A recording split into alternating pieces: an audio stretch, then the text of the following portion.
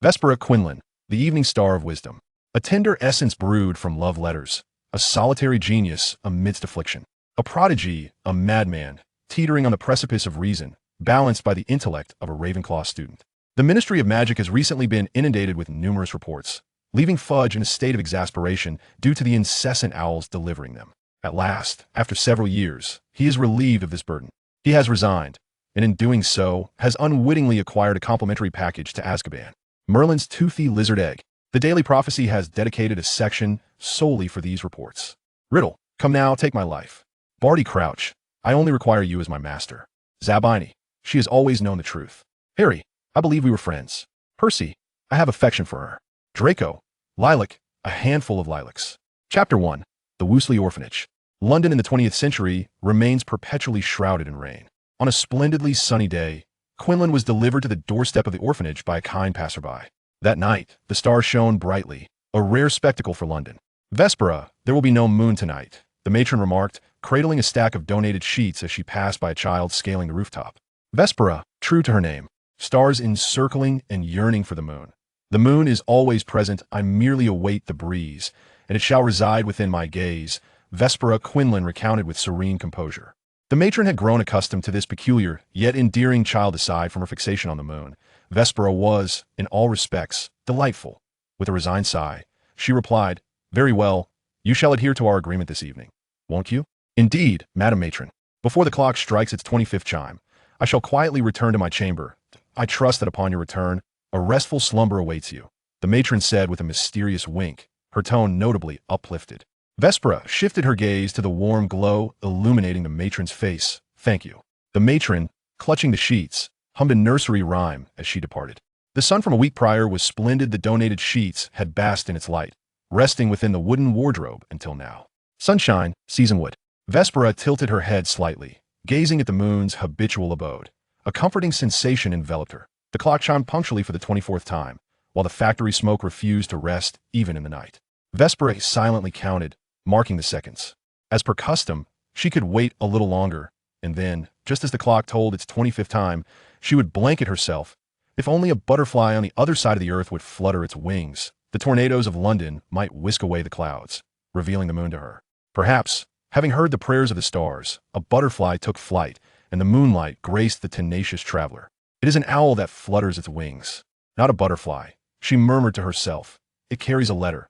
Before Vespera could revel in the fleeting moonlight, the long-traveling messenger came to an abrupt halt, colliding into her embrace. The envelope fell into her palm, crafted from heavy parchment, with the recipient's address inscribed in emerald green ink, Reading Woods Orphanage. The seal bore a shield-shaped emblem. The uppercase letter H encircled by 4 creatures, a serpent, an eagle, a lion, and perhaps a canine or a mustelid. Vespera found it difficult to discern. I asked this for me. The owl nodded in an unusually human manner. Vespera opened the envelope. Hogwarts School of Witchcraft and Wizardry. Headmaster, Albus Dumbledore. Dear M.S. Quinlan, we are pleased to inform you that you have been granted admission to Hogwarts School of Witchcraft and Wizardry. Enclosed is a list of required books and equipment. The term commences on September 1st. We shall await your owl's response by July 31st. Sincerely, Minerva M. Senegal. As the 25th bell was about to toll, Vespera, a child of her word, restored the envelope and placed it neatly within her ample clothing. She deftly descended the rope ladder to the ground, traversing the straight corridor and the winding staircase. With utmost care, she removed her outer garment and lay upon the small bed by the window. Inscribed with Vespera Quinlan, the letter nestled beneath her pillow. The soft quilt enveloped her, the familiar scent providing her with solace. An hour had passed in the new day. After 8 hours, Quinlan and 12 other children would be seated on the benches in the dining hall, awaiting their meal. Today's breakfast remained unchanged. 2 boiled potatoes, an egg, a slice of bacon, and 2 pieces of bread. Every morning, Vespera expressed her gratitude to the nameless benefactors, as well as to the kind soul who had brought her to Woods Orphanage. Following breakfast, the children engaged in cleaning duties. Lena approached quietly, speaking softly to Vespera. Pella, I've decided to leave. She was a year younger than Vespera, charming as a doll in a shop window. A duke seeks a companion for his daughter, providing food and lodging. I have been chosen to the companion. Vespera recalled the man with the tall hat, his face as dark as the bottom of a kitchen pot. She had delivered a letter to the duke's maid and heard that he was very fond of his daughter, though rarely at home. I'm a bit scared. The duke seems quite intimidating. It's all right. You won't spend much time with him. His daughter is a wonderful child. Fear is natural. The unknown brings confusion, yet choices guide us toward a certain unknown. Lena repeatedly wiped the same spot on the window, while Vespera took her hand, leading her to a different place to continue cleaning. That I don't understand, Pella. How do you know these things? Vespera bent down to wash the cloth, casually rinsing Lena's as well. That I happened to pass by his house yesterday and saw it. The freshly washed rag was thrust into Lena's hands. You know, that Duke's carriage is quite recognizable. I don't seem to be as frightened anymore. With a dozen individuals cleaning, the task was accomplished swiftly today. The Wu orphanage remained as immaculate as ever. Vespera was summoned to the director's office, and the companion who delivered the message conveyed that the director was quite irate. She felt a bit perplexed. After all, she had returned to her room on time to sleep last night, obediently had breakfast this morning, and performed her cleaning duties diligently. Even taking care of Lena's share, Vespera Quinlan explained the situation at once. A letter written in pencil lay on the director's desk. I apologize for that letter. You actually stated in the letter that you are out of money. Where's your money? You clearly possess a considerable sum. And how can you claim to have no funds for school? Director Isabel was nearly incensed by the person before her. Did she wish to sit atop the orphanage roof for a lifetime, gazing at the moon? Madam Director, I truly have run out of money. You have been cleaning the streets, tidying up, and delivering messages for 5 or 6 years. Where has the money gone? Madam Isabel was horrified. This child lived in the orphanage, her clothing entirely dependent on donations, and she had never seen her purchase anything extravagant. Where could that money be? Could have been robbed? If you've encountered any trouble, you must tell me. I donated all my money to the church for repairs. What? Madam Isabel's exclamation echoed throughout the orphanage, and everyone felt that Vespera was doomed today. Why would you, a child, donate such a large sum to the church? Is Jesus living on the moon? As she spoke, she seized the wooden stick from her desk and strode over, intent on grabbing Vespera. Vespera did not resist, allowing herself to be caught by the shoulder. Today, I shall dismantle that wretched church for daring to deceive us at our orphanage. Come, you will accompany me. Upon hearing this, Vespera slipped away like an eel from Isabel's grasp. Madam Director, I did so willingly. Please, let me explain. He managed to make you so compliant, and yet I have to beg you to go to bed early. Isabel's fury reached its peak. She no longer paid attention to Vespera and marched toward the church with a wooden stick in hand. Swain, today I shall strip away your hypocritical facade. The companions chattered excitedly, swarming around. Oh wow, the director's head is smoking. Did you see that? Vespera, Vespera, is this the lion's roar you mentioned from China? How impressive. The director is incredible. Is human skin as easy to peel as potato skin? As the eldest at the orphanage, Vespera Quinlan began to explain to the younger ones one by one.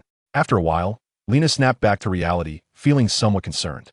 Vespera, aren't you going to chase after them to see? It's all right, they won't come to blows. Vespera dismissed the last child and summoned the owl from the rooftop, carefully fastening the letter before handing it over. Noticing Lena's lingering concern, she continued, the church is currently in prayer. Mrs. Isa will not rush in upon witnessing that scene. Everyone is well aware of Father Soe's character. Once Mrs. Isa calms down, she will surely recall this and will not hastily seek to skin him alive. We, with our slender arms and short legs, cannot catch up to her. Any further discussion would only exacerbate the situation. Vespera gently patted the owl's head, signaling it to take flight. Why would the director be angry upon learning we paid?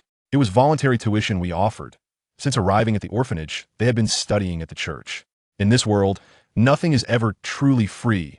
Everything is marked with a price, both overtly and subtly. Knowledge is no exception. The priest was kind-hearted and reluctant to accept their tuition, so they sent money to the church under another pretense. This was their way of ensuring they owed nothing to the world amidst their solitude. Pella turned to Lena, flashing a radiant smile. The director merely thinks we have been deceived. Do not worry. The priest will explain it to her. Guests are coming to the orphanage today, are they not? As Vespera finished changing 9 tablecloths, polishing 36 wine glasses, arranging 36 sets of cutlery, and peeling her 157th potato, director Isa returned, her cheeks slightly flushed. Upon seeing Pella peeling potatoes, she coughed lightly and said seriously, please come to my office this evening. There were many visitors at the orphanage today, government officials overseeing funding, charitable organizations, and those wishing to adopt children, keeping them busy until dusk. After dinner, she knocked on the door of the director's office. Come in, came the response. Isa, holding a fountain pen, slightly bowed her head as she sat at her desk, responding to each visitor's letter. The soft, warm yellow light illuminated the dark blue pen, giving it a glaze. Vespera quietly took a seat beside her, allowing her thoughts to drift. The director had her own ideals, something Vespera had understood clearly since her first day at the orphanage. Now, Vespera had grown to be the eldest child in the orphanage and remained unwaveringly convinced of this. An hour, 15 minutes, and 32 seconds passed before the pen cap was snapped shut, the deep blue fountain pen tapping against the desk. Director, I cherish that pen, having used it since before arriving at the orphanage. Miss Vespera Quinlan, both Father Zoe and I believe you should attend school. I never give up on any child, and neither should you. Father Zoe believes that repairing the church is a task suited for the government and the wealthy, while imparting knowledge to ignorant children is well within his capabilities. As a priest, you, along with the other children who have learned under him, have had your tuition saved. For 6 years, the tuition Vespera had paid was neatly enclosed in brown paper, forming a thick stack. Through the passage of time and the act of transfer, it once again reached her hands, once more embodying the significance of her pursuit of education. Yet I have already sent away the letter of refusal. The kerosene lamp flickered erratically, its connection unstable. The director's wife seized a textbook, ready to strike. I believe you are in dire need of a good beating today. Crack! Something collided with the window. Chapter 2 Greetings, Harry. It is still that weary owl delivering letters. Dear Miss Quinlan, please rest assured regarding the tuition fees. The school will provide a certain subsidy, and the teacher who brings you in will handle all matters related to your enrollment. Sincerely, Albus Dumbledore. Vespera read the letter twice before passing it to Isa. My polite refusal had been gently dismissed, and I found myself at ease once more. Madam Headmistress, are you familiar with Hogwarts? What sort of institution might it be? I am uncertain, yet I hope it offers accommodations and meals, just like us. Isa turned the letter over at the table, reading it countless times. Vespera was shooed outside to gaze at the moon, along with the delivery owl. When Albus Dumbledore arrived at the Wooten orphanage, Vespera was not present, and the headmistress, Isa, welcomed him. They conversed in the office for an extended period, a pot of hot tea cooling and warming repeatedly. It had been many years since the elderly gentleman last visited the orphanage. Time and people had transformed everything here. Stepping out of the office, a cluster of children, no larger than turnips, surrounded the white-bearded gentleman, chattering incessantly. From their chatter, Dumbledore learned of Vespera's whereabouts and distributed his favorite sweets to the children. Vespera was preoccupied with earning money. Writing letters for others was a lucrative endeavor. Most of her compositions were love letters. Quinlan, are you familiar with Borges? My love letter must include that line. I offer you the desolate streets, the despairing sunset, the moon over the wilderness. I convey the sorrow of one who gazes longingly at the solitary moon. What do you think, Quinlan? Or have you heard of Mr. Pushkin? That line. The poignant verses of renowned poets undoubtedly resonate deeply within our hearts. The stableman openly professes his affection for the lady in the bakery. The moon hangs above the cart, the street before the bakery forever bustling, with no trace of the sunset's glow in London. Vespera is a sought-after ghostwriter, and people often find it hard to fathom how a child from an orphanage can pen such moving letters. With a pen gifted by the headmistress in hand, she inscribed beautiful, flowing cursive in black ink upon the parchment. Dear Fanny, Borges once said that to love someone is to give her. As the carriage traverses the wilderness under the moonlight, I timidly knock upon your door, consumed by nostalgia for the scent of freshly baked bread. Thus returning to you a rose from the twilight of the countryside. Tomorrow, the milk will still be delivered punctually to your window. Good morning, Fanny. Lady Fanny's cheeks flushed crimson, her hands instinctively pressed against her face, leaving smudged yellow flower prints. The pink rose was well preserved by its owner, still adorned with the morning's mist, and was sent through Quinlan to her beloved. Para, your reading is splendid. Dachi is truly remarkable. Would you care for a piece of bread? Beautiful lady, might I trouble you for a slice of freshly baked bread? Dumbledore appeared in the bakery, discreetly observing Vespera by his side. All right, please hold on a moment, sir. Vespera met his gaze, offering a faint, polite smile. The elderly man wore a pointed hat, and his ancient robe cascaded to the ground, complemented by a beard and hair as white as snow, reminiscent of Santa Claus. The old and the young, each clutching their respective loaves of bread, walked along the same path. Quinlan inquired, a teacher from Hogwarts? Indeed, the headmaster, Albus Dumbledore. Good afternoon, headmaster. Dumbledore took his first bite of Mrs. Fenwick's bread, slightly astonished by its exquisite flavor, butter, wheat, honey. In the cramped and dilapidated leaky cauldron, Dumbledore navigated through with Quinlan. Butterbeer was set upon the bar or tables, nearly everyone holding a cup. Vespera felt at ease, although the surroundings remained chaotic. Her years spent on the streets of London had accustomed her. She had already conceived her first report letter for this magical world. While in London, she had penned dozens, albeit to little avail. Miss Quinlan, would you care for a butterbeer? Dumbledore noticed her interest in the beverage. No, thank you. Ah, very well then. Dumbledore led her past the bar into a small courtyard surrounded by walls. This is the entrance to Diagon Alley, 3 bricks up, then 2 to the side. Do you remember? Dumbledore tapped the wall 3 times. Welcome to Diagon Alley, Miss Quinlan. Let us first exchange some currency. The alley was bustling with house elves, tirelessly working at low prices, which Vespera believed to be the favored labor of London's capitalists. The bank teller at Gringotts was a small, elderly elf clad in a suit. 6 years' savings, 57 galleons. Apart from a wand and school uniform, Vespera thought second-hand items sufficed. Naturally, a pet could not be second-hand. Thus, she spent 10 galleons to acquire a long-tailed owl named Pelling. As Vespera took the wand from Ollivander and waved it gently, a hazy mist filled the shop. Refreshing and enchanting. Yes, this is the one. Beech wood, dragon heartstring, 13 3/4 inches. She promptly paid 7 galleons. Madame Malkin's robe shop was quite popular. Vespera barely stood for long before several groups came and went. Upon seeing Vespera, Madame Malkin expressed surprise and warmly invited her to the fitting area. My dear, your violet eyes are truly captivating. While Quinlan felt a flicker of astonishment within, she maintained a calm demeanor, smiling lightly in gratitude. After the robe was tailored, Vespera stood at the entrance with her newly acquired long-tailed owl, Pelling, as Dumbledore joined her with the purchased textbooks and cauldron. Headmaster, what color do you think my eyes are? Vespera asked on their way back to the orphanage. Dumbledore's gaze glimmered behind his spectacles. Miss Quinlan, what I perceive is a shade of purple. After a brief pause, he continued, an ordinary person would see black. Miss Quinlan, your eyes have been enchanted. It appears so. One of your parents must possess magical abilities. Perhaps, she replied. The weather in London was quite pleasant this August. Vespera had glimpsed the moon nearly every evening. She had perused her first-year textbooks 4 or 5 times over. She continued to assist others in composing love letters Fanny and Dotchie had wed, and their final correspondence was read aloud by the priest during the ceremony. Consequently, the demand for her writing services had increased, along with her fees. She did not abandon her street cleaning job, for she was not averse to earning more. Her school robes had cost her a considerable sum of galleons, leaving her rather impoverished, destitute. In fact, yet outwardly, Vespera declared, sanitation is a hallmark of urban civilization. Though the London government failed to comprehend this, by the time the last moon of August rose, Vespera had packed her belongings. Dean Isa had secured sponsorship for her tuition, although Hogwarts was an unknown institution to them. Her talents had inspired a generous contribution of 100 from her supporters. On a crisp September morning, during the freshman registration, Vespera arrived at King's Cross Station with her luggage and her owl, Pelling. Pelling had gained weight, as her companions had taken to hunting rats in the neighborhood daily. The street supervisor had even awarded him an honorary badge for his prowess in rat catching, now proudly displayed on the honor wall of the Woosley orphanage. Excuse me, may I interrupt? Are you also headed to Hogwarts? A boy, mirroring her own configuration of luggage and owl, stood before her. Yes, may I assist you? Vespera's gaze shifted from his striking green eyes to the elegant white owl perched nearby. A snowy owl, splendid. Yet my long-tailed owl is even more dashing. I can't seem to find the platform. Could you help me? My name is Harry Potter. In truth, Harry had been searching for some time and had inquired with the platform staff, yet to no avail. Certainly. Vespera Quinlan, it is a pleasure, Mr. Potter. Wonderful, thank you. You may call me Harry. Vespera was aware of the platform's location, for Headmaster Dumbledore was a diligent guide for the new students.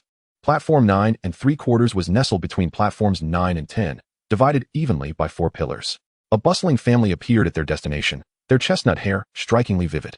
Twin brothers pushed their luggage and collided with the 3rd pillar. Come along, Harry, the platform is there. With a resounding blast of the whistle, a steam-spewing scarlet and black locomotive came into view for the 2 children. The red sign above the archway boldly displayed the number 9. Chapter 3, Enrollment.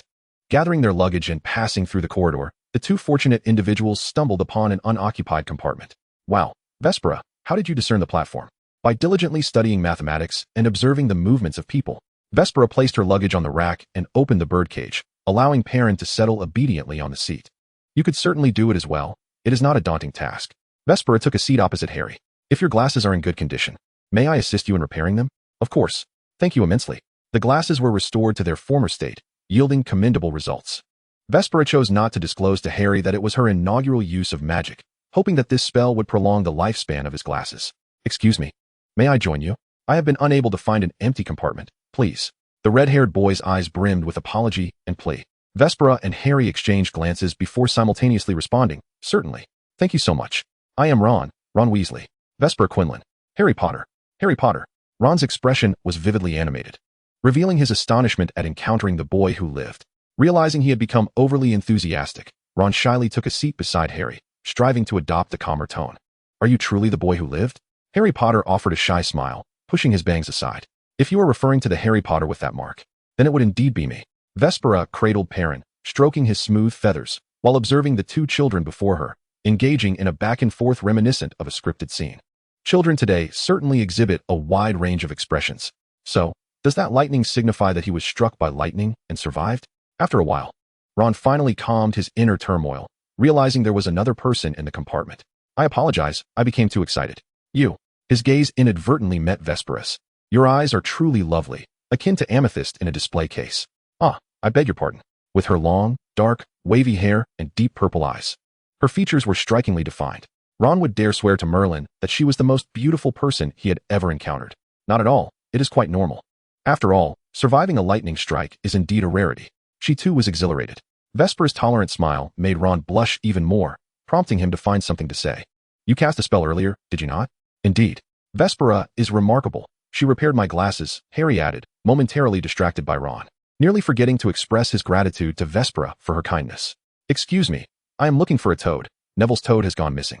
The three children shook their heads in unison. The girl with chestnut curls momentarily felt disheartened at the negative response. Hello, I am Hermione Granger. It is a pleasure to make your acquaintance, and I hope our time at Hogwarts will be delightful. Having said that, she knocked on the next compartment, apologizing. The scenery en route to Hogwarts is breathtaking, and both Perlin and Pella were transfixed by the view outside the window. Harry, having spent lavishly on an array of snacks, indulged in the taste of gold, while the three children, having satisfied their appetites, took a brief nap. As they approached their destination, Hermione passed by their compartment, reminding them to don their wizarding robes. Vespera searched for her luggage and owl on the train, only to be informed that the house elf had already transported the belongings to the school. Due to a slight delay, she was unable to board the same boat as her acquaintances. A towering giant beckoned her to embark, where two boys were already seated. Their garments bore name tags, Theodore Knott and Blaise Zabini. A flicker of astonishment danced in their eyes, yet neither initiated conversation. The atmosphere within the boat was serene, with the three individuals content in their own thoughts. Hannah Abbott, a Hufflepuff, was seated ahead of Vespera, who found herself at the rear, behind Zabini and Knott. Harry Potter, a Gryffindor, and Draco Malfoy, a Slytherin, were also present. The reason she occupied the last position was due to inadvertently stepping on Mr. Malfoy's heel, soiling his pristine, closely cropped blonde hair. He had then berated her for delaying his historic encounter with the savior, Harry Potter, an 11-year-old, afflicted with a severe case of adolescent delusions, utterly incorrigible. Lost in her thoughts, the female professor at the podium called her name, Vespera Quinlan. Approaching, Vespera fixated on the hat, pondering what was amiss. What is it, Miss Quinlan? Professor McGonagall inquired with curiosity. The hat seems rather dirty. I am reluctant to place it upon my head. Nothing, Madam Headmistress. Ah, wise and alert. Diligent in your pursuit of knowledge, Concealing secrets from me, are we? Awaiting the moon's watch, listening for the winds. Ravenclaw. The feast in the Great Hall was lavish, featuring roasted chicken, steak, sausages, and lamb chops. Vespera's assessment was not as palatable as the watery potatoes from the orphanage. How could anyone prepare food so unappetizing? Such culinary atrocities must be condemned. She resolved to write to the headmistress and the Ministry of Magic about this tomorrow. No, she would pen the letter tonight. At the top of the tower, behind the eagle-shaped bronze knocker, lay the entrance to the Ravenclaw common room. However, they were unable to enter. The password was incorrect. The customary head boy, Hilliard, led the upperclassmen in rummaging for bedding, preparing to sleep on the floor by the door. The weary little eagles, having faced repeated failures, were now covered by blankets, resigned to slumber regardless of their surroundings. When someone inquired, "How do you pronounce it?" "The password is correct." "The password, The password is correct." The young eagles cheered, for today, after a long time, was a day blessed with beds. Vespera had hastily made her way to her dormitory, where she sat at her desk, pen in hand, and began to write. Dear Professor Dumbledore, I beg your pardon for my actions. I must report that the Hogwarts dining hall seems intent on diminishing my appetite, ultimately leading to my starvation. This is a slow form of murder. It is difficult to fathom what kind of genius could produce such despairing food. Dear Minister of Magic, Mr. Fudge, I hope this letter finds you well and does not disturb you. If it does, I sincerely apologize. I wish to address the dietary health of young wizards and the issue of food waste. With Perlin absent, Vespera could only place her letter into an addressed envelope, planning to seek him out in the shed the following day. As a member of Ravenclaw, she shared a dormitory with only one other student. Her roommate, Catherine Palmer, had just returned from the washroom. Vespera, have you finished writing? Yes, I will go wash up now. Upon her return, Catherine was still awake, seemingly waiting for her. Is there something on your mind? You did well. You guessed the password correctly. The girl's eyes sparkled. Vespera climbed into bed, curling up under her blankets, facing the moon outside. I just finished reading a riddle book from England. If you'd like, I can have Perlin bring it for you to borrow. Really? Thank you. I would love to see it. Don't mention it. Get some rest. We have classes tomorrow. This was Vespera's first time sleeping under the moonlight, and she found herself longing for home. Within 2 minutes, only the even breaths of the two girls remained in the dormitory. Youth is a blessing, and one can simply fall asleep. The first lesson for first-year Ravenclaws was herbology with Professor Sprout. At the Ravenclaw table, Vespera enjoyed a bowl of porridge and 2 slices of bread generously spread with jam. Hello, Vespera. A second-year student, Xiao Zhang, sat beside her. Hello, Xiao Zhang. Xiao Zhang was beautiful, her familiar Asian features offering Vespera a sense of nostalgia. Can you cook? Vespera inquired. The second year paused, then smiled apologetically. I'm afraid not, Vespera. However, my father is quite skilled. He runs an Eastern restaurant on Chinatown, and it does quite well. Vespera imagined the flavors of Chinese cuisine as she took another sip of porridge. I'm feeling a bit full. The owl shed in the West Tower was a delightful place, perfect for sending letters and digesting food. In the morning, the shed was nearly empty of students, and Perlin seemed to thrive there. After a brief moment of affection between the two little eagles, Vespera handed him her letter. Smart little one. Remember to deliver the closer one first. Off you go. What does your letter say? A charming smile graced the boy's lips, his eyes still reflecting a hint of fatigue. Vespera recognized him. He appeared somewhat restless.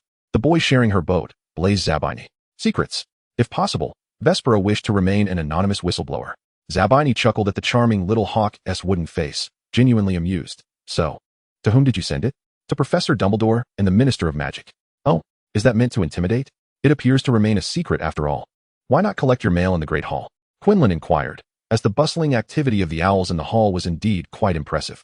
Zabini, believing the topic had concluded, replied with a light chuckle, perhaps I am here to send a letter, just like you. Your wizarding robe's pocket is a bit shallow. The envelope is sticking out. At this remark, Zabini instinctively glanced down at the pocket of his outer robe. What a deceptive little hawk. I had tucked the letter in my trousers. So, you are here to collect mail. Shall we go together? We cannot be late for the first class of the term. Vespera walked towards the hut, only to find that Zabini had not followed her. Perhaps you wish to walk alone? No, I want to be with you. I am not familiar with the way. Vespera timed it perfectly. Just as they entered the greenhouse, Professor Sprout announced the commencement of class. Draco scoffed at their timing. As a Malfoy, he had arrived early to the classroom. What was their excuse? Zabini, why did you come with her? I ran into her on the way. All right, children. Quiet down. Today, we shall learn about the white ash. The white ash possesses remarkable healing properties, and using this plant directly can aid in the healing of superficial wounds. However, it is more commonly used to create white ash essence. Put away your quills and take out your trowels. We are going to fertilize the white ash. The dung of mooncalves can help magical plants grow rapidly and robustly. In front of you are the seeds of the white ash. Get to work, children. The silver dung piled together, odorless. Vespera skillfully applied the fertilizer, and the white ash seedlings soon broke through the soil. Excellent. Miss Quinlan's fertilization was very precise. Ravenclaw earns 5 points. While compost promotes plant growth, more is not always better. Clearly, Miss Parkinson, your white ash has been smothered. Well done, Mr. Malfoy. Slytherin earns 3 points. Draco felt a swell of pride, having secured 3 points for Slytherin. That clumsy Quinlan had somehow managed to earn 5 points for Ravenclaw, surpassing him. How infuriating. He must be first in the next class. The 120-minute lesson was quite enjoyable, and Vespera found her life at Hogwarts to be rather delightful. With meals and accommodation covered, the only drawback was the considerable expense incurred in preparing for the start of term. If only the food from the kitchen were more delectable. During lunch, her classmates savored their meals with gusto, while the beef was tender, so much so that it dripped blood when pierced with a fork. The pork chop was rich with a sauce that nearly overwhelmed her senses. Perhaps she should indulge in a few more pieces of fried potato wedges. The fried cod was also tolerable. Until the flight lesson in the afternoon, Vespera remained in the library on the 5th floor. She wished to return to her dormitory. Yet the password for today was exceedingly difficult, and she had failed to answer correctly. She hoped someone would manage to decipher it by evening. Hello, Vespera, greeted Hermione. Good day, Hermione. This morning, Ron and Harry were late for the first class, and were caught by Professor McGonagall. It was rather unfortunate. Madame Pance's sharp gaze swept over the faces of the two, urging silence within the library. The experience of the flying lesson was delightful. Though the broomstick appeared sleek and polished, it was, in reality, magically levitated just enough to provide comfort. The sensation was quite pleasant. However, due to the exertion during the lesson, Vespera dozed off while reading in the library, ultimately missing dinner. Hogwarts enforced a curfew at 9 in the evening, which Headmaster Dumbledore had declared during the opening ceremony, forbidding students from wandering the halls at night. Yet, the staircase leading to Ravenclaw's dormitory had vanished, leaving Vespera to traverse the 4th and 5th floors in search of her way back. It was already past curfew. Good evening, Prefect Weasley, said a voice. The newcomer was Percy Ignatius Weasley, the fifth-year prefect of Gryffindor. When Percy reached the fourth floor, he spotted her, his bright yellow lantern illuminating her face. He recognized her as a first-year from Ravenclaw. Vespera Quinlan, a rare and beautiful name, the evening star of wisdom. Apologies, Prefect Weasley, I seem to be lost. Could you guide me back to the Ravenclaw Tower? I shall escort you, he replied. Certainly. He could have summoned Hilliard or simply told her where the staircase was. Percy subtly glanced at the small figure beside him, just fitting into the crook of his arm. Well, it is customary for fifth years to look after first years. It is quite normal. At the entrance of the Ravenclaw common room lay a cluster of sleeping bags, each encasing a small eagle. She would have to sleep on the floor tonight. Would she manage to rest well? Thank you, Prefect Weasley. I've arrived, farewell. Very well, goodbye. Percy departed with an air of nonchalance, still having areas to patrol, hoping not to encounter any Gryffindor students. Vespera found it difficult to sleep. There was no moonlight, and her stomach grumbled with hunger. After tossing and turning, she resolved to venture to the kitchen. After all, one is not made of iron, but food is indeed sustenance. Donning her cloak's hood, she tiptoed out. Oh, look what we have here, a night-strolling little eagle, came a voice. A little eagle sent home by Percy. With their chestnut hair and identical features, George and Fred crouched down, flanking her on either side. Vespera tightened her grip on the brim of her hood, attempting to conceal herself within it. Found you, Vespera Quinlan, George declared, reading the name from her clothes. I am not, Vespera retorted, removing her hood, her composure unwavering as she revealed herself. Fred and George exchanged knowing glances, understanding each other perfectly. Well, Miss Ravenclaw, who is not Miss Vespera Quinlan, where are you headed? To the kitchen. Ah, Miss Ravenclaw, who is not Miss Vespera Quinlan. Do you know the way to the kitchen? Yes, we do. Thank you, Weasley brothers, Vespera replied calmly. Looking at the two, George remarked, such a polite little eagle. Fred added, a little eagle with purple eyes. The house elves in the kitchen were busy preparing breakfast for the following day, and the trio's arrival went unnoticed by them. Many students frequented this place daily. Miss Ravenclaw, who is not Miss Vespera Quinlan, what would you like to eat? The Weasley brothers inquired in unison. A black pepper beef stir-fry, please. Fred and George exchanged astonished glances. Having never heard of such a dish. We want to try it too.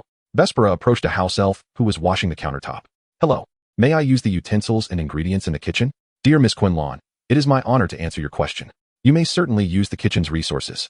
But for the safety of the little witch, I can assist you in cooking, replied Dolly. Thank you, Dolly, but I can manage on my own. You can keep an eye on me for safety, no worries. With a roaring flame, she heated oil in a pan, added strips of marinated beef, bell peppers, mushrooms, and minced garlic, along with black pepper sauce. While adding the ingredients, she paused to inquire, do you have any allergies? The astonished Weasley brothers shook their heads vigorously, akin to jumping jelly beans.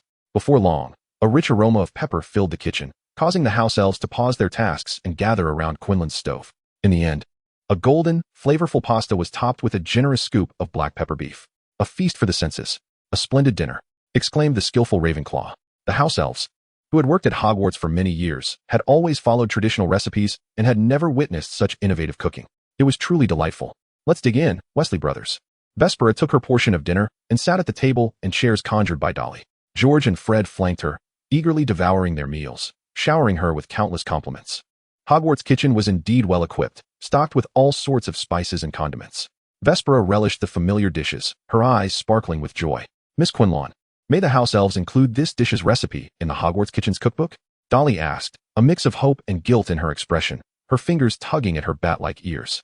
Such a delectable dish surely held secrets, and Dolly felt slightly mischievous for coveting the little witch's secret.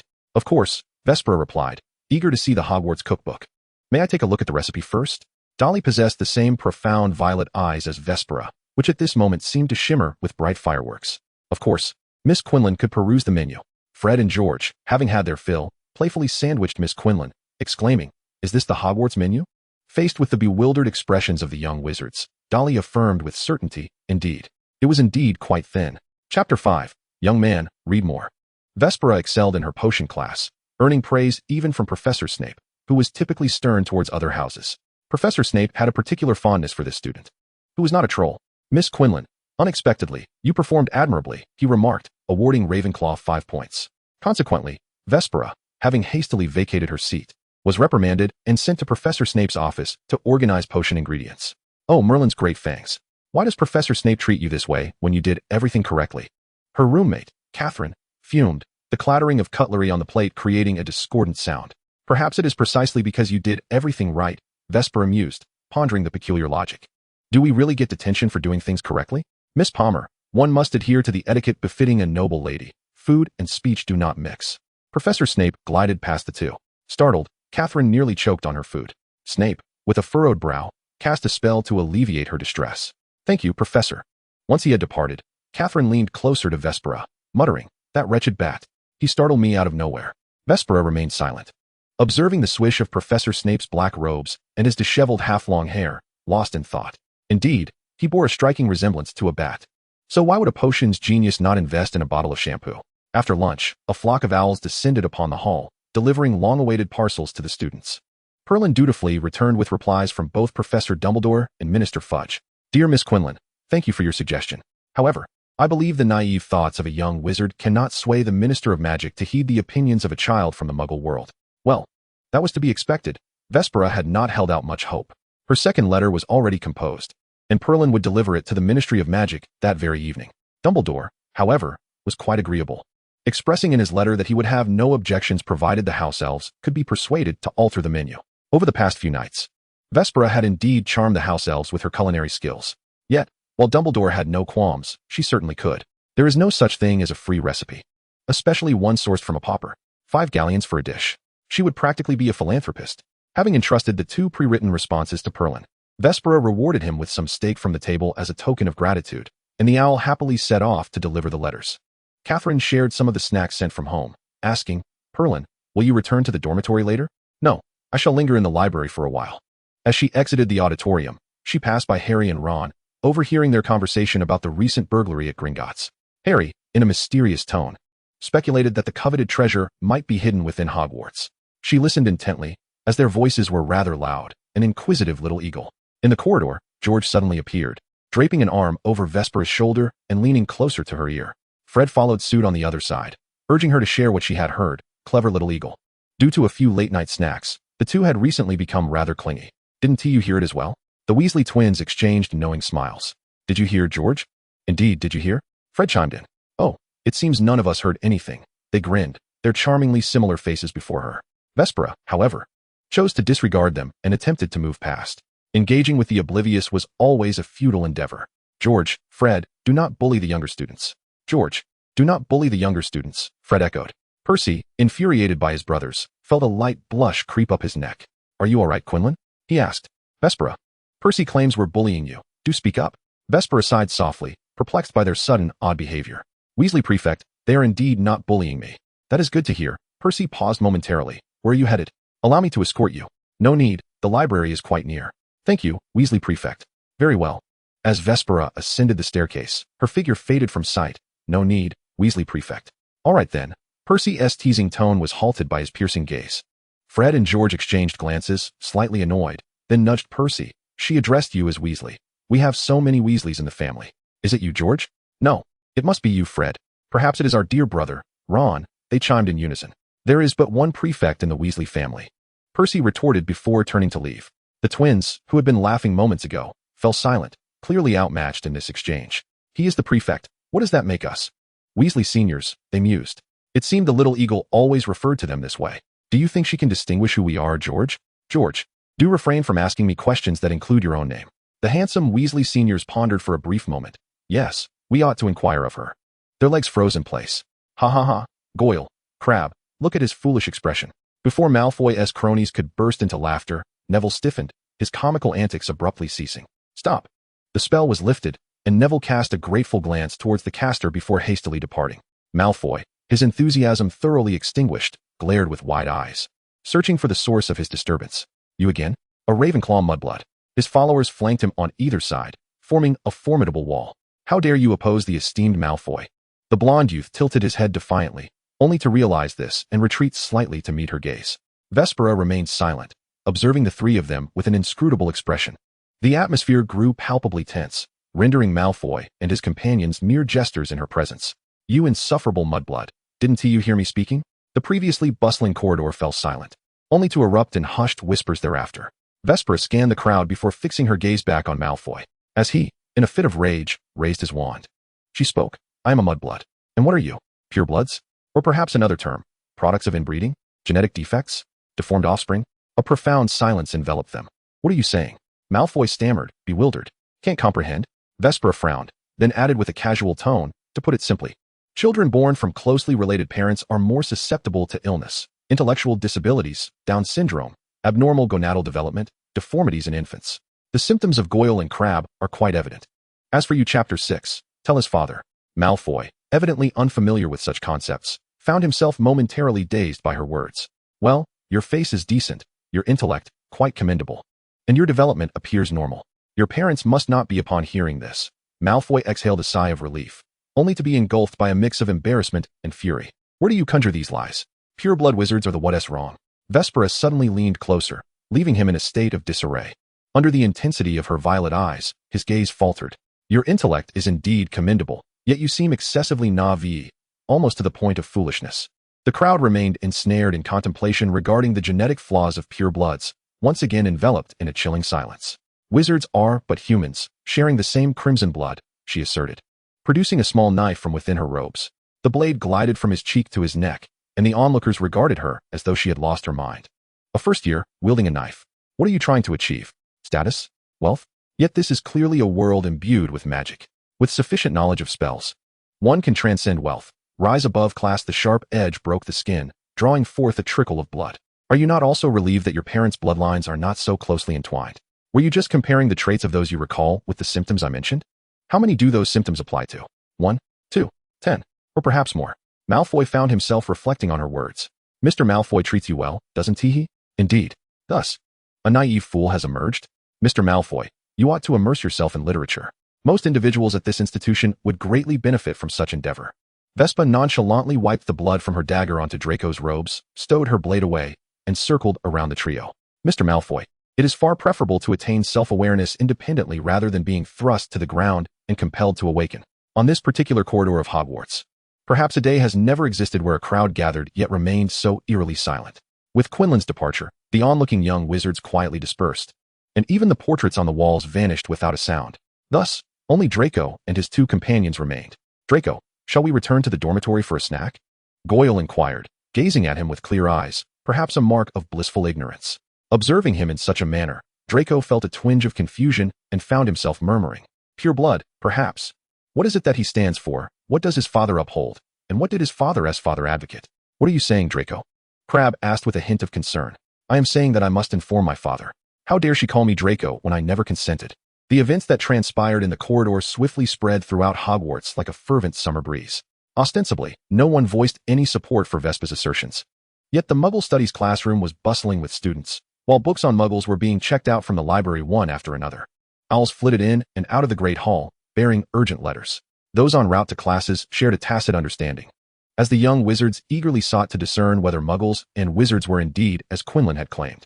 The Slytherin Pureblood Society expressed immense dissatisfaction, surrounding Quinlan to chastise her. However, there were always unseen hands working to obstruct their attempts, ensuring they could not find her. The library served as Vespa's sanctuary, where young wizards frequently observed her quietly engrossed in her reading at a corner seat. Sometimes she perused a brief history of Hogwarts. At other times forgotten ancient magic and spells, or raising dragons for leisure and profit. Madame Pants held a favorable view of this student. She was quiet and well-behaved. Other students would softly position themselves around Vespa, each engrossed in their studies, occasionally casting her meaningful glances. She appeared completely unaffected. Vespa, Harry and his friends whispered from behind their books, gesturing for her attention. Upon receiving a nod from Vespa, they presented her with a neatly written note. Pray tell, do you know of Nickleby?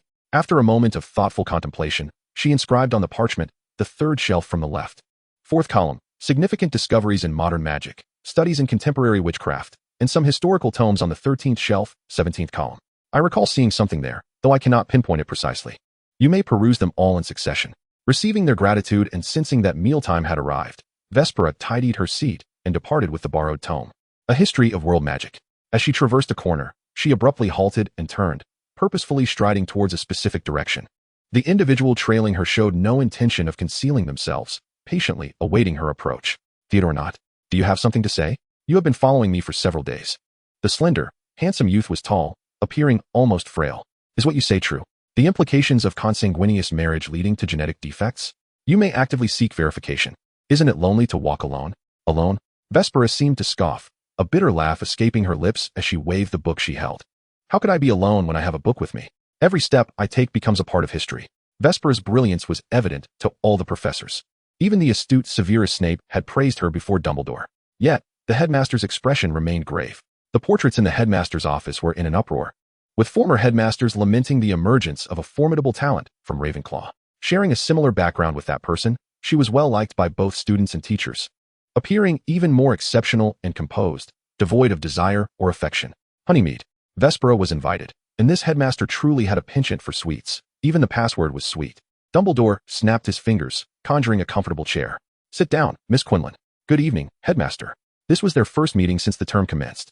Did the meals from the kitchen suit your taste? Dumbledore placed a wizard hat cupcake before her. Quite well. She had received 50 galleons, and the house elves had prepared 10 dishes. What do you think of life at Hogwarts? Vespera took a bite of the cake. Delicious. Quite novel. Oh, pray tell. In the first year, 60% are illiterate, unable to perform even the most fundamental reading and spelling. The frequency of bullying occurs more than 10 times daily.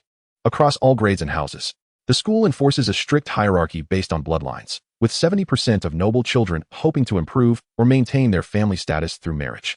In some respects, the foundational education provided by the school leaves much to be desired.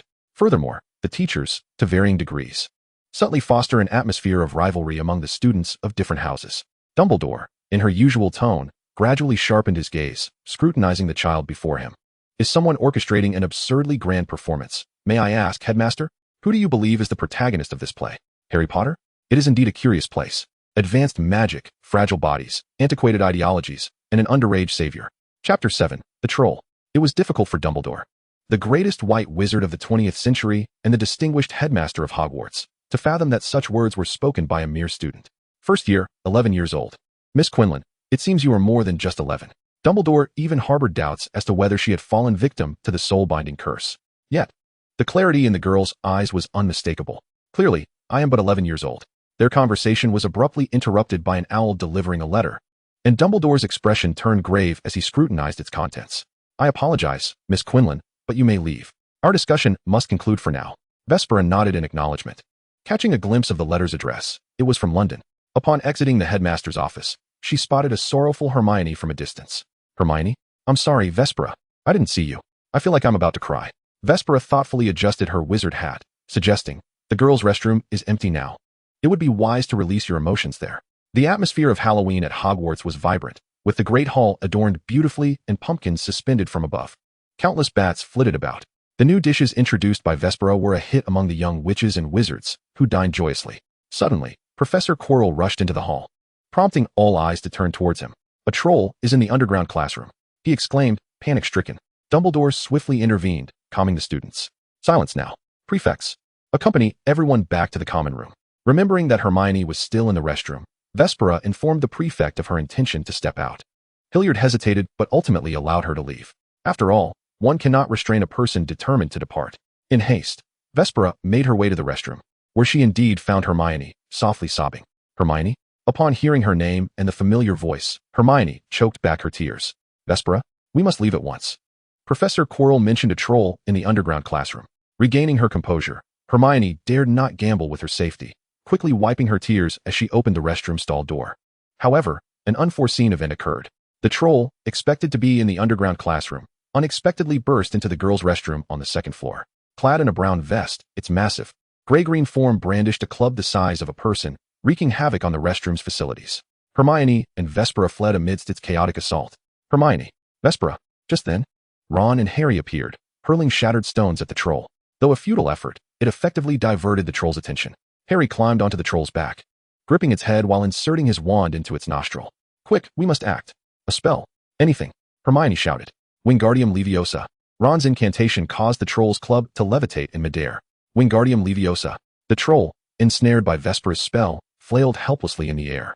Stupefied, Vespera exhaled in relief, stowing her wand at her waist as she stepped over the fallen troll, assisting Hermione to her feet from beneath the sink. There, it is dealt with. A wizard must always carry a wand. Hermione wholeheartedly agreed with this sentiment. Ron, observing Harry's wand smeared with troll mucus, felt a wave of nausea wash over him. Goodness. Merlin, what are you all doing here? Professors McGonagall and Snape arrived fashionably late. What was the meaning of this? 3/4 of the students present were from Gryffindor. Hermione was about to speak, but was interrupted by Vespera. I apologize, Professor, we are also quite in the dark. Is that so, Miss Quinlan? Could you elaborate? Before dinner, I encountered Hermione, who seemed rather upset, so I advised her to calm down in an empty restroom. When Professor Quirrell appeared, I grew concerned for Hermione's well-being and went to inform her to return to the common room. During my explanation, I noticed the subtle exchanges between Harry and Snape. Despite being told the troll was in the dungeon, it had remarkably appeared in the girls' restroom on the second floor. For safety, Ron and I employed the levitation charm. And ultimately, I incapacitated the troll with a stunning spell. Professor McGonagall's heart raced like a runaway cart on the Gringotts tracks. Upon hearing that no one was harmed, she finally relaxed. Miss Quinlan, in the future, please advise students to return to their dormitories and inform the professors first. Of course, Professor. In recognition of your bravery, Gryffindor and Ravenclaw shall each receive 5 points. As the four made their way back to the common room, Hermione grasped Vespera's hand before releasing it from her sight. Her expression was conflicted, teetering on the edge of speech. Vespera, I thank you. Hermione, it's nothing. Yes, you needn't shoulder the burden alone. Sometimes, simply stating the fact suffices.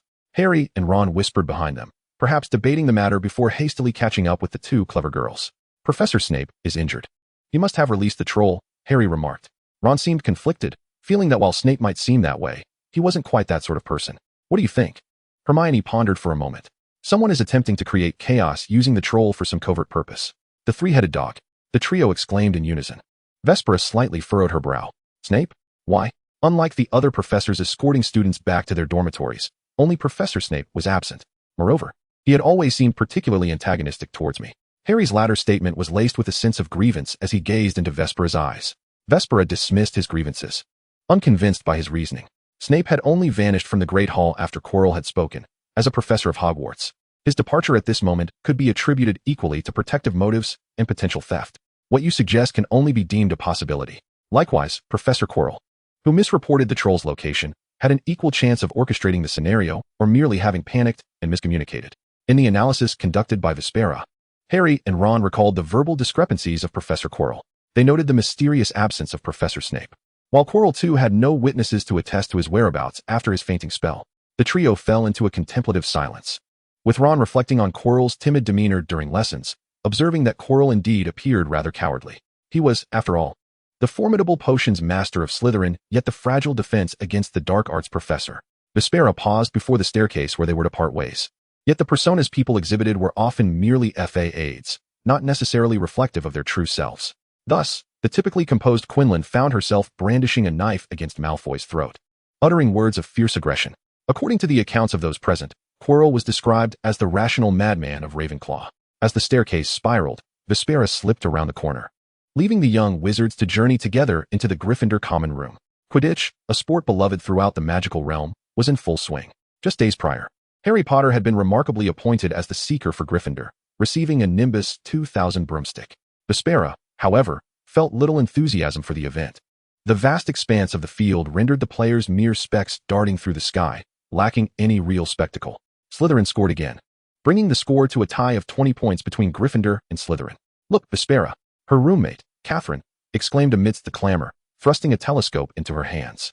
The first-year seeker from Gryffindor struggled to steady his new broom, swaying precariously. Vespera noticed Hermione hastily vacating her seat. Catherine, I need to use the restroom. Vespera's calm demeanor was nothing new to her roommate, who had grown accustomed to such nonchalance.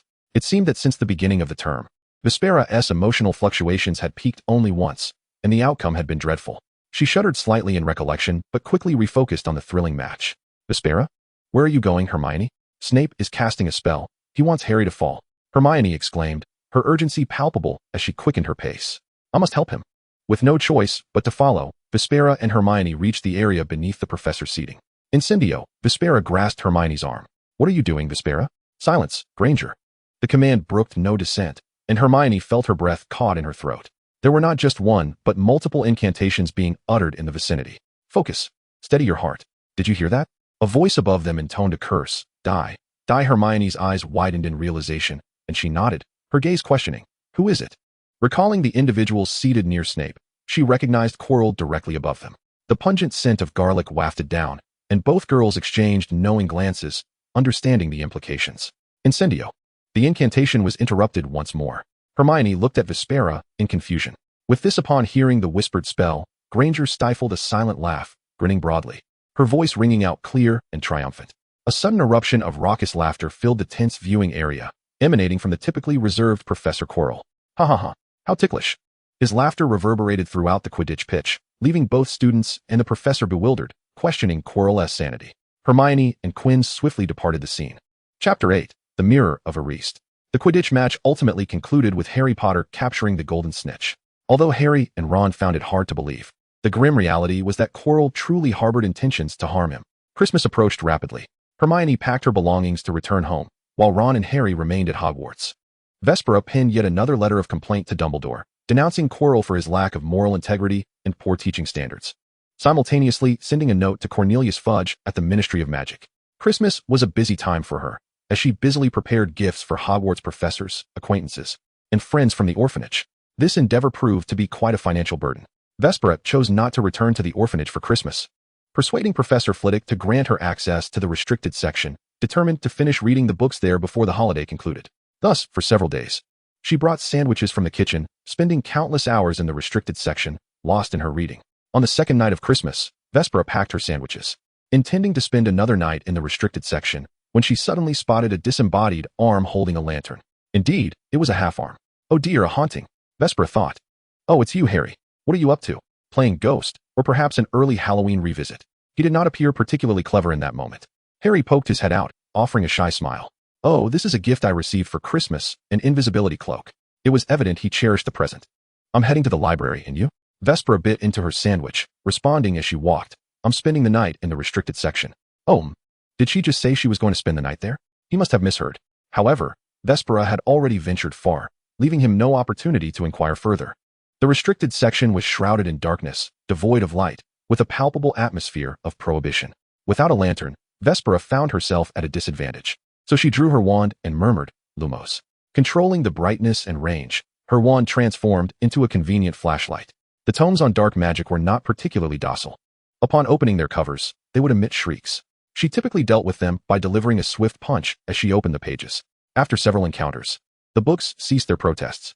However, the newcomers, like Harry, were unaccustomed to such tactics and were not deterred, leading to an unpleasant roar echoing through the empty library. The novice was evidently startled, knocking over an oil lamp. Meow? Dear Loris, did you hear that too? There are unruly mice in the restricted section. Filch's hoarse voice rang out, prompting Harry to hurriedly conceal himself beneath the invisibility cloak. Vespera extinguished her wand and stealthily navigated away from the restricted section. Although she possessed permission to read the restricted books, she lacked clearance for nocturnal wanderings. Good evening, Madame Loris. A cat perched in the corridor by the library's exit.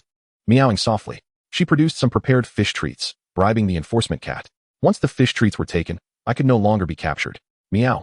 Vespera strolled leisurely along the path when she was suddenly pulled into a classroom. No one was in sight. It must be Harry, cloaked in invisibility. Harry? A head surfaced, revealing a broad grin. It's me. In the corridor, I also encountered Filch, as well as Professors Snape and Quirrell. I feared you might be discovered by them. Vespera nodded in understanding, and the two began to survey the empty classroom. It was devoid of all but a mirror in the center, resembling a hook baited for fish. Since entering the magical realm, Vespera had refrained from numerous activities, one of which was looking into mirrors at dawn. Bad luck. However, Harry had a different perspective. He was soon captivated by the mirror, staring at it with rapt attention. What are you looking at? Vespera frowned, reminding him of her warning against mirrors at night. Vespera, come look. My parents are inside. They are smiling at me. Possessed? What nonsense are you speaking? As she approached, words appeared inscribed above the mirror. Read it backwards. Vespera pondered this phrase, enchanted by the magical mirror. You know it's an illusion. It reflects your inner desires. Harry appeared disheartened. Yes, I know. They have long since passed away. Then what do you see, Vespera? Secrets. But what brings you to the restricted section? Vespera shifted the topic. Hermione mentioned there might be books about Nicholas Flamel in the restricted area. Nicholas Flamel? Didn't I tell you where those books are last time? They're not in the restricted section. We couldn't find them in the books, but there are still some old tomes we haven't finished. Harry scratched his head, feeling a bit embarrassed. They might have been borrowed by other students. Let us go back to the dormitory. We shouldn't linger here. Harry glanced back longingly before ultimately following her out. 2 weeks of vacation felt lengthy enough for the bond between two first-year students to deepen, even if it was one-sided for Harry. Each night, Vespera ventured to the restricted section, reading by lantern light, and each time, she would encounter a glimpse of Harry's arm. Clearly, he was enchanted by the world within the mirror, ensnared in his own emotions. Vespera, wouldn't it be wonderful if they were still alive? Then the three of us could live happily together, and I wouldn't have to stay in the cupboard under Aunt Petunia's stairs. Vespera quietly leaned against a splendid stone pillar, her gaze fixed on the moon outside. The silvery light softly bathed the classroom, cloaking Harry and the mirror in a nebulous sorrow. You live in a cupboard? How tragic. Far worse than the orphanage. Yet your parents have been gone for 12 years.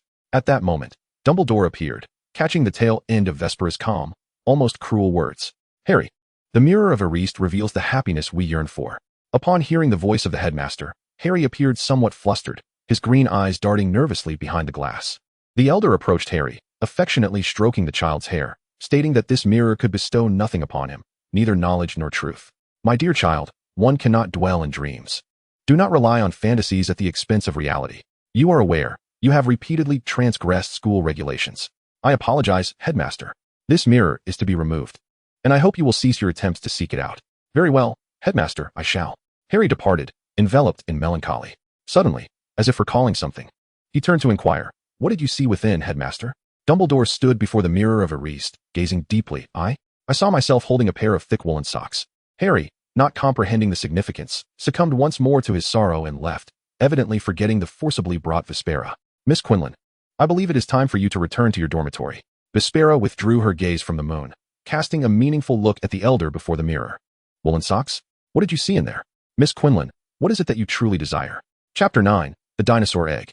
She continued on her way, leaving behind this thought for Dumbledore to ponder. The following evening, the mirror of Erist had been removed, and Harry experienced a nightmare that night. Ron concurred with Dumbledore's counsel, acknowledging that the mirror indeed had a detrimental influence on Harry, leading him to completely abandon his search for it. Vespera, as always, ventured into the restricted section, diligently pursuing her reading agenda. Madame Pants was adept at catching night wanderers, thus she enjoyed her nightly treat of fish snacks. After Christmas, Vespera and Harry encountered each other infrequently, as their classes rarely coincided. Yet in the library, she often came across Nott, who did not engage her in conversation. He consistently occupied the seat to her left, quietly engrossed in his reading. Pella, have you ever seen a dragon? At their table for 8. 3 rather excited Gryffindors joined Vespera's side. Ron occasionally cast wary glances at Nott to prevent him from eavesdropping on their discourse, prompting Quinlan to cast a confusion charm. I have never seen a living one. I have, however, seen many in books. Methodically turning the pages of her book, she feigned disinterest in their conversation. Hermione grasped her wrist, whispering with suppressed excitement, this time it's alive. Will you join us to see? Ron's face was equally filled with anticipation. Vespera looked up to find 3 kittens fixated on her wand. All right, let us go take a look. Wonderful, cheered the kittens. 10 o'clock at Hagrid's hut. The kittens hurriedly departed. Ron, in his eagerness, tripped over his own feet, while the other 2 swiftly assisted him away before Madame Pants could arrive. Nate remained in his usual quiet demeanor, engrossed in his reading, but Vespera noticed he lingered far too long on page 297. Hagrid's hut lay to the northwest of the castle, not far from the Forbidden Forest. The interior was warm yet cluttered. A roaring fire blazed in the hearth, roasting a pitch-black egg, which Hagrid claimed housed a dragon. With a sudden crack, the clumsy giant reached in and plopped the egg onto the table, which shattered upon impact.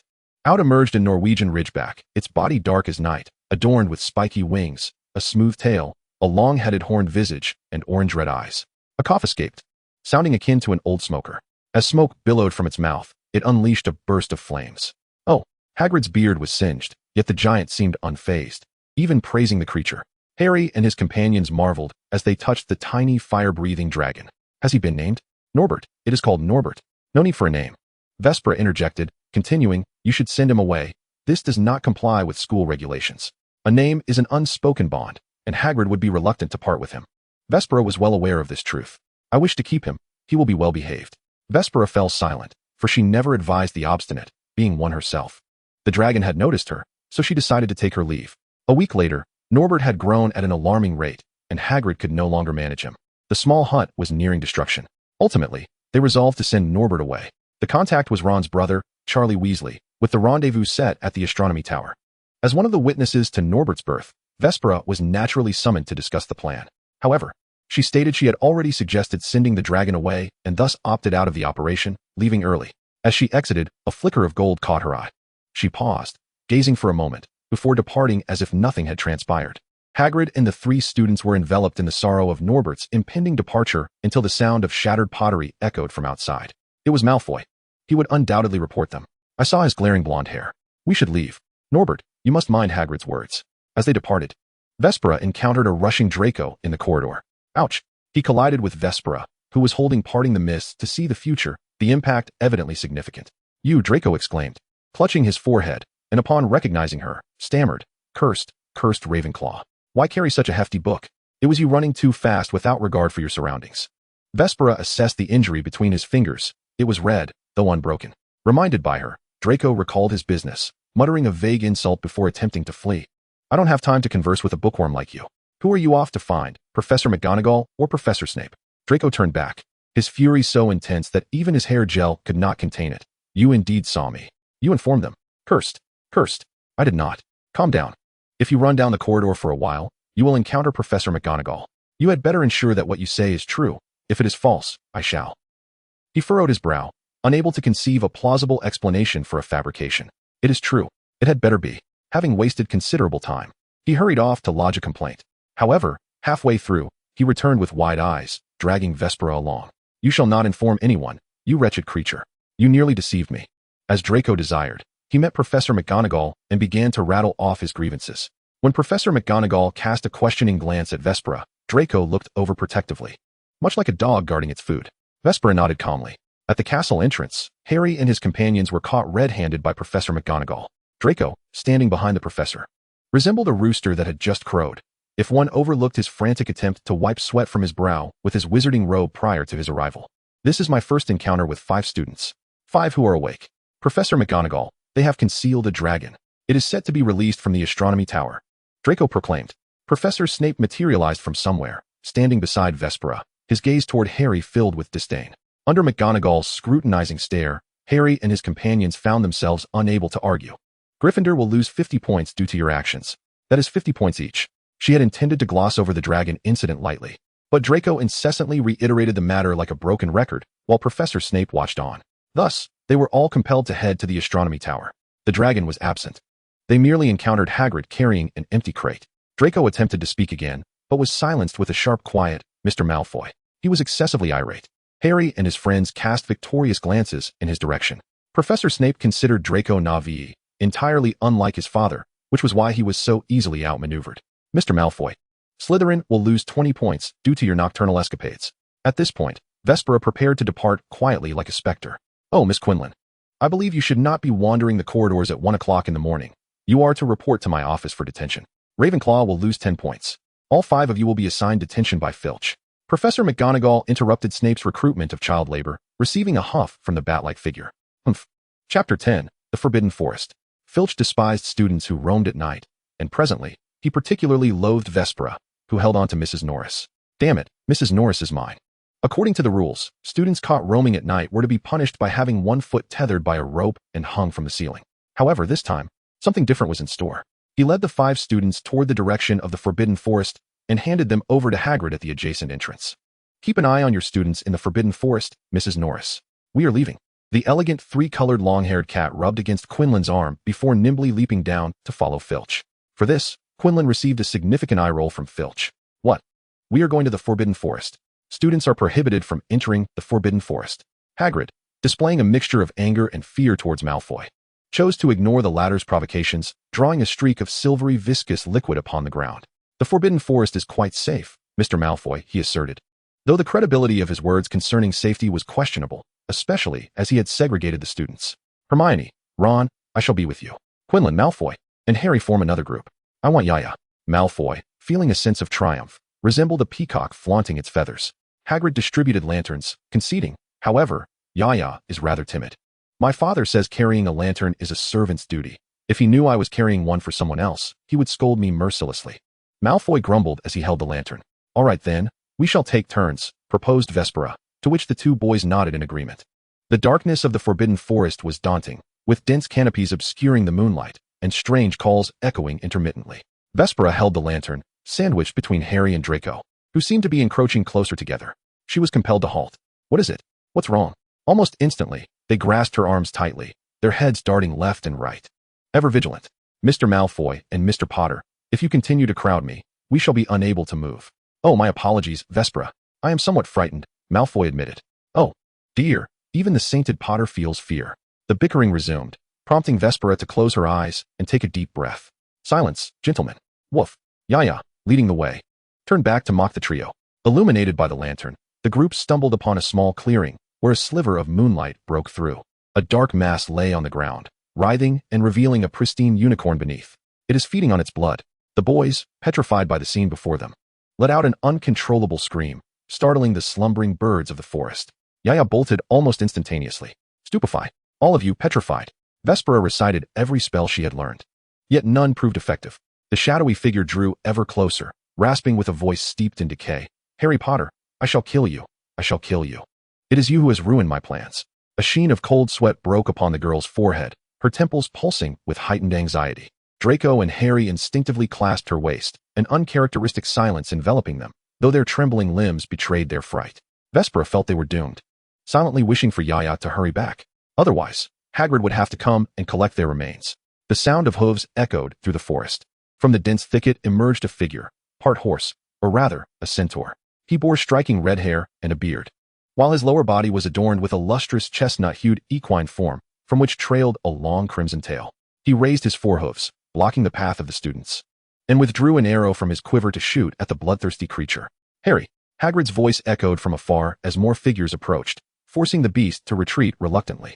Students, you must leave this place, especially you, Harry Potter. The Forbidden Forest is perilous for you at this moment. What have you driven away? A monster.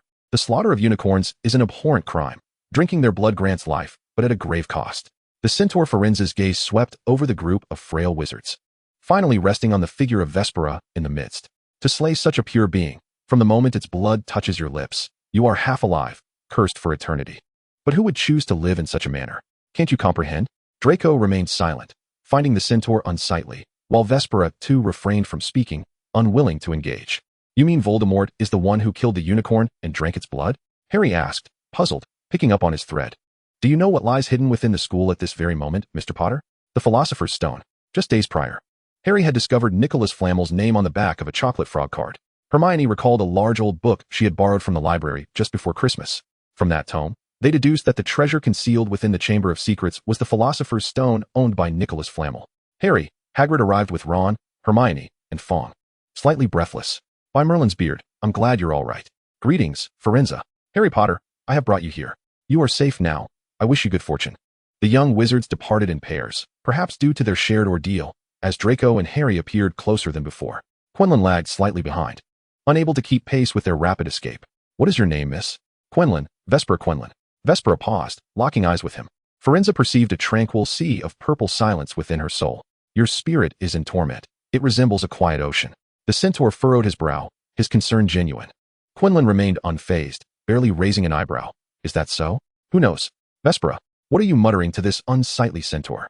The Forbidden Forest is dangerous. We must depart. Draco returned to pull her away, while Harry nodded in agreement. Firenze watched their retreating forms as Ronan emerged from the shadows, the wise evening star. Do you think she can guide us out of the lost constellations? No one answered him. Centaurs possess the gift of divination and star prophecy. Yet fate is always wrought with uncertainty, much like the arrival of the evening star. Chapter 11. Do you like me? Hagrid has been suspended until the next term begins. When Harry and the others went to visit him, they discovered that the letters of complaint had been pinned by Vespera, 2 in total. One pertained to Norbert, while the other addressed the punishment concerning the Forbidden Forest. The weight of this revelation bore heavily upon the 3 of them, an indescribable feeling akin to a great stone pressing down on their hearts. Hagrid was their friend, and Vespera was too. The suspension came swiftly and unexpectedly. Consequently, Vespera was summoned to Dumbledore's office once more. The letters lay neatly on the desk, visible as soon as she entered. Fawkes, perched on his stand, immolated himself into a pile of ashes. Please, have a seat, Miss Quinlan. Let us discuss this matter. The contents of the letters were identical. Do you not possess 2 of the same as well? Dumbledore's desk was always adorned with an array of sweet confections. Quinlan selected one, savoring its sweetness. Hagrid has been suspended. I know. I have heard, and it was anticipated. He truly ought to amend his ways. This suspension may serve him well. Dumbledore faltered slightly. Yet Vespera spoke the truth. Hagrid was merely a bit reckless. He was a kind-hearted man, and she would handle the situation. Are you making excuses for him? Vespera's confusion was evident, struggling to comprehend why a headmaster, hailed as the greatest white wizard of the 20th century, would seek to excuse an adult who had erred. Such feeble reasoning, kindness? Who among us is not kind? Of course you will handle it. It is simply not as swift as the ministry. The girl's face bore an unmistakable skepticism. Headmaster, you are quite peculiar. You are willing to excuse a flawed adult, yet you doubt a mere child. Vespera scrutinized his every expression, pressing him further. Is it because of my eye color? My half-blood status? Or perhaps, the orphanage? Dumbledore's expression was well masked. Yet she detected a subtle shift indicating it was the latter two factors. Miss Quinlan, I believe our discussion must conclude here. Someone awaits you outside. Fawkes, reborn from the ashes, hopped playfully upon the desk. Very well, headmaster. Wishing you sweet dreams tonight. Upon opening the door, she found Draco pacing back and forth. Are you here to see the headmaster? No. I came to find you, Quinlan. He had evidently groomed himself, the fresh scent of green apples wafting toward her as his tousled blonde hair danced lightly. They walked side by side, Draco appearing hesitant to speak. Vespera felt compelled to remind him. If you have not yet formulated your thoughts, it is perfectly acceptable to wait until next time. They had arrived at their parting crossroads, Ravenclaw in the high tower, Slytherin beneath the Black Lake. You mentioned previously that I was rather naive. Since the Forbidden Forest incident, I have been plagued by nightmares, visions of the Dark Lord, and I. Perhaps for the first time, Draco's narration was clumsy and disordered. Calm down, Draco. Yes. I must remain calm, composed. His mind was in disarray, endlessly repeating Vespera's words. Thus, Vespera could only offer him solace. Orchids are blooming. A large bouquet of lilacs was pressed into his embrace, their fragrance seemingly painted in soft lavender hues, rich yet subtle, infused with a sense of crystalline clarity. You ought to inform your father about the events in the Forbidden Forest. Should the mysterious figure return, the traitorous Malfoy family will undoubtedly face dire consequences. You are correct. Draco bowed his head, burying his entire face in the lilacs, attributing it to the kinship you mentioned, hence my. Of course not. You are merely overwhelmed by fear. Moreover, your parents do not share any significant blood relation, thus the assumption falters. Malfoy cannot be so easily intimidated. His voice dwindled, nearly inaudible as Vespera strained to hear. It matters not. Draco can endure. Time to rest, he affirmed, cradling the flowers as he made his way to the dormitory. Vespera, too, felt fatigue wash over her. Having stayed up late studying the previous night, she desperately needed to replenish her sleep. However, just as she ascended a couple of steps, someone gently tugged at her sleeve. What now? I am not him. My apologies, Zabini. I thought. You brought him flowers. You delivered flowers to him, Quinlan. His head, heavy with the scent of alcohol, bore flushed cheeks and half-closed eyelids, suggesting he had indulged far too much. Vespera was suddenly wide awake. She reached out to lift his face, locking her gaze with his. Zabini, you have feelings for me. To be frank, this affection seemed rather perplexing. Vespera did not perceive herself as exceptionally charming. It was odd that someone who had only crossed paths with her a couple of times could harbor such feelings. In fact, they had exchanged words only once. Zabini gazed at her with an almost obsessive longing, instinctively leaning into her embrace. His fingers delicately grasped the hem of her garment, leaving no creases in its fabric. The intoxicated state he was in was bothersome, even if the aroma of alcohol lingered pleasantly on him, and regardless of his handsome features. You do not like me. I have no Christmas gift, nor flowers. Please return to your dormitory, Zabini. Perhaps the alcohol had taken its toll. As tears began to stream silently down his cheeks. Zabini. Indeed, he remained Zabini. This was the first time she encountered someone so prone to tears. The orphan she had known had long since ceased such displays. Vespera made no attempt to comfort him, quietly, or perhaps coldly. She allowed him to cling to her shoulder as he wept. The tears quickly soaked through her robe, yet she remained indifferent. Her proficiency in charms was commendable, and as a favored pupil of Professor Flitwick, she could easily perform a simple restoration spell. What are you two doing, Quinlan? Zabini. A voice, laced with curiosity, interrupted. As curfew approached, Percy and Gemma were conducting their usual rounds and stumbled upon this peculiar pair. Good evening, head boy Weasley, head girl Farley. As you can see, he is not in the best condition. Would you kindly escort him back to his dormitory? Percy and Gemma, in silent accord, each took one of them and separated at the crossroads. Typically, Percy did not concern himself with students from houses other than Gryffindor, while Gemma gently guided the Slytherin student away. As Gemma supported Zabini, she released her grip just before reaching the dormitory. Stop pretending, Zabini. Your clothes reek of alcohol. No one is paying you any mind. Zabini straightened his posture, his gaze clear and resolute, entirely unlike moments before. A pureblood. He entered the room with an air of icy composure, yet turned to reveal the charmingly sentimental Zabini again. Senior, this is none of your concern. I have no desire to hear your superfluous words. Shouldn't you be leaving? As a prefect, you must have many responsibilities, and it's time for your patrol. As Gemma watched his departing figure, she muttered a curse, labeling him a foolish fool. Were it not for his striking appearance, what would they have? A family relying on their looks for profit, a mere collection of parasitic trash. What a so-called romantic prince. Who knows how many he has been gifted to by his mother. The alcohol-soaked outer robe was carelessly tossed beneath the bed, while Zabini gazed at the half-full bottle of liquor on the windowsill, contemplating drinking straight from it next time. It was all too transparent. She saw through it at a glance. Frustration swelled within her, a desire to peel away that calm facade and discover what lay beneath. Chapter 12. The Philosopher's Stone. Are you and he a couple? Despite Percy's intense curiosity to know the answer, he felt he lacked the standing to inquire. Ravenclaw's dormitory was situated in the farthest tower, yet Percy deemed it close enough. So close that he arrived before he was prepared. Thank you, Prefect Weasley. I've arrived. About that Christmas gift, thank you. I truly appreciate it. Percy often encountered her while she was still unfamiliar with the layout, escorting her to her destination.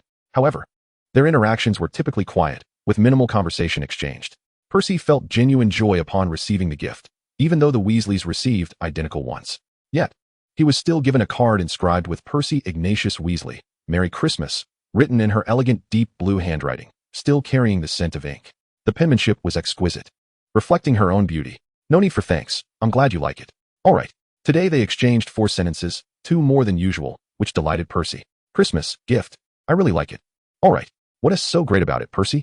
You're utterly pathetic. Utterly pathetic. If you like her, just go for it. You walk together every day and can only utter such trivial remarks. Shy Percy. He felt a restless heat creeping up beneath his collar as he left with a serious expression. Sometimes he truly loathed his brothers. Especially now.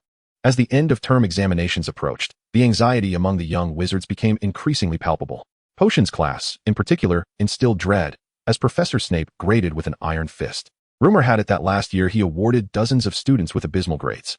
In the recent potions classes, the young wizards were on edge, fearing Professor Snape's sharp tongue and the malicious grading that might follow during finals. However, the more tense they became, the more prone to mistakes they were. Mr. Potter, I presume you've once again left your dull wits at home today? Miss Granger, how many times has it been that you have spoken out of turn? Mr. Longbottom, has a troll's club struck your hand? It trembles incessantly. Bang. Should you unleash your foolish explosive talents once more, Mr. Finnegan, do not expect to pass your final exams. The potions class is often a chaotic affair, particularly with Gryffindors present. Severus Snape, weary from the disarray, sought the assistance of a diligent young worker. 10 galleons per hour. Miss Quinlan, commence your tasks for the day. Snape's office, situated underground, mirrored his own somber demeanor. Quinlan frequently found herself summoned to organize ingredients, free of charge. She was spared the task of cleaning cauldrons, as Draco would attend to that. Subsequently, she acquired a position grading papers, which proved lucrative. Initially, she received 1 galleon for grading first-year assignments, but now she had the privilege of assessing the entire year, thus her salary increased. Grading first-year assignments was not particularly challenging. According to Professor Snape's standards, 80% would receive a grade of acceptable or below. The upper-year assignments posed a greater challenge, occasionally introducing novel concepts that required thorough experimentation for validation. One needed 1 jumping mushroom cap, 1 Streeler's ear, and 1 troll snot. When stirring for the 3rd and a half turn, adding powdered bay leaves would extend the invisibility duration. Professor, look at me. Snape raised his gaze from a pile of potion tomes to behold Quinlan, who appeared only half-formed. What are you doing, performing a circus act?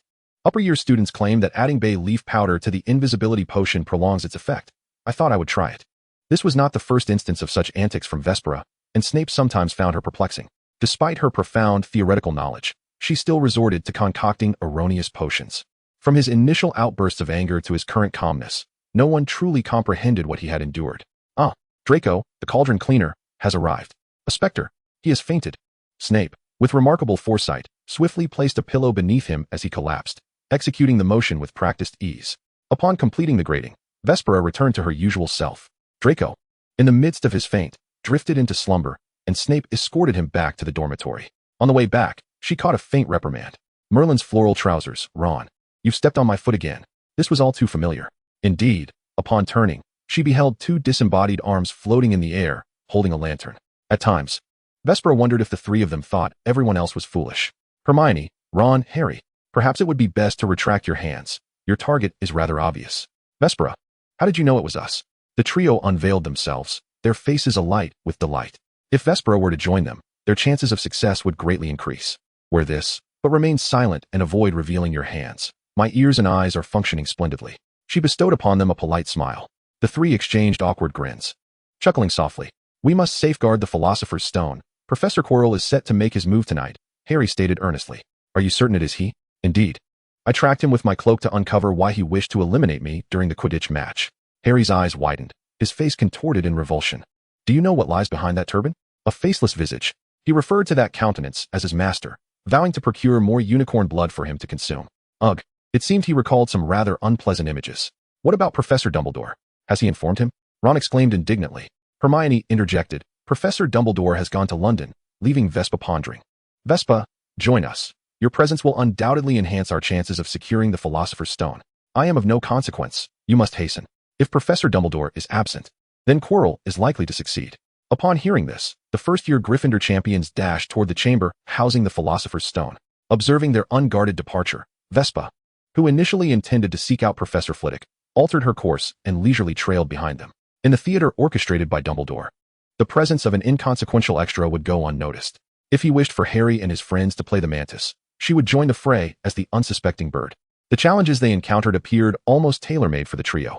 The three-headed dog that slumbered to music, the devil's snare that recoiled from light, the flying keys requiring broomstick pursuit, wizard's chess, and the mirror of Erased. Ron and Hermione faltered at the chess match. After several chaotic encounters with Quirrell, Harry ultimately triumphed, but at the cost of his own strength, collapsing into unconsciousness. Vespa effortlessly retrieved the Philosopher's Stone from Harry's right pocket, finding it unremarkable, merely resembling an ordinary three-dimensional diamond-shaped stone. Hagrid emerged from the blazing house, cradling Harry. By the time he arrived, Vespa had already returned to her dormitory to rest. The commotion caused by Harry and his friends resonated throughout Gryffindor, as students boisterously celebrated the hero's achievements with pride. With the end-of-term examinations concluded, students were preparing to depart the school, and the House Cup represented the year's final spectacle. Professor Dumbledore would return from London to announce the scores of each house at the feast, with the highest scorer crowned the House Cup champion. Gryffindor, 312 points. Hufflepuff, 350 points, cheers erupting from their table. Ravenclaw, 426 points. Slytherin, 472 points, eliciting jubilation from their ranks. Chapter 13, The House Cup. Ravenclaw exhibited restraint, as Vespa had shared some remarks prior to the feast, and the Eagles keenly observed Dumbledore on stage, discussing matters of idolization. The hall's decorations transformed into the emblematic emerald green of Slytherin, while Professor Snape wore a barely perceptible smile. This marked Slytherin's 8th consecutive victory of the House Cup, causing a subtle stir of delight among the serpents. In contrast, the Gryffindor students appeared disheartened. Dear classmates, silence. Professor Dumbledore addressed the assembly. I would like to commend certain Gryffindor students for their demonstration of courage, determination, and valor. Miss Hermione Granger, your wisdom and bravery have earned Gryffindor 50 points. Mr. Ron Weasley, your courageous self-sacrifice during the Wizards' chess match has secured another 50 points for Gryffindor. And Mr. Harry Potter, your gallant duel with Quirrell ultimately protected the Philosopher's Stone, earning Gryffindor 60 points. The atmosphere fell quiet, with Slytherin rendered eerily silent. The scores were now tied, and Gryffindor cast expectant glances towards Dumbledore, hopeful for an additional boost. Hufflepuff stood bewildered by this unexpected addition, seemingly relegated to 4th place. Ravenclaw appeared statuesque, save for Quirrell, who calmly sipped tea. The Ravenclaw students were not foolish. They often immersed themselves in their own world, where their thirst for knowledge granted them a deeper understanding of matters. Thus, Quirrell's assertion rang true. The young Eagles pondered the rationale behind Dumbledore's decision. Was it truly an act of deifying the savior? Lastly, Mr. Neville Longbottom, you stood up for the honor of your house by preventing a fellow student from violating school rules. I commend your bravery and award Gryffindor an additional 10 points. The cheers from Gryffindor echoed throughout the hall, starkly lonely and abrupt. The bewildered Hufflepuffs joined in their applause. The hall's decorations instantaneously shifted to Gryffindor's colors, while the tables on either side fell eerily quiet. I declare that this year's House Cup belongs to. Dumbledore's voice rang out. Wait. The crowd turned towards the source of the voice, which came from Ravenclaw. I believe this score is inflated. The student who had just set down the trophy was Miss Vespera Quirrell. Is that so, Miss Quirrell? Dumbledore inquired. I believe that defeating Quirrell and protecting the Philosopher's Stone warrants any number of points. The headmaster's response drew the attention of the Hogwarts students, each harboring their own thoughts. Quirrell boldly expressed her opinion, disregarding him. If you wish to award Gryffindor points, that is certainly your prerogative. However, you ought to have done so sooner rather than springing it upon us now, granting them the House Cup without allowing for any response. Students questioning a teacher at Hogwarts was a rarity, and questioning the headmaster was even more unusual. The astute students grasped the underlying implications of her words. Slytherin regarded their lofty headmaster with rightful scrutiny, as many of their parents were members of the school board. The eyes of Gryffindor students blazed with fury. Had it been possible, Quirrell would have been reduced to ashes countless times. Ravenclaw, usually prone to mockery, now displayed a serene composure, gazing at the tower like the stars in the night sky. After the Hufflepuff students stirred restlessly, they endeavored to eat, their eyes darting between the 3 houses and the professors. Any house aspiring to claim the House Cup should compete on an equal footing. Quinlan was indifferent to the potential uproar her words might incite. She intended to speak her mind, and so she did. Other students, bound by the rules, refrained from participation. The challenges in the chamber seemed tailor-made for the three of them. Headmaster, are you encouraging students to defy regulations, even with special permissions? The peril of infiltrating Hogwarts to steal the Philosopher's Stone raised questions about what the professors were doing. The professors present were taken aback, and Hagrid, feeling guilty, dropped his plate to the floor. Miss Quinlan, you must take responsibility for your words, the headmaster responded, caught in the gaze of his colleagues, with a hint of nonchalance. Confronted by her head of house's attempt to silence her, Quinlan pressed on. I can certainly take responsibility, even if it means expulsion. After all, apart from the magic. This is not a hospitable place. Gasps filled the room. Miss Granger had used the petrifying charm on her Gryffindor classmates, who had violated the prohibition against entering the corridor at the end of the 4th floor. 10 points deducted from Gryffindor, not too much. Is it, Professor McGonagall? McGonagall, involved in the setup of the challenge, naturally wished for her house's victory. Yet, as a professor of Hogwarts, she bore a duty of accountability. Indeed, she conceded. And with her agreement, the points between the two houses gradually began to equalize. Hogwarts absurdly found itself in a situation of a tied score at the end of the term. A Hufflepuff student called out, "So, whose house cup is it then? It seems there has never been a tie in history. There had been none before, but today set a precedent." She declared that the entire hall was divided, with Slytherin's green reappearing prominently. The invisible house elf, Dobby, wiggled his little pinky and departed after completing his task. Announced the results, Headmaster Dumbledore. Under the watchful eyes of the assembly, Dumbledore began. Then let us congratulate the recipients of this year's House Cup, Gryffindor and Slytherin. Sparse cheers erupted in the vast hall, predominantly from Hufflepuff students. After the feast concluded, there remained 2 or 3 days before returning home. In this brief span, Quinlan faced various petty tactics. A frequently occupied spot in the library was claimed by a note stating it was reserved, yet no one arrived to take it until sunset. Water suddenly poured from an unknown direction, aimed directly at her head. Many students in the corridor accidentally bumped into her, employing trivial tricks, until Perlin in the shed was clipped, unable to fly. Good evening, fat lady, she greeted. Dragon dung, came the correct password. Gryffindor students gathered in the common room, where Percy was discussing matters regarding their return home. Hearing the door open, some were puzzled. Didn't Tiwi take attendance before? No one should be missing. He was the first to spot Vespera. Vespera, what brings you here, and how do you know our password? Harry and his companions were scrutinized fiercely by certain students, who suspected them of leaking information. The trio was equally perplexed. Quinlan, holding an owl cage, approached Percy and gently released Perlin, stroking its feathers with a soft smile. Who did this? Most were left in confusion. I shall give you 3 chances. Come forth. In an instant, a wand flickered with light, and a nearby sofa exploded. 1. Do not speak unless called upon. 2. The oil painting on the wall was torn, and the lady within it screamed as she fled. Percy stood by, torn between action and inaction. As a prefect, he should have intervened, yet he hesitated. Other Gryffindor students were paralyzed with fear, their eyes wide with terror. A first year, casting a silent spell, nearly instantaneous. 3. No one stepped forward to confess. Vespera regarded the sorting hat of Hogwarts as a mere farce. Did such individuals truly deserve the Gryffindor motto and spirit? Cowardly and evasive, they were devoid of responsibility. She scanned the crowd, noting faces of hatred, confusion, and fear. Approaching the terrified student collapsed by the exploded sofa, she addressed him. Eldon Reed's son, is it? Speak. Was this your own doing, or were you compelled by another? If the latter, I might let you off easily. But if it was your own intent, everything you have done will be returned to you. The birch wand glided across the boy's cheek, effortlessly lifting his chin. The fear was palpable. I'm sorry, I was wrong. Please, spare me. So it was your own doing, Vespera remarked, twisting her wrist as the broken leg of the sofa transformed into a sharp, exquisite dagger. Upperclassmen, feeling guilty, attempted to intervene. You can't, but Quinlan's single glance rendered them mute. I cannot, yet you may, she retorted. Do not presume I am unaware of what you all have done. If you are not called upon, keep your mouth shut. Reedson now regretted provoking her. His anger had clouded his judgment. Earlier that morning, he had visited the Ollery and happened to see Perlin return. He was merely incensed that the House Cup rightfully belonged to Gryffindor, not to Slytherin and their band of dark wizards. Do not move. The blade is swift, Vespera warned amiably. Without blinking, she decisively slashed his robes, revealing the pale flesh of his leg beneath. A thin, nearly invisible wound began to ooze crimson blood. It would not be overly painful, but it would be excruciatingly tedious. Reedson hardly had time to gasp before the next cut swept before him. When Professor McGonagall arrived at Gryffindor's common room, Ritson's clothing was utterly in tatters. Aside from his face, the exposed skin was meticulously lacerated. The blood loss was minimal, yet sufficient to evoke horror. The third-year student Ritson appeared utterly petrified, his expression vacant. Miss Quinlan, is this your doing? Professor McGonagall struggled to comprehend the scene before her, even as Quinlan held a bloody dagger. Indeed, Professor, my owl was maimed by him. Unable to fly, I merely repaid the favor. Upon hearing this, McGonagall, filled with doubt, sought confirmation from Percy, the head boy in the common room. After receiving a nod of affirmation from Percy, she felt a mix of disbelief and disappointment. It was indeed one of her Gryffindor students who had committed such an act. I apologize, Miss Quinlan. It is my failure to properly guide them. I hope your owl can still take flight and that its feathers will regrow.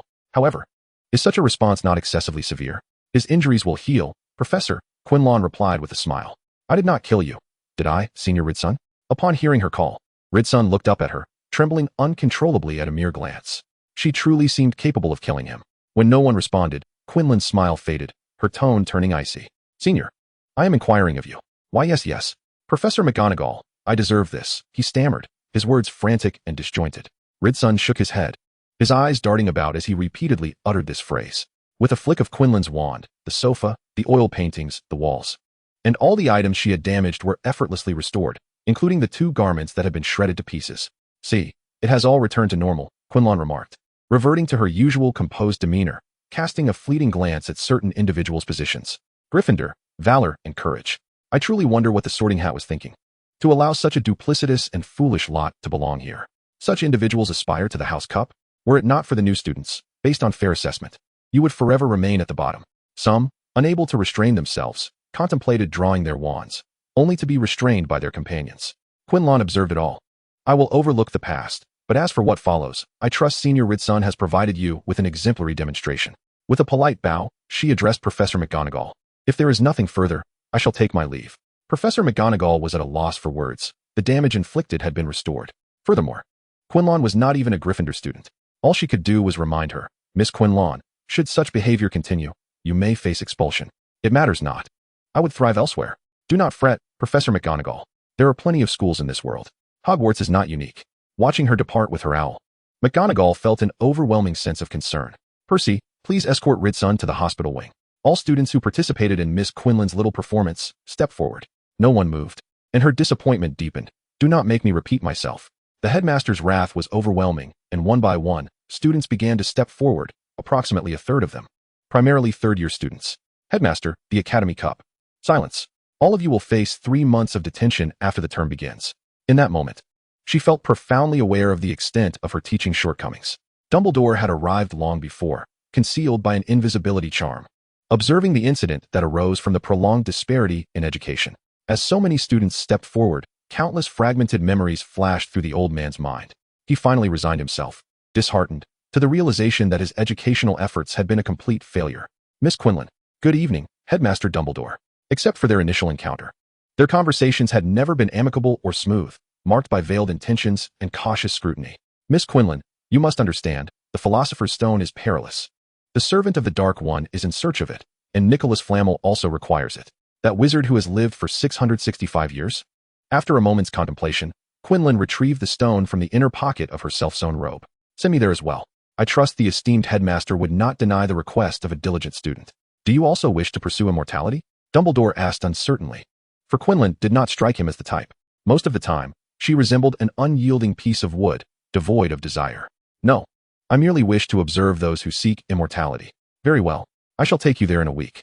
The headmaster seemed to have much more to say, but Quinlan, uninterested, thanked him and departed, for her belongings were still not packed.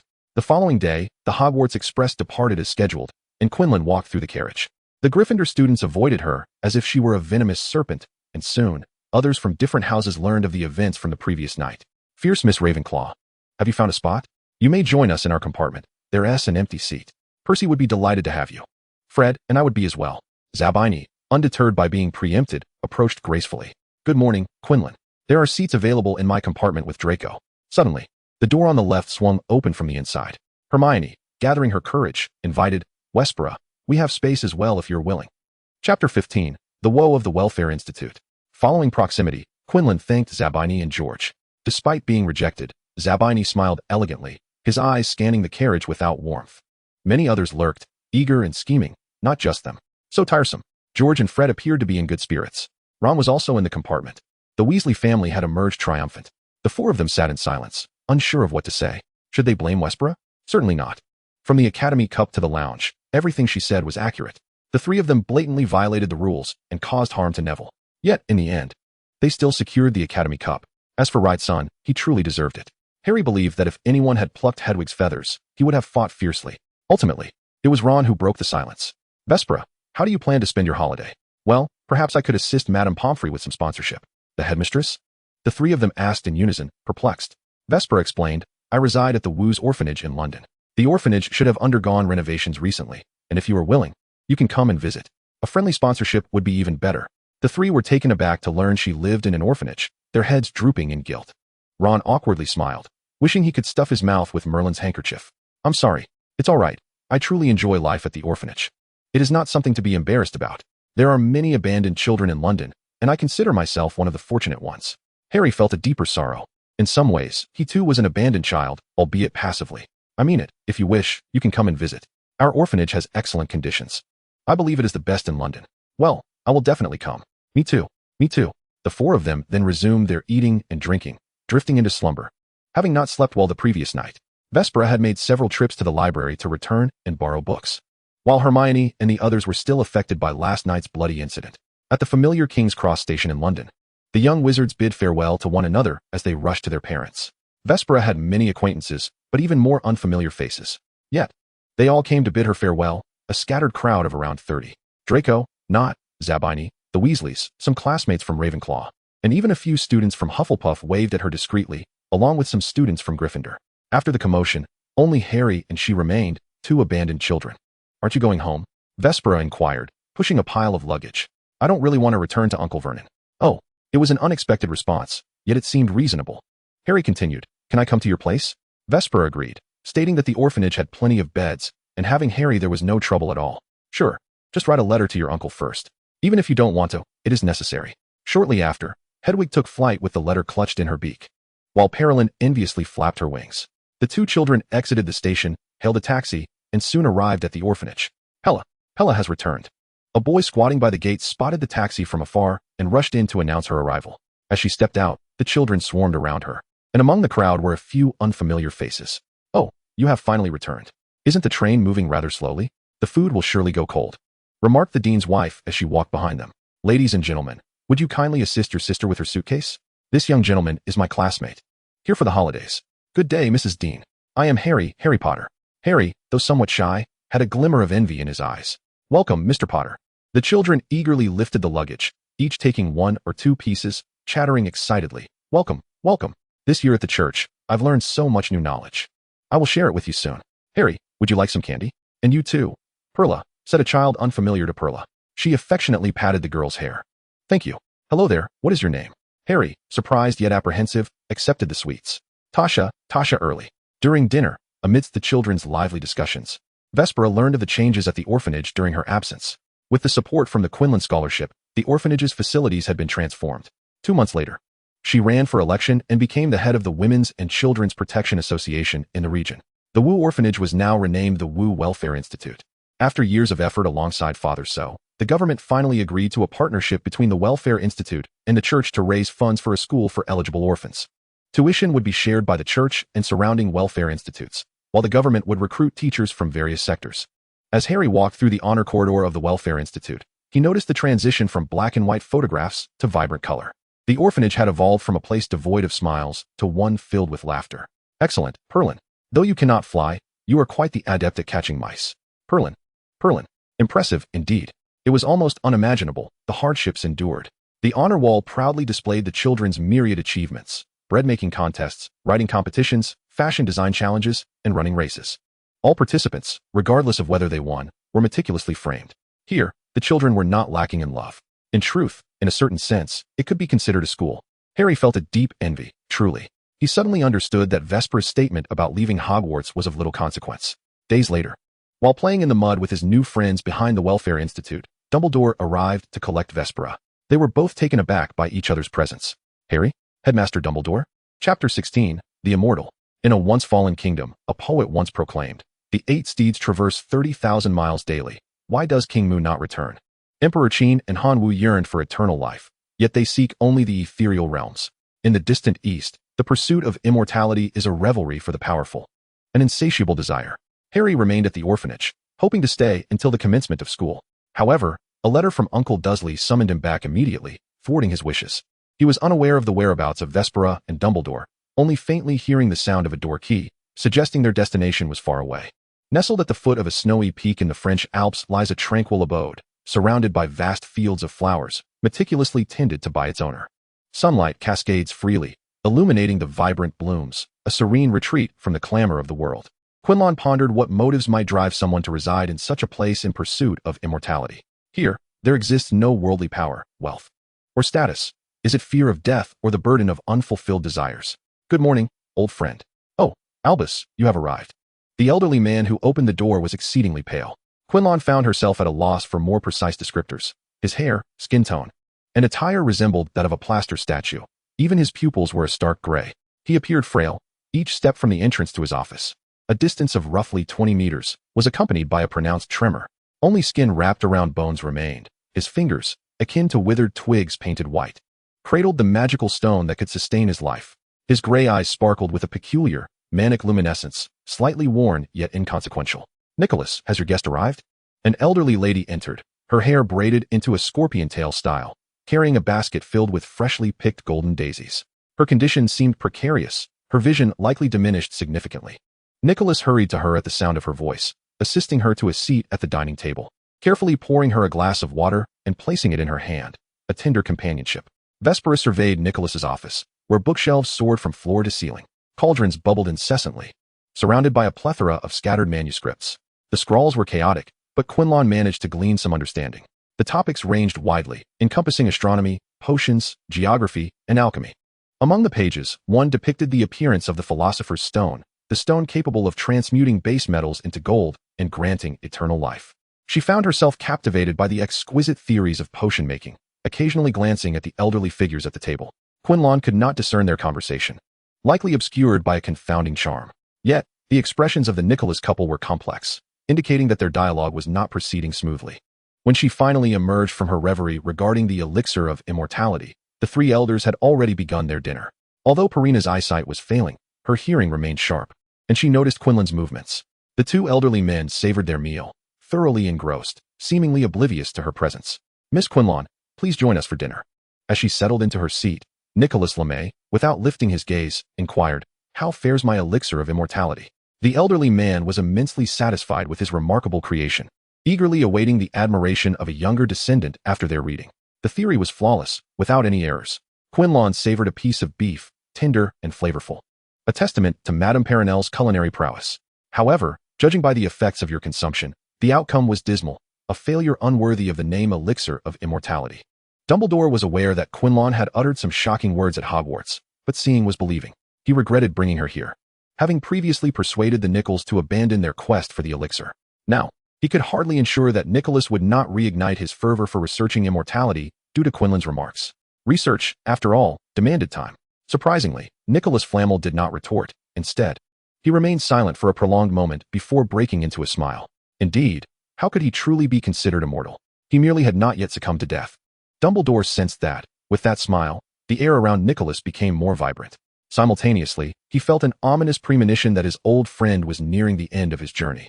That night, atop the snow-capped mountains, the moon hung high. Quinlan reclined among the wildflowers, gazing at the porcelain white crescent. Do you wish to see me? Nicholas Flamel, cloaked in a heavy mantle, spoke with a voice weathered by the passage of countless years. Quinlan remained silent. The elder did not mind. Dumbledore said you wanted to meet me. You wish for immortality at such a young age. What drives one to seek the company of the immortal?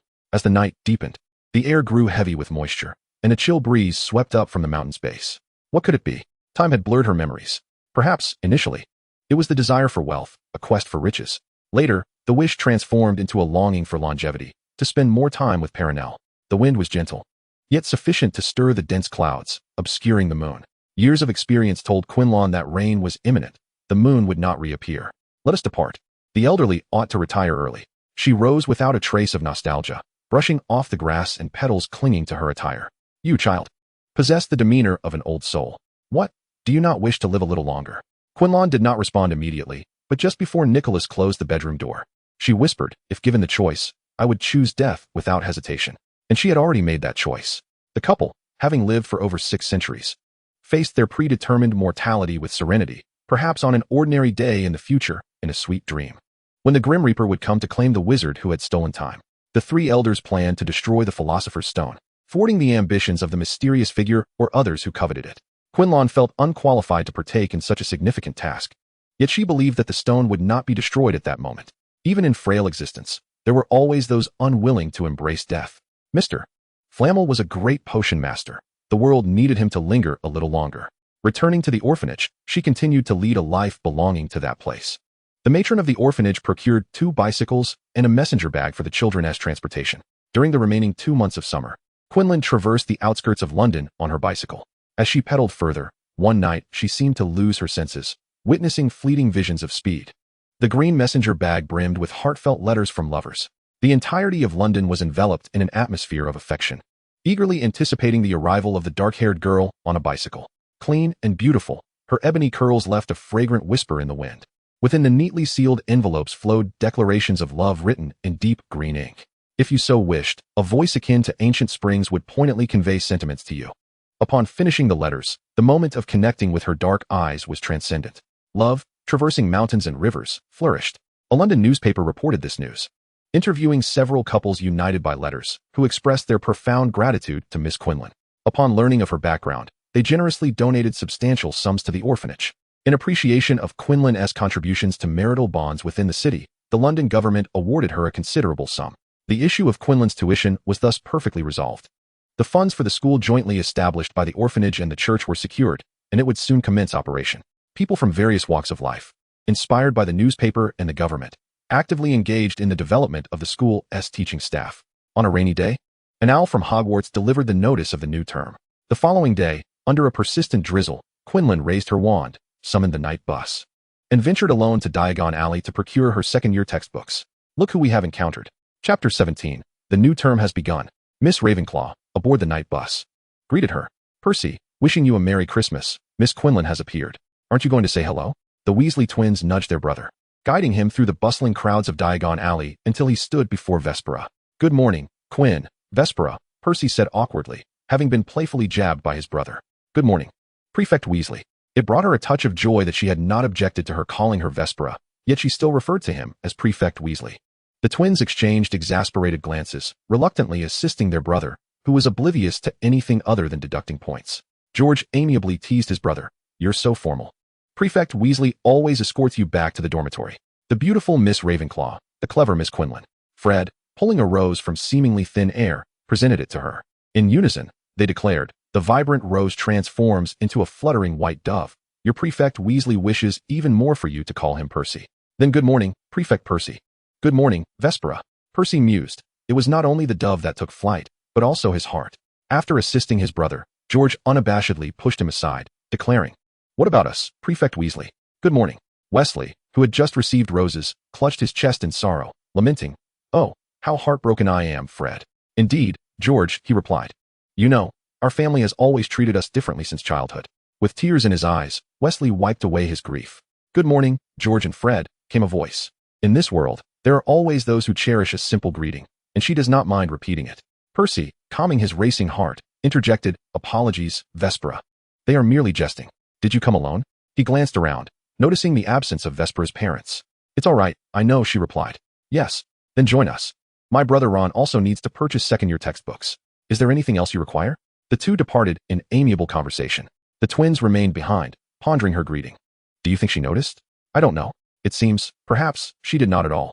The two boys appeared dejected. We did not perceive anything. The Leaky Cauldron was bustling with activity, hosting a renowned and handsome author for a book launch. Coincidentally, the second-year defense against the dark arts textbook was authored by this very writer. Vespera and Percy stood in a long queue, finally completing their purchase just before being jostled into a crowd. Look who it is. The boy who lived, Harry Potter. You are a fan of mine, aren't you? Come here.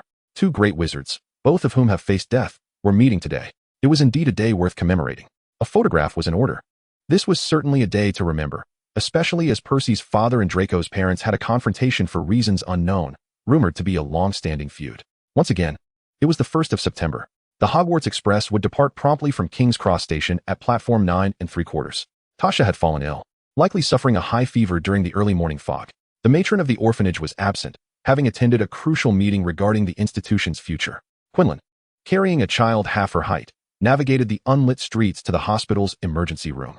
Fortunately, the attending physician was a familiar face, allowing her to bypass the queue and ensuring Tasha received timely treatment. The doctor remarked that Tasha's health had always been fragile had she not acted quickly, or if a different doctor had been on duty, Tasha might have perished. The girl slept soundly in the hospital until daylight broke and her fever subsided. Sister Pella, you're awake. Once your 4 is done, I'll carry you home. All right. Tasha wept, and Quinlan refrained from questioning why. People often release their emotions through tears. A child, so small, struggles to bear the weight of parental abandonment. Upon returning to the orphanage, the ailing Tasha received all the attention. After a brief exchange, Vespera pushed her luggage away. During her last visit to Diagon Alley, Quinlan had purchased growth-enhancing potions. Perrin can once again soar through the skies. Ah, Perrin. If all goes well, we shall still catch up. Yet, a vehicle collided with the carriage, and the owners are bickering on the road over whose fault it was. An unfortunate incident, indeed. How coincidental that both of you are also late. On the platform stood 2 disheveled young men, Harry and Ron. Ravenclaw. It is utterly unbelievable that even a student from Ravenclaw is tardy. They were even later than us. What shall we do? If we cannot catch the Hogwarts Express, we shall be unable to commence our studies this year. Harry was exceedingly anxious. A series of strange and unfortunate events had transpired recently. All began with the appearance of that peculiar little elf. How bothersome. What are we to do? Ron lamented, for if he were unable to attend school due to tardiness, his gentle mother would surely flay him alive. Wait, Ron suddenly had an idea. We could drive there. Drive? A blue Ford? Quinlan also made the connection. How did you know? The Ravenclaw students are frightening, knowing even the make and color of his family's car. Did he mention it? No. This is bad. If others see him and George flying to pick up Harry, they would surely face repercussions from the Ministry of Magic. His father might be scrutinized, or even dismissed from his position. His mother would undoubtedly have him fed to the goblins at the door. Please, do not say it. I did see it. That day, I thought my eyes were deceiving me. She mentioned that she rode about 80 kilometers back and forth that day. A mere 80. How could she possibly be tired? Calm down. I am rejecting your flying car plan. Quinlan released Perrin from the cage and took out paper and pen. I can deliver letters in the dead of night, and the chances of being spotted during the day are even greater. Harry nodded, and Ron shook his head in agreement, like a nodding onion. Yes, you are right. What shall we do now? The Hogwarts Express has already departed. We are unlikely to catch it. Quinlan smoothed the paper on the ground and began to write. Before long, elegant cursive filled the entire page. She signed her name in the lower right corner. Come, write your names. The boys complied, and Quinlan produced an envelope to contain them. Duplicates made in 6 copies, recipients filled in. Done. Harry, let out your Hedwig as well. Perrin, you shall deliver these 3 letters to Professor Snape, Professor Flitwick, and Caretaker Filch. Hedwig, you will take the remaining letters to Headmaster Dumbledore, Professor McGonagall, and Professor Sprout. Remember, swiftly, very swiftly. The owls departed with the letters. Well, that is that. Quinlan organized her luggage and picked up a newspaper that someone else had finished reading. Now, let us wait for someone to come pick us up. Expertly, she lay down on the bench of the platform, covering her face, and fell asleep. Harry and Ron were utterly astonished. Their jaws dropped. How could she remain so composed? She seemed to fall asleep in an instant. Yet, they found themselves at an impasse, hoping that Hedwig and Perlin could fly faster than the Hogwarts Express. Thus, they emulated Quinlan, picking up a newspaper and settling down on the floor beside her chair to doze off. Boom, boom. Harry, did I just hear Hagrid's voice? Groggily, Harry opened his eyes, blinded by the glare of the motorcycle's headlights, feeling his vision blurring anew. It truly was Hagrid. Chapter 18. The Unsettled School Life. The new defense against the dark arts teacher was quite handsome, but beyond that, he lacked all substance. Quinlan had never encountered such an irresponsible and concerningly inept instructor. The impromptu quiz did not pertain to any relevant topics in dark magic. Instead, it asked what color the woolen hat was that he wore during the battle with the snow monster. Who cares what year the broom he used to escape the Cannibal Valley was produced? She had assumed that the requirement to use his published book as a textbook was merely a sales tactic, yet it was indeed utilized for teaching. Fortunately, she had recounted those tales as bedtime stories to the children at the orphanage several times, so she could manage to handle the quiz. Ah, help. Hey, run. Quinlan halted the hurried Draco as she passed by a classroom. Aren't you all supposed to be in class? Why are you running out? Hey, Vespera. This was their first exchange since the beginning of the term, and Draco was pleased, though he was uncertain what exactly he was pleased about. This new defense against the dark arts teacher, what was his name again? Gilderoy Lockhart, Crabbe chimed in. Yes, that's him. It was hard to fathom that he had unleashed a horde of unruly Cornish pixies in class. Such an inept person had been assigned as his teacher. He needed to write to his father and urge the Board of Governors to dismiss him. He appeared to harbor disdain for Lockhart, yet he joyfully exclaimed to Goyle. By the way, it was utterly hilarious. Did you both see? That long bottom was hung from the chandelier by 2 pixies. Ha! Hey, where are you going? Draco grasped Quinlan's wrist, blinking in puzzlement and shaking his head inexplicably. Aren't you free this morning? Quinlan turned back, her gaze sweeping from head to toe before locking eyes with him. How do you know I have no classes this morning? Haha, Goyle's girlfriend mentioned it, right, Vincent? He awkwardly sought an absurd excuse. All right then, I'll go see if Professor Lockhart is inside. I must be off. After his earlier slip, Draco dared not detain her further. His father was right. Too many words could lead to trouble. Oh, by the way, your unstyled golden hair is quite beautiful. Draco was momentarily taken aback. Though he wished to draw her attention, the compliment felt exceedingly direct. Did she just say I was beautiful? Did you all hear that? The robust Vincent and the astute Goyle exchanged knowing glances. No, she was complimenting your hair, Goyle asserted. Indeed, Draco, you must have misheard, Vincent added. I also heard it. And how was I to know I had a girlfriend? Draco furrowed his brow, brimming with skepticism. Is that so? I was unaware that you possessed such keen hearing. He raised a hand, fascinated, to stroke his own hair at the side of his head. Isn't my hair mine as well? I've never seen Quinn praise anyone else's locks. Clearly, she was merely extolling her own beauty. He felt an urge to write to his mother immediately. It turned out that refraining from hair gel could indeed elicit compliments. Oh, and he had yet to inform her of his induction into the Slytherin Quidditch team.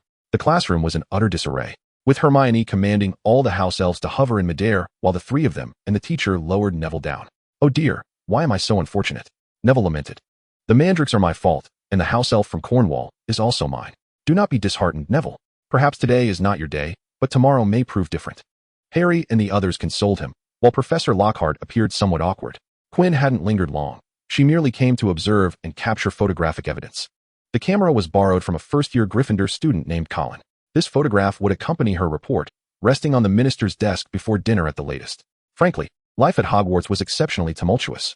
At times, Quinn felt as though she were not attending school, but rather participating in some selection process for an adventure preparation team. Excuse me, are you Ravenclaw's Vesper Quinn? A boy with dark brown hair and hazel eyes, clad in Hufflepuff robes, inquired. He radiated warmth like the sun on a winter's day or the comforting aroma of freshly baked wheat bread wafting from the kitchen fireplace. My apologies, I am Cedric Diggory, a fourth-year Hufflepuff. Professor Sprout mentioned your outstanding grades at the end of the last term, and I would like to invite you to join our study club. Not far behind him, a group of small badgers and eagles lurked discreetly. When Quinn glanced their way, they hastily concealed themselves behind pillars or flower beds. I appreciate the invitation, Diggory, but I am not considering joining any clubs at the moment. Perhaps Cedric's disappointment was too palpable, for Quinn softened her response. However, I spend most of my time in the library, so feel free to seek me out there if you require assistance. They exchanged polite smiles, and Quinn turned to depart. The concealed badgers and eagles swarmed around Cedric. So how did it go? Did you succeed? Wow, her eyes are truly captivating. Such a lovely shade of purple. Did she notice me? She must have, right? Yes, it's us.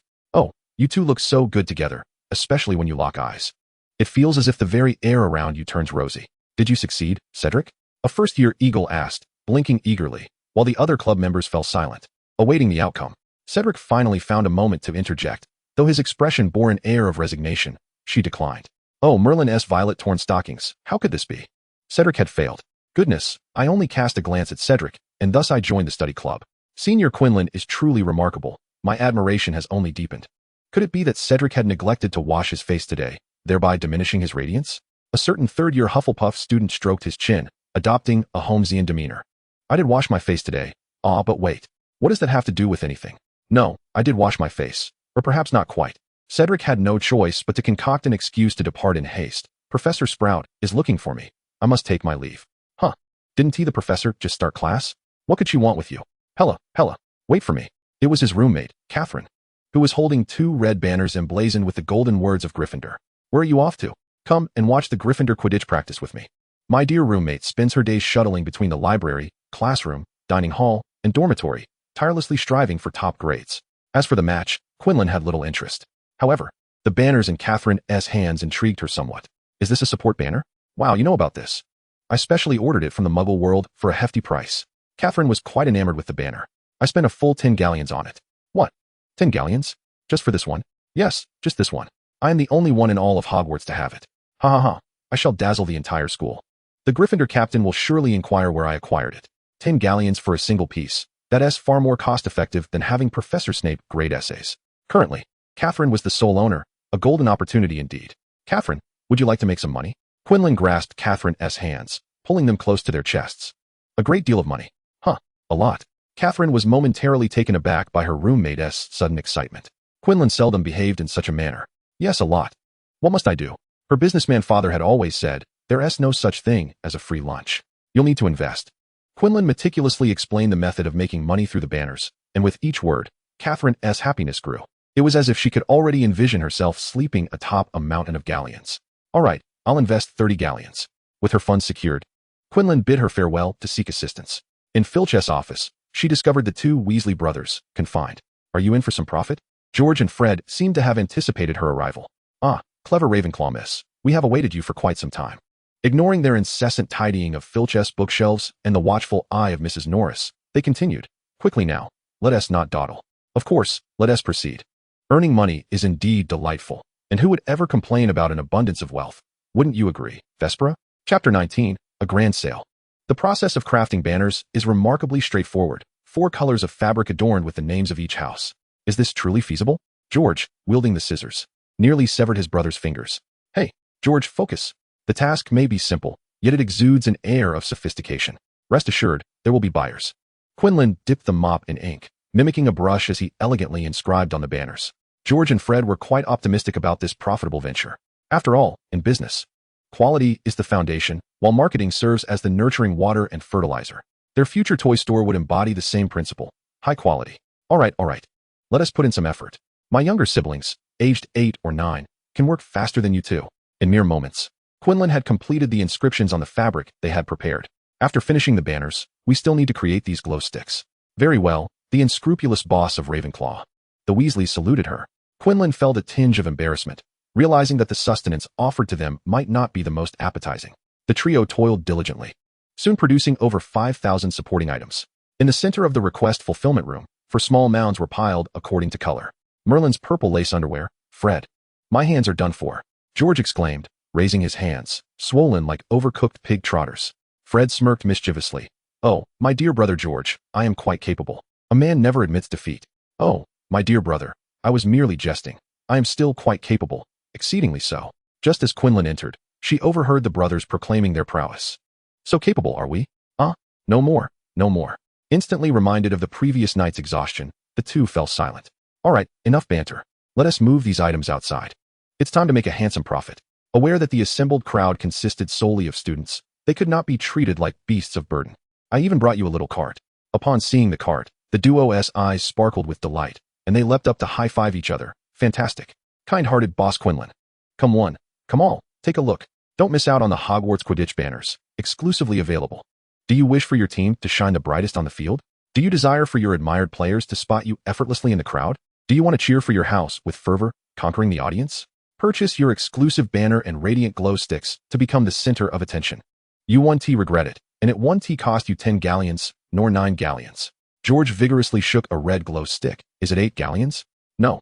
Fred roared while holding the Gryffindor banner. Gryffindor. Is it 7 galleons? No. 1 banner and 2 glow sticks for just 1 galleon. Only 1 galleon. Catherine, accompanied by her friends, hurried towards the enticing cries of the vendors. What? Only 1 galleon? Just yesterday, I spent 10 galleons in the Muggle world. This is simply too cheap. I shall have 10 portions of Ravenclaw. With 10 galleons in hand, Catherine presented them to Quinlan in the presence of the crowd.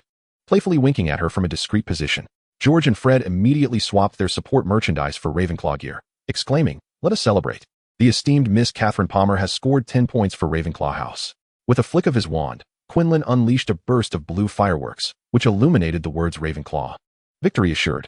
After this sale, the house with the highest points would receive a prestigious trophy, awarded next semester by this century's greatest white wizard, Headmaster Dumbledore. Ravenclaw, soaring high. The ruler of the skies, who dares to challenge? George and Fred enthusiastically shouted.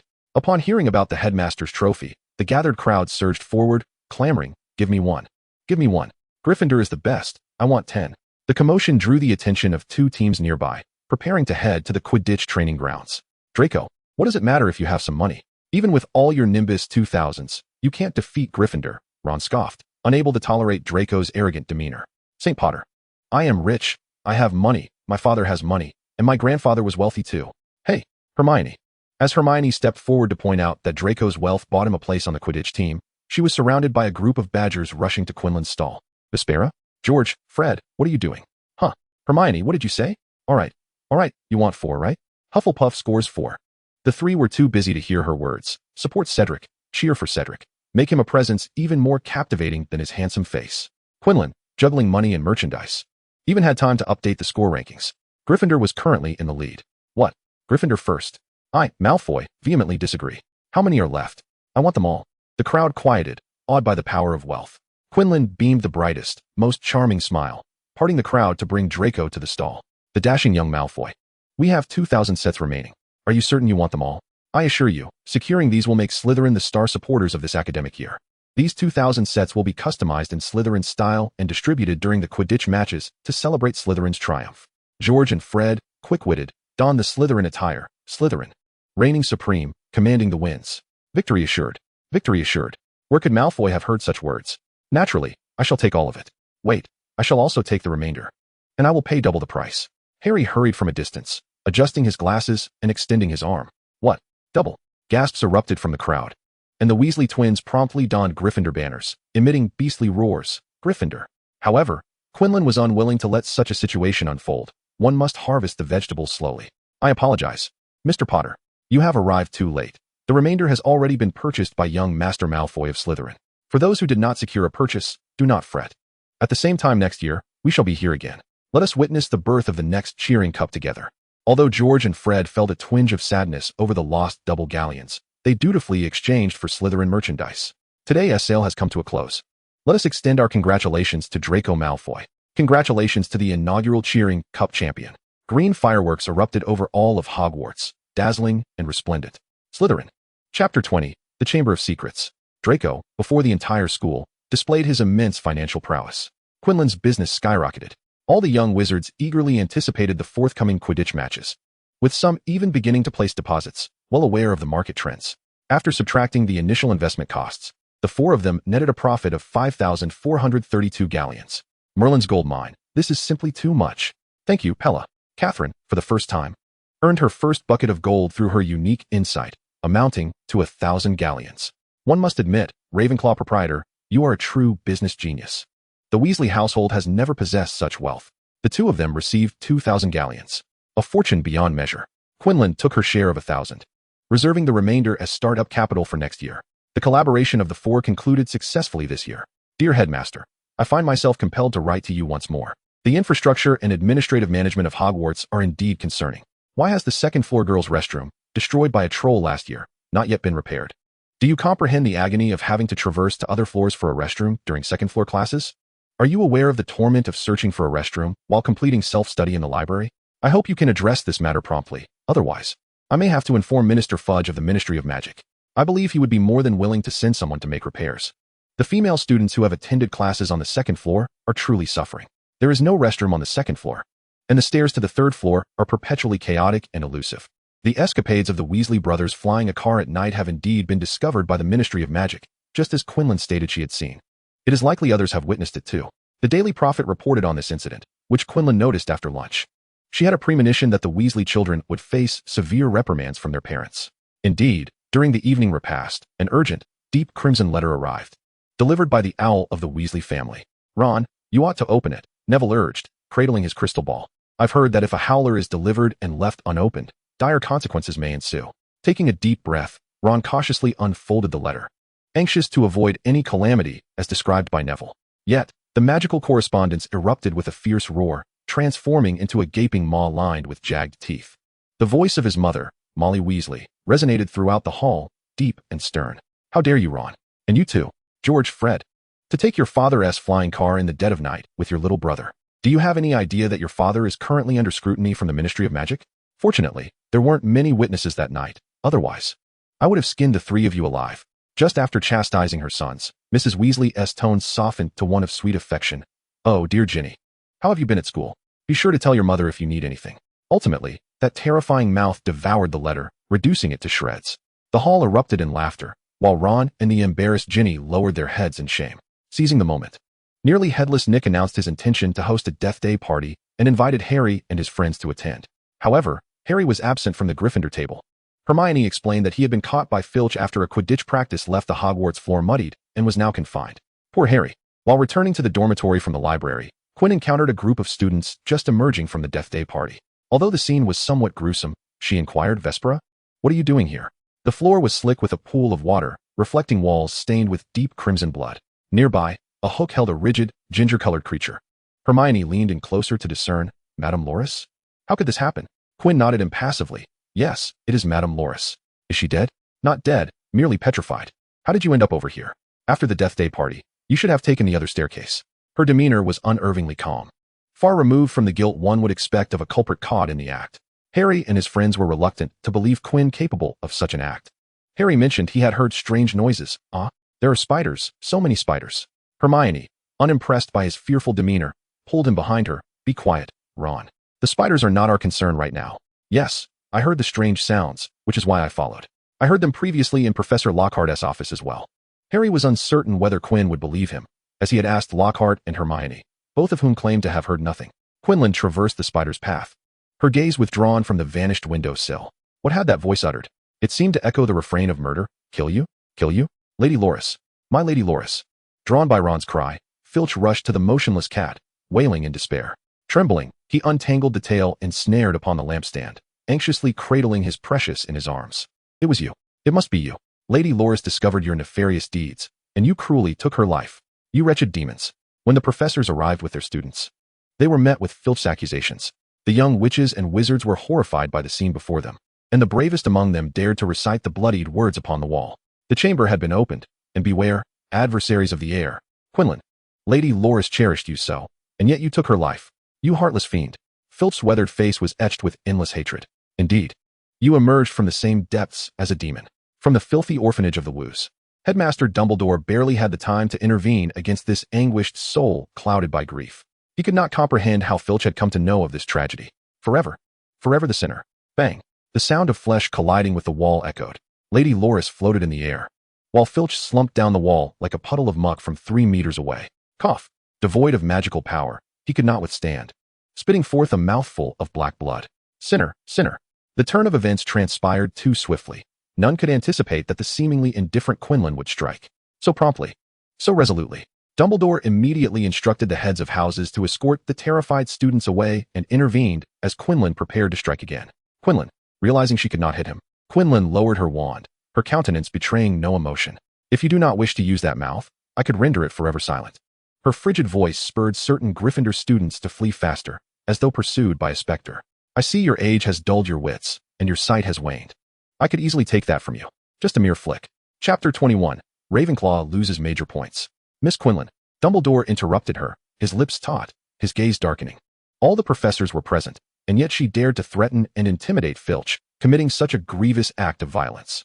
Ravenclaw loses 30 points for your rudeness and brutality. You shall serve 3 months of detention. Quinlan nodded, silently acquiescing. She understood that such behavior in this setting would yield significant repercussions. She harbored no objections to Dumbledore's decree. The indulgence of violence demands a cost. In truth, she believed that after the conclusion of the last term, she ought to have been expelled from Hogwarts. Rumors wafted through Hogwarts like the willow catkins of April, carried on a gentle spring breeze. Professor McGonagall regaled the class with tales of the past surrounding the Chamber of Secrets. Slytherin believed that only those of the purest blood, true pure-blood wizards, were worthy of entering his esteemed house. Only his heir could unlock the chamber, which concealed a monstrous beast poised to eradicate all non-pure-blood wizards upon its release. Merlin's heart. How terrifying. Could Quinlan truly be Slytherin's heir? Was she the one who had opened the chamber? The young wizards, having witnessed her ruthless demeanor, speculated. Malfoy, why are you throwing things at me? Draco retrieved his discarded quill with a summoning charm, holding his head high as his golden locks swayed. Foolish Gryffindors. Quinlan is a muggle-born. How could she possibly be the heir of our founder, Slytherin? Hermione nodded in agreement, recognizing the merit in Draco's words, though she found him insufferable. Seizing the moment, she added to dispel doubts about Vespera, indeed. Moreover, Quinlan harbors no affection for purebloods. If she were to attack, surely she would target pureblood wizards first. Harry and Ron nodded in concurrence. What are you talking about? How could she dislike purebloods?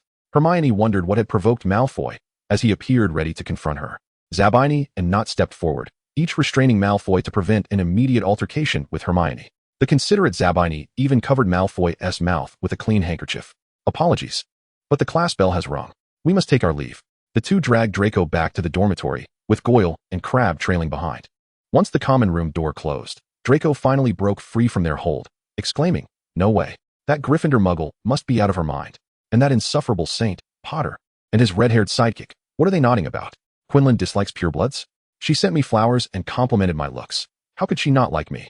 Zabini and Not, harboring their own thoughts, were not inclined to echo Goyle's sentiments. They exchanged knowing glances and quietly returned to their dormitory before Draco could register their departure. Where is everyone? He wondered.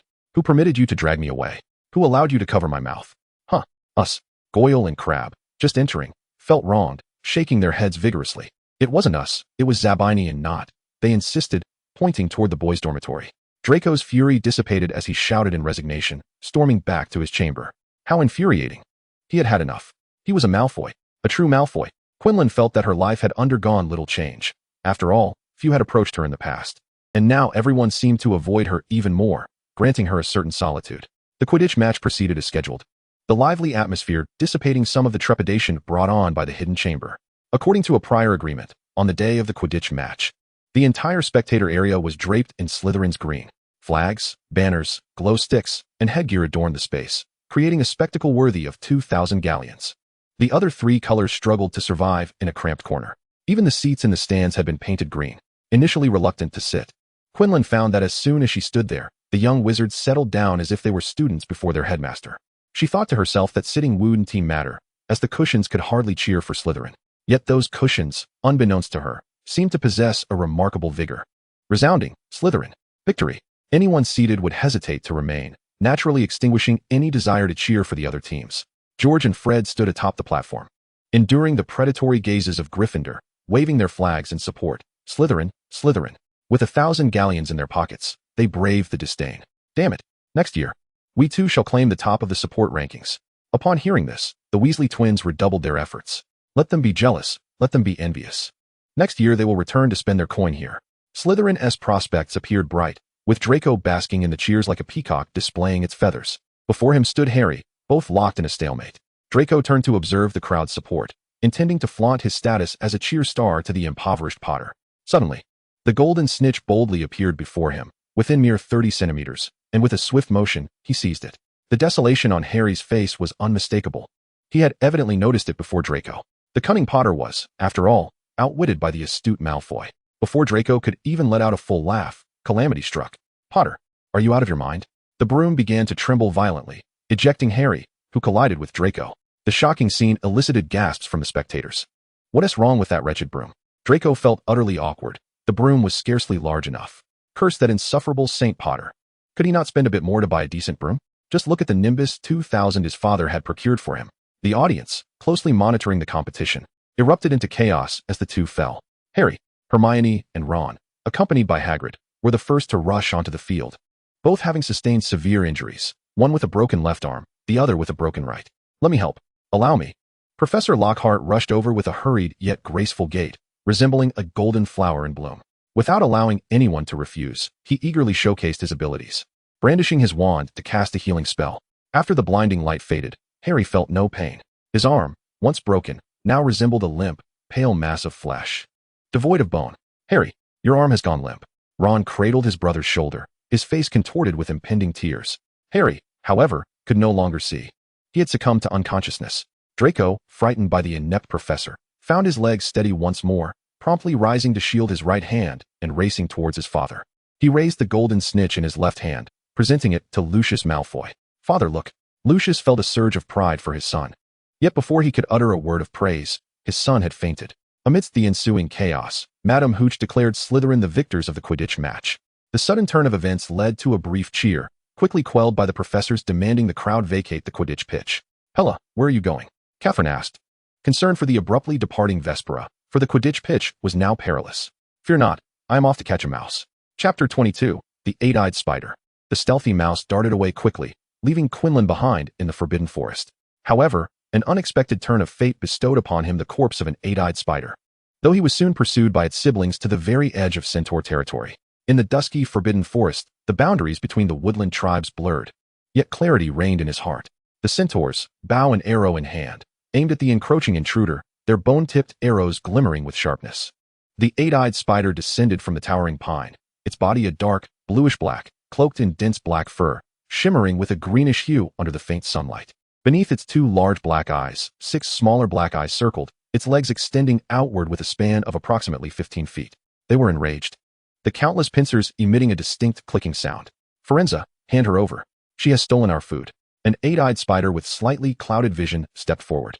Quinlan placed the massive spider's corpse he had dragged along before Forenza. His calm demeanor suggested that he was not the one being chased moments ago. Drawing curious glances from the other centaurs, Forenza's gaze fell upon the corpse on the ground. Upon finding no visible injuries, he explained to the eight-eyed spider, "She found this." The spider, unable to accept this explanation, unleashed venom in the nearby vicinity.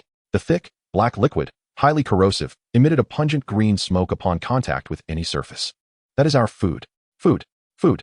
The collective wrath surged, the number of centaurs far outmatched by the spiders, and a great battle loomed on the horizon. "We can offer you something."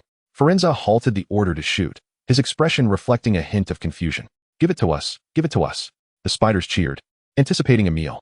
Yet, the prolonged pause left the spiders bewildered regarding her sudden change of heart. "Give me your eyes." The one singled out was the aged eight-eyed spider.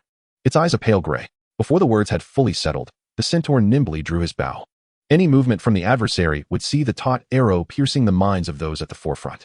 Indeed, his consent did not evoke the human sentiment of regret. The eyes of the surrounding eight-eyed giant spiders shone brighter, glimmering with emerald hues. Famished and frenzied, they surged forward, devouring their kin who had relinquished the will to live. Following this brief repast, another eight-eyed giant spider advanced, lifting its 8 orbs and casting them onto the ground before Quinlan. "Honor your promise, human."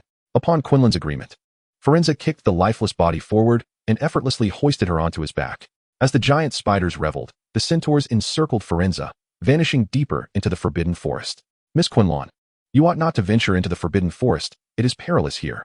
Ronan stepped up to Forenza, who had fallen a pace behind, offering her a burlap sack. She retrieved 16 eyeballs from her robes and placed them within the sack. Yes, she had also extracted the orb from the other eye. To capture someone. The other centaurs perked their ears, intrigued by their conversation. "Who are you to capture?" "A mouse." Forenza halted her hooves, frowning. "Miss Quinlan, there are no mice in the forbidden forest. They have all been consumed by that pack of 8-eyed giant spiders." She clarified that this mouse referred to a cunning euphemism. One could only wonder what would become of the forest after Aragog had been devoured by his progeny. Someone lamented that they were nothing short of a horde of ravenous spirits, the kind that feasts solely on flesh. "Is this the giant spider that bears a name?" "Who is Aragog?"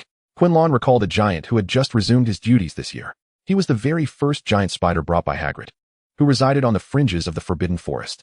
One centaur spat disdainfully, kicking up some mud. "He truly is a kind-hearted soul. Even finding a mate for that solitary being." Quinlan smiled without sentiment. Such is Hagrid's capability. With such a large frame, one wonders if his brain has kept pace with his nourishment. "I shall venture no further. Please return me to Hogwarts. I have yet to capture what I sought." All the centaurs paused, silent, awaiting Forenza's command. In truth, they had been stationed at the border long before, simply to await Quinlan. Despite encountering the 8-eyed giant spiders, they were fortunate to have met the one they had been waiting for, merely 200 meters from their dwelling. "I insist it is dark. Return me now." Quinlan leapt down from the centaur's back, standing directly before Forenza, taking a few steps back to meet his gaze. After a long pause, Forenza whistled. A skeletal creature, bearing a dragon-like head and with large, dark wings erupting from its shoulder blades, emerged from the shadows. A dragon-headed horse, the nightmare? Quinlan had read of it in her textbook, Fantastic Beasts and Where to Find Them. Indeed, Miss Quinlan, Night Steed shall take you to your desired destination. As you have stated, darkness has descended. It is time to return. Without further ado, Quinlan mounted the back of the Night Steed. Its bat-like wings soared into the air. Did the prophecy not foretell her arrival? Was she truly allowed to depart so easily? Forenza disregarded Ronan's words, raising his gaze towards the direction in which Quinlan had vanished. The stars that ought to have graced the night sky were conspicuously absent. "I look forward to our next meeting." The curfew was fast approaching. At the kitchen doorway, Quinlan encountered Cedric of Hufflepuff. "Good evening, Diggory." The proximity of the dormitories to the kitchen made dining exceedingly convenient. "Good evening, Quinlan. Are you here for a late-night snack?" Cedric observed the soiled robe draped over her arm, contrasting sharply with her delicate white shirt. He removed his own coat, holding it out, "If you do not mind." The clatter of metal echoed, reminiscent of a collision. A corner of a hurried robe was swept away by the frantic wind. "Thank you, but no. I am still quite warm. What would you like to eat?" Cedric, composed, donned his shed clothing, naturally leading Quinlan towards the kitchen. "Esteemed Miss Quinlan, how may Dolly be of service to you?" "Miss Quinlan, it has been ages since your last visit. Come, sample the British dishes that Sasa has recently learned. Eat mine. Eat mine." The once orderly kitchen ceased its activity upon the girl's arrival. A flurry of excited house elves clamored for Quinlan to taste their culinary offerings. while those unable to squeeze and thudded against the walls, tugging at their ears. It is all my fault. My cooking was inadequate. Oh no. Cries and ear-tugging ensued. Miss Quinlan has forbidden wall bumping. It is all my disobedience, all my fault. The cacophony of thuds persisted. Quinlan had grown accustomed to this chaos. The house elf's self-punishment was a habit they found hard to break. She had done her utmost. The best course was to await the conclusion of their wall-bumping spree to administer a perfect healing charm, preparing them for their next escapade. Navigating through the frenzied throng of little elves, she prepared a sandwich at the stove to satiate her hunger, offering one to Cedric as well. Calling for Dolly. Quinlan leaned closer to whisper in her ear, "Dolly, later, follow me at school." "What? Someone is." "Rest assured, esteemed Miss Quinlan, Dolly will manage splendidly." As curfew struck, Quinlan and Cedric parted at the entrance of the Ravenclaw common room. Approximately 15 minutes later, the grand doors of the Ravenclaw lounge swung open once more. On the second floor of Hogwarts, in the corridor leading to the infirmary, a rat was captured. "Who is it? Curse Dolly, curse Dolly. Why assist in capturing poor Dobby?" Dobby merely wished for Harry Potter to leave this place. A vast conspiracy lurks within Hogwarts. Quinlan emerged from the shadows, igniting her lantern. The flames danced within the violet depths of her eyes, and Dobby, upon recognizing her visage, clutched his ears and screamed. "Ah, it's you again. Disrupting my plans at the train station, clever Miss Ravenclaw." Dolly, her head aching from the noise, stepped forward and delivered a sharp slap. "Silence," she commanded. "Miss Quinlan has decreed that it must be quiet during curfew." After the blow, she maintained an innocent expression, gazing at Quinlan with wide, blinking eyes. With a decisive demeanor, she exuded an air of righteousness that even Quinlan found somewhat intimidating. Clearing her throat, suppressing a smile, Quinlan inquired, "A grand conspiracy? Pray tell." Chapter 23, Medusa. "Dobby cannot speak. Dobby cannot speak," he lamented. Already a wayward house elf, he felt he could not betray his master again. His garb, resembling a grayish-green pillowcase, was twisted anxiously in his gnarled hands. Quinlan pressed him. "Who is your master?" Dobby appeared genuinely frightened, his eyes wide with terror like a tennis ball. Yet he responded with utmost reverence. "It is the great Lord Malfoy." Dobby truly could not divulge more. He was a disobedient house elf who had betrayed the Malfoy household that provided him shelter. The esteemed Harry Potter had been injured because of Dobby's actions, and he felt profoundly guilty. The little elf was nearly overwhelmed by despair and remorse. He had forsaken his master yet failed to shield Harry Potter from impending danger. His already battered body began to accumulate new scars within the corridors of Hogwarts. Quinlan frowned at the commotion he was causing, as it was too loud to escape attention. "Dolly, take him away." With a snap of her fingers, Dolly and Dobby vanished. Quinlan remained behind, contemplating Dobby's words. The Malfoy household? She recalled reports in the Daily Prophet regarding the Ministry's recent raids on forbidden dark magical artifacts. She surmised that the grand conspiracy Dobby referred to was likely connected to that. In light of the recent searches, the Malfoys must have been either selling or disposing of their illicit items. If a significant conspiracy were to unfold at Hogwarts that endangered Harry, it would imply that some of these forbidden items had infiltrated the school. What could it be? Recently, there had not been many noteworthy incidents at the school, save for the incident involving Madame Lorelei. Wait, the air, petrification. I heard some voices, speaking of killing you. I approached to investigate the sound. Had she not been present at the scene of Madame Lorelei's petrification that night, the most likely target, as identified by Filch, would have been Harry. Suddenly, a sharp scream echoed from down the corridor, not overly loud but accompanied by the distinct click of a camera. Quinlan illuminated her wand and moved towards the source of the scream. On the ground lay a boy, his face frozen in terror, his arms and fingers still poised as if capturing a photograph. The camera had fallen to the floor. As she grasped the camera, a familiar and gentle voice echoed in her ears. "Quinlan, Cedric mentioned he was escorting you back to the dormitory. What brings you here?" It was Vespera, the head girl of Hufflepuff and Gryffindor. "What is happening?" "Colin." Percy stepped forward to assess the situation. The first year Colin had been petrified, mirroring the plight of Madame Loris, and Vespera was present as well. He had little time to ponder. This marked the second petrification incident at the school, and the girl he admired was always at the scene. "Truman, go report to the professors and the headmaster. I will remain here." "And her?" Truman had heard the Weasley twins tease Percy about his affection. He feared his colleague and friend might be enchanted by the girl before him, who had left Filch incapacitated, and was suspected of being the heir of Slytherin. She had lost points for Ravenclaw due to her nocturnal escapade. Percy, without turning his head, kept his anxious gaze fixed on Quinlan. "You should return to the dormitory at once." Truman hesitated.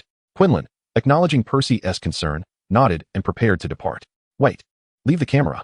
It is meant for the professors." Percy hoped the camera might capture something useful, thus exonerating Vespera from suspicion.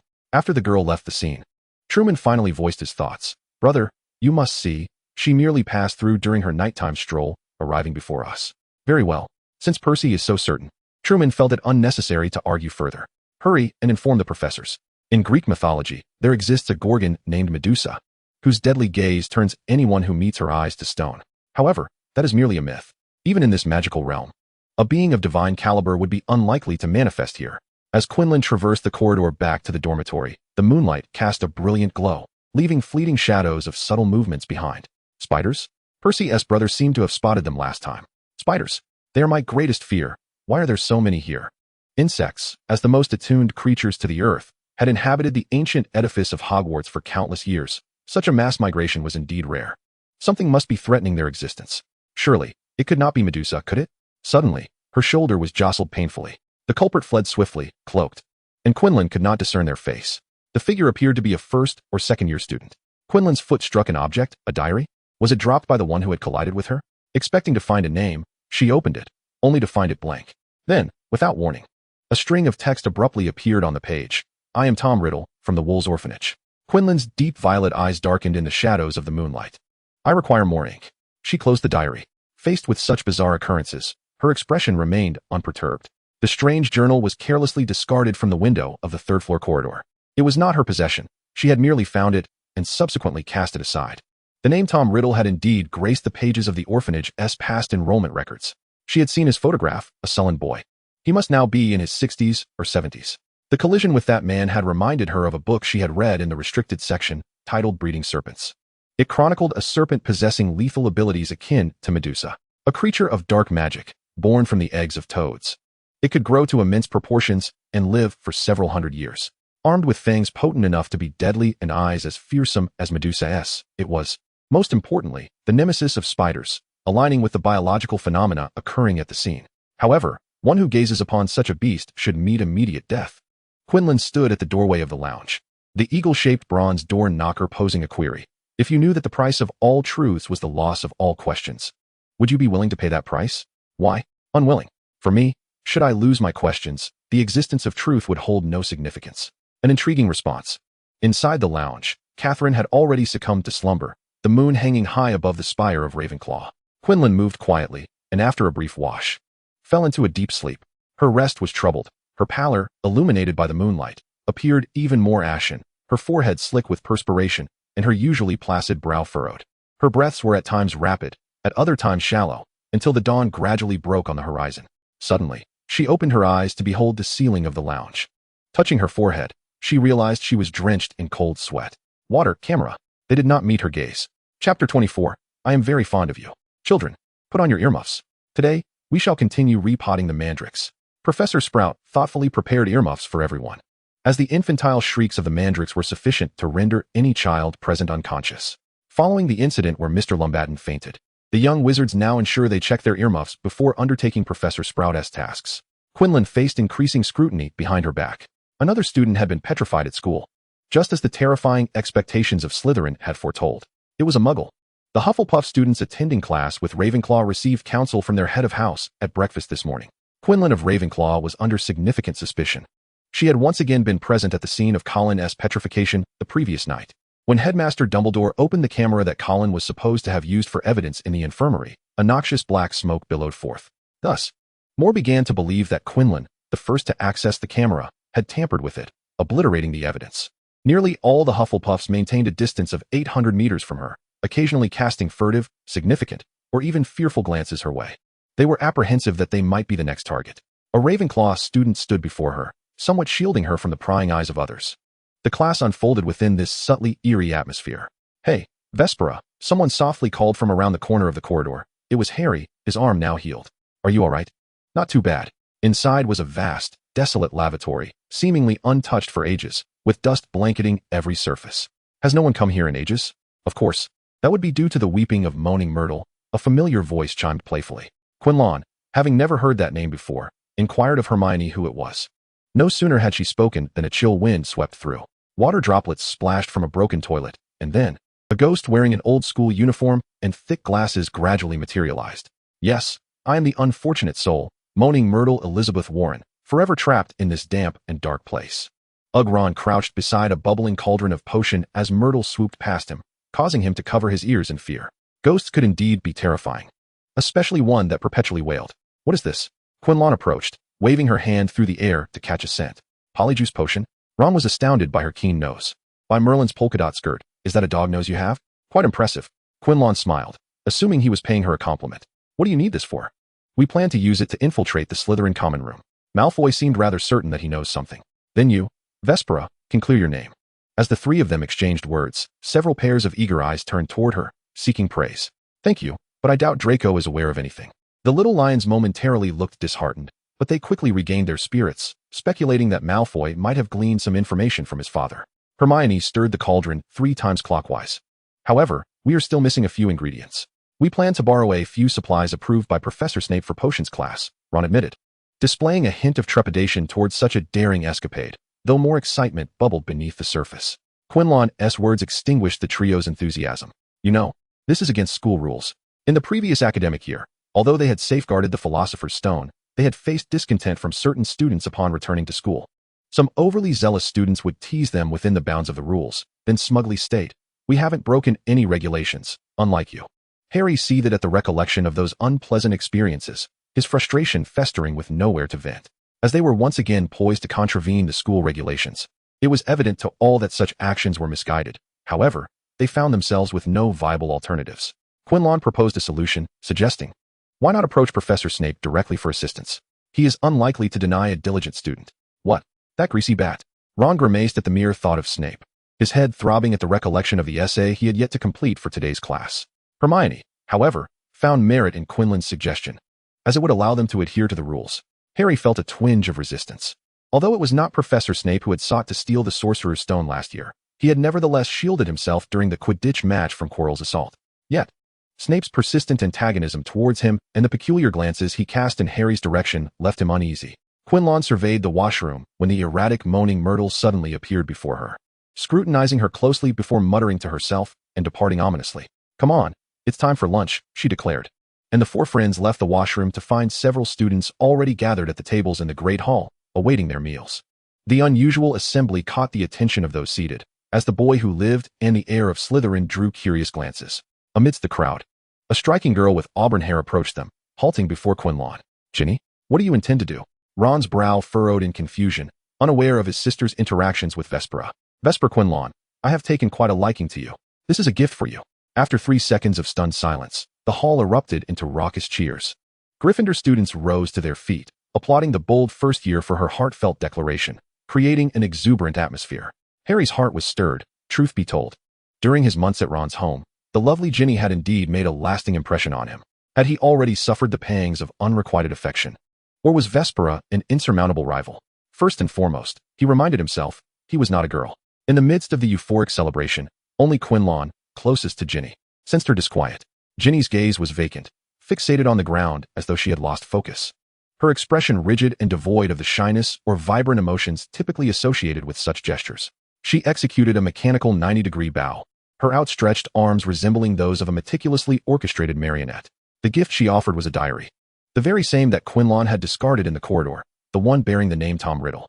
Quinlan accepted it, flashing a precise smile that revealed 8 glistening teeth. Yet her eyes betrayed no mirth. Thank you, I truly appreciate the gift. As she grasped the diary, Ginny Weasley returned to her seat, as if compelled by an unseen force. By Merlin's beard, in all my years, I have never heard Ginny express affection for anyone. Ron gave Quinlan a thumbs up and led a more sorrowful Harry to the Gryffindor table. Hermione meaningfully patted her shoulder, reassuring her with a silent, I have no objections. Quinlan dismissed their words as mere whispers in the wind. What mattered now was Ginny. It was glaringly obvious. She had fallen victim to the soul-sucking curse. Chapter 25, Tom Riddle. Vespera, can I truly succeed? Harry anxiously twisted his fingers, his mind replaying every glance from Professor Snape and each word he had uttered. Of course you can, Quinlan said, clutching the diary that had found its way to him in the Great Hall. The two discussed strategies for procuring potion ingredients outside Professor Snape's office. But Professor Snape truly despises me. Perhaps Hermione should go instead. Her grades are exemplary. Quinlan halted his retreating thoughts. Harry, do you know how many reasons there are for one person to dislike another? Generally 2. Emotion and interest, she answered her own question. Harry pondered. Do you think Professor Snape dislikes me due to interest? What interest? He struggled to comprehend any conflict of interest between himself and the stern professor. No, I lean more towards emotion. Years of experience in writing love letters and intuition tell me that Professor Snape is undoubtedly infatuated. Harry, What year did your mother enter Hogwarts? 1971. My father was in the same year, a Gryffindor student. Harry couldn't see how this related to Professor Snape. Yet Quinlan seemed to uncover a clue. Professor Snape had also enrolled that year. She implied something, but Harry found it hard to believe. Professor Snape from Slytherin might have had feelings for my mother. No, that's impossible. The boy shook his head, unwilling to accept her deduction. Are you certain he watches you every time? The boy's expression had turned dazed, confusion flooding his eyes behind his glasses. I don't know. I can feel his gaze upon me. He always stares at me without hesitation, even when I meet his eyes. During their first meal in the Great Hall in their first year, Quinlan detected subtle similarities in his account. Her theory required but one last question. You, like your mother, have a pair of green eyes. Harry seemed struck by her inquiry, his entire being trembling. Yes. Then perhaps this clarifies things. He may despise you due to your father, yet simultaneously protect you because of your mother. Through your eyes, he sees the one he cherishes. Human emotions are invariably uncontrollable. Love often breeds affection and hatred in equal measure. Quinlan was perplexed as to why Professor Snape was enamored with that green-eyed girl, and even more so about the duration of his affection, which had persisted for over 2 decades. Yet, in this world, there exist individuals who continue to live by the remnants of love. If Professor Snape's feelings were truly dictated by his heart, he had never once conveyed them to the girl. Thus, this became a triumph devoid of any applause. Harry found it difficult to accept this possibility and fled in a state of panic. Quinlan, however, entered the office with poise. Good evening, Professor Snape. You are 1 minute late. Miss Quinlan, I hope that the students of Ravenclaw can be more punctual in the future, he replied, his gaze fixed on the cauldrons bubbling with various potions. His dark hair appeared as if it had just emerged from a basin of olive oil. Quinlan took her seat at the small desk where she graded papers, grasping her quill to complete the day's work for 10 galleons. After correcting 2 essays, she paused, the ink from her pen dripping onto the parchment, leaving small, pea-sized marks. She recalled George and Fred, who, while dreaming of their future business empire in the room of requirement, mentioned a businessman who dominated the shampoo industry in the magical world. His surname was Potter. A sudden realization startled Quinlan, causing her to choke on her own saliva. Miss Quinlan, I hope you can take care of yourself. For the sake of my 10 galleons worth of remuneration. Embarrassed, Quinlan replied affirmatively. Professor Snape must have been preoccupied with his potion-making endeavors, neglecting his own needs, and perhaps lacking the time to wash his hair. Despite her self-reassurance, Quinlan resolved to gift her sharp-tongued yet soft-hearted boss a set of Muggle hair care products this Christmas. The diary that Ginny had given her returned to the dormitory with her after she finished grading. Catherine had gone to a club activity and had not yet returned. Quinlan, in a generous spirit, poured an entire bottle of the poorest quality ink onto the page. Wasn't he in need of ink? Let him have his fill. The handwriting that appeared on the parchment was almost identical to the last time. Hello, I am Tom Marvolo Riddle, just like you, from the orphanage. Vespera Quinlan. No one would be pleased to have their name invoked by such an eerie entity. Quinlan allowed him to speak freely, not even casting a glance in his direction. She was busy, preoccupied with reporting to Dumbledore that someone at the school was casting the soul-sucking curse on first-year students. Naturally, she would send a copy to the Ministry of Magic as well. She had heard that Ginny's father worked at the ministry. She hoped he held a prominent position. Are you writing a letter? How intriguing. Is it to the Ministry of Magic? The boy's voice was low and melodious, exuding a lazy charm.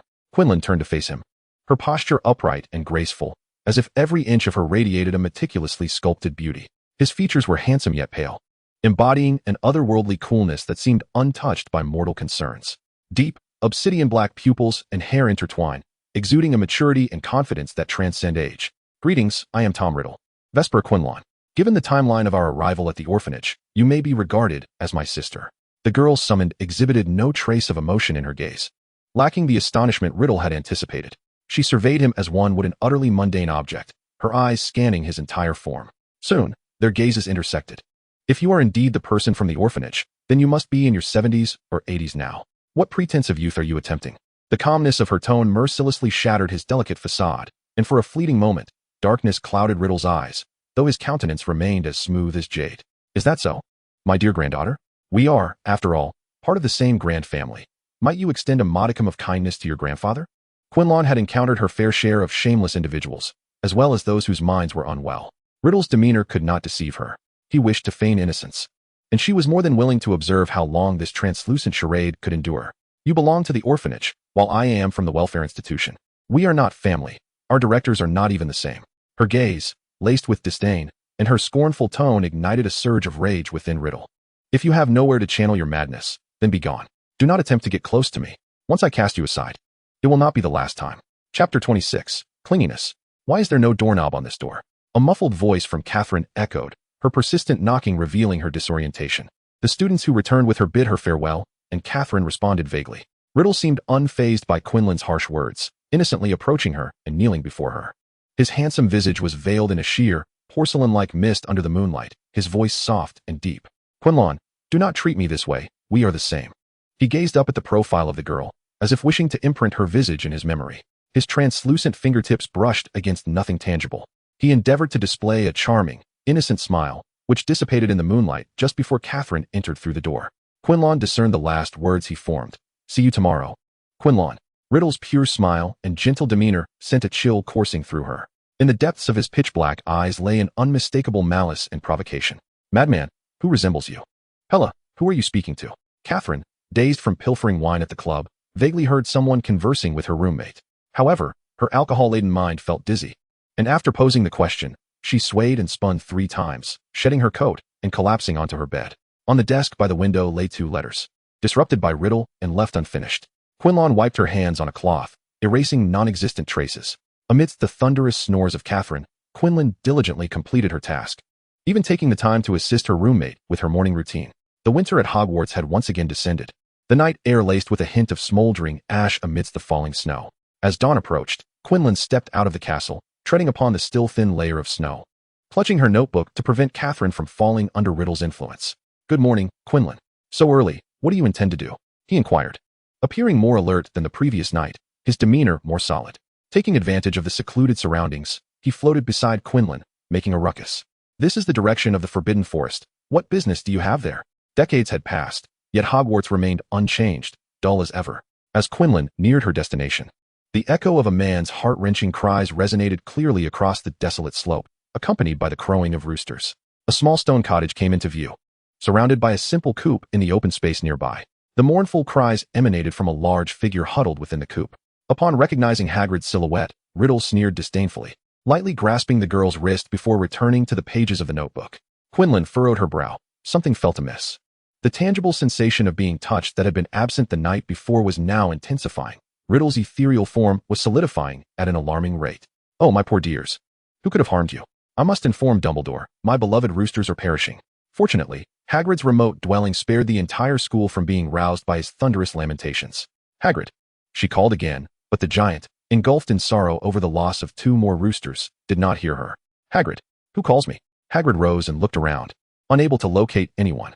Quinlan offered a mechanical yet friendly smile. I'm here, Hagrid. Look down. Oh, it's you, Miss Quinlan from Ravenclaw. The one who got me suspended. I haven't done anything lately. My little chicks are dying.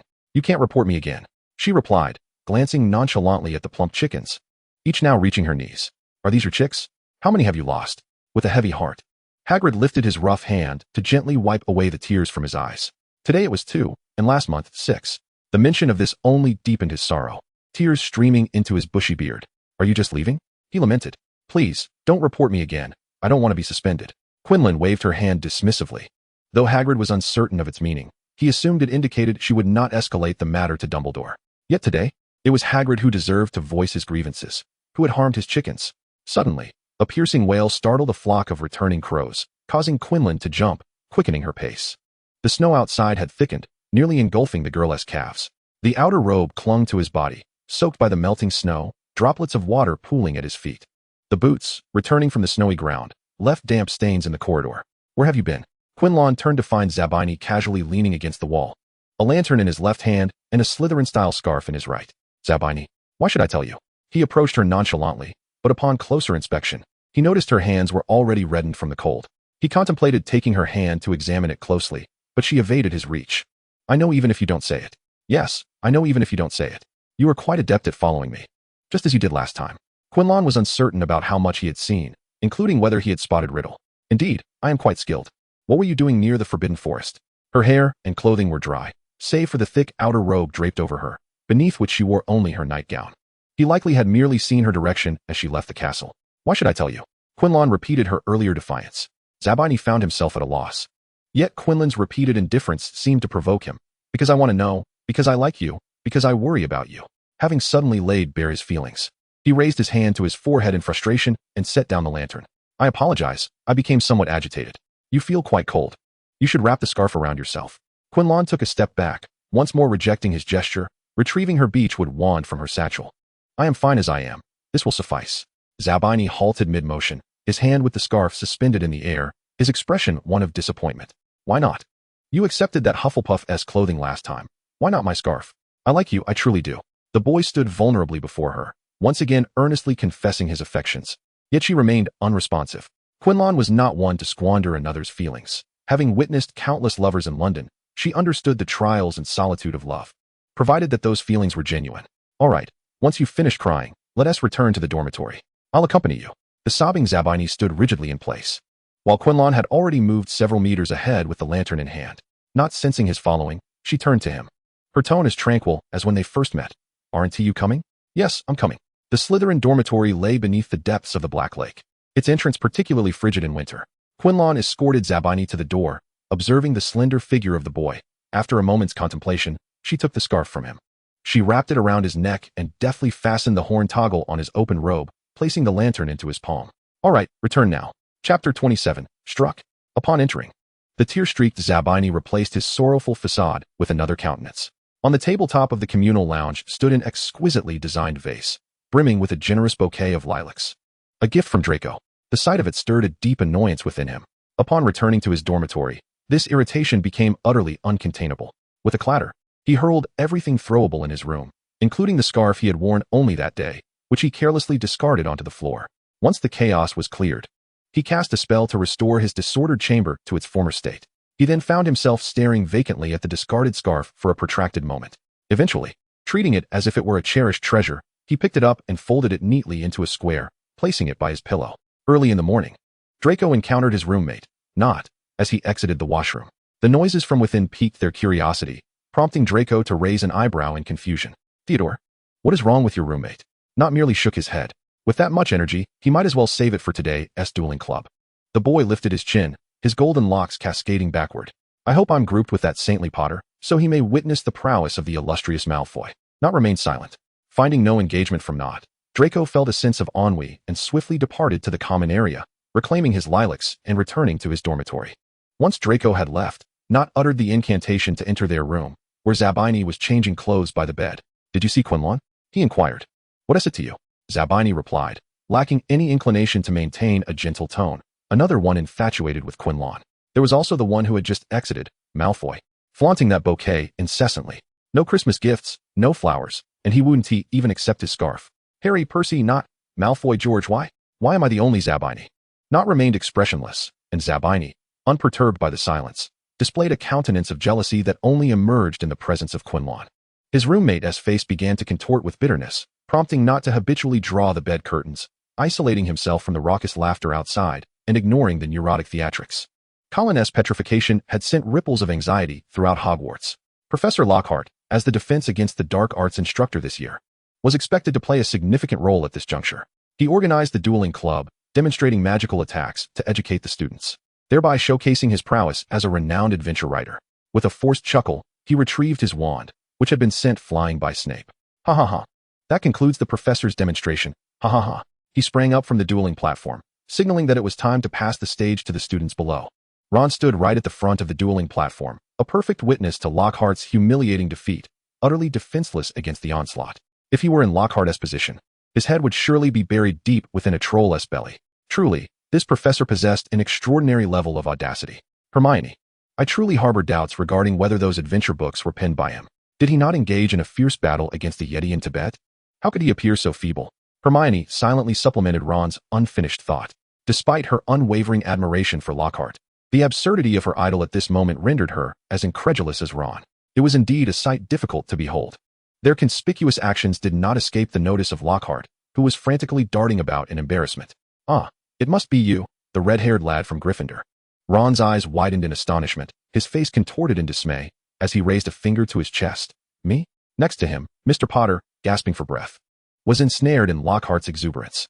The usually quiet Harry found himself in distress. Huh? Me? Yes, Mr. Potter. Let's allow everyone to witness the prowess of the great wizard who vanquished the Dark Lord at just 1 year of age. Ignoring Harry's feeble attempts to protest, Professor Lockhart unceremoniously hoisted him onto the dueling platform like a fledgling chick. Let me consider, whom shall your opponent be? Perhaps the ever-notable Quinn. He began to approach Quinn, only to be interrupted by Professor Snape. I believe I shall nominate Slytherin's Draco Malfoy. Upon hearing his name, Draco boldly leaped onto the dueling stage, winking at Quinn. Although he received no response from her, he appeared invigorated, as if fueled by enthusiasm. Potter, let us settle this today. Harry, uninterested in conversing further with this provocateur, replied curtly, bring it on, Malfoy. After a few exchanges, Harry gained a slight upper hand. Frustrated by his lack of success, Draco's mind suddenly conjured a rather formidable incantation. The serpent emerged. A chilling aura crept upon everyone's spine. A jet-black serpent raised its head, flicking its tongue, prowling freely upon the dueling platform. Harry retreated step by step, Draco momentarily stunned. Am I truly this powerful? Snape, sensing the danger posed by the creature, sought to intervene, but Lockhart hurriedly took the lead. However, Lockhart's attempt not only failed to neutralize the unstable factor, but also provoked it further. The serpent, with its sinuous, 1-meter-long body, turned its attention toward the observing students. Its body tensed, muscles coiling like a bowstring ready to unleash. The cold, piercing gaze of the serpent was fixated upon a Hufflepuff student standing beside Ron. Stop, Parseltongue. The command momentarily stunned the creature, its animalistic eyes reflecting confusion. Stop, Parseltongue. Seizing the opportunity, Snape vanquished the serpent. Yet, the atmosphere remained tense, as nearly everyone fixated in horror upon Harry. Harry was conversing with that snake. What was happening? Abruptly enveloped by the fearful gazes of those around him, Harry found himself utterly bewildered. As Justin, prey to the basilisk, succumbed to despair, his expression turned vacant, and he nearly shouted in anguish. What are you saying to it? Harry, we are friends. Are you commanding it to kill me? The Hufflepuff students encircled him, distancing him from the suspect on the platform. Faced with the crowd's suspicion, Harry found himself at a loss for words. Gilderoy Lockhart chuckled awkwardly to alleviate the tension in the classroom, ultimately disbanding the current session of the dueling club. After class, the revelation of Harry's ability to speak Parseltongue spread through the school like wildfire. Harry had become the heir of Slytherin. Hermione, Ron, wait for me. I truly did not anticipate it would turn out this way. Harry hurried to catch up with his friends, eager to explain, yet uncertain of what to say. Harry, how could you not tell us you could speak Parseltongue? Ron expressed his frustration, feeling slighted that his best friend had withheld such significant information. Hermione, clutching her books, scrutinized his expression. Harry, you are now the heir of Slytherin. You must tell us what you said to that snake. Have you always been able to speak it? I merely instructed it to stop and not to harm Justin. Harry recognized that his concern had clouded his judgment. Professors were present, and it was not his place to intervene. Yet, at that moment, he felt an overwhelming sense that if he remained silent, Justin would surely perish. I've always been able to. I thought it was nothing extraordinary. Everyone could do it. Ron's eyes widened in disbelief. What a grand claim. How is this any different from Malfoy boasting about his family's wealth spanning 3 generations? He felt wounded by the revelation. Harry, we believe in you. You cannot possibly be the heir of Slytherin. Ron and Hermione exchanged glances and assured him. Their friend was kind-hearted and could never intend harm to Muggles. We must quickly gather intelligence from Malfoy. We cannot delay acquiring the ingredients for Polyjuice Potion any longer. Hermione assessed the situation and assigned Harry the task of procuring the ingredients from Professor Snape that very night. Harry nodded in agreement. The earlier encounter with Vespera had left a profound impact on him, and he remained uncertain about how to confront Professor Snape, hoping that Vespera's deductions were erroneous. Meanwhile, in an unoccupied classroom on the upper floor, Quirrell retrieved his diary and shook it. Come forth, Riddle. This marked the first time Quirrell had actively sought him out, and Riddle appeared swiftly, a smile gracing his lips. Vespera, you called for me. A resounding slap echoed in the quiet classroom, jarring in its abruptness. Riddle turned his face, his eyes gleaming with a malevolent light. If you wish to act, then commit fully. Quirrell took in the scene before him, then, with a steely demeanor, kicked Riddle against the wall, warning him without a hint of emotion. Ginny, Harry, Draco, and that Hufflepuff student, keep your tricks to yourself. Should there be a next time, I will ensure your demise. Chapter 28, Venom of the Serpent. Riddle smiled instead of fuming, his bony fingers brushing away the trickle of blood at the corner of his mouth. He sank to the ground, leaning against the wall, enveloped in gloom and darkness. No, you won't, Vespera. You have never taken a life. Look, how pure these hands are, Riddle declared, and in the next moment, he appeared behind Quinlan. His warm breath lingered near her ear, while his icy right hand pressed firmly on her left shoulder. I have killed before. I can teach you. Their similarly dark hair seemed to emerge from a fathomless abyss. His gentle voice was laced with a devilish allure. You can become me, half-blood, prodigy. An orphan of the W family, we are inherently alike. Yet, despite the softness of his tone, the madness in his words grew increasingly palpable. You know to whom I belong. I can grant you everything you desire. Power, wealth, immortality. All of this is ours. Quinlan, filled with unprecedented impatience. Felt her disdain become almost tangible. Leave. Riddle chuckled lightly, inching closer as he delicately lifted a strand of her hair. No, I shall not leave. His eyes narrowed. The ecstasy on his face akin to that of an addict, consuming her formidable spirit, even as Quinlan executed a shoulder throw, pinning him to the ground. A satisfied expression lingered on his face. She pressed her foot forcefully against his collarbone until anguish flickered across his features. Who told you I was a half-blood? What are you to me? I shall never become you. With that, she brushed off non-existent dust from her clothes and departed without a backward glance. Had Quinlan turned at that moment to see Riddle's expression, she would have recognized the enjoyment in his face, his eyes gleaming with a demonic glint. You can only be a half-blood like me. The journal was his vessel. Once Quinlan had distanced herself, he dissipated into thin air. Only the chaotic dust in the room bore witness to the events that had just transpired. Later that evening, Quinlan sought methods to eliminate souls in the forbidden section of the library, but to no avail. Passing by the washroom on the second floor, where myrtles were located, she heard some noises from within. Initially intending to investigate, her peripheral vision caught sight of Catherine, clad only in her nightgown, turning the corner of the corridor. Catherine. The summoned individual appeared oblivious, continuing her sleepwalking stride. As Quinlan approached, she saw Serene clutching Riddle's journal in her right hand. A closer examination revealed her state mirrored that of Ron's sister from that fateful day. Unable to stop Catherine, Quinlan could not wrest the journal from her grasp. Nor did Riddle make an appearance. A flock of birds took flight. The beach wand summoned a multitude of white doves. And Quinlan hastily scribbled something on a small piece of paper with her feather quill, then tied it to a dove's leg. Releasing the dove from the window ledge in the corridor, Quinlan followed the entranced Catherine. The dim yellow light flickered, resembling restless eyes in the night, peering into the unfolding events. Quinlan lagged 2 steps behind, losing sight of the controlled Catherine. Yet, she encountered another girl standing silently in the center of the corridor. Her hair shimmered with a faint reddish hue under the dim light. Beside her, a massive serpent's tail glided languidly, its cold scales glinting ominously in the yellowish shadows. The snake's head, turned away from Quinlan, flicked its sticky tongue, each flick accompanied by a deep, threatening hiss that coiled through the silence of the corridor. Overwhelmed by the vast disparity in power, Quinlan dared not breathe as she hid behind a pillar, peering through the gap between the girl and the serpent to gauge the situation. Opposite them stood a rigid student, none other than Justin Finch-Fletchley, the Hufflepuff who had been frightened by the snake during the dueling club earlier that day. His frozen visage twisted in terror, his eyes wide with disbelief and despair.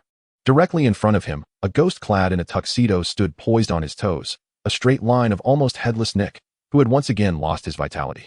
There was no deafening roar, only a suffocating silence and a chilling horror that gradually permeated the air. Quinlan watched as Ginny smeared a bucket of sanguine substance across the wall. What do you think of her writing? Riddle's voice intruded abruptly, causing Quinlan's heart to race in alarm. Turning around, she beheld Catherine, her eyes tightly shut, as if lost in a dream. You used the soul-sucking curse on both of them. How clever, Riddle remarked with a self-satisfied smile, lauding her ingenuity. Rest assured, she is unharmed. This is your roommate. I would never harm her.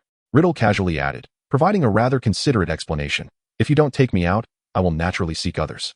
He gestured, look. I even made her close her eyes to ensure she wouldn't be petrified. As Quinlan attempted to discreetly signal outside with her wand, Riddle saw through her intentions. Futile. You will not be faster than I. Upon his utterance, Catherine raised her own wand, aiming it at Quinlan's forehead. Sleep. Riddle assumed the spell was directed at him, stepping back only to discover Quinlan was merely trying to intimidate. The girl advanced and kicked Catherine's wand away into the corridor, leaving her legs entwined and motionless on the ground. With one less ally, Riddle let out a barely audible click of his tongue. Useless. He commanded Ginny, attack. All at once. Petrify them all. Ginny, just a first year, wielded formidable magic. Accept your weapon. With nimble footwork and adept spellcasting, Quinlan seized the moment to disarm Ginny. Yet, the wand flew uncontrollably straight to Riddle's feet. Quinlan furrowed her brow, sweat trickling from her forehead to her chin. It seems the divine still favors me. Riddle picked up the wand, suppressing its reluctance, and prepared to strike. Parseltongue. The serpent turned with astonishing speed, lunging toward Quinlan as if leaping through the air. Quinlan closed her eyes, evading the gaze of the serpent creature, only to be struck by its long, coarse tail, which smashed against the wall, leaving a crack in its wake. A cough escaped her lips, followed by a torrent of blood, while sharp stones grazed her eye, leaving a gash. And pain radiated through her body, causing the veins at her temples to swell. Riddle kicked aside the debris at his feet and strolled leisurely to her side. A look of pity in his eyes. How unfortunate. He keenly sensed the faint footsteps above, sneering, TSK, those people are quite prompt. Forget everything, he commanded in Parseltongue. The serpent creature obeyed, sinking its venomous fangs into Quinlan's collarbone, piercing through to her scapula. She let out a muffled groan. Outside the corridor, dark clouds dispersed, revealing a vast, luminous full moon. The venom coursed through her body as moonlight illuminated Quinlan's pallid face, large beads of cold sweat visibly forming. As Riddle dissipated into a flurry of light, he spoke with a tone laced with malice. Rest assured, you shall not die. Just wait. The boy chuckled softly. I will wait. This is no mere trick. You cannot kill me, Vespera. Ginny picked up the wand, tidied the scene of the struggle, and departed with the diary. When Dumbledore and a host of professors arrived, they were met with the petrified forms of Justin and Nick, the immobile Catherine, and the bloodied, poisoned Quinlan, along with the ominous inscription on the wall. The chamber has been opened. Beware of the air. Chapter 29, Echoes of the Past, Part 1.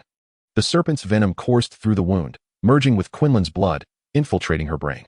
The girl lay in the infirmary, the serpent's poison chillingly cold, her complexion appearing even more ashen against the white hospital bed. The professors encircled her bedside, their expressions grave, eyes brimming with concern and urgency. Quinlan had already consumed the tears of a phoenix, but their effect was negligible. As the poisoning progressed, her limbs grew increasingly stiff and cold, her nails darkening ominously. Madame Pomfrey diligently monitored her vital signs, her brow furrowing deeper. She had never witnessed such a condition. What is it, Pomfrey? Dumbledore inquired, while the other professors cast questioning glances his way. The good news is that Miss Quinlan is not yet dead. The bad news is that her bodily functions are steadily declining, and it is uncertain how much longer she has to live, given Madame Pomfrey's years of medical experience. This good news was hardly reassuring. Dumbledore fell into a deeper silence. As a headmaster, he had once again failed in his duties. He had not arrived in time to prevent this tragedy, even after Quinlan had sent out her distress signal. If this child were to perish, what then? Suddenly, it seemed as if something stirred within her mind. During her 21st, more thorough examination, Madame Pomfrey detected a glimmer of hope. Professor Snape immediately pressed her. What is it? Speak quickly. Quinlan is the student he admires most, both for her intellect and her audacity. The venom that once festered in her mind seems to have ceased its spread, even exhibiting signs of being devoured. Mrs. Pomfrey is utterly taken aback, her exclamations punctuating the air with disbelief. No, no, do not. The figure upon the bed lies with eyes firmly shut, beads of perspiration clustering on her forehead. It is as though she has plunged into an endless abyss, utterly oblivious to the sounds and lights of the external world. Quinlan's previously feeble breaths have now become frantic. Amidst the hush of the onlookers, her lips quiver slightly, as if engaged in a silent dialogue with some inner specter. Water, water, she whispers.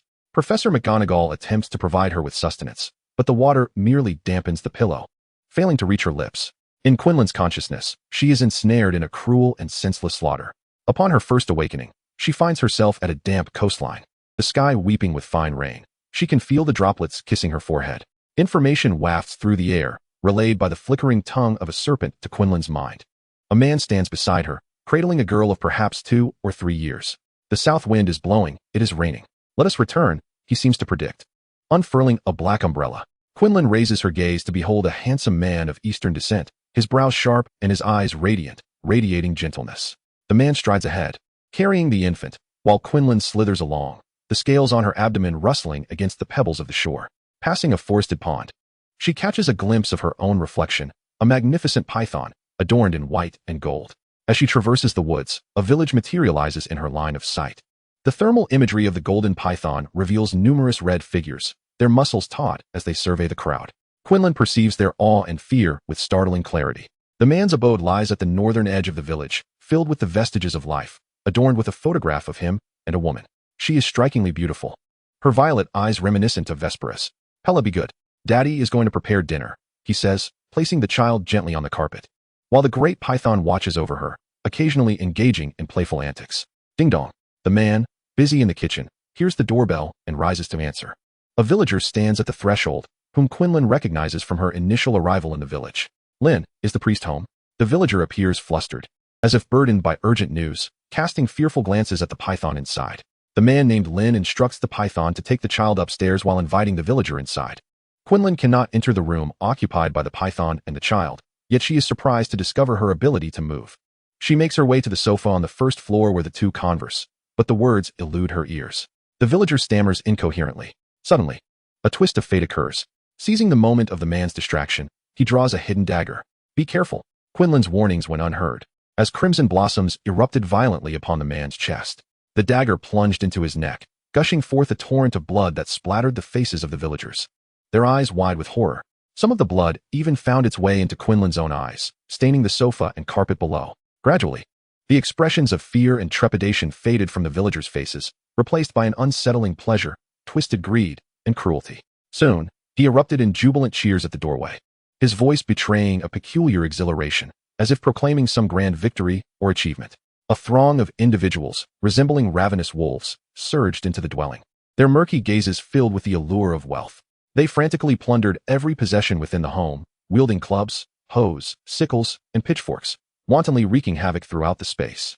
Quinlan, recalling the children on the second floor, hurriedly ascended the stairs. At the entrance to the room where the children were confined, countless venomous serpents lay coiled. Upon finally entering, Quinlan beheld a massive python encircling the child protectively within its formidable embrace. With its elevated head and cold, watchful eyes, it remained vigilant at the door. The frenzied mob, deterred by the serpents and wary of the golden python, retreated, cursing as they exited the house. From the window, Quinlan observed them dragging the warm corpse of the man like a sack. As the moonlight descended, the python orchestrated the serpents in a mystical formation. And amidst a flicker of light, a woman clad in a wizard's robe appeared at the center. She appeared frail, cradling the child with sorrowful eyes. Slay them. In serpent language. Outside, torches illuminated the night, and they raised their weapons, shouting fervently, "Eradicate witchcraft, slay the witch, we demand freedom. Ignite the witch's pyre. Restore wealth and purity to the village." They set up a cauldron at the doorway, the man's body lying nearby, cleaved into several large pieces by a 1-meter-long cleaver, ready to be cast into the pot. "Great God, your devoted followers offer you this sacrifice. Grant us strength. Bestow upon us power." Elders aged 70 and children as young as 4 knelt in submission. The flames engulfed the house, the towering tongues of fire seemingly poised to consume the moon itself. The cauldron bubbled violently, steam rising from the fierce flames beneath. The deity of the ignorant masses offered no reply, while the multitude of serpents moved silently and mercilessly to execute their master's command. "Kill them." The woman's pale lips murmured an ancient incantation, enveloping the child in a radiant light. Quinlan clearly witnessed the child's violet eyes gradually darkening, diminishing in their humanity. The witch then spat forth a jet of dark blood. Gasping, "South wind, take Pella away from here." In serpent language, the keen eyes of the snake reflected a clear reluctance and confusion. "Master, where shall we go?" In serpent language, it understood that the master could no longer remain with the young master. "South, to London." In serpent language. Chapter 30, Echoes of the Past, Part 2. The winding mountain path appeared somewhat muddy after the rain, each step leaving a sticky residue clinging to the rubber shoes. In the stillness of the night, behind the cornfields on the hillside, a magnificent full moon seemed within reach. A wooden house adorned with tile roofs opened a weathered, mottled window through the sparse clouds. The moonlight boldly streamed in, casting a delicate veil over the sleeping girl. She slept restlessly, an indescribable sorrow lingering heavily on her brow. In a bizarre dreamscape, towering trees entwined with dense vines obscured the daylight. Clad in tattered clothes, she cradled the lifeless body of a golden python, numbly and mechanically consuming its flesh. Suddenly, a series of urgent and piercing knocks shattered the absurd dream. The boy on the bed jolted upright, his heart racing, lungs working overtime, beads of sweat forming on his forehead. "Ueha, Ueha, it's me." Outside, the village chief's anxious and weighty voice penetrated the door, pressing down on Li Yueha's heart like a heavy stone. He pulled the long string, illuminating the warm yellow light, lifting the latch of the wooden lock. The 15-year-old door creaked in protest. With a voice devoid of inflection, the stoic youth inquired, "Director Li, is there something you need at this late hour?" The village chief's expression was grave, his eyes flickering with complex emotions, his slightly hunched figure appearing heavy and bittersweet under the dim light. "Ueha, a letter has arrived from the West Mountain. It states that the coal mine has collapsed, and your parents are trapped inside." The man in his 40s spoke, his voice thick with emotion. Li Yueha stood quietly at the door, as silent as the mountain itself, unsure of how to respond. Should she cry? Yet in her memories, it seemed she had never cried. Her mother had told her to offer comfort to those who were grieving. The director appeared somewhat sorrowful, his gaze revealing this to her. With a stiff smile, she replied, "I understand. Thank you, Director. I am fine." "Ueha, do not frighten your village chief like this. You clearly are not fine." Old Director Li had been in office when Ueha was born, and he had even assisted in naming her. It could be said that he had watched her grow up. With her parents often away working, she was the only child at home, tending to the fields, eating, and collecting firewood. Until she was 6. The villagers believed the girl to be somewhat simple-minded, a mute. Then one day, she began to speak, and her intelligence blossomed. She expressed her desire to attend school. The teachers at school frequently praised her, and the villagers basked in her glory, saying that the village would soon have an exceptional scholar. Yueha's parents felt joy and hoped to provide their daughter with better living conditions. Hearing that coal mining in Shaanxi offered lucrative pay, they resolved to depart once Yueha had learned all the household tasks, gritting their teeth as they went. But this New Year's Eve, the house built during their marriage stood empty, with only her remaining. Yueha felt an itch on her face and, upon touching it, discovered large streaks of tears. It dawned on her that she had been crying. She was unaware of when the village chief had departed or what he had said. Those details eluded her memory. She merely lay in silence on her bed, the full moon outside casting an imposing glow. The vegetable fields on the hillside were shrouded in the morning mist, while the ticking of the second hand echoed in her mind. Around 5 o'clock, the girl rose as she did every day, kindled a fire, and prepared breakfast. Before dawn broke, she slung the army green backpack her mother had sewn for her and stepped outside. Today was the day of the school entrance examination. Answering questions, submitting papers, and leaving the examination hall ensued. Students passing by tossed their cloth bags into the air, frolicking in the dust-laden playground. "Hey, Yueha, how did you do?" A boy approached her, matching her pace. She sidestepped the playful students ahead. "It was manageable," she replied. "Then you'll be going to the district's key school, right, Minjong?" The boy's gaze was fixed on her, intent on capturing every nuance of her expression. "That seems likely. Minjong offered me the best conditions." A few days prior, Minjong had sought her out in the town, but she had been tending to the fields on the mountain and had missed class. Consequently, a teacher from Minjong had visited her home and even assisted her with the laborious farm tasks. The earnestness of those who could lend a hand had led her to agree after sharing a meal together. The boy visibly relaxed upon hearing her response, mentally calculating his scores while recalling the enrollment cutoff from previous years. He realized he could still attend the same school as Yueha. "Then see you in the new semester." "All right, Chen Shuhai, let us go. Today we're catching eels in the field." A group of children of various ages called out to him at the school gate. The boy shouted back, "Just coming." He smiled and stepped ahead of Yueha, the dappled sunlight enveloping him. Suddenly recalling something, he turned back and said, "Yueha, I'll come find you at the end of August, and we can go to the new school together." She offered no response, perhaps silently acquiescing.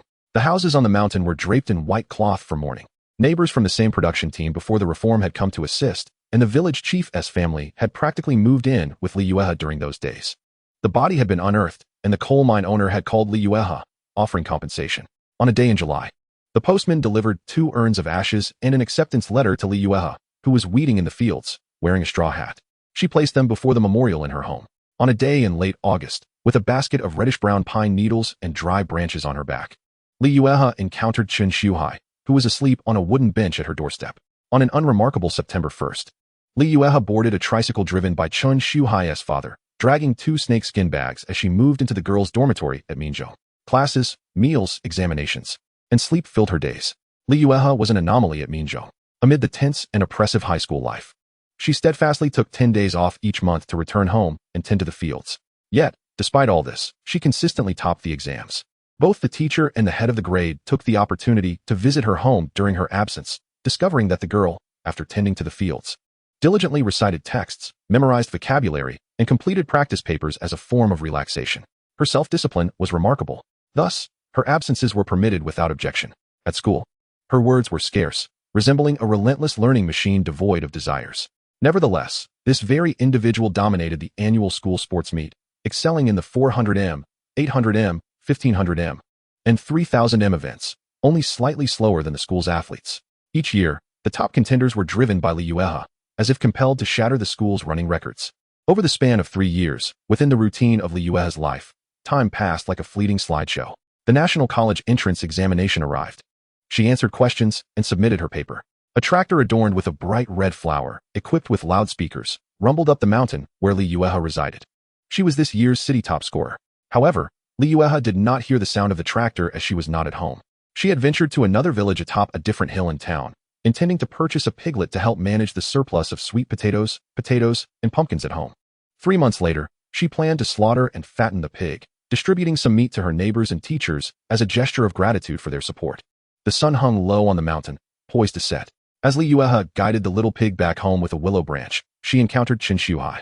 The youth stood at a distance on the ridge, waving enthusiastically as if he had been waiting for her for quite some time. The evening sun elongated his shadow. "Yuhi." The girl on the sickbed slowly opened her eyes. "You're awake. Would you like some water?" The person watching over her bore a completely different facial characteristic from those in her dreams. Quinlan propped herself up, leaning against the pillow. and took a sip of the warm water offered to her. Her gaze fell upon the hand holding the cup, and she noticed a subtle shadow cast over it. The previously empty pinky finger of her right hand now bore a design resembling a snake devouring its own tail at the second joint. Thank you, Not. Chapter 31. Until next time. Do you have no classes today? Quinlan's head throbbed intensely, as if a multitude of ants were gnawing at her brain. The recent incident had been grave enough for the school to suspend classes, and Principal Dumbledore had also been placed on leave by the board. How could this happen? Hadn't Dumbledore captured Riddle as she had instructed in her letter? Not observed her discomfort, and stood up to call for Madame Pomfrey. As he drew back the curtains surrounding the infirmary bed, Quinlan inadvertently caught sight of the person in the adjacent bed. Wait, Not. Who is that? It's Hermione Granger from Gryffindor. She was discovered petrified in the second-floor corridor 10 days after your coma. Not pulled the curtain wide open, allowing Quinlan a clearer view. 10 days? I was unconscious for 10 days? Quinlan felt an overwhelming discomfort, tightly closing her eyes and shaking her head, hoping to clear her muddled thoughts. No. Today is actually the 13th day. Not stood aside, observing her state, yet was taken aback by the sudden encounter with her wide-open eyes. How could so much time have passed? What has happened to your eyes? The violet pupils resembled a slender fissure, extending from the upper to the lower half, nearly traversing the entire orb. Limited light penetrated through, akin to rays filtering through a slightly ajar, vertically elongated oval door. Eyes. Quinn's distinctly articulated fingers brushed against her upper eyelid, feeling a slight tremor beneath her touch. It's nothing. The darkness has deceived my vision. Not shifted the subject. And with a blink, the serpent-like pupils he had clearly seen vanished from view. The infirmary was populated with several patients lying on the beds. As Quinn surveyed her surroundings, her thoughts became increasingly chaotic, a nauseating churn stirring within her abdomen. Ugh. After an uncomfortable retch, her mind conjured an image of a damp, chilly forest, beside a swamp overrun with frogs. The desolate and primal atmosphere, mingled with the scent of decaying leaves, wet soil, and the mustiness of unknown wildflowers, enveloped her, piercing her brow. The cacophony of croaking frogs in the sulphurous marshland drove one to the brink of madness. A girl with raven hair and dark eyes sat quietly on the edge of the swamp, her vacant, numb gaze unfocused. Her knees were propped upon a snake's head, adorned with gentle golden-black circular eyes. Yet, the girl mechanically tore at the serpent's body, its tender flesh being shoved into her mouth, chewed with a stiff rigidity. The churn in Quinn's stomach intensified, yet she remained transfixed on the girl who bore her likeness. The indifference in her actions and demeanor suggested that this was not merely a struggle for survival, but rather a ritual, an unvoiced defiance or acceptance of this barren world.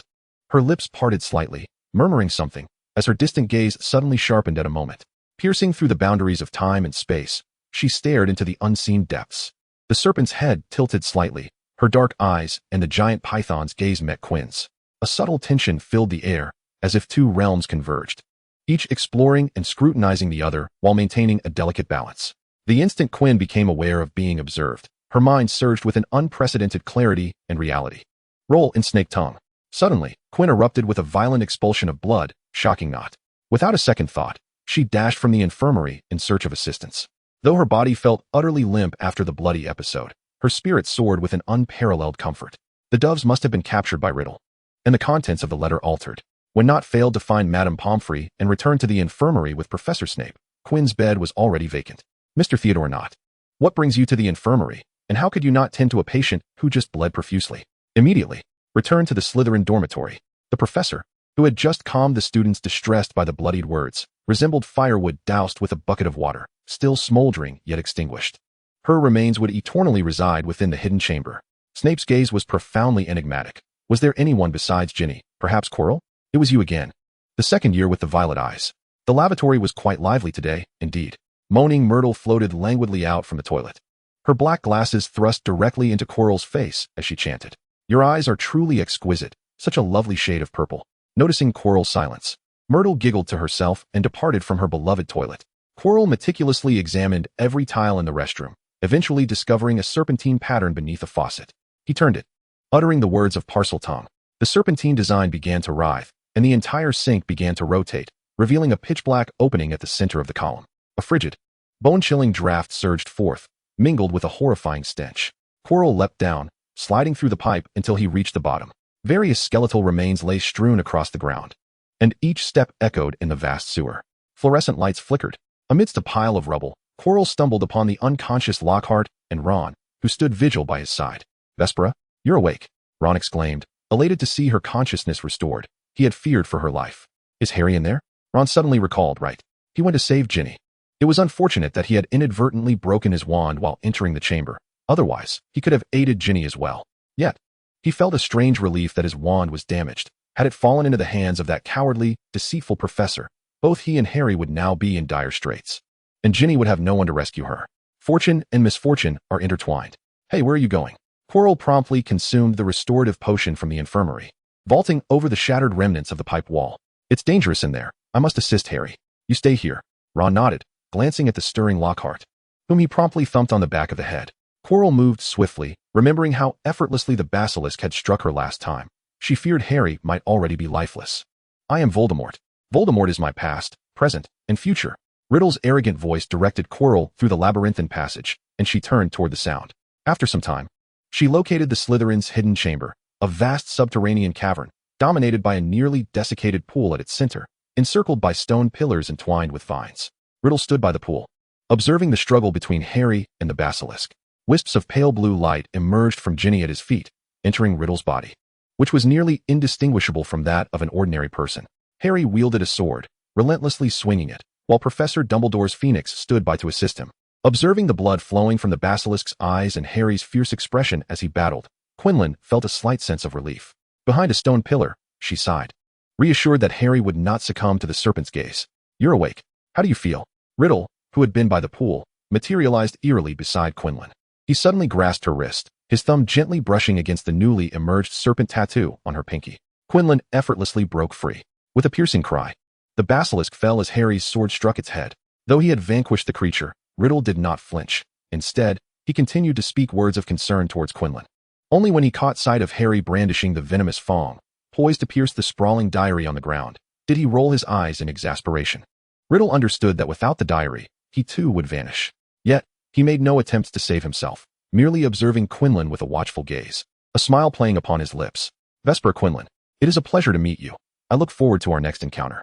In Chapter 32, The Green Gift Box. The soul of Riddle contained within the diary perished. Exhausted, Harry was healed by Fawkes' tears, which mended his arm poisoned by the serpent, while the sorting hat, concealing the Gryffindor sword, was carried away by the Phoenix. Quinlan approached the basilisk's lifeless body and, with a swift blow, rendered the unsuspecting Harry unconscious. Not blinking, she sliced her palm, uttering incantations to prevent the wound from healing, as droplets of blood fell upon the serpent's head. The crimson droplets soaked its blinded eyes, flowing into the maw from which the fangs had been severed. The vibrant red mingled with the dust, as stone powder danced in the air, weaving a tapestry of magic. Bound by blood, a covenant was forged, a vow of guardianship, never to be forgotten. At the tail's most inconspicuous scales, a faint hue of pale yellow emerged, reminiscent of the gentlest light at dawn. As time progressed, this transformative energy coursed along the basilisk's serpentine form. Each scale, as if kissed by the morning light, gradually shed its dark exterior, donning a resplendent garb of pale yellow interwoven with white. The scales themselves became increasingly delicate and smooth, radiating a luminous glow akin to gold, exuding an essence of nobility and mystery. When this metamorphic force reached the basilisk's head, its eyes brimmed with vitality, glimmering with the light of purple stars, and its entire being emanated an unprecedented aura of majesty and tranquility. Master, it has been a long time. In Parseltongue. Welcome back, South Wind. In Parseltongue. The South Wind shrank to the size of a bracelet, coiling around Quinlan's right wrist. It had just been revived, still feeble. Wingardium Leviosa. Quinlan lifted the diary with a spell, raising the unconscious Harry and Ginny before rejoining the waiting Ron. Merlin's red woolen sweater. You are still alive? How splendid. Ron exclaimed, overwhelmed with emotion as he embraced Quinlan tightly, tears streaming down his face. Allowing him a moment to weep, Quinlan expressionlessly pushed aside the red head resting against her shoulder. How on earth do we ascend? Whoosh, Vespera? Ron said, sniffling anxiously. Levitation charm, flying broomstick. A broom soared through the air, descending swiftly. Quinlan replicated her outer robe, tearing it into strips to bind the two students and the professor together, finally securing them to the end of the broomstick. Let us proceed. I shall carry you. Ron shyly climbed aboard, his first experience riding a girl-less broom. Hold on tightly, Quinlan reminded him. The boy nodded, blushing, but the next moment, he screamed in terror. Ah, help. The fierce wind disheveled his features, and the speeding broom caused his calves to tingle and thighs to cramp. This was far swifter than the flying car his brothers had driven during the holidays.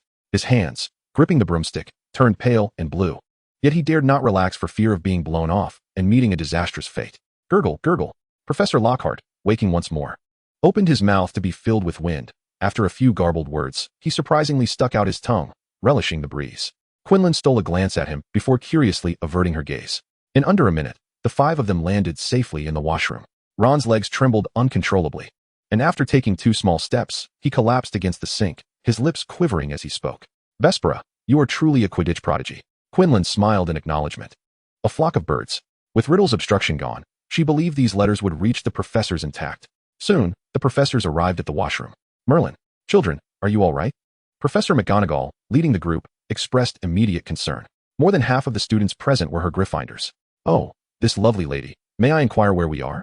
Lockhart, resembling a disheveled peacock, instantly took McGonagall's hand and kissed the back of it, just as his lips were about to touch her skin.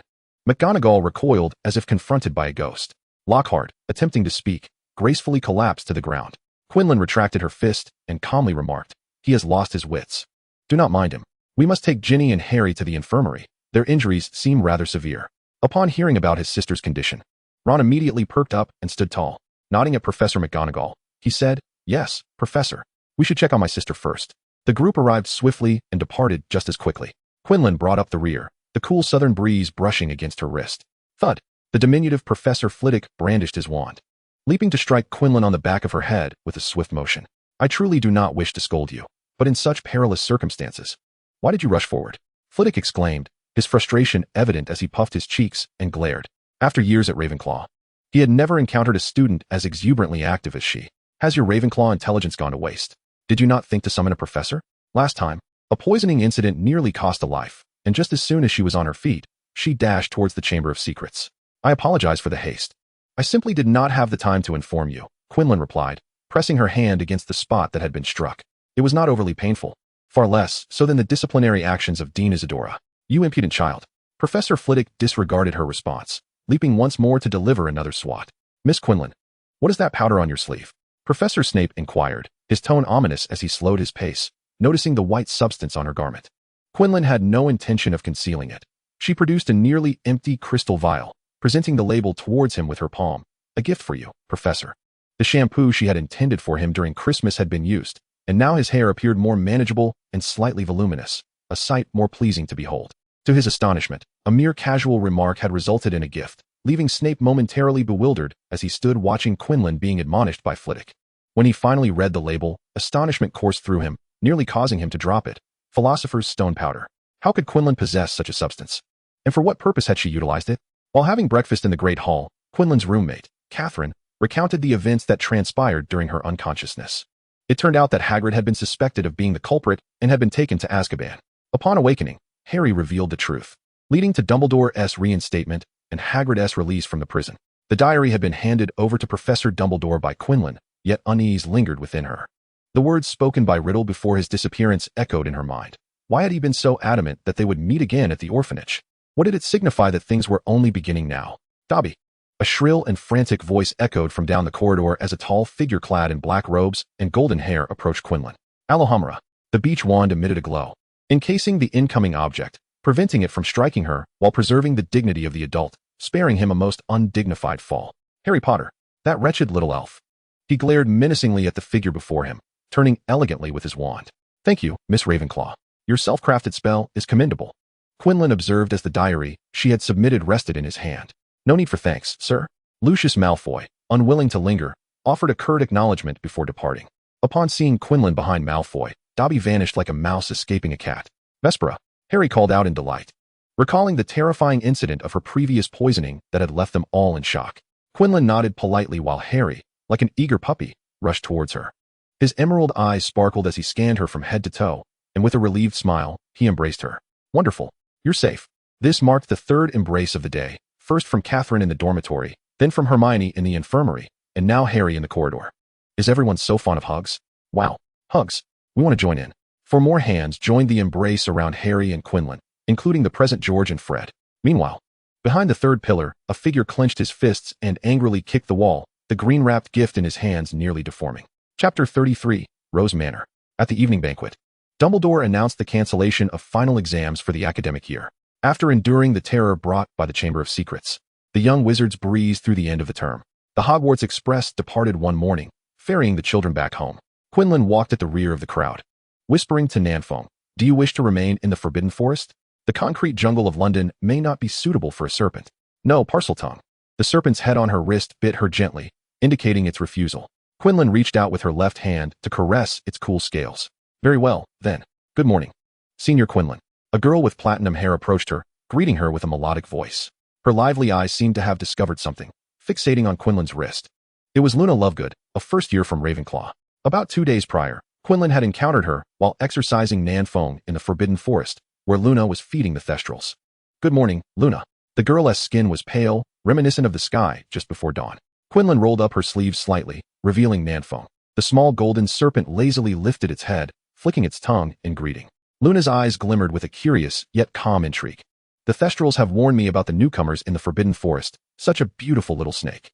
Clearly delighted to have met Nanfong, she skipped through the crowd and boarded the train. After her departure, Catherine conspiratorially leaned closer to Quinlan. "Hella, what did that peculiar girl say to you that made you so happy?" Luna was known at Hogwarts as the eccentric Ravenclaw girl, often losing things mysteriously only to have them reappear just as enigmatically. Her words were equally odd, filled with references to strange creatures and concepts that left many bewildered. Merlin's underpants. Who cares about such things in one's mind? Nothing much. Perhaps she was simply in a good mood today. Quinlan accepted her belongings from the upperclassman who had retrieved them from the Thestral cart. "Thank you. And to you all." As Quinlan expressed her gratitude towards the empty seat in front of the carriage, Catherine felt certain that her entire dormitory had been infected by the enthusiasm of that first-year student. Hastily, she took her luggage and boarded the train. The compartment was fully occupied, and Quinlan, feeling disinclined to search further, settled into a window seat in the middle of the train. As she took her seat, someone slid in beside her, inquiring if it was acceptable. Quinlan gazed through the window at Zabini's subtly smiling eyes, while the warmth of another person's presence lingered on her thigh. With a slight shift of her knee, she nudged him to retract his leg. It was acceptable, and besides, he had already taken a seat. Zabini, sensing her movement, smiled even wider. The seat was narrow, and he adjusted slightly, sitting upright without encroaching on her space. "May I occupy this seat?" Not queried, gesturing toward the seat opposite Quinlan. "Go ahead," she replied. "Absolutely not." A dissenting voice erupted from behind, not as a girl with golden hair, visibly perturbed, plopped down in the seat across from Quinlan. Not's expression remained inscrutable as he nonchalantly took a seat opposite Zabini. The four of them were separated by a small table, not very wide. If the two seated across from each other placed their forearms on the table, their fingers could easily intertwine. This was the arrangement for all seats in the middle section of the carriage. From the moment Draco sat down, he directed his head toward the window. His arms crossed defiantly over his chest, as if someone owed him a fortune. Quinlan felt exceedingly tired. Draco was not a child in need of consolation, and she had no intention of coddling him.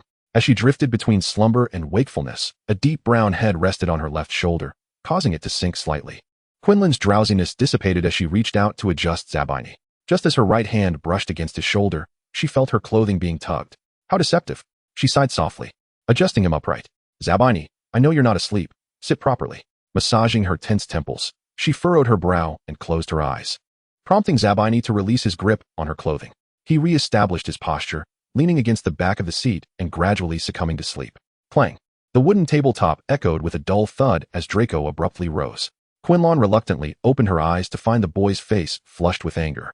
He stood there in silence, his eyes glaring with an unmistakable message. "You should ask me." Observing the curious glances from surrounding students, Quinlan inquired, "What is it, Draco?" With this invitation, Draco settled back down, albeit with an irritable glare, occasionally casting sidelong glances at the slightly elevated, slumbering Zabini. Just now, that Vespera with her peacock-like head bobbing was about to get too close to Zabini. He fumed inwardly, vexed with Blaze's audacity. With so many ex-girlfriends, why must she sit beside Quinlan? He should have moved faster. "Nothing much. I merely remembered that I owe you a gift." "Congratulations on your recovery," Draco said, summoning a green gift box with his wand. Inside was a jar of sweets. Quinlan extracted Zabini's hand, opened the glass jar, and sampled the candy. "Too sweet. Delicious. Thank you." As the seating area fell into a quietude, an inexplicable oddity lingered in the atmosphere, elusive yet palpable.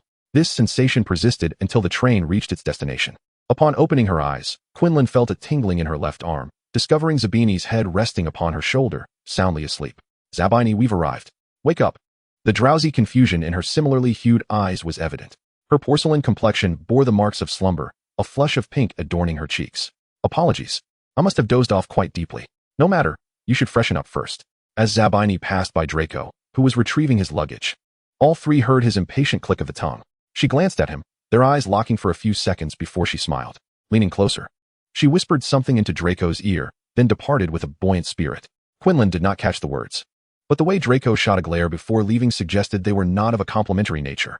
My father wishes to extend an invitation for you to visit Nate Manor during the holidays. With most of the carriage now empty, Nate produced a letter sealed with a crimson wax stamp. The pristine white envelope was adorned with a blooming red rose. Your father? Quinlan mused, having never heard of this patriarch of a pure-blood lineage inviting someone rumored to be Muggle-born. She grasped the edge of the letter, attempting to reclaim it, but to no avail.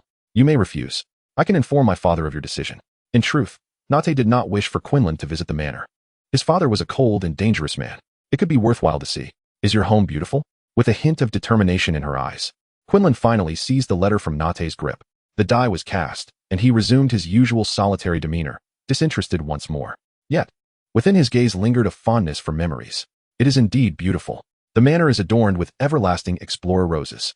Chapter 34, A Dog Found. The summer in London was not sweltering. The temperatures in the 20s rendered fans and cool mats unnecessary. As night descended, a crescent moon hung delicately in the sky, accompanied by a scattering of twinkling stars. A gentle breeze caressed the air, casting the dim streetlight's glow upon Quinlan's cheeks. A necklace dangled from her right hand's index finger, gleaming with metallic luster. Its pendant, a golden hourglass encircled by two rings, shimmered. The hourglass was capable of spinning, with silvery streams flowing within. She swayed the necklace before her eyes, and as the breeze stirred, the fresh, rich fragrance of roses wafted forth from the depths of her memories. Welcome to Nate Manor. Miss Quinlan. A house elf named B stood before the intricately carved iron gate, bowing to Quinlan. The master requests that you accompany Miss Quinlan to the study on the 5th floor. Nate stood silently beside her, nodding in acknowledgement. The manor was vast, with the neatly trimmed lawns by the grand entrance gleaming a delightful green under the summer sun. Just a few meters in, golden light intertwined with the vibrant hues of the roses, each bloom vying for attention in a display of unrestrained beauty. The main building of the manor is embraced by a sea of roses, with stained glass windows neatly arranged between porcelain white bricks, and a towering spire silently stands at the corner of the floral expanse. The carpet in the corridor is darker than the red roses outside, allowing Quinlan to walk soundlessly upon it. Since entering, Nate has not uttered a single word, quietly trailing half a step behind her. From the opulent hall on the 1st floor to the corridor filled with doors on the 4th, Quinlan has seen no one but herself and Nate. A gentle knock. Nate raised his hand to tap on a grand door adorned with intricate carvings, seamlessly connecting to the exquisite mural. The door opened silently. As Quinlan stepped inside, Nate suddenly grasped her wrist, only to release it in silence before she could look back. This space did not resemble the study described by the tiny sprite at the entrance. Instead, it was filled with densely packed bookshelves, more akin to a floor of a grand library. The dome above was painted with explorers and roses, where a slender woman in a flowing white gown danced gracefully among them. A simple yet spacious polished mahogany desk stood by the window, its high-backed chair banishing all colorful reflections from the room. Good day, Mr. Nate. Quinlan approached the man seated opposite her, clad in a well-tailored dark wizard's attire. He sat at the desk, his quill moving almost as if it could take flight, flowing effortlessly across the parchment with elegant ink strokes. His eyes, sharp and calm behind frameless glasses, scrutinized the documents like a finely honed blade. His hair was meticulously groomed, with hints of gray at the temples. Take the box at the corner of the desk, and you may leave, he stated without looking up. The deep blue square box, adorned with a vividly lifelike serpent, appeared to slither. As someone approached, the serpent's head suddenly opened its venomous fangs, poised to strike at the lock. The dark, menacing eyes of the serpent warned any who dared come near. Suppressing her doubts, Quinlan stepped forward. Before her hand could touch the box, the serpent sprang to life. A blue light erupted, and its sharp fangs pierced her pinky. As the serpent's form dissipated, it seemed as if it had never existed. Meanwhile, the black snake tattoo coiling around her joint now bore a pair of blue eyes. Like a finishing touch to a masterpiece, the tattoo began to twist around her joint, the serpent's head moving toward her palm. She had taken the box, and Nate, waiting at the door, led her down the floors, across fields of flowers and lawns, back to the manor's iron gate. There, BIA awaited, bowing respectfully. Miss Quinlan, the master wishes to hear the song from the tower. Quinlan sensed a shift in Nate's demeanor at BIA's words, as if his very breath had momentarily stilled. In her peripheral vision, the lonely spire of the explorer's rose corner was left with only its pointed tip visible. Reminiscent of the white church spire she could see from the rooftop in her neighborhood at the orphanage. The necklace in her hand swayed gently, eventually hanging straight and naturally in midair. The silver river flowing within the hourglass glimmered in Quinlan's deep violet eyes, reminiscent of the ephemeral nebulae that flicker within the cosmos. This structure bore a striking resemblance to the time converters chronicled in alchemical tomes. Yet she recalled that the hourglass was empty. How could there be a silver substance? What could it be? Perla. The dean said if you don't come down to sleep, you'll be locked up tomorrow and prohibited from working. Perlin, perched atop the branches, emitted a soft coo of agreement. Quinlan could not venture out, as it could sleep in the morning. Alas, the owl's wish was destined to remain unfulfilled. Quinlan concealed the necklace beneath her collar and descended from the rooftop. The following morning dawned shrouded in thick fog. Quinlan rose before the break of day, tidied her bed, and fetched her portion of breakfast from the dining hall before stepping out of the orphanage onto the dewy grass. Perlin glided through the sky, an early bird indeed, feeling quite drowsy. The green postman's bag contained 97 letters. If she rode swiftly, she could complete her deliveries before 10 o'clock. Thus, by 11, she would arrive punctually to clean an office building. This job was one of the part-time positions available to children who had aged out of the orphanage, and this summer, Quinlan occasionally filled in for her. The dean had mentioned that she seemed to be preparing for entrance examinations to the University of London, to avoid losing her job for absenteeism should she fail the exams. She sought out the energetic Quinlan upon the dean's recommendation. Now 14 years old and standing at 164 centimeters, with her composed demeanor, she could easily pass for an underdeveloped adult. Cleaning the office building involved diligently mopping and meticulously dusting. Just 10 days into the month, the name of the sister preparing for the examination had already appeared 5 times on the daily list of exemplary cleaners. 3 of those instances were due to Quinlan's efforts, while the other 2 resulted from the sister's determination to excel after being told by the supervisor that her previous performance had not been as commendable. Those who received praise would earn bonuses at the month's end. Quinlan aimed to polish the multi-story office building from top to bottom, hoping to secure a generous share of the earnings by month's end. As evening descended, a fine rain began to fall over the damp streets of London. The girl tucked her head into the hood of her coat, trudging along the street. After a day's work, she mechanically stuffed a ham and egg sandwich into her mouth, her gaze vacant as she pondered her imminent future. She intended to leave the orphanage at 16, yet she had yet to decide whether to reside among muggles or wizards. Should she choose the ordinary realm, attending university would be obligatory. On the other hand, would graduating from the magical side lead her to the Ministry of Magic? Suddenly, a mad dog, starved for who knows how long, caught the scent of food in a nearby alley, its crimson eyes glaring hungrily as it bared its teeth and lunged at her. In a moment of astonishment, Quinlan's body swiftly obeyed her mind's command.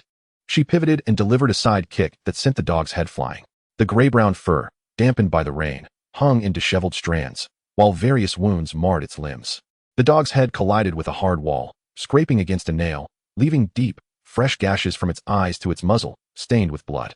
The girl adjusted her waistband with one hand and swallowed the last bite of her sandwich. Her indifferent gaze scrutinized the wolf-like creature, whose abdomen still heaved with breath, its nose exhaling heavily, drawing in air with equal fervor. Quinlan tucked the sandwich wrapper into her coat pocket and turned to leave. The humidity in the air thickened, heralding an impending downpour. She had lent her bicycle to another employee in haste to reach the hospital, and she needed to quicken her pace. Otherwise, those in the yard would grow anxious. The dog's ears twitched on the ground, sensing the girl's departing footsteps, and it rose unsteadily, limping after Quinlan's retreating figure. It found itself too slow. As she broke into a run, it could not keep up. Hence, it pressed its nose to the ground, urging itself to hasten. If the torrential rain arrived, the sense would vanish. Suddenly, a thunderclap echoed, and the rain began to pour. After dinner, Quinlan sat on the porch of the yard peeling potatoes. Hella, this rain is relentless. Come help me move the sandbags at the gate. The matron dashed into the downpour clad in a raincoat, prompting Quinlan to set down her potatoes and swiftly don her own raincoat to follow. The rain blurred their faces, rendering their eyes nearly shut, while the cacophony of falling droplets drowned out their voices. Hella, why are you standing still? Hurry up and move. Matron, there's a dog in the water. What? We need meat for breakfast. A dog. Quinlan hoisted the dog's upper body to her chest for the matron to see. Ah, a dog. Bring it inside. With the dog in her left hand and a sandbag on her right shoulder, Quinlan tossed the dog into the house, instructing the children to keep an eye on it, then returned to her task. The children arranged themselves in a row on benches, cheering for the matron and Quinlan. Half an hour later, the makeshift flood prevention measures in the yard were complete.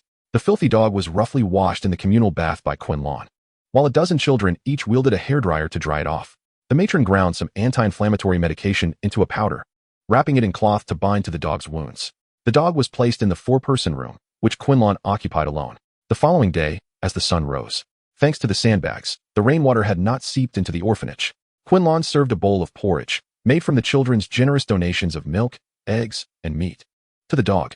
Upon opening the door, she found the dog gone, replaced by a bare-chested man on the empty bed. Chapter 35. I am a wolf. The dog bowl was carelessly placed on the floor as Quinlan approached the bedside.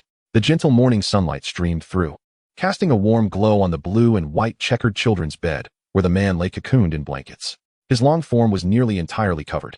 Save for his lower leg, which protruded from the sheets, the quilt rolled aside, his bare skin pressing against the corner of the bedding.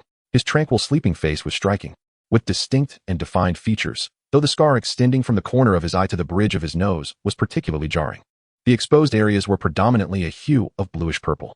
Quinlan sat at the edge of her bed, refraining from hurriedly waking him. Her contemplative expression, illuminated by the sunlight, appeared even more pensive. Indeed, he was sleeping soundly, emitting delightful, dreamy murmurs. Quinlan surmised that he would awaken shortly, for his calves dangled coldly over the edge of the child's bed, a prolonged position that would inevitably lead to numbness, akin to the sudden jolt of someone grasping his ankles. "Ah, you're awake," she remarked, her voice devoid of overt emotion. The man, caught off guard by the unwavering gaze of the young girl, briefly displayed a look of embarrassment, hastily pulling the covers to conceal himself entirely, not even leaving a finger exposed. His pale yellow hair lay limply over the edge of the sheets, his pallid complexion, blue eyes, and the blue and white checkered pattern of the bedding seemed to merge into one another. "Are you a wizard?" she inquired. The man remained silent, merely nodding. Observing this, Quinlan furrowed her brow. "Mute?" she asked. "No," came a deep voice, akin to a bottomless stillness. The girl leaned in closer, perceiving him as a considerable inconvenience. "This is the world of muggles. Yesterday, everyone in the yard witnessed me bringing in a dog." Quinlan rose, her shadow elongated by the sunlight, enveloping the man almost entirely. She approached the breakfast bowl she had prepared, quiet yet commanding. "Now, transform into a dog and come eat your breakfast." "I am human now," he replied, his demeanor calm, striving to assert himself, or rather, to declare a desire for greater freedom. Quinlan's brows remained unmoved, her steady tone akin to a still lake. "You chose to follow me. If you cannot comply, then leave." Her declaration held no weight. With long eyelashes brushing against his eyelids, his lake blue eyes shone with clarity. After a brief struggle, he cocooned himself entirely within the covers. A muffled voice emanated from within, tinged with a hint of grievance. "Little Bataclouch, I am a wolf." For sturdy legs, proportionate and powerful, stood firmly on the ground, covered in gray fur, with large, upright ears. He measured approximately 1.5 meters in length and stood about 75 centimeters at the shoulder. A wild yet composed demeanor coexisted within him. "Eat your meal and come down with me. You are a dog now." The wolf-like ears of little Baddock drooped dejectedly to the side as he squatted beside the clean stainless steel bowl, his tail covering his sensitive parts. Quinlan turned her back to him. The sound of his eating, beginning tentatively before evolving into a joyful abandon, filled the air.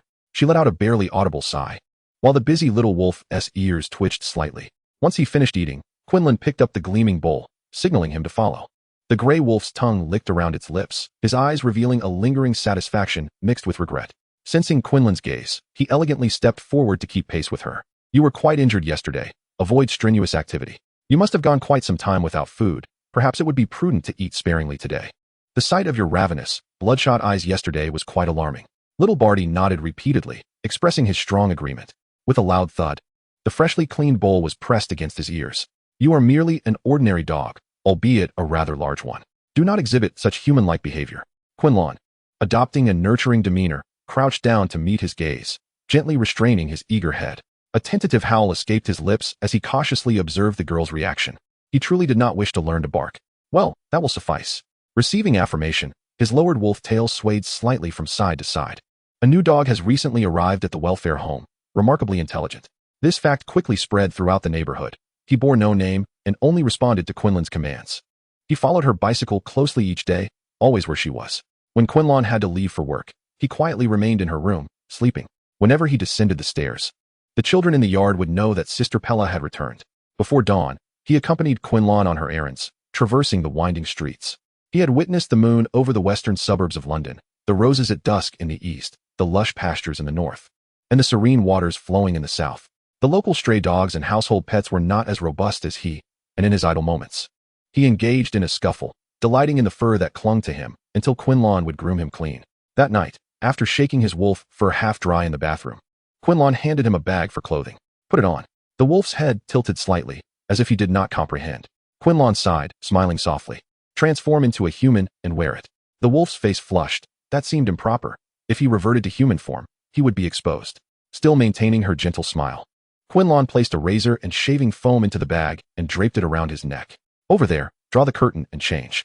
He donned a simple white t-shirt and black casual trousers, stepping barefoot from behind the curtain. His lake blue eyes were pure, and so was he. Rarely did he present himself in human form before Quinlan, and he awkwardly licked his lips, wondering why he needed to transform now. Quinlan produced a pair of prepared white ankle socks and a pair of flat sports shoes. Put these on. We shall head to the alley shortly. Having grown accustomed to obeying Quinlan's instructions, little Barty naturally slipped on the shoes, finding them a perfect fit. His eyes sparkled with surprise, bright and joyful. How did you know my shoe size? Except for the first day in bed, he had never revealed his human form. A wolf, after all, does not require shoes. So he refrained from disclosing his size. Quinlan's gaze traveled from his hair to his ankles, sending a shiver down Barty's spine. It was a mere estimation. He found his thoughts wandering, his recently nurtured fair cheeks soaring into the clouds. Stop dawdling, put on your shoes. Quinlan's clear, youthful voice was like a splash of cold water, quickly cooling his flushed face. Regaining her composed and elegant demeanor, she allowed a subtle smile to grace her lips, creating a captivating arc that radiated warmth and charm. Is there anything else you need to prepare? Quinlan inquired, shaking her head. She extracted 2 black robes from the black garbage bag, instructing him to don them as well. Next, she retrieved 2 crystal vials containing a concoction, suggesting he drink it. Your face is quite appealing, she remarked. At this, little Buddy chuckled lightly, his blue eyes sparkling with joy. The potion took effect, transforming the two into mere acquaintances who had crossed paths only a few times. Can we leave now, master? He asked. Quinlan frowned, casting him a quizzical glance. Yet little Buddy appeared unfazed, prompting her to refrain from correcting him. What peculiar habits this individual possessed. Chapter 36, Enhanced Potion. In the alley of Upside Down. As night enveloped the surroundings, it seemed to be consumed by a deeper shadow. The stars and moonlight appeared to lose their brilliance in this area, leaving behind a realm of chaos and darkness. The flickering candlelight from the shops lining the streets cast a faint glow, their faded signs both alluring and foreboding to any soul daring enough to tread here. Many donned black robes like Quinlan, a vague crowd engaging in various transactions. Whether in search of urgent magical items or seeking some unspeakable power, this forgotten corner had become a stage for their desires. Little Buddy appeared at ease. As if a regular patron, he ambled behind Quinlan, engaging in light conversation. Master, you're quite young, yet you dare to venture into such places. Did the old ones at Hogwarts not warn that all matters related to dark magic are perilous? Quinlan dismissed his frivolous remarks, while the person behind her, disdainfully kicking at the ground, seemed indifferent to her response. Gringotts Magical Shop, what would you like to purchase? Little Buddy prompted, his voice somewhat playful. Speak up, master. He continued, unabashedly. Carrick-Tacuz, the proprietor, listened intently, bemused by the audacity of the youth. Boss, let us conduct business. Quinlan leaned against the counter, placing the black garbage bag atop it. Carrick-Tacuz, having been in trade for many years, had never encountered someone so nonchalant. If one were to deem her simplicity, she at least had a bag. Yet if one argued against her simplicity, she merely carried a lightweight plastic sack. The 2 crystal vials contained a vibrant magenta liquid that swirled enticingly. He had never seen such a potion, while Quinlan leaned closer, signaling for him to listen intently. Little Buddy stood a couple of meters away, his fingers brushing against the antiques on the shelves, his eyes and ears nearly glued to Quinlan's face. The proprietor, Bork, with his pale, lifeless eyes, grew increasingly animated, igniting a thrill within little Buddy. This is utterly fascinating. Are you certain it possesses such effects? The balding elder inquired gloomily, though his eyes betrayed his eagerness. Quinlan nodded. You may sample a bit first. His composed demeanor instilled a deeper sense of trust within him. No need for further attempts. I shall offer a bottle for 10 galleons. 20. Old Bork's merchant's acumen was unmistakable. Though this individual had employed a complex potion, with his years of keen observation, he was undoubtedly a mere fledgling. While your concoction may yield favorable results, it does not necessarily guarantee a vast market. 40. Just observe, you possess only 2 bottles. 80. The resolute tone nearly betrayed Old Bork's composure, the wrinkles on his face almost faltering. That look here. 160. 100. 100. Let us round it off nicely. Old Bork was well aware of the worth of those 2 potions, yet he could hardly tolerate such a method of negotiation. Shouldn't there be a back and forth, a mutual understanding?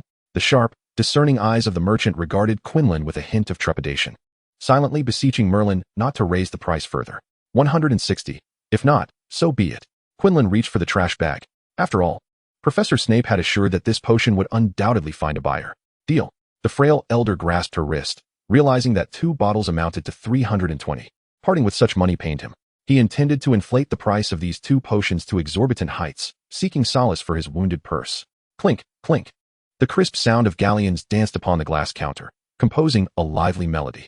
A total of 320 galleons were accounted for. Quinlan nodded and turned to call the idle young Barty to cease his fidgeting. In mere seconds, she grasped the brown pouch from the counter, the sound of galleons clinking resonating with her movements. She paused, sensing something amiss, and shook the pouch up and down. Old Bork, watching her actions, broke into a sweat. After Quinlan silently stared at him, he forced a laugh, revealing his darkened teeth. Ah, old age has rendered me forgetful, hasn't it? Look, I forgot to include 3 galleons. With a chuckle, Old Bork retrieved 3 galleons from behind the counter and, feigning ignorance, placed them into Quinlan's pouch. All set, he declared, his arm aching from holding the pouch aloft. And 2 more. Haha, what can I say? Indeed, I'm losing my touch. Here, there are truly 2 more. Old Bork continued, producing 2 additional coins from his inky garments. At last, Quinlan accepted the pouch and departed the shop with young Barty in tow. Take care. Do come again. Not everyone in this world is as gullible as Lucius, he mused, wondering when Lucius would next grace his establishment with his presence. He thought of him.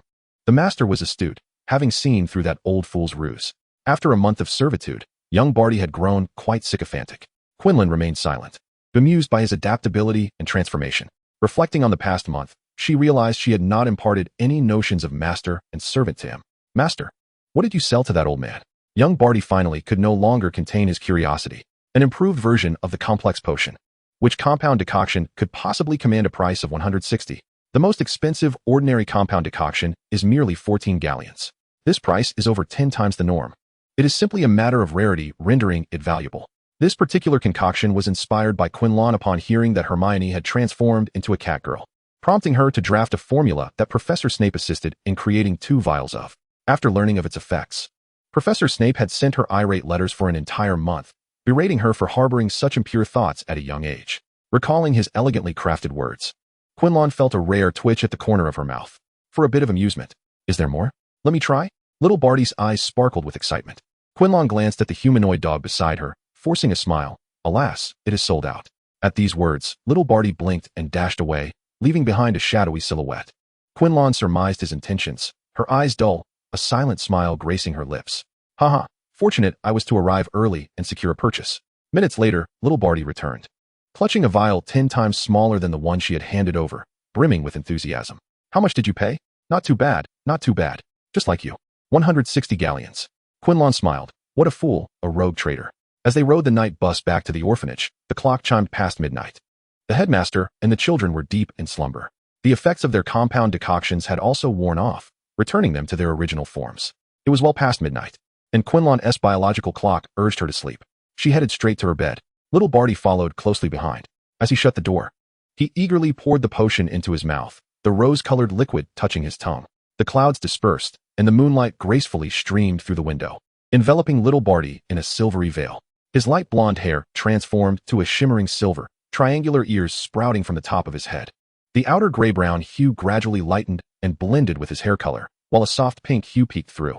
A white short-sleeved shirt concealed his waist, and a long, fluffy tail swayed gently in accordance with his thoughts. Little Barty seemed quite pleased with his transformation, elegantly turning in circles to admire his new form. Soon, his lake blue eyes filled with desire as they fixated on the one person in his view. The tip of his tail swayed gently, his cat ears quivered uncontrollably, and a blush crept up his neck. Everything was clearly visible under the moonlight. Master, a soft thud. Quinlan, her back to him as she tidied her bed, lowered her head to cover her nose. She calmly turned to find some tissue. The curry lamb from dinner was exceptionally delicious, and for someone like her, who typically adhered to a regular diet, it had caused a nosebleed.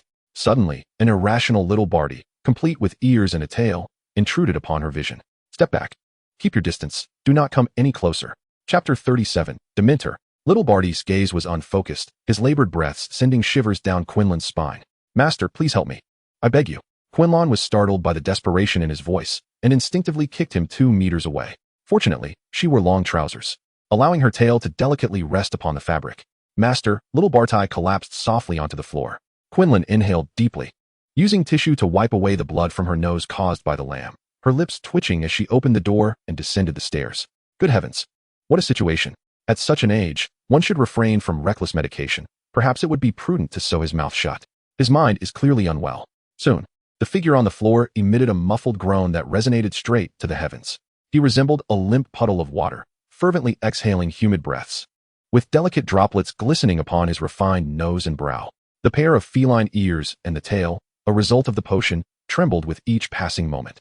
Leaving, Quinlan carried a large bucket filled with tap water, returning to the room after inspecting the floor for any peculiar marks, her expression slightly improving. You would do well to immerse your head in the water to regain your senses. She placed the bucket down on the floor. Little Barty's mood turned peculiar. The indifferent and calm tone of her voice did not affect him. He remained an impenetrable wall of silence. The sour ache within his heart felt as though it had expanded to fill his entire chest. He longed, desperately, to be touched by the person beside him.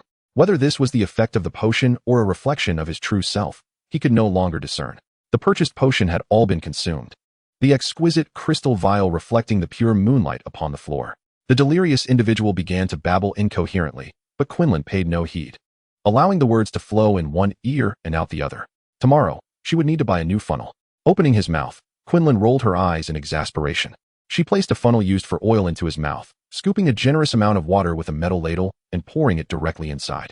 He swallowed continuously, the tap water mingling with the metallic taste of rust and disinfectant from the pipes.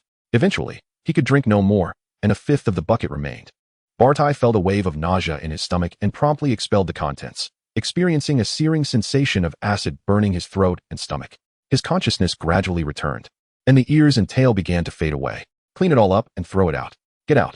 Tears welled in the corners of the man's eyes.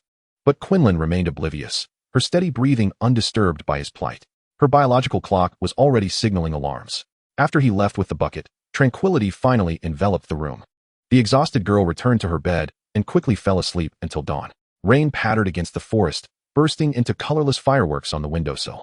Quinlan's biological clock was quite regular, but after yesterday's upheaval, she slept soundly until Tasha knocked on the door. Sister Pella, come down for breakfast. The girl opened her eyes, still heavy with fatigue. 3 beds away, in the innermost bed, the covers were piled up. A fluffy, gray-brown tail hung over the edge of the bed, seemingly sensing Quinlan's gaze, swiftly retreating into the blankets. All right, Tasha, I'm coming. Quinlan tidied her bed and secured her black hair tie into a low ponytail with a pillow. She cast a glance at the pile of belongings without uttering a word, merely pinning a note at her desk. The note detailed the total expenses for little Batty's recent stay in the courtyard. Since you possess wealth, you must pay to remain here. A vagrant with no home to return to should not expect to dine without charge at the welfare institution. You are to reimburse me for the price of that potion, as well as the mental distress and medical fees incurred from last night. Do not consume that potion indiscriminately. It can lead to financial loss and incarceration. The response that met her was a muffled voice from beneath the covers. Quinlan paid little heed to the creature on her bed and, receiving the customary reply, opened the door and descended the stairs with Tasha. He listened to the sound of the door closing, regretting the decision to drink that potion throughout the night. A peculiar thirst for knowledge and a penchant for experimentation had led him astray. Thankfully, Quinlan had managed to avert a more embarrassing situation.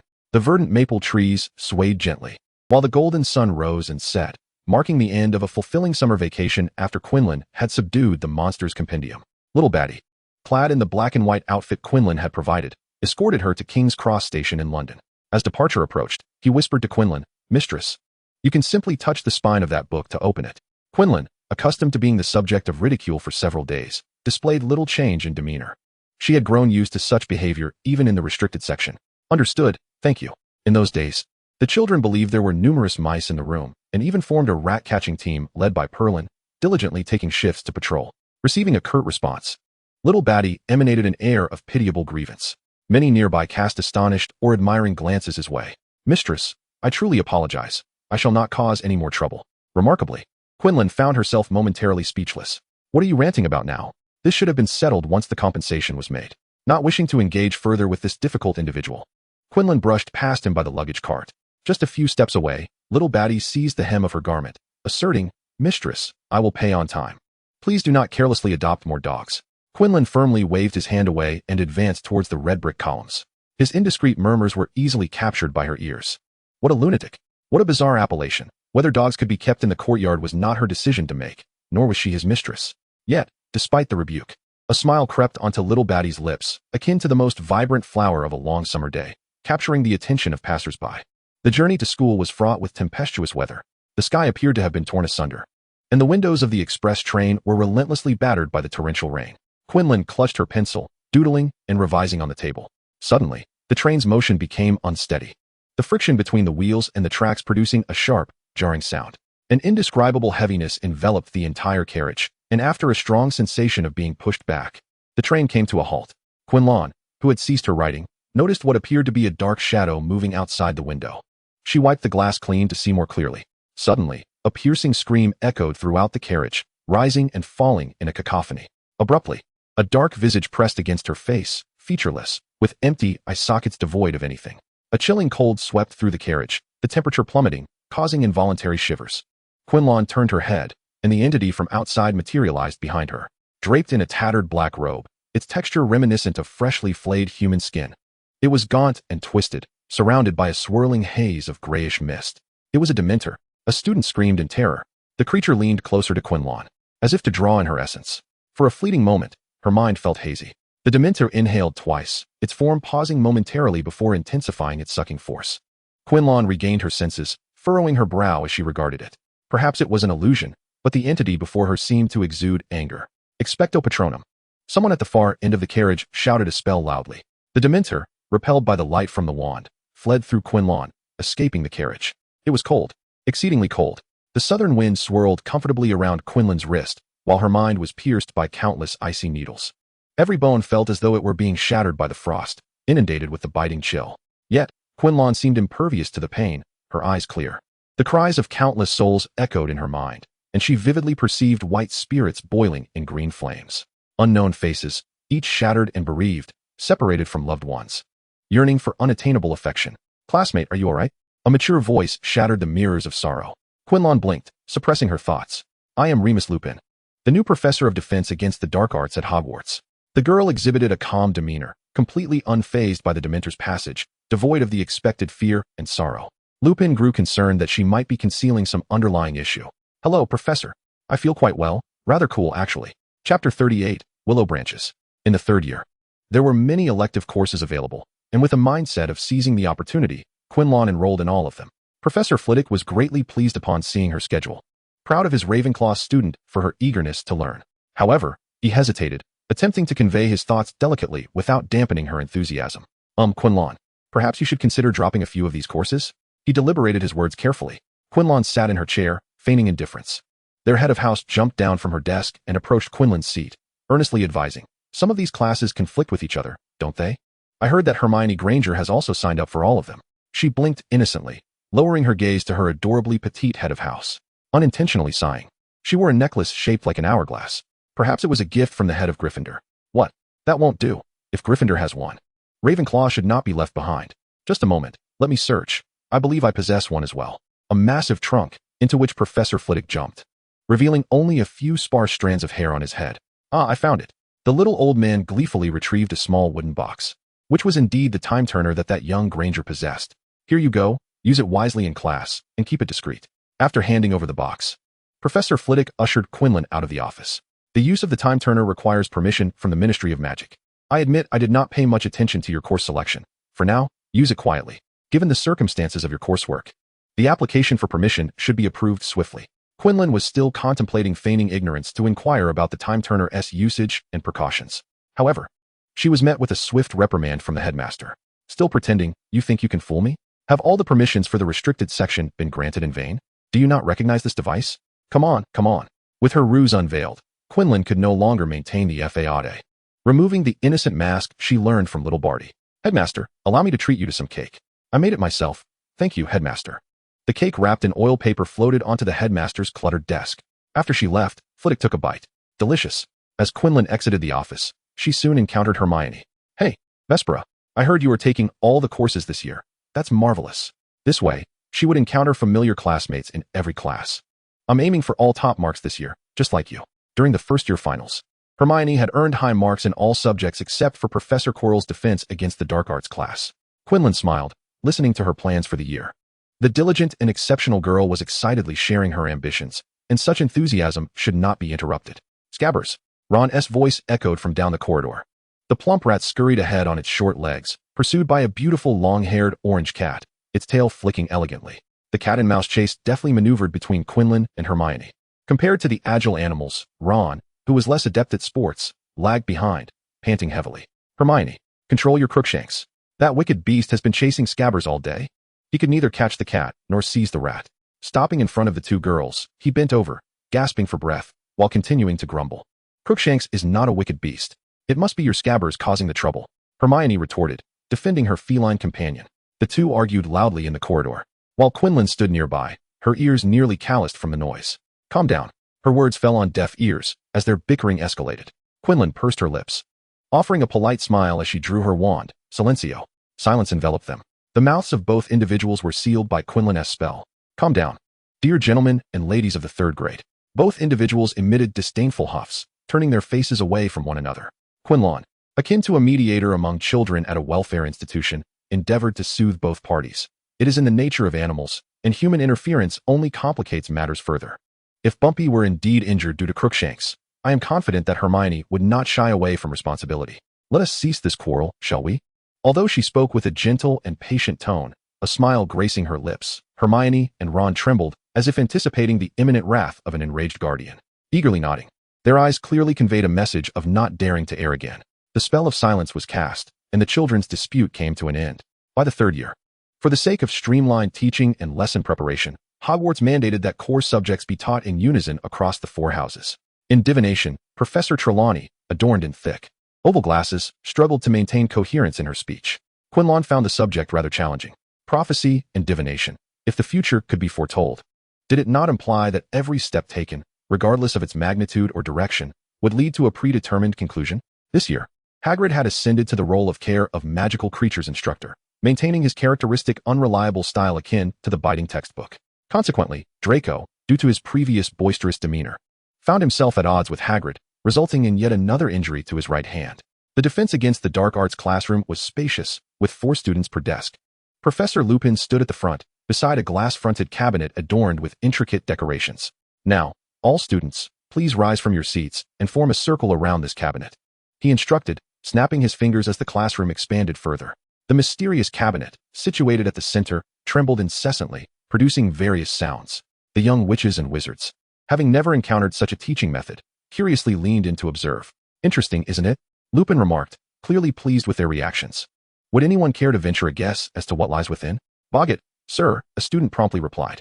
Correct, Mr. Thomas, Lupin affirmed. He continued. Can anyone describe what a boggett looks like? The atmosphere seemed quite comical.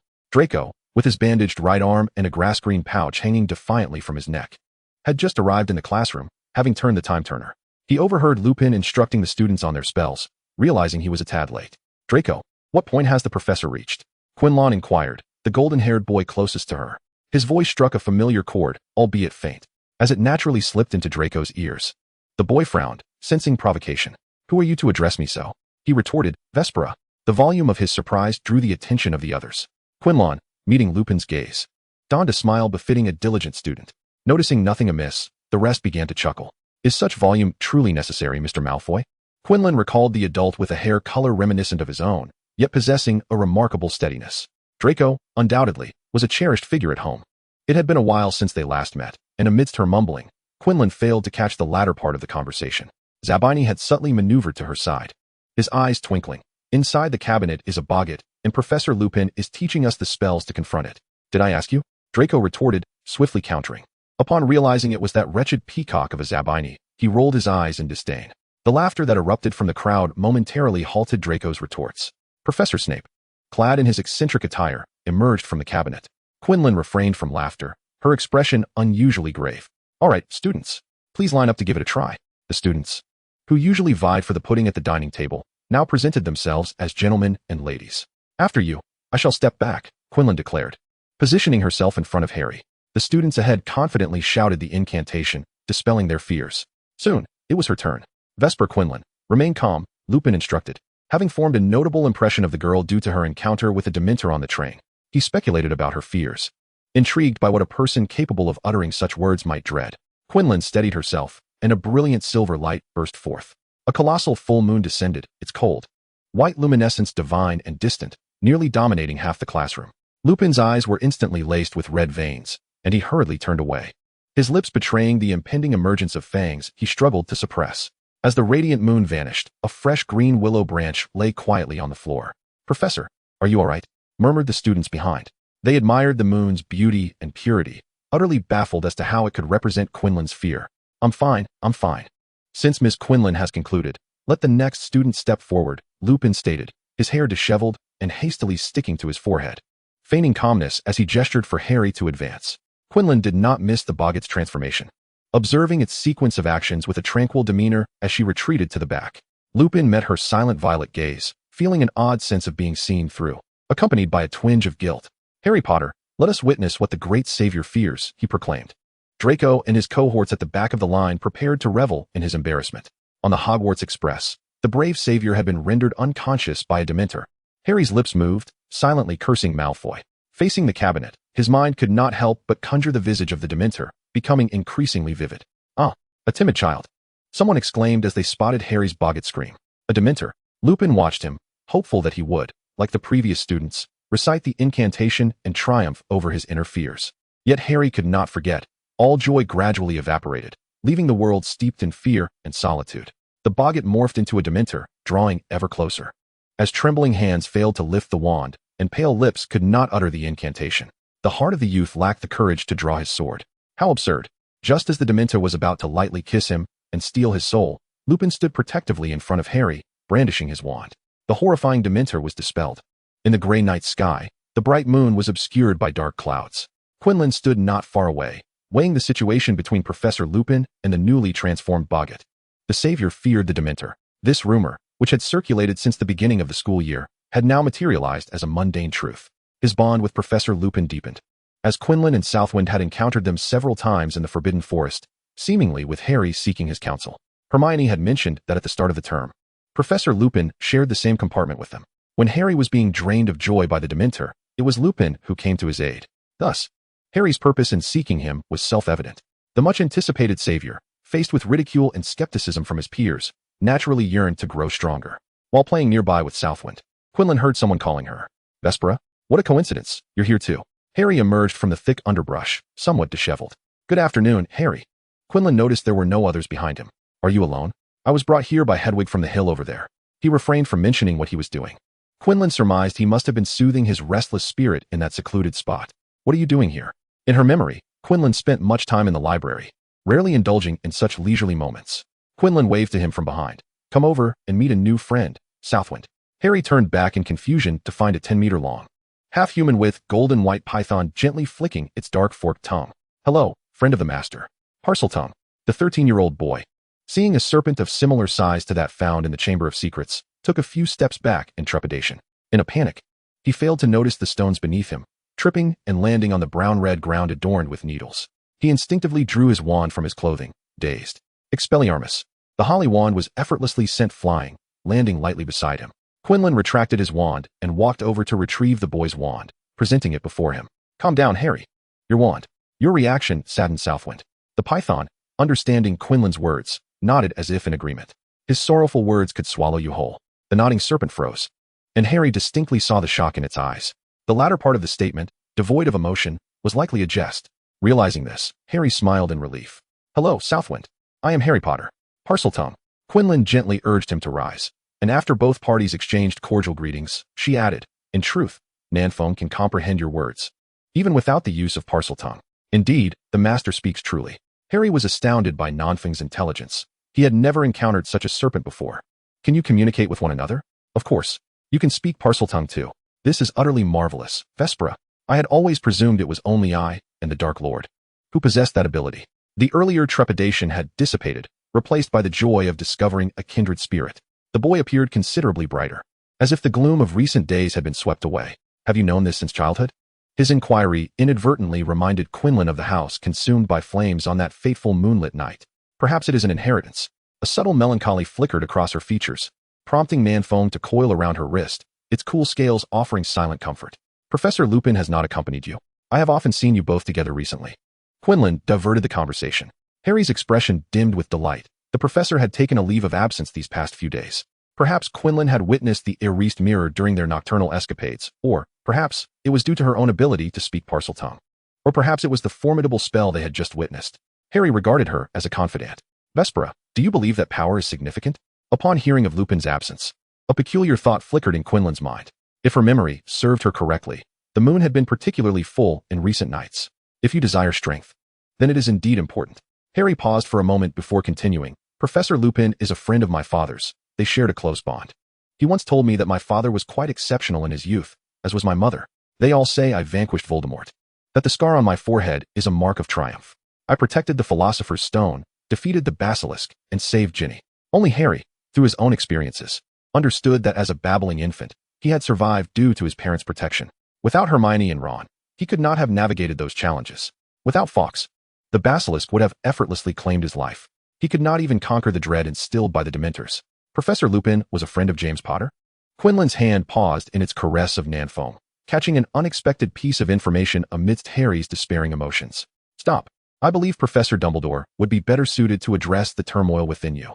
Observing Harry's head bowed low, Quinlan contemplated before offering a few measured words of guidance. Do you aspire to be the savior they speak of? A look of confusion crossed Harry's face. Did he truly wish for that? Could he even choose not to become one? If you desire it, then you must begin to empower yourself from this moment forth. If you do not wish for it, then dismiss their words as mere nonsense. Her calm tone belied the roughness of her words. As snowflakes fell from the overcast sky, Quinlan was reluctant to let the freshly washed strands of her hair be sullied by the snow. Thus, she donned her coat and hood in preparation to return to the castle. In the realm of wizards, are you the only minor among a multitude of inept individuals? I cannot subscribe to any heroic narrative. The calm yet defiant tone reverberated through the woods, leaving Harry to gaze vacantly at her departing silhouette. Chapter 40, Hogsmeade Village. With the arrival of the snowy season, wizards donned their warm winter attire. On a Saturday when the snowfall was not overly burdensome, third-year students, with parental consent, were set to visit the all-wizard village of Hogsmeade for the first time. Quinlan stood at the periphery of the crowd, observing the despondent farewell between Harry and Hermione. His uncle had refused to grant him permission, perhaps condemning him to miss out on that enigmatic locale for an entire year. A gentle, icy breeze swept by, tousling Harry's unruly hair. The frigid air rendered his complexion porcelain, accentuating the vivid hue of his lips. His deep-set eyes, paired with the rosy flush of his lips and pearly white teeth, painted a striking picture. She surveyed her surroundings and noted that everyone seemed to have matured overnight, shedding their previous innocence. Huh, poor Potter, without a father's signature, Draco jeered, exhibiting his prowess in mockery. Quinlan, taken aback, retracted her earlier judgment. Oh, the Miss Ravenclaw from our tower, silently observing these raucous youths once more. The Weasley twins appeared beside Quinlan, engaging in their usual banter, seemingly oblivious. Quinlan retrieved a blueprint from her black backpack. I've been waiting for you. Take a look at this design. What do you think? A lifelike green serpent sprang to life on the paper, its proud head adorned with a golden crown, while its coiled tail lifted a shimmering, winged galleon. The front of the base bore the elegant inscription, Draco Malfoy, Slytherin. A spectacle to behold, commanding attention. Presented by Albus Dumbledore. The names of Quinlan, Catherine, George, and Fred encircled the apex of the tetrahedron. Beautiful, simply exquisite. The talented Miss Artist, the twins exclaimed, utterly enamored with the design. Envisioning themselves as the recipients of the award. Would the crowned figure be the Lion of Gryffindor? If you are in agreement, I shall seek out an alchemist in Hogsmeade shortly. Ignoring their longing, puppy-eyed expressions, Quinlan retrieved the design before they could smudge it with their eager fingers. They exchanged a knowing smile, a unique twin connection. Absolutely, Quinlan. Nodding, Quinlan gestured towards Catherine amidst the crowd. Children, prepare to set off. Professor McGonagall called out with authority. Upon hearing the professor's encouragement, Quinlan bid farewell to the Weasley brothers. All right, I shall take my leave. See you tonight, Vespera. After taking a few steps, Quinlan casually glanced back to see the two flanking the melancholy Harry, grinning playfully as they entered the castle. The snowflakes drifted leisurely, silently blanketing the winding stone path, transforming the enigmatic village of Hogsmeade into a silver-clad paradise. The vibrant displays of Honeyduck Sweet Shop and the peculiar glow emanating from the joke shop were gently embraced by the snow, adding an air of haziness and dreaminess. Icicles hanging from the eaves glimmered with crystalline brilliance, harmonizing with the warm glow spilling from the distant Three Broomsticks. Students from Hogwarts, clad in an array of attire, donned fluffy gloves and hats, meandering through the snow in groups. By Merlin's woolly hat, exclaimed Catherine, clutching Quinlan's arm, her cheeks flushed like a charming little rabbit. Those burly men looked menacing, yet you dared to haggle fiercely. She animatedly lamented, a hint of survival instinct lingering in her tone, as passers-by cast curious glances at the two distinctly lively girls. Moments earlier, the duo had followed a recommendation from Professor Flitwick to locate the alchemist's shop. Upon pushing open the heavy wooden door, a wave of warmth mixed with a metallic scent enveloped them, instantly dispelling the chill. Inside, the lighting was dim yet focused. illuminating the bustling and orderly workspace. A robust, muscular wizard clad in a heavy leather apron wore a protective mask. The hammer in his hand clashed against the anvil and fire, sending sparks flying with a thunderous clang. Catherine nestled closely beside Quinlan, unwilling to stray far. "Hello. We need to make a trophy," Quinlan declared, pointing to a spot on her jawline, raising her voice. One of the bearded men paused, approaching the two. The scar cutting across his cheek added an edge to his imposing demeanor. 100 galleons, he stated in a deep, gravelly voice that echoed from years of smoke and fire, sending Catherine scurrying behind Quinlan. Quinlan presented the design to him. After a moment's examination, the man spoke again. 20. The shop seemed to freeze in that moment. Gazing into the man's wide, bell-like eyes, Catherine felt an ominous premonition that they might be struck down in an instant. "Deal." Catherine squeezed her eyes shut, bracing herself to bolt out of the shop with Quinlan. "Wait, we made a deal?" she queried, as they exchanged money, signed documents, and received a receipt before stepping outside. Catherine followed Quinlan mechanically, disoriented by the wind. What a loss. I should have asked for 10 galleons. Quinlan reflected on their previous exchange, her expression betraying no emotion, delivering a revelation that left Catherine speechless. Was it her mistake to think that the principal would cover the trophy costs? However, she soon discovered the thrill of bargaining. At the elegant wizarding attire shop, Catherine spotted a pair of red and green socks, perfect for Christmas. "How much for these socks?" she inquired. The astute merchant recognized Catherine as a newcomer, replying, "Sister, those are 50 sickles." Quinlan restrained Catherine as she reached for her money. 40. "Oh dear, these socks are woolen," she said. 30. "What is the matter with you, student?" 20. "Ah, it seems we've encountered an expert. The proprietor merely wishes to expedite their departure." 25. 25. Catherine, with keen perception, produced the money, settled the bill, and exited. Merlin's woolen socks. I have never procured such inexpensive socks from their shop.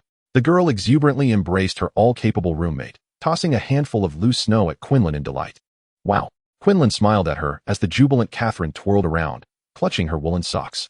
Suddenly, Catherine appeared to be struck by something and tumbled into a snowbank. Quinlan heard a faint gasp, and a series of footprints appeared in the deserted snow, leading towards the Three Broomsticks pub. She pulled Catherine out of the snow as one might unearth a vegetable from the ground. "Merlin, what an impolite fellow," the girl exclaimed, her face covered in snow. Quinlan wiped her face clean with a handkerchief, offering comfort as she guided her towards the pub, where the footprints vanished. Upon pushing open the wooden door, a straw-bound skull on a nail clattered ominously close to their faces. No underage wizards allowed. Before either could react, they were forcefully ejected. Tense expressions crossed the faces of Hermione and Ron as they brushed past, Ron trailing behind. Moments later, they too were unceremoniously expelled. Behind them, Quinlan's voice, tinged with curiosity, echoed, "I just heard. Hella, I'm leaving now. I've found the culprit who bumped into me. It must be that boy." Catherine dashed towards the distant figure of a boy, leaving Quinlan unable to catch her. Ron and Hermione awkwardly leaned against the door, retreating. "You called Harry's name, didn't you?" "No, we didn't." Ron covered his mouth like a thief. Their denial was as transparent as daylight. Hermione rolled her eyes in disdain, shoving him away, guilt mingling with her unease. "Vespera, haha, you must have misheard. Harry isn't even here." Quinlan allowed them to flee, crossing her arms as she leaned against the wall by the pub's entrance. It wasn't long before the farmer caught the unsuspecting rabbit. "With my keen hearing, how could I possibly be mistaken? You agree, don't you, Harry?" Chapter 41. Scabbers and Peter. Clad in an invisibility cloak, Harry exited the pub. Quinlan's voice ought to have instilled a measure of fear in him. Yet, he was preoccupied with other thoughts, tears cascading from his eyes in a relentless flow.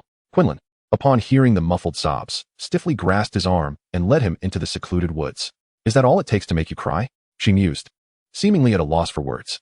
In the silent snowy forest, Harry sat on a tree stump, weeping quietly, while Quinlan, adopting a parental demeanor, wrapped her arm around his shoulders, gently patting him as one would soothe a sick child. Disturbed by his unexpected cries, Quinlan, now regaining her composure, surmised that Harry had heard something troubling at the pub. "Harry, once you've finished crying, do calm down. Your soaked cloak must be turning into a block of ice in this frigid weather." A chuckle escaped Harry at her words, rendering him momentarily caught between tears and laughter, though the sorrow in his eyes had notably diminished. Seeing Quinlan's rather awkward embrace, Hermione and Ron exchanged knowing glances, aware that their secret had been exposed, and they approached together. As reinforcements arrived, Quinlan made space for Hermione and Ron to join. "Well, Harry, please stop crying and tell us what happened," Hermione urged with a semblance of calm, though her voice trembled. Ron, upon embracing Harry, couldn't hold back his own tears. "Bro, if you cry, I can't help but join you." "What was me?" Quinlan observed the trio, feeling somewhat embarrassed. No wonder the three of them shared such a strong bond. Their capacity for empathy was extraordinary. As the situation spiraled beyond control, Quinlan resorted to her wand, Protego, Orchid Bloom. A serene, deep blue spherical shield enveloped the three, with countless lavender blossoms nearly filling every crevice. Under the comfort of the magic, the trio finally found the calm to speak. In unison, they shyly expressed their gratitude. Thank you. Ron was particularly mortified by his earlier display. If a pit had been nearby, he would have gladly buried himself. Harry recounted the troubling news he had overheard at the Three Broomsticks. The escaped prisoner reported in the Daily Prophet is a friend of my parents. He spoke thoughtfully, the weight of his concern and confusion deepening. He betrayed my parents' friendship, which led to their demise at the hands of Voldemort. Unable to bear the reality any longer, he collapsed into Hermione's shoulder, weeping once more. He was my godfather. Faced with such a stark truth, Quinlan, like Hermione and Ron, could only remain silent. Hermione endeavored to maintain a gentle and comforting tone. We understand this is an immense blow for you, but you are not alone in facing it. Ron nodded, holding his brother even tighter. With the remnants of Quinlan's spell still lingering, Harry quickly regained his composure. He looked around at everyone, his gaze sincere. Thank you all. Noticing a discrepancy in Harry's account, Quinlan asked, Harry, how did you evade Filch's watch to reach the village? Surrounded by those he trusted. Harry felt no need to conceal the truth. He carefully retrieved an antiquated scroll of parchment from his pocket. Unfolding it revealed a blank sheet, and he recited the incantation the Weasley brothers had taught him. I solemnly swear I am up to no good. The rebellious nature of the incantation caused Quinlan to momentarily furrow her brow in surprise. Moon-faced, with a worm-like tail, large feet, and a pointed fork. The scene was nothing short of extraordinary as a clear panorama of Hogwarts materialized. The corridors and classrooms were visible, alongside hidden secret passages. The name of Filch moved steadily along the third-floor corridor, while Dumbledore's name circled endlessly in the headmaster's office. How marvelous! Hermione exclaimed, while Ron's eyes nearly popped from their sockets. Merlin's lace knickers. Where on earth did you procure this treasure? Harry hesitated, refraining from revealing its origin. Quinlan recalled the sight of George and Harry arm in arm as they departed, piecing together the clues. Suddenly, a swiftly moving name on the map captured everyone's attention. Peter Pettigrew? Who is that? Ron inquired, as the others shook their heads. It seemed he had an epiphany. This fellow was running as if something were chasing him. Ha ha ha. Quinlan observed his route, finding it eerily familiar, yet unable to place it. Raising her gaze, she noticed someone approaching. Harry, someone is coming. The stealthy Harry quickly concealed himself beneath the invisibility cloak, completing his prank. The Marauder's map was tucked away. Hella, there you are. Professor McGonagall has called us back. Catherine exclaimed, skipping along, evidently in high spirits. She was not well acquainted with Hermione and the others, offering them merely a brief smile. The group returned to the school, with Harry trailing silently behind. A few days later, during dinner, Headmaster Dumbledore announced that a prisoner from Azkaban had escaped and was lurking near the village adjacent to the school. In the interest of student safety, the Ministry of Magic had deployed Dementors to patrol the vicinity. The young wizards grumbled, but they could not alter the fact that the Dementors would soon be stationed nearby. That night, a blood-curdling scream pierced the air. Percy was leading the Gryffindor students back to the dormitory. However, the fat lady at the entrance had vanished, and the portrait guarding the dormitory door was slashed with 3 terrifying claw marks. Quinlan returned from the library and passed by them. She saw Hermione cradling her pet Crookshanks and suddenly realized that the route taken by the one named Peter was the same path she frequently encountered when playing cat and mouse in the corridors. Seizing the moment while everyone was still in a state of panic, she approached Harry. Harry, may I borrow your map for a moment? Harry quietly asked, what do you intend to do? Noticing Percy catch her eye, Quinlan winked, signaling that she would depart shortly. It's not the right time to discuss it. Tomorrow at 4 in the afternoon, Hagrid's hut. Remember to invite Hermione and the others. Hagrid's hut lay beyond the stone forest, amidst the desolate winter wasteland, where only the massive pumpkins remained piled near his gate. Inside, a magical creature with the body of a horse and the head of an eagle was tethered. The poor Buckbeak, as the Ministry of Magic had issued a death sentence. When Quinlan knocked on the door, the immense giant was weeping within. My Buckbeak, oh dear. Hello, is Hagrid home? When Hagrid opened the door and beheld the sight of Quirrell weeping uncontrollably, he lamented, it is all my fault. All my fault. He had already been suspended for 6 months due to his unauthorized care of the dinosaur Norbert, and earlier, he had been imprisoned in Azkaban for being suspected of being the perpetrator behind the Chamber of Secrets with the clandestine arrival of Aragog. Now, his teaching missteps had culminated in the tragic prospect of a poor magical creature losing its life. Quirrell, please come inside. It is entirely my fault for disregarding your warnings and the consequences, Hagrid expressed with deep remorse, wishing he had recognized the gravity of the situation sooner or learned from his past mistakes. Perhaps this calamity could have been averted. His face was streaked with tears, mingling with the disheveled hair and beard, indicating a prolonged state of despair. Quirrell took a seat and sipped the water Hagrid offered. Honestly, you are ill-suited to be a professor, he remarked, and Hagrid, engulfed in sorrow, knew he could not argue against this truth. The most significant point was that his affection for animals far surpassed his regard for his students. The revelation struck Hagrid like a bolt from the blue. He had stubbornly aspired to be a professor while committing fundamental errors in judgment. His inadequate teaching abilities had betrayed Dumbledore's trust. Knock, knock. Is Hagrid home? Hermione's voice resonated from the doorway. Estimating the time, Quirrell felt gratified that everyone had arrived early. For children sat in a circle. Hagrid emerged to find his beloved Buckbeak, relishing their final moments together. That was quite terrifying. Yesterday, Professor Snape almost confiscated that map, Harry exclaimed with relief. The others looked at him quizzically, urging him to elaborate. I spotted Peter's name moving nearby, so I went to investigate and ended up being caught by Professor Snape while out at night. Ron's expressive face mirrored the feeling of being caught himself. However, Professor Lupin called me over and confiscated the map in front of Professor Snape, only to return it to me later in the classroom. Hermione sighed with relief, thrilled that the map was still in their possession. Harry's eyes sparkled like a green glass bottle abandoned on the beach, illuminated by the sun. This map was invented by my father and his friends, he declared. Quirrell pointed to the names atop the map, inquiring if those 4 aliases belonged to their fathers. Indeed, Harry nodded. Professor Lupin is Moony, and my father is Prongs. Goodness. Mate, your father and his friends were remarkable, Ron said enviously.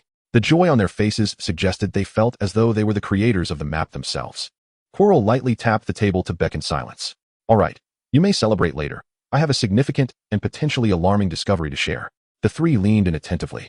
I suspect that Ron's pet Scabbers is none other than the rapidly moving Peter Pettigrew on the map. Ron sprang to his feet, exclaiming, that is impossible. Hermione pondered thoughtfully. Upon careful consideration, it was indeed improbable for a mouse to live in your home for 12 years. It was highly likely that it was an animagus. Her speculation was met with an angry glare from Ron, yet the seed of doubt began to sprout in his mind. Quinlan, unfazed by his ire, calmly added, thus, we must collaborate to devise a plan to validate the authenticity of our suspicions. Harry urged him to take a seat, and Quinlan gestured for everyone to draw closer. Tomorrow marks the Quidditch match. Let us proceed accordingly. Chapter 42, The Awards. At noon, after the meal, the afternoon would usher in the commencement of a new Quidditch season, and the young wizards were brimming with excitement. Following the fervor of the previous academic year's support, Quinlan and her companions were busily occupied, scarcely managing to close their eyes that night. They had toiled late into the evening, finally producing an ample supply of support merchandise.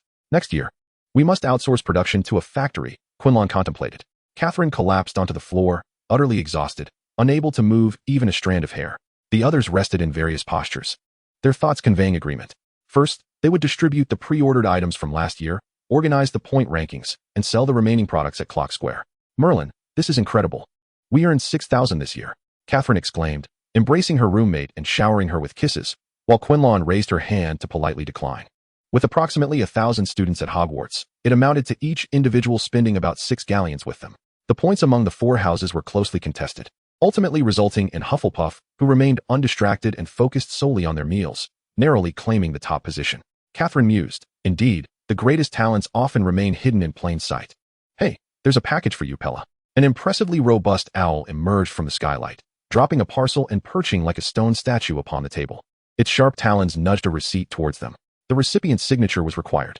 The square package, measuring 25 inches per side, bore the alchemist's gilded emblem, Ida Smith. The owl seized the signed receipt and took flight, leaving Catherine's curiosity bubbling to the surface. Pella, aren't you going to open it? Quinlan shook her head, winking mysteriously at her. Of course not. The trophy must only make its appearance during the award ceremony. I shall make a trip to the headmaster's office. The girl departed with the package, leaving Catherine to dream of the design materializing into reality. Major shareholder, where are you off to? The Weasley twins inquired as they turned to her.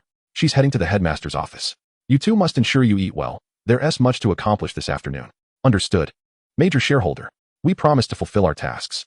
Their eagerness to earn was palpable. Quinlan, holding the trophy, conversed with Dumbledore in his office, who expressed great satisfaction with her planning. The Quidditch match commenced as scheduled. Despite the overcast sky and light rain, the spirited atmosphere among the attendees remained undiminished. Flags of 4 colors waved vigorously in their respective areas, while the shimmering support wands and synchronized chants resonated throughout the stadium. The seats in the audience transformed into the striking yellow and black of Hufflepuff, and the young wizards, previously awed by its formidable presence, hesitated to take their seats. All faculty and students were present. Quirrell patted George and Fred on the shoulder. Outstanding batters, it is your time to shine. With a resounding cheer, the duo soared into the air on their brooms, skillfully weaving along the edge of the pitch. They clutched a vast, light green curtain that unfurled slowly with their movements, resembling a delicate cloud gracefully enveloping the arena above. Cleverly isolating the persistent drizzle from the outside world, the young wizards gazed in confusion at the suddenly dimmed field. "Hey, Ron, what are your brothers up to?" Ron, equally perplexed, shook his head, eager for answers. With a sudden clatter, the newly installed incandescent lights sprang to life, illuminating the entire space as brilliant beams converged from all directions. Like silver rivers, they intertwined and collided in midair, gathering at the center of the pitch. As a deep, resonant chime echoed, a spectacular display of fireworks erupted in the sky. The name of Slytherin materialized amidst the dazzling brilliance, the green lettering glimmering like jewels from the deep sea, radiating a cold yet noble light before dissipating into wisps of smoke. Countless stars shaped like galleons descended from above, shimmering and dancing in the air as if real coins were in motion.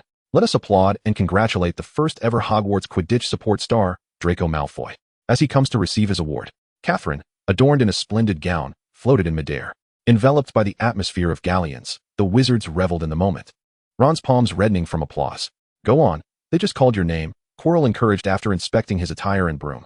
The boy's eyes sparkled with excitement, the previous year's House Cup becoming insignificant. His golden hair shone brilliantly under the lights as he confidently approached the trophy that awaited him.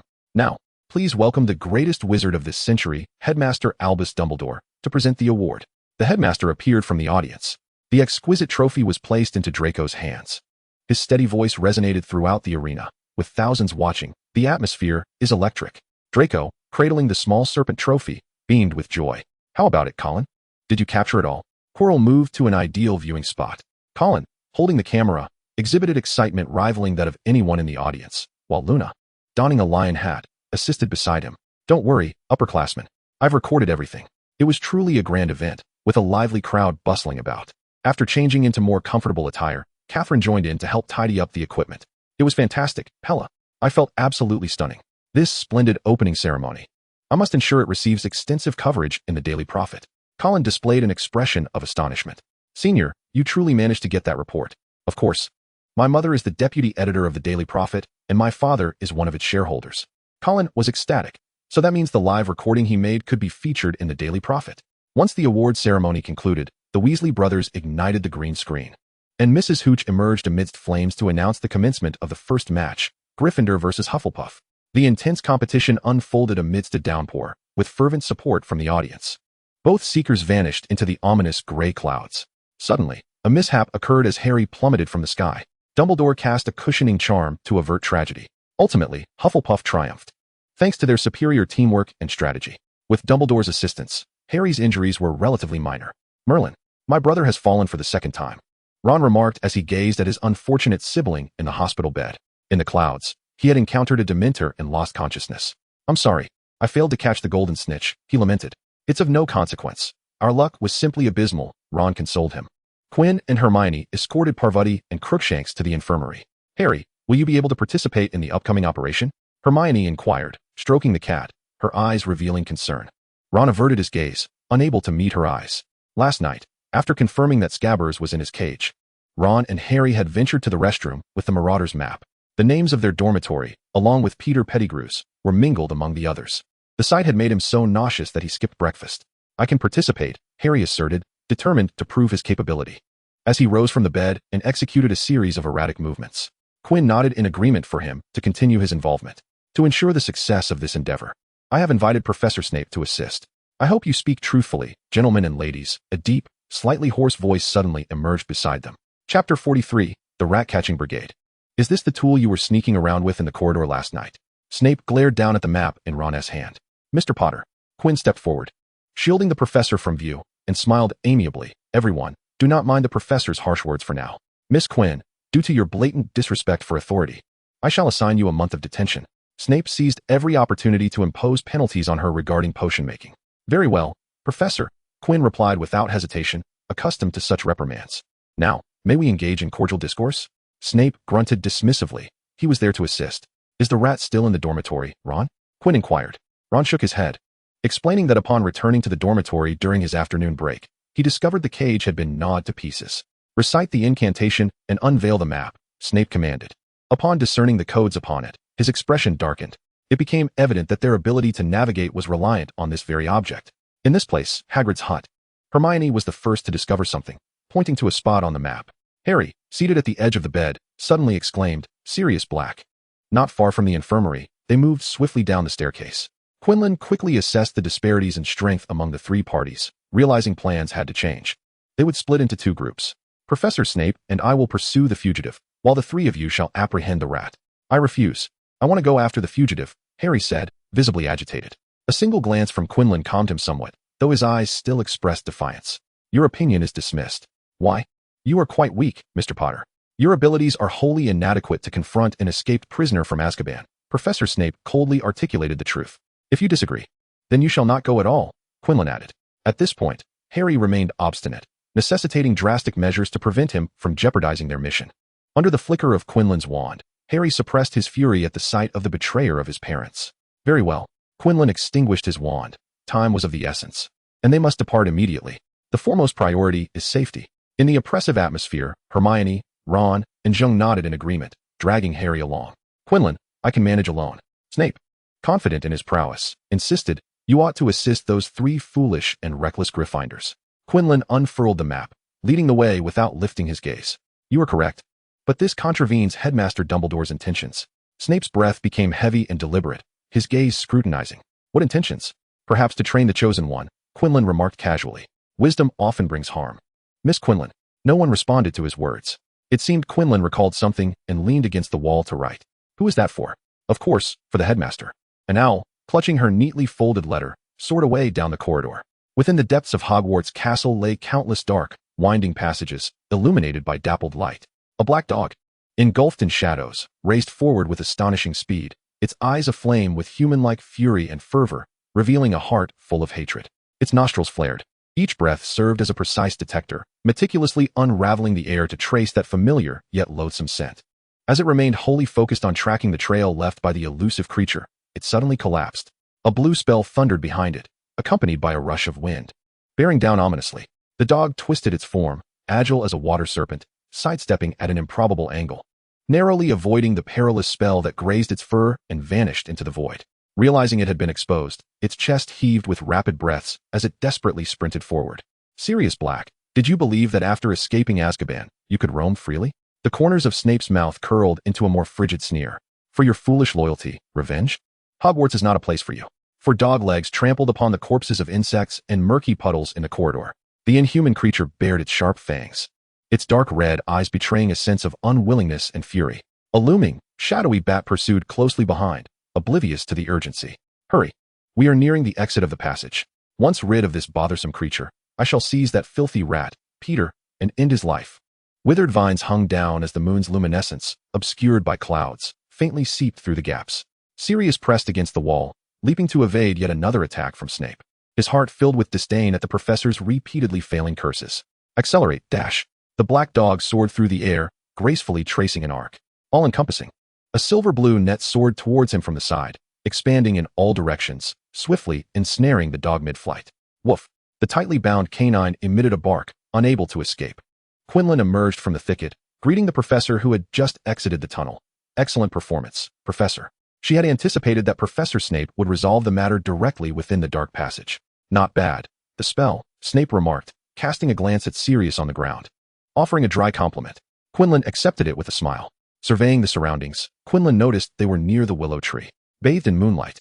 She spotted an opening beneath the tree. Professor, look over there. Snape followed her gaze, furrowing his brow. Fresh traces of several individuals remained near the opening.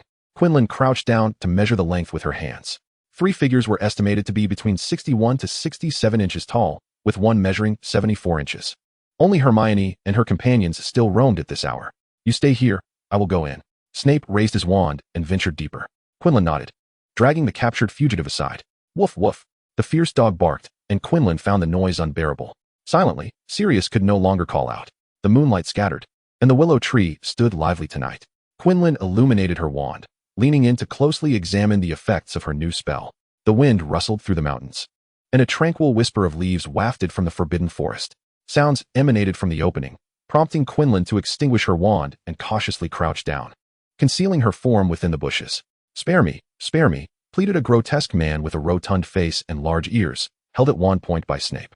Harry and the others followed closely behind, unable to mask their simmering anger. He was eager to understand why the man, previously declared dead by Snape within the Shrieking Shack, still lived. Professor Lupin had referred to him as Wormtail.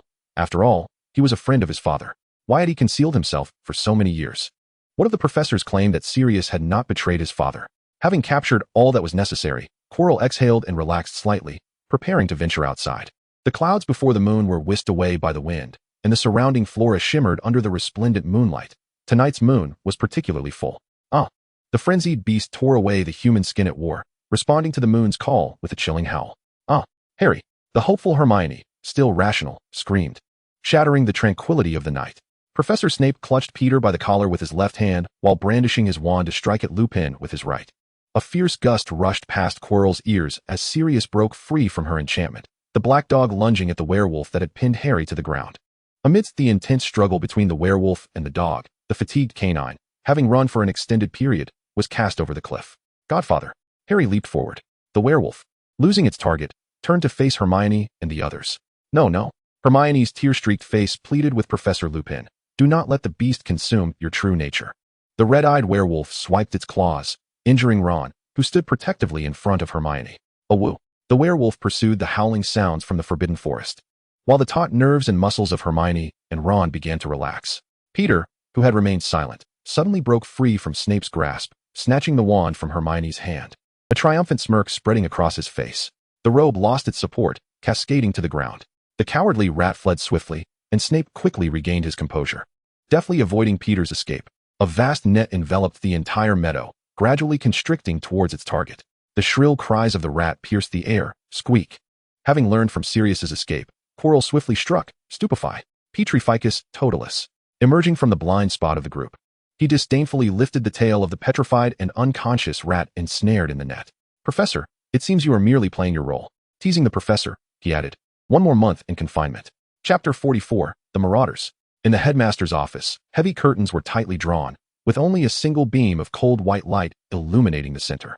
The transformed Peter Pettigrew was bound to the interrogation chair. Professors and officials from the Ministry of Magic surrounded him. Isn't Peter Pettigrew dead? Minister Fudge, draped in a black coat with a deep blue suit beneath, was present. It was Quirrell's first encounter with the minister. The letter she had sent to his desk had received only an initial response, after which it vanished without a trace. His rotund figure and balding head, adorned with a black top hat, bore a striking resemblance to the rat who had lived off the Weasley family for years. A knock echoed at the door as Professor Snape entered, holding a carrot-shaped glass vial. The interrogation was about to commence. Dumbledore instructed Harry to remain, while Hermione and Quirrell were led out of the office by Professor McGonagall. Peter Pettigrew trembled in fear, his eyes filled with defiance and regret. Fixated on the Veritaserum in Snape's hand, the harbinger of his long-awaited judgment. Peter Pettigrew. Dumbledore's voice resonated deeply and powerfully, penetrating the eardrums of all present. Why do you still live, and why have you concealed yourself in the form of an animagus for over a decade? Snape grasped his chin, pouring Veritaserum into his mouth. The azure liquid slid down his throat, a chilling sensation swiftly spreading throughout his body as he felt stripped of all secrets and the sanctuary of lies. Peter's lips trembled, yet no sound emerged. His face was as pale as parchment, beads of sweat forming on his brow. Reluctantly, he confessed, I betrayed the Potters. I betrayed Voldemort. Of course, I had to hide. The assembly reacted with varying degrees of frowns and bewilderment. Harry urgently inquired, what did you betray my parents for? I was the secret keeper of the Fidelius charm. It was I who revealed their location as a mark of allegiance to Voldemort. The expressions of those seated turned frantic. Snape stepped forward, his face impassive, rolling up Peter's sleeve. A black and green skull marked his skin, from which a serpent emerged, vividly displayed on the inner side of his forearm. Words were unnecessary. This former mark spoke volumes. Snape's voice was frigid and sardonic as he retreated to his original position, his gaze laced with revulsion for Peter. You framed all this on my godfather, Sirius Black? Harry speculated, recalling Professor Lupin's demeanor in the Shrieking Shack. Upon hearing this, Peter erupted into laughter. Yes, indeed, I framed him. And you all hailed the supposed dead me as a great hero. Ha ha ha, a Death Eater as a hero in the Wizarding World. Fudge's corpulent visage darkened, having exerted considerable effort to elevate this sewer rat to heroism. The room fell into profound silence, save for Peter's labored breaths. The professors wore expressions of vivid disbelief. Why did you do this? Dumbledore inquired, his voice betraying unmistakable disappointment and sorrow. Peter leaned back against his chair. his gaze drifting vacantly to the ceiling. I was afraid. Your cowardice and avarice not only robbed the Potters of their lives, but also burdened your friend Sirius Black with years of injustice. Fudge abruptly interjected, declaring with righteous indignation. Your future lies within the confines of Azkaban prison. Peter snorted derisively, uncertain whether to mock Fudge's hypocrisy or lament his own past. 2 Aurors from the Ministry stepped forward to escort him away. Now that the truth is revealed, I shall return to the Ministry. Fudge bowed slightly to the professors before departing the headmaster's office. Harry stood rooted in place, unable to regain his composure until Dumbledore called to him. You should return as well, Harry. Get some rest. Outside the castle, the moon shone like a vast circular mirror, reflecting the essence of the human heart. The Free Griffin soared freely amidst the clouds. Quinlan leaned over the tower's railing, watching as Fudge and others escorted Peter Pettigrew away from Hogwarts. A glimmering blue light was concealed within the crevices of his palm. 3 days later, discussions among the little wizards in the hall were incessant. The Daily Prophet had unveiled the true visage of Peter Pettigrew, while simultaneously reporting his audacious escape during transport to Azkaban. What? The Ministry of Magic is utterly incompetent, allowing Peter Pettigrew to flee. Hermione exclaimed in discontent at the dining table. Ron, upon hearing the name, felt a surge of nausea, recalling the years he had spent with that wretched creature. By the way, have you seen Vespera lately? Hermione suddenly remembered, having yet to inform her of Buckbeak's reprieve from execution. The 2 boys shook their heads. An owl delivered a tightly wrapped package addressed to Harry. As the trio curiously unwrapped it, their expressions shifted to delight upon discovering a brand new firebolt. The sender was Harry's godfather. In the Shrieking Shack, far removed from the jubilant Hogwarts campus, Lupin remained until he regained his human form. After days of frantic transformation, he appeared haggard, beads of cold sweat glistening on his forehead, utterly drained of strength. It was at this moment that Quirrell made his entrance. Quickly, restrain him. Stepping over the splintered floorboards of the shack, he calmly approached Professor Lupin. Good afternoon, Professor. Quirrell, what are you doing here? The astute yet reserved Ravenclaw student had somehow discovered his presence and intention to bind him. Lupin's mind spun with confusion. Do not worry, Professor. I have no intention of revealing your identity as a werewolf to anyone else. Quirrell produced a crystal vial from his pocket, the azure liquid swaying within. I merely wish to inquire about a few matters regarding the Marauders. Originally intended for Peter, but after the Ministry took him away, I must seek information elsewhere. Ideally concerning Professor Snape. The girl spoke with a playful smile, causing Lupin to recall past events with a flicker of discomfort and guilt. Quirrell raised an eyebrow, finding the reactions of those involved quite amusing. To economize our discerning efforts, I shall put this Veritaserum to good use. You seem rather frail, yet your grip is quite strong. As he consumed the potion, Lupin felt the pressure of fingers digging into his chin, leaving a blue mark. Now, do elaborate, Professor. Upon returning to Hogwarts, Quirrell extracted his memories and placed them into a test tube, his violet eyes glimmering with a hint of curiosity. What would Harry think if he knew his 2 fathers had once been such individuals? How would his relationship with Professor Snape evolve from here? The Marauders truly embodied their moniker, and certain Slytherin students were equally formidable. It was perplexing to consider what the professors had been up to all those years. It seemed a matter capable of warranting a reopening of the school. She found herself eagerly anticipating the next semester. The 10th final examinations have concluded, yet Lupin has departed from Hogwarts. Perhaps it is due to overwhelming guilt, or perhaps because of his unstable werewolf form. Quinlan returned to the orphanage, where the Grey Wolf awaited her at the entrance. As soon as she stepped inside, the children rushed to embrace her, each clamoring to voice their grievances. Sister Pella. The dog is disobedient. Indeed, Sister Pella. Ever since you went to school, it hasn't shown its face. Quinlan assured them that she would properly discipline the unruly dog. Little Barty, with his tail drooping, followed Quinlan upstairs. Once the door was closed, he eagerly transformed into human form and donned his clothes, his pleading gaze fixed upon Quinlan. Master, please discipline me. I missed you so much. Chapter 45, The Invitation from Weasley. If gazes could materialize into tangible objects, Quinlan would undoubtedly have emotionlessly brushed it away from her presence. If you wish to be imprisoned, simply say so. I shall report you to the authorities. Have you not considered your own age? If you do not reign in that gaze, it might as well be donated to medical research. Compared to Dumbledore and those ancient wizards over a century old, little Barty considered himself youthful. At 32, he was still relatively young for a wizard. Quinlan cast him a silent glance. Little Barty stammered, hesitant to speak. There was an 18-year age gap between them, and 14 was indeed a permissible age for marriage in the wizarding world. Quinlan's lips twitched. She could not comprehend such notions. The idea that one could wed at a middle school age was merely a remnant of feudal superstition. Leave. I shall not leave, master. I was wrong. I was wrong. The man knelt with a lack of resolve, unwilling to lose Quinlan. She was his master, and abandoning her was not an option. Seeing that the girl remained unyielding, Little Barty transformed back into the gray wolf and deftly used his paws to open and close the door, lying quietly in the hallway. He had already been forsaken by his father and could not bear the thought of Quinlan casting him aside. The master was cold, yet he found himself stirred by her every small gesture, ripples of affection stirring within him.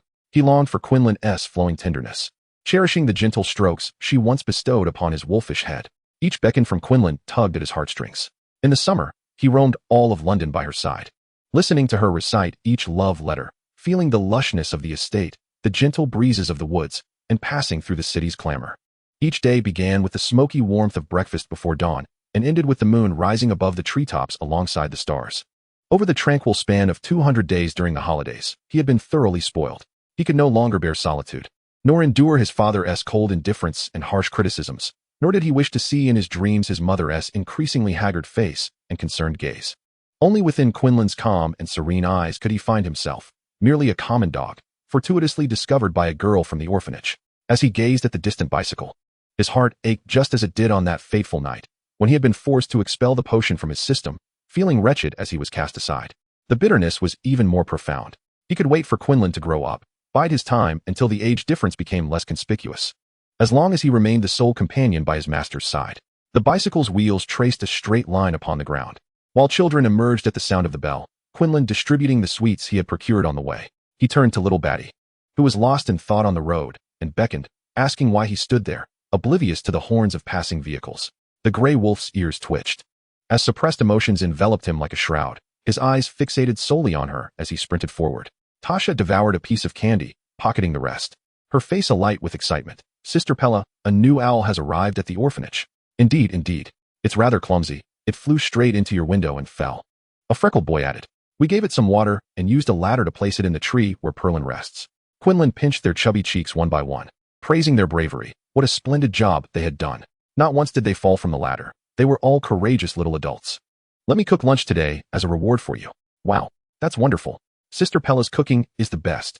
Sister Pella was quite busy, only able to be home during the summer vacation after a year of schooling, and it had been ages since they had tasted her meals. You little rascals. Is my cooking not good enough? The matron burst from the kitchen wielding a fire poker, causing the children to scatter in all directions. Sister, this is a letter from the Dizzy Owl, Tasha announced, producing a neatly kept envelope from her bosom. It was evident she cherished it dearly. Quinlan retrieved a palm-sized rainbow lollipop from his pocket and handed it to her. Shoo. Don't tell anyone else. It's just for you. The girl's eyes sparkled like autumn waters. Oh well. The dog beside them whimpered in dismay, lamenting the absence of a candy for himself. Tasha skipped away in delight, while Quinlan ascended the stairs to open the letter. It was penned by the Weasley twins. Dear Mistress Quinlan, George and Fred sincerely invite you to stay with us at the Weasley residence for a while. Our parents are immensely grateful for your assistance in helping us earn money, hence the invitation to accompany us to the Quidditch World Cup. Hermione and the others will also be with us during that time. Oh, and your presence will surely be a tremendous shock to Percy. Ha. Do remember to write back. Clever Miss Quinlan. Should you decide to join us, we will come to fetch you. My dear, your classmates are truly wonderful. Unlike me, who has only you for company. Little Batty lamented unexpectedly, his tone tinged with melancholy. Quinlan disregarded his sardonic remark, producing yet another lollipop from her other pocket. Do refrain from speaking nonsense here. Do not linger in this room, go outside. I am indeed a person, and of course, I speak human words. Little Batty obtained what he desired, transforming into a gray wolf clutching a lollipop, joyfully descending the stairs to flaunt his prize before a group of children. Ever since he consumed that potion last year, he had not resided in this room. The young ones had constructed a doghouse for him beneath the trees in the backyard. Exasperated, Quinlan sighed as she dismissed him.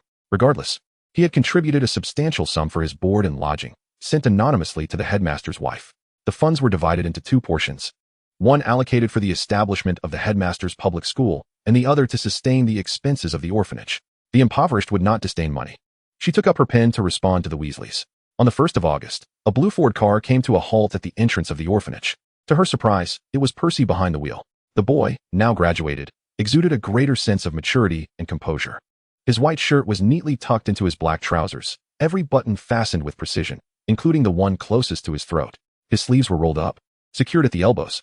Good morning, Percy. He was no longer the head boy of Gryffindor, and Quinlan naturally omitted the last two words.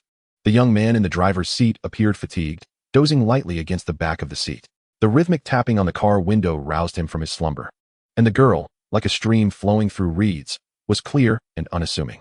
Percy's recent burdens seemed to dissipate in her presence. "Good morning, Vespera."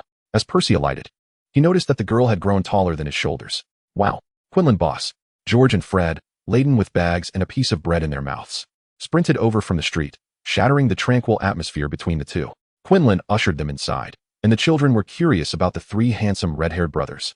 Glancing at them frequently, they had breakfast in the yard, and the Weasley brothers assisted her in loading the luggage into the car. "Sister is leaving so early this year." The children bid a reluctant farewell to Quinlan, their eyes brimming with unshed tears, feigning strength as they embraced her. "Sister Pella said we are strong little adults." Looking around, Quinlan noted the absence of little Batty, who had also not been seen since morning. She instructed the Weasley brothers to board the car first and sought him beneath the large tree in the backyard where Perrin resided. With his head buried in his tail and ears twitching, he was aware of who had come to find him. "You," she began, but the gray wolf rose and hid behind the tree. "All right." He refused to communicate, and Quinlan had little more to say. "I stand by my words. If you wish to remain here, refrain from causing unnecessary trouble." The girl turned to leave. Little Batty, gnashing his teeth behind the tree, had seen the look in that Weasley's eyes. It was filled with the girl's gaze. How could he not understand its meaning? Watching Quinlan's departing figure, the wolf's eyes betrayed a well-concealed savagery. "Master, I believe you belong solely to me." Chapter 46, The Quidditch World Cup. As the Ford gracefully exited the city, Percy deftly maneuvered the steering wheel and handbrake. Under the enchantment of an invisible spell, the car soared through the clouds with reckless abandon. With a calm gaze and skilled handling, the well-defined muscles on his forearm became apparent. "Oh, Percy, how dashing you are." The Weasley twins, sipping on their freshly purchased Coca-Cola, applauded their brother. Percy, with a slight tremor in his fingers, shot them a stern look in the rearview mirror while casting a discreet glance at Quinlan in the passenger seat. Indeed, he was handsome. Suddenly, the smoothly gliding car dipped sharply, dousing George in a spray of cola. "Quinlan, perhaps you should refrain from complimenting him," Fred jeered, relishing the moment at his twin's expense. His teasing gaze directed at their elder brother, he remarked, "Percy can't handle it." Unfazed, Percy calmly explained the sudden dip was due to a sparrow flying by. However, his younger brothers were not convinced, preferring to believe that their stern brother's emotions mirrored the tumultuous ride of the car. The burrow, the name of the Weasley residence, was nestled amidst a marshy expanse of reeds. Quinlan easily recalled the poem The Cottage, pondering that perhaps a muggle-repelling charm had been cast, keeping muggles at bay. Upon entering, Mrs. Weasley was busy preparing lunch. With a mere flick of her wand, a heap of potatoes peeled themselves and lined up to jump into the pot, while a broom swept away the discarded peels. Such was the perfection of their magical life. A peculiar clock adorned the wall, devoid of numbers, but instead marked with words such as home, school, and missing. The golden hands bore the names of family members, pointing to their respective locations. A witch singer's melodious voice emanated from the radio, crooning, "Boil a cauldron of steaming potion for our fiery hearts." "Oh, children, you have finally returned," Mrs. Weasley exclaimed, extending her arms for big hugs for each of her sons. She then turned to Quinlan with a warm smile. "Good day, Miss Vespera Quinlan." "Good afternoon, Mrs. Weasley. I am Vespera Quinlan, and I sincerely appreciate your kind invitation." Quinlan responded sweetly, her previously empty right hand producing a delicate bouquet of budding white jasmine from behind her back. The petite and exquisite flowers, nestled among green leaves, resembled a gentle breath of summer's morning.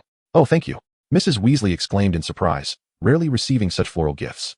The refreshing and elegant fragrance enveloped the air, purifying and soothing the soul. In unison, George and Fred chimed in. "Boss, you see we haven't given flowers." "Ah."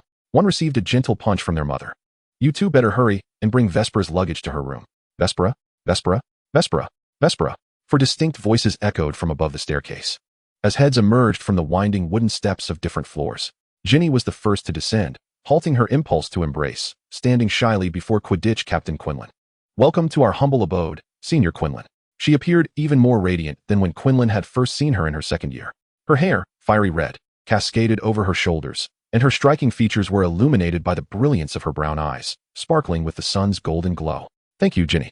Quinlan summoned a beautifully wrapped treat with a charm. The village head had taught her the ways of social etiquette. One should never visit empty-handed. The Weasley children were accustomed to this. "Vespera, it's such a delight to see you."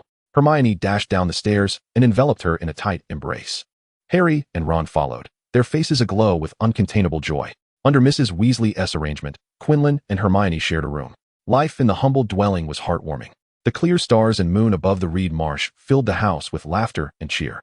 Moreover, due to Mrs. Weasley's fondness, after the jasmine bouquet withered, Quinlan had purchased various flower seeds to adorn the dilapidated garden overtaken by gnomes. The gnomes, now acting as gardeners after a few children had given them a good thumping, began to relish the process of planting and nurturing flowers. "Children, are you all ready?" At the door stood Mr. Weasley, clad in hiking gear, his backpack in hand. The young wizards nodded eagerly. The group set off. In the dense forest, they encountered Cedric, a Hufflepuff prefect, who had already assumed his role last year. Emerging from the thicket, the morning sun filtered through the capricious clouds, casting a gentle golden veil over the sprawling mountains. The wind traversed the woods and hills, rustling through the grass, creating a serene symphony of nature. At the summit, an unusual object lay quietly nestled among the grass. "Why are we surrounding that old high-top shoe?" Harry inquired, puzzled. The Weasley twins pulled Quinlan ahead, explaining as they passed Harry, "That is no ordinary shoe. It is a portkey." Harry recalled that during the summer, Dumbledore and Vespera had also used a portkey to journey to a distant place. "Children, get ready. 3, 2, 1. Ah!" Everyone grasped each other's hands and shoulders tightly, as the clouds and valleys rapidly receded behind them. "Children, let go." "Ah!" They tumbled clumsily to the ground. With experience, Quinlan managed to land gracefully. Unlike the others who awkwardly kissed the earth, the two parents and Cedric descended from the sky with elegance. "Thank you, Prefect Diggory." Cedric kindly assisted the slightly dizzy Quinlan. "No need to thank me." Once she regained her balance, he reached down to help Harry up. Behind the hillside, a variety of tents sprawled, filled with the vibrant chatter of people. Colorful banners flutter in the breeze, while the Quidditch Stadium, vastly larger than Hogwarts, stands majestically in the distance. The small tent, enchanted by magic, holds infinite wonders within. "Ah, Hella." Catherine jogs over, her voice bright with surprise. "I thought you wouldn't come. Had I known, I would have invited you to join me." "That is not possible, Major Shareholder," replies George, as Fred appears behind Catherine, adding, "Quinlan is here with us." Quinlan smiles, expressing a desire to accompany her next time. Spotting someone in the crowd, Catherine bids Quinlan farewell and runs off. Quinlan notices a boy, reminiscent of the shadowy figure Catherine had chased in Hogsmeade. "Who is that?" George and Fred follow her gaze, exchanging knowing smiles. "Oliver Wood, a Gryffindor graduate. Our major shareholder seems to have taken a liking to the Quidditch captain. Trouble awaits." As they make their way to the viewing seats, they encounter Draco, clad in a sleek black suit. He flaunts his privileged box to Harry and the Weasleys, but upon seeing Quinlan, he tempers his arrogance and departs with a huff. The dazzling opening of the 422nd World Cup final commences, with two teams emerging one by one as the Weasley brothers wave banners, cheering for Ireland. Quinlan finds herself swept up in the exhilarating spectacle of this magical sporting event. Simply marvelous. Ireland is phenomenal.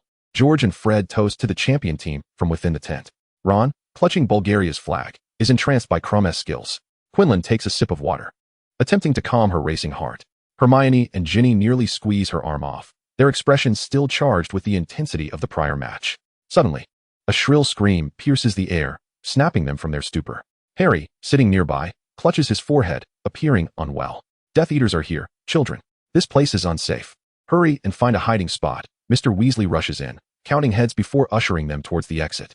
Quinlan strains against the tide of people, her view obstructed by cloaked figures wielding wands, igniting flames in their wake.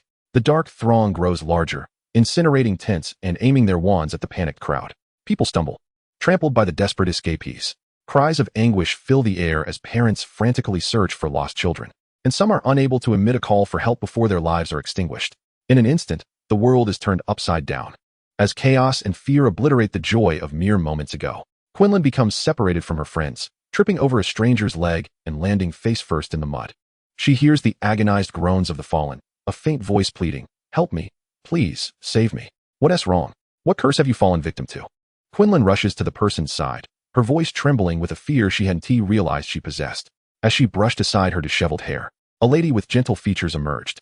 Her consciousness had become hazy, her expression contorted with extreme anguish, tears and sweat mingling with fear and suffering. Her slender body trembled uncontrollably, spasming as her limbs struggled helplessly. She could not hear Quinlan's voice, for the duration of the curse had surpassed her endurance. After a moment, she fell silent. Quinlan knelt silently amidst the black ashes and ruins, her breath becoming slow and feeble, the brilliance born of the contest fading from her violet eyes. She gently closed the lady's pained eyes with a flick of her hand. The skeletal remains reappeared. A colossal green skull loomed in the sky. A familiar voice materialized a few meters to her left. Quinlan turned her head stiffly and coldly to meet the gaze of the spellcaster wielding a wand. She heard the panicked voice that emerged after the revelry, realizing her countenance. "Master, person, leave." Chapter 47, The Unforgivable Curse. The silent mouthing of words dropped like an atomic bomb in Little Baddie's mind, the inky mushroom cloud consuming all his thoughts. What was he to do? Harry, Vespera. The calls of the Weasleys and Hermione grew nearer. He could not be captured, so he fled blindly under Quinlan's calm gaze. Harry was surrounded by ministry personnel just behind her right. After facing unjust suspicion, he argued that it was not he who released the mark in the sky, having witnessed the entire release. Yet the distance was too great, and the darkness too profound for him to see clearly. With the assurance and testimony of Mr. Weasley, the leading ministry official ultimately decided to let him go. Quinlan remained quietly in place, and once those individuals departed, she rose to reunite with those who had been searching for her. Vespera, are you all right? Although the girl was merely a bit dirty, Hermione felt an overwhelming sense of sadness for her. I'm fine, let us go. Quinlan wiped her face clean and patted Hermione's shoulder reassuringly, urging her not to worry as they fell in line behind the adults. Through the portkey, the group silently returned home. Upon entering the door, Harry collapsed in the living room, clutching his forehead marked by the infamous scar, his expression one of agony. The boys carried him into a room, and they all lay in bed under the tranquil night, unable to sleep for a long time. Life continued to march forward, undeterred, amidst Mrs. Molly's delightful breakfast. On the Hogwarts Express, the new first-year students laughed and joked merrily. The conductor wheeled a cart filled with snacks past every student. George and Fred sat across from the proprietor and shareholders, eagerly explaining their lucrative plans, illustrated with pictures, and even showcasing their latest products to them. Catherine watched as the two handsome faces sprouted toad-like pouches, her complexion shifting to an unsettling hue of blue and green, feeling nauseous. The money felt somewhat distasteful to her, and she was not particularly eager to invest. The sound of pages turning echoed on the tabletop as Quinlan perused their rudimentary proposal, formulating a general idea in her mind. Why do you wish to undertake this project? Faced with the investor's query, George and Fred retracted their usual carefree demeanor. For joy, to share happiness with everyone. Quinlan nodded slightly, her expression inscrutable. The Weasley twins felt a bead of sweat form in their palms. This response was disappointingly simplistic. For their inaugural sale, each had earned 1,000. The remaining 1,000 was spent on their second market venture, resulting in a net profit of 6,000, evenly distributed among them. Catherine, what are your thoughts? Quinlan inquired of her major stakeholder. Catherine, clinging to Quinlan's arm, replied, I will invest as you do. My dear roommate has made me considerable profits, and I trust she will not lead me astray. Aware of her intentions, Quinlan spoke, we can proceed with the investment. George and Fred's tense faces gradually broke into smiles. Fantastic, bosses. It would take an eternity for just the two of us to realize our dream of opening a shop in Diagon Alley. However, we must first see results. Quinlan continued with measured calm. Catherine and I will each invest 100 galleons. This is the only capital we shall use. By this time next year, we expect to see at least a 30% return on this investment. After a moment of contemplation, the two boys puffed out their chests, assuring her they would fulfill the task. Quinlan was not swayed by mere words. She had everyone sign a magical contract and informed them to return in a week to sign the Muggle paper contract. She penned a letter, instructing Perrin to deliver it to the headmaster's wife, requesting that she engage a lawyer to draft a complete contract. This year, Hogwarts was particularly lively, hosting students from the 3 major magical schools of Europe. During the banquet, Headmaster Dumbledore announced the revival of the Triwizard Tournament, which had been dormant for over 2 centuries. The goblet of fire flickered with blue and white flames, from which the champions would be chosen. The students from Beaux Batons were youthful, enchanting, and gracefully elegant, with Fleur Delacour captivating all with her every movement. From the north came Durmstrang, including the notable Victor Krum, who had garnered much attention at the Quidditch World Cup. Yet, these developments were of no concern to the fourth-year wizards, as the head of the Ministry of Magic's Law Enforcement Division declared that, for safety reasons, no wizard under the age of 17 could participate. Quinlan attended her classes methodically. The defense against the dark arts professor, who changed every year, was quite proficient, rumored to be an Auror specializing in capturing Death Eaters. Today, we shall teach the 3 unforgivable curses, Professor Moody announced, writing the lesson on a small blackboard. He retrieved a spider from a glass jar on his desk. As he recited the incantation for the Imperieuse curse, the spider became a puppet, entirely at his whim. The bewildered little wizards erupted into laughter as they watched a spider comically leap onto the faces of others. Die. The casual utterance was immediately followed by the spider colliding headfirst against the glass window without hesitation. Laughter faded in the classroom. During the subsequent inquiry, Neville raised his hand and spoke the incantation for the bone-breaking curse. Very good, Mr. Longbottom, Moody praised, beckoning him to observe closely the excruciating process. He whispered softly as the spider writhed in agony, emitting a sharp shriek. Longbottom appeared overwhelmed by the sight, prompting him to exclaim, "Stop." Hermione noticed his distress and interrupted the professor's demonstration. Moody's artificial eye turned to her, making contact with Quinlan, who sat beside Hermione. He then approached Hermione's desk, placing the spider before her. Miss Granger, there remains one last spell. Please tell me its name. The girl, filled with sorrow, shook her head in denial, tears brimming in her eyes. Under the oppressive gaze of Professor Moody, she finally uttered its name, the killing curse. Avada Kedavra. At the moment she spoke, the tip of Moody's wand emitted a blinding green light, and the spider immediately stiffened, its life extinguished. The joy in the classroom seemed to die alongside the spider, leaving a profound silence. Quinlan sat upright, seemingly untouched by the emotional upheaval, glancing at Moody with a hint of confusion as he licked his lips awkwardly, then turned to continue his lesson. The impact of the class lingered heavily in the air, and as the wizards descended the spiral staircase afterward, they engaged in animated discussions. Quinlan adjusted the time turner given to her by her head of house, traveling back to the divination class that had occurred over 40 minutes prior. Having achieved perfect scores once again last year, she had also delved into numerous new spells, leading Professor Flitwick to accompany her this year. All right, children, please record what you observe in the crystal ball. Quinlan stared intently at the orb, eventually catching a fleeting glimpse of a very faint ring before it vanished in the blink of an eye. Simultaneously, her eyes felt as though pricked by needles, causing immense discomfort. After taking a moment to recover, Quinlan opened her textbook for comparison. Finally, she discovered a brief sentence tucked away in an inconspicuous corner of the final page. Reincarnation is destined. Time and space are boundless. Chapter 48, The Goblet of Fire. In the evening, a throng of students gathered around the Goblet of Fire registration site. As Quinlan exited the restroom, she was nearly knocked over by the Weasley twins, who were hastening toward the registration. Sorry, the boys exclaimed, their faces alight with youthful cunning and exuberant smiles, seemingly intent on embarking on a grand adventure. Miss Ravenclaw, do you have a way to evade Professor Dumbledore's age line? They inquired in unison. We do, they chimed, brandishing 2 vials before Quinlan and mysteriously ushering her toward the registration area. Aging potion? Wow, did you guess just by looking?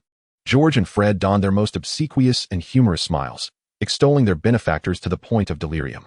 I fear your age-enhancing potion may not be as effective as you hope, Quinlan subtly cautioned the two who seemed assured of victory. Hermione, seated not far from the Goblet of Fire, overheard their conversation and interjected, "This is the greatest white wizard of the 20th century, the age line drawn by Dumbledore. I doubt you will deceive him so easily." Quinlan nodded, sharing a knowing smile with Hermione, in agreement with her assertion. The Weasley brothers, undeterred, strode confidently through the 2 girls to the center of the crowd, raising their cups to drink down 2 vials of potion. The surrounding wizards erupted into applause, eager for the delightful surprises these notorious Hogwarts pranksters might conjure. After a brief silence, the crowd erupted in astonished cheers. The 2, now aged, leapt into the age line, remaining unexpelled. The Weasley brothers raised their humble, victorious smiles, bowing gracefully to those present before placing a note bearing their names into the Goblet of Fire. As the note ignited within the goblet, the 2 exchanged high fives, only to be expelled by a burst of blue light. The goblet, having rejected the unsuitable food, regurgitated its contents onto the floor.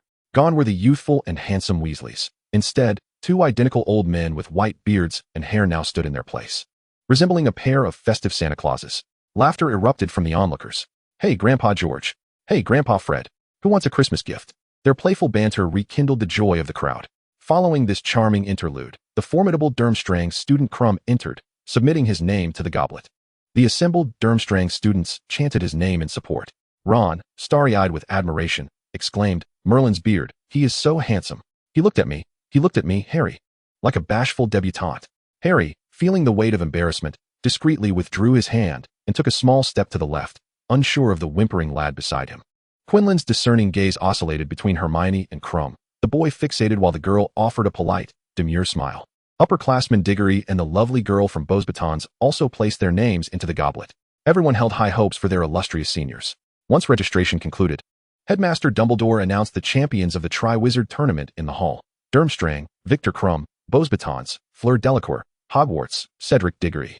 As their names were called, the trio was escorted to the front of the hall, passing along the staff table into the adjacent chamber. The young wizards clapped wholeheartedly, offering their blessings.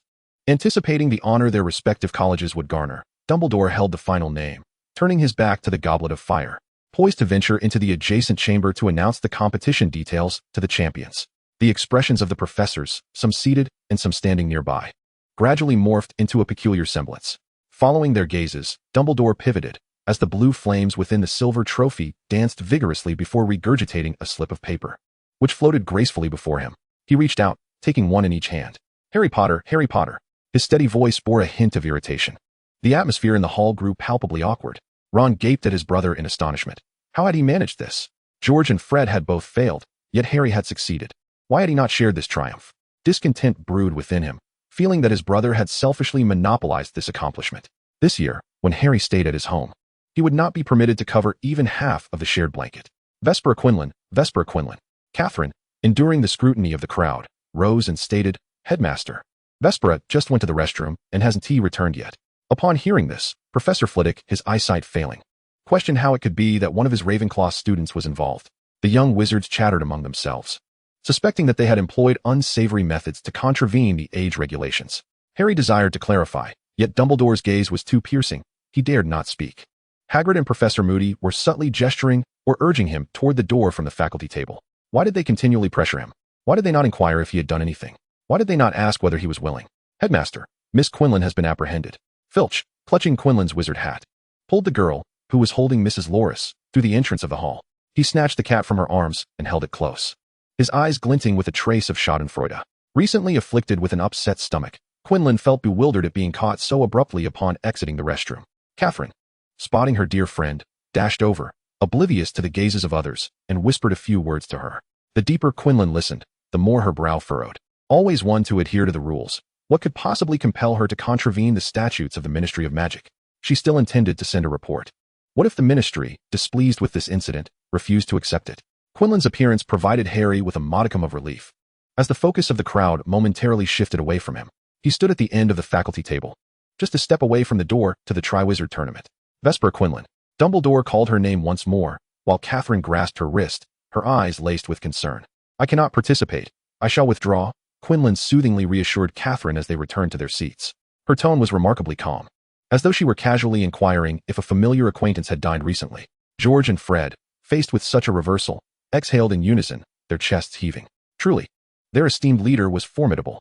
At the Slytherin table, Draco was utterly captivated by her charm, while Knott's lips curled into a fleeting smile, and Zabini sipped his orange juice with a measured demeanor. I cannot continue. I must withdraw. Harry dropped yet another bombshell. The Triwizard Tournament cannot be treated so frivolously, bellowed the fierce-eyed Mad-Eye Moody, confronting the two younger students. At the Ravenclaw table, Quinlan ordered a cup of warm water, taking small sips to soothe her tumultuous stomach. It wasn't my name that I submitted. Why must I participate? Harry nodded in agreement, echoing her sentiment. Quinlan's calm gaze seemed to pierce through him. I've been in plain sight these past few days, even in the restroom, where there's always a muggle telling stories. The young wizards immediately rallied behind her. Indeed, I saw Senior Quinlan studying in the library. The Slytherin prefect added, I escorted Junior Quinlan back to her dormitory after Professor Snape's detention yesterday. Consequently, an increasing number of students recounted their encounters with Quinlan at various times and places across different houses and years. Ollery, restrooms on every floor, and her favorite haunts. The library and dormitory. The headmaster hasn't spoken. Why the urgency? Quinlan cast a glance at Moody, whose false eye seemed on the verge of bursting. What? Did you instigate this? As her voice grew quieter, his irritation became palpable, his lips pressed together in frustration.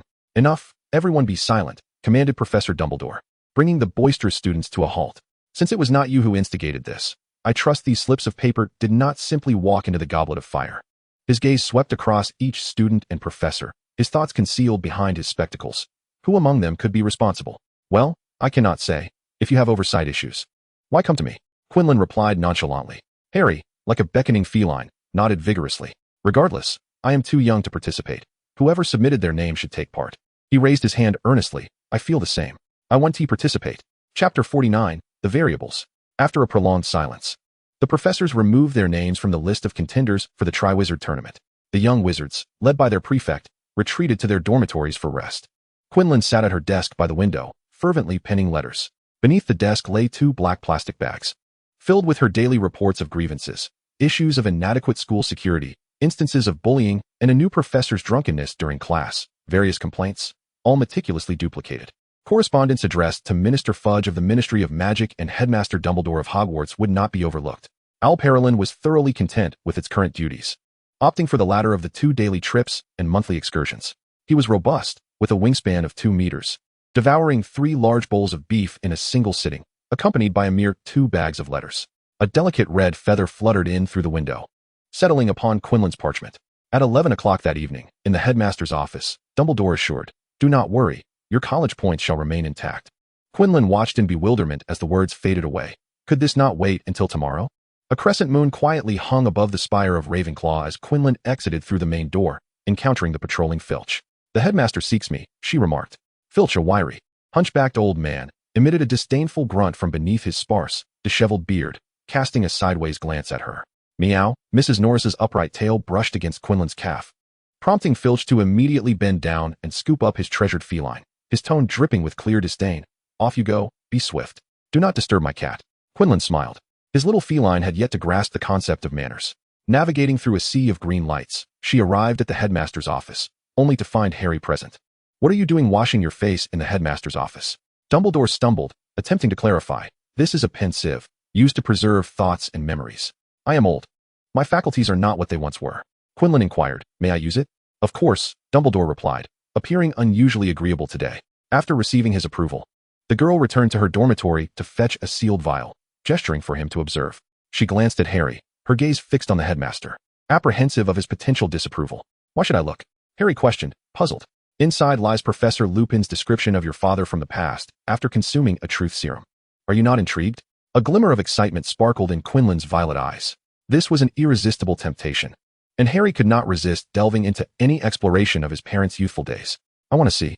Upon his agreement, Quinlan turned to Dumbledore. I have no objections. The elderly man, with his long hair cascading beside a pillar, appeared at ease. Thus, Quinlan poised to pour the memory into the pensieve, yet Dumbledore intervened at that moment. Wait, Miss Quinlan, you should first review the memories within the pensieve. She too was to look. Though hesitant, Quinlan discerned that no one present wished her harm, and thus she immersed herself into the basin recently washed by Harry.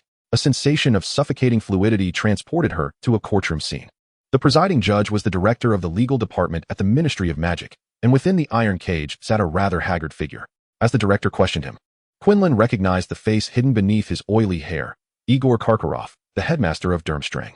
Igor Karkaroff, at your behest, I have brought you from Azkaban to provide evidence. The director articulated, outlining the reasons for this meeting and the potential outcomes. Should the testimony prove accurate and the evidence irrefutable, we shall consider your immediate release. Yet you remain, at present, a guilty Death Eater. Do you accept the aforementioned terms? A man towering nearly 2 meters shrank within a confining cage adorned with blades. I accept, my lord.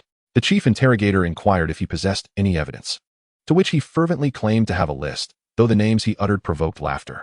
The individuals you mentioned are already deceased. He named another, yet the chief seemed to regard it as insignificant. Very well, we shall take it under advisement. Nonetheless, you must return to Azkaban. Karkaroff suddenly appeared stricken with fear, his sunken eyes desperately leaning towards the sharp edges of the cage. Wait, Snape. Severus Snape. Quirrell raised an eyebrow, and a figure beside him rose. It was Professor Dumbledore. He asserted that among the evidence he submitted, Professor Snape had joined Voldemort's ranks before the latter's downfall. The presiding judge evidently placed greater credence in Dumbledore's words, despite Karkaroff's frantic shouting, claiming Dumbledore was lying. Silence. Unless you can present a more useful name, this court is adjourned. The impatience etched on his face left Karkaroff in a whirl of confusion, muttering that he had another name. The chief pressed him relentlessly, demanding, who is it? Do I know them? He was involved in the abduction, employing dark magic to torment Frank Longbottom and his wife. His name. Reveal this despicable name to me. Barty Crouch. A gasp swept through the courtroom, eyes fixated on the judge. The second, Quirrell observed as a man of noble attire, struck by Professor Moody's wand, fell from the high platform. He tumbled into a heap of interrogation documents beneath the judge's desk. The seeker approached, holding him aloft, his face a mask of madness, defiantly provoking the motionless judge. Yes, I am a Death Eater. Greetings, father. You are not my son. The cold official declared their kinship null. The mentally unstable young Barty Crouch contorted his features, his tongue incessantly darting to rub against the corners of his lips. No, I did not. I was not involved. You cannot send me to Azkaban. Amidst the man's furious roar, Quirrell inhaled deeply from the pensieve, departing from Dumbledore's memories. His mind raced to process the overwhelming information. First step, pour the contents of the vial into the basin. Harry, it is your turn. The boy's eyes sparkled with delight as he once again buried his head in the pensieve. Have you discovered anything? Dumbledore offered a glass of water to Quirrell. After taking a hearty sip, she felt her overloaded mind finally cooling down a bit. Why must you reveal this to me? Your withdrawal has led me to anticipate you becoming a variable. A variable? Quirrell's expression soured slightly, his stomach grumbling. Was he about to need the restroom again? Dumbledore spoke in riddles, his gaze fixed on the clock mounted upon the wall. If you still remember the present, then join the competition. What is he saying?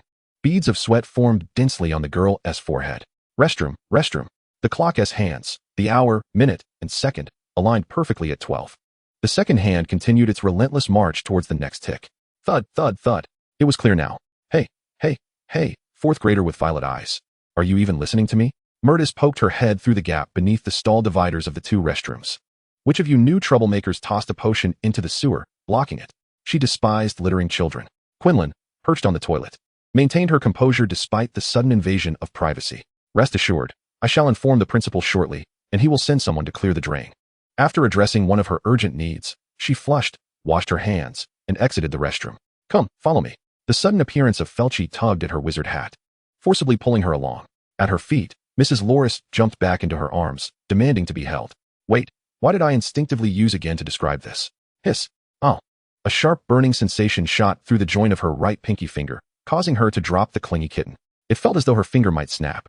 Quinlan cradled the black tattoo on her right pinky with her left hand, as the serpent's head slowly consumed its body, halting at the back of the finger joint.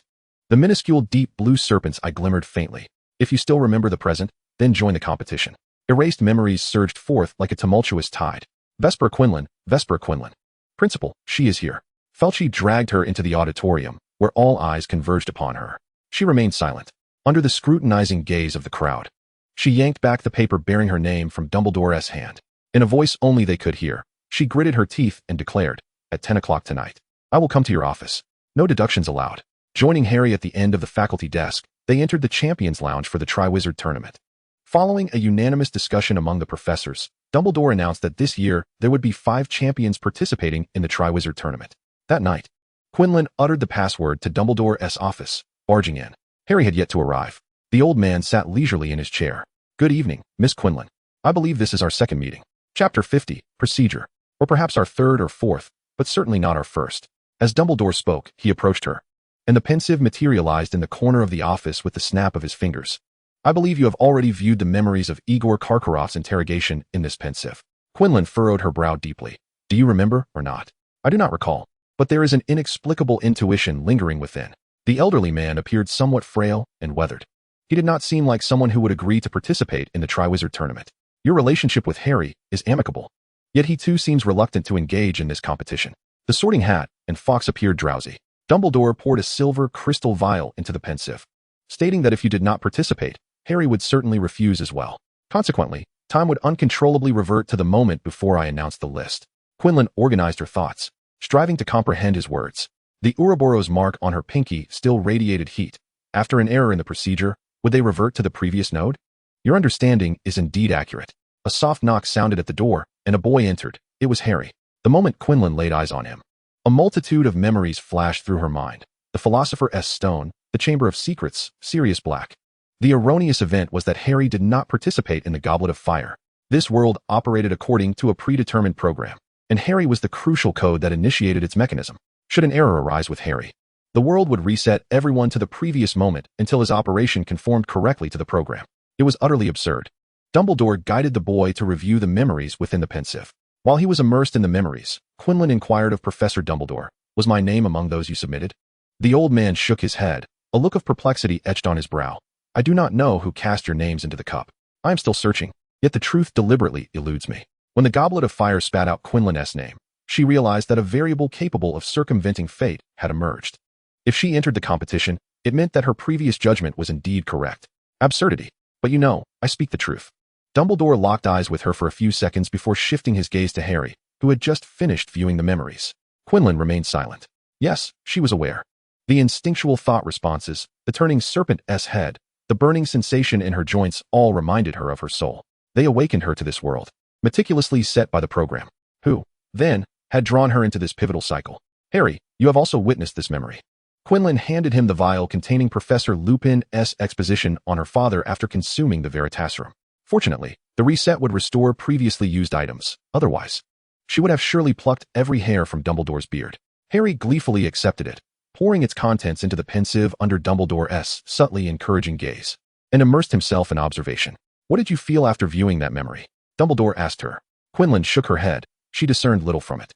A tranquil thought suddenly struck her, and she queried the headmaster. When did this memory occur? Quite some time ago, perhaps on a day in 1981. And what became of that young Barty Crouch? Quinlan continued, sensing that an answer was on the verge of revelation. Dumbledore reflected with a tinge of melancholy on the tragic fate of that 19-year-old boy, sentenced to a life of imprisonment in Azkaban. He likely perished during one of the winter's harshest seasons. Young Barty Crouch had been an exceptionally gifted student at Hogwarts. He was unaware of the moment when this Ravenclaw student came into contact with Riddle and became a Death Eater. How could this be? After absorbing the memories, Harry raised his head from the pensive in disbelief, his gaze vehemently resisting the shadows of the past. Anxiously, he sought confirmation from Dumbledore. Is it true? Did my father and the others truly commit such acts against Professor Snape? Dumbledore comprehended his unspoken thoughts and, witnessing the flicker of hope in Harry's eyes, severed it with a solemn affirmation. Yes, Harry. The image of his father crumbled within him, and the boy departed in despair. After Harry's exit, Quinlan's heart sank with a heavy realization. No, young Barty Crouch did not die. During the summer of his second year, I encountered him in London. He resided in our orphanage for a time. Dumbledore's shocked voice roused Fawkes from his slumber. What? Who perished in his place at Azkaban? Startled, Fawkes soared above Dumbledore, ruffling his white hair with his talons, leaving traces of his presence. The clock on the wall struck midnight once more, and everything continued as usual. Quinlan bade farewell to the somewhat eccentric headmaster, intending to return to her dormitory for rest. Not far from the headmaster's office, she heard the sound of weeping emanating from the restroom. It must be Harry. Indeed, it was him. Quinlan entered the boys' restroom for the first time, curiously observing its features. Nothing extraordinary, just an ordinary boys' lavatory. What am I to do? My father is such a person. How is he any different from those who bullied me? Or from my uncle's son? Vespera, what should I do? How am I to face Professor Snape? Oh no.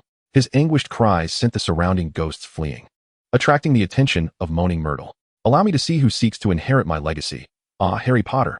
Oh, you, with your violet eyes in the 4th year. How could you enter the boys' restroom? Come, you must leave with me. You'll develop eye infections. After a few quacking sounds, Myrtle flitted about Quinlan, attempting to coax her out. All right, Harry, cease your tears for now. Quinlan instructed Myrtle to find a toilet to occupy momentarily, offering solace to Harry. There are far too many dreadful fathers in the world. Consider it from another perspective. He has but one, while you possess two. Oh. Harry's sobs grew louder. Myrtle cast her a questioning look, as if to ask whether her words were indeed comforting. With a furrowed brow, Quinlan kicked the stall door where Harry was hiding. Stop crying. You're making a racket. The effects were immediate, causing those inside to cover their mouths in fear.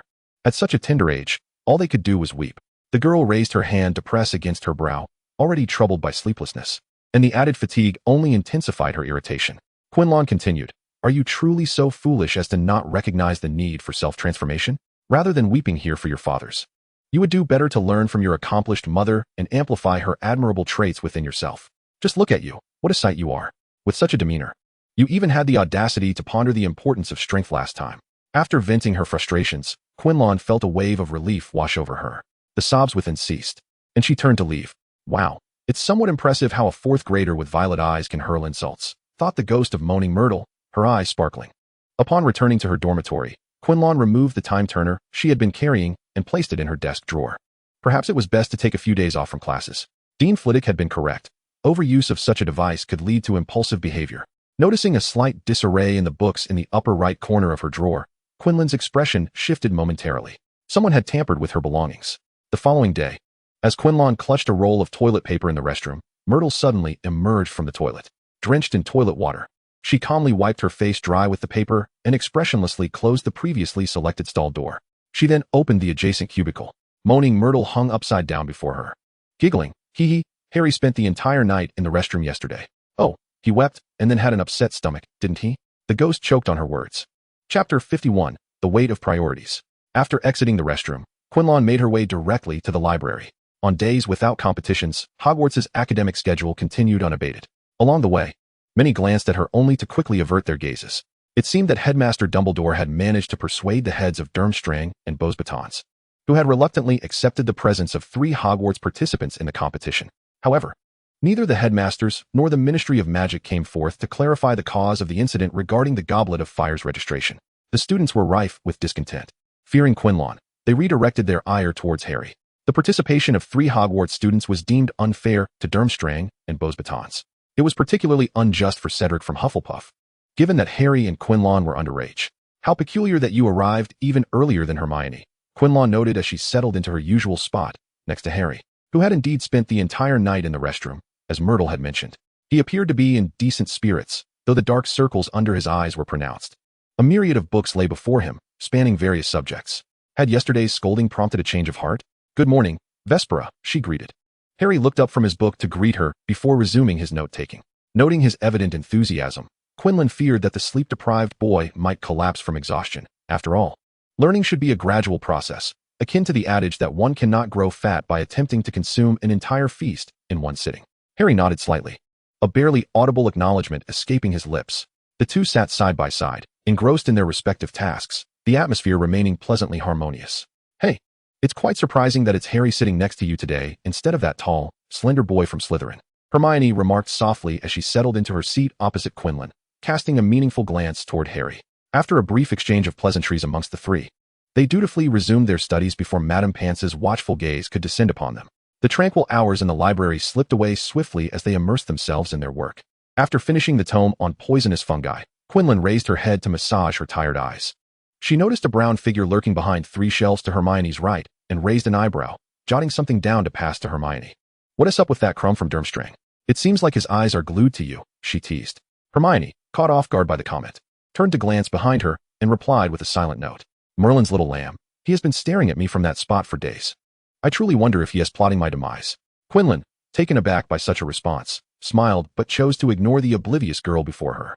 Meanwhile, Harry, deprived of sleep, was scribbling indecipherable symbols on his notes with a quill. His disheveled mind was being overtaken by drowsiness, his head bobbing like a chick pecking for grain. Quinlan contemplated snatching the quill from his grasp, raising an eyebrow in surprise, yet unexpectedly refrained. When did I doze off? Harry mumbled groggily, slapping his cheeks with his left hand in an attempt to awaken himself. Quinlan and Hermione exchanged disapproving glances at his current state of study. Come on, Harry. Learning requires a clear mind. You need to get some rest, Quinlan advised him. Hermione closed her book, truly unable to withstand Crumb's intense gaze any longer. Although Harry was eager to continue studying, he recognized that his current state was not conducive to learning, so he followed the 2 adept scholars out of the library. As they traversed the corridor, Quinlan noticed the badges adorning the students' chests. Hermione's expression darkened slightly, while Harry remained oblivious. What is the story behind those badges? Quinlan inquired, having just rushed into the restroom that morning. Oddly enough, she hadn't noticed anyone wearing them when she visited the library earlier. Those badges. Hermione glanced at the silent Harry behind her, unsure of how to broach the subject. It's nothing important, Harry replied calmly, with Harry's mood seemingly unaffected. Hermione exhaled in relief. Excuse me, could you tell me where you got that badge? Quinlan politely approached a Hufflepuff girl, her curiosity piqued. It's not something you buy, the girl stammered, uncertain how to respond. The boy beside her, summoning his courage, replied on her behalf. You have employed unscrupulous means to secure your place in the competition, sharing in Cedric's honor. After uttering these words, he puffed out his chest and stood before Quinlan, shielding the girl behind him. His bravado faltered as he saw Quinlan's raised hand, and he closed his eyes in trepidation, fearing he might receive a slap from the younger student. Why is my name absent from this list? Quinlan inquired, leaning closer, her fingers pinching the badge on his scarf for closer inspection. Cedric Diggory, a true champion of Hogwarts, she read aloud. Continuing, I notice others bear green badges. Upon hearing her confusion, the boy immediately bowed his head and pressed firmly on the badge, saying, You just need to press it once, Junior. The girl behind him, witnessing his sycophantic demeanor, pushed him aside and grasped Quinlan's hand. Senior, allow me to demonstrate. This badge is issued from Slytherin. The badge fluctuated between yellow and green, prompting Quinlan to nod in approval of the design. Thank you, she said. The girl, blushing with shyness, replied, No need to thank me, Quinlan Sr. I am uncertain why your name is missing. Perhaps you should inquire with Slytherin. Gradually tightening her grip on Quinlan's hand, her face flushed with nervousness, she confessed, Senior, I have admired you since my first year. I achieved 4 and 3 in my 7 courses last semester. Wow, that is impressive. You must be a diligent and talented student. Keep up the great work this year, and thank you for your admiration. Quinlan's praise lifted the spirits of the second-year girl. Senior, I believe in you. With your busy schedule, how do you find time to participate in that competition? Quinlan gently patted the girl's head, her smile reminiscent of Tasha from the orphanage. However, Senior Potter is not one to engage in such disreputable conduct. We do not know who placed our names in the Goblet of Fire. This is a matter of the organizer's negligence, a flaw of the goblet itself. Her amplified voice ensured all present could hear. Harry, like everyone else, focused on her, but only he knew how rapidly his heart raced. Even if time were to reset, Quinlan reiterated to the students that their participation in the competition was not voluntary for those under 17. She sought to unveil the oversight that the organizers were reluctant to acknowledge, hoping that such tactics to harm fellow students would cease. With a smile playing at her lips, Quinlan remarked, I believe the headmaster and the deans would not remain indifferent to this matter. Wouldn't you agree, Headmaster Dumbledore? Upon hearing the headmaster's name, the young wizards anxiously covered their badges and glanced around. Dumbledore, having lifted his invisibility charm, appeared behind Harry, meeting Quinlan's bright gaze. Indeed, beginning this year, the school will establish a supervisory office to rigorously investigate all acts of violence among students at Hogwarts. A detailed announcement will be made following the conclusion of the Triwizard Tournament. His dignified and solemn gaze swept across the faces of every student present, reverberating like a tardy warning bell within their hearts. Just as the 30 letters delivered by Quinlan's owl this morning indicated. Albus Dumbledore, it is high time for you to enact change and embrace the responsibilities that come with the title of Headmaster of Hogwarts. Perhaps in this world, matters are weighted by their significance and urgency. However, lightness should never equate to negligence, nor should delays be indefinitely postponed. Chapter 52, Rita Skeeter. Pear. How wonderful that you are here. Catherine rushed in from the far end of the corridor, shattering the serene atmosphere. Oh, Potter and Hermione are here as well. You all came together. Quinlan was pulled away by her roommate, leaving Hermione and Harry to follow with puzzled expressions. They halted at the pinnacle of the central tower, where Catherine gestured for them to look into the central courtyard. In the center of the courtyard stood a woman clad in a satin green form-fitting high-neck dress, starkly contrasting with her vivid crimson lips, impossible to overlook. Her platinum blonde hair was meticulously styled into rigid curls, confidently and arrogantly intercepting every student who passed by.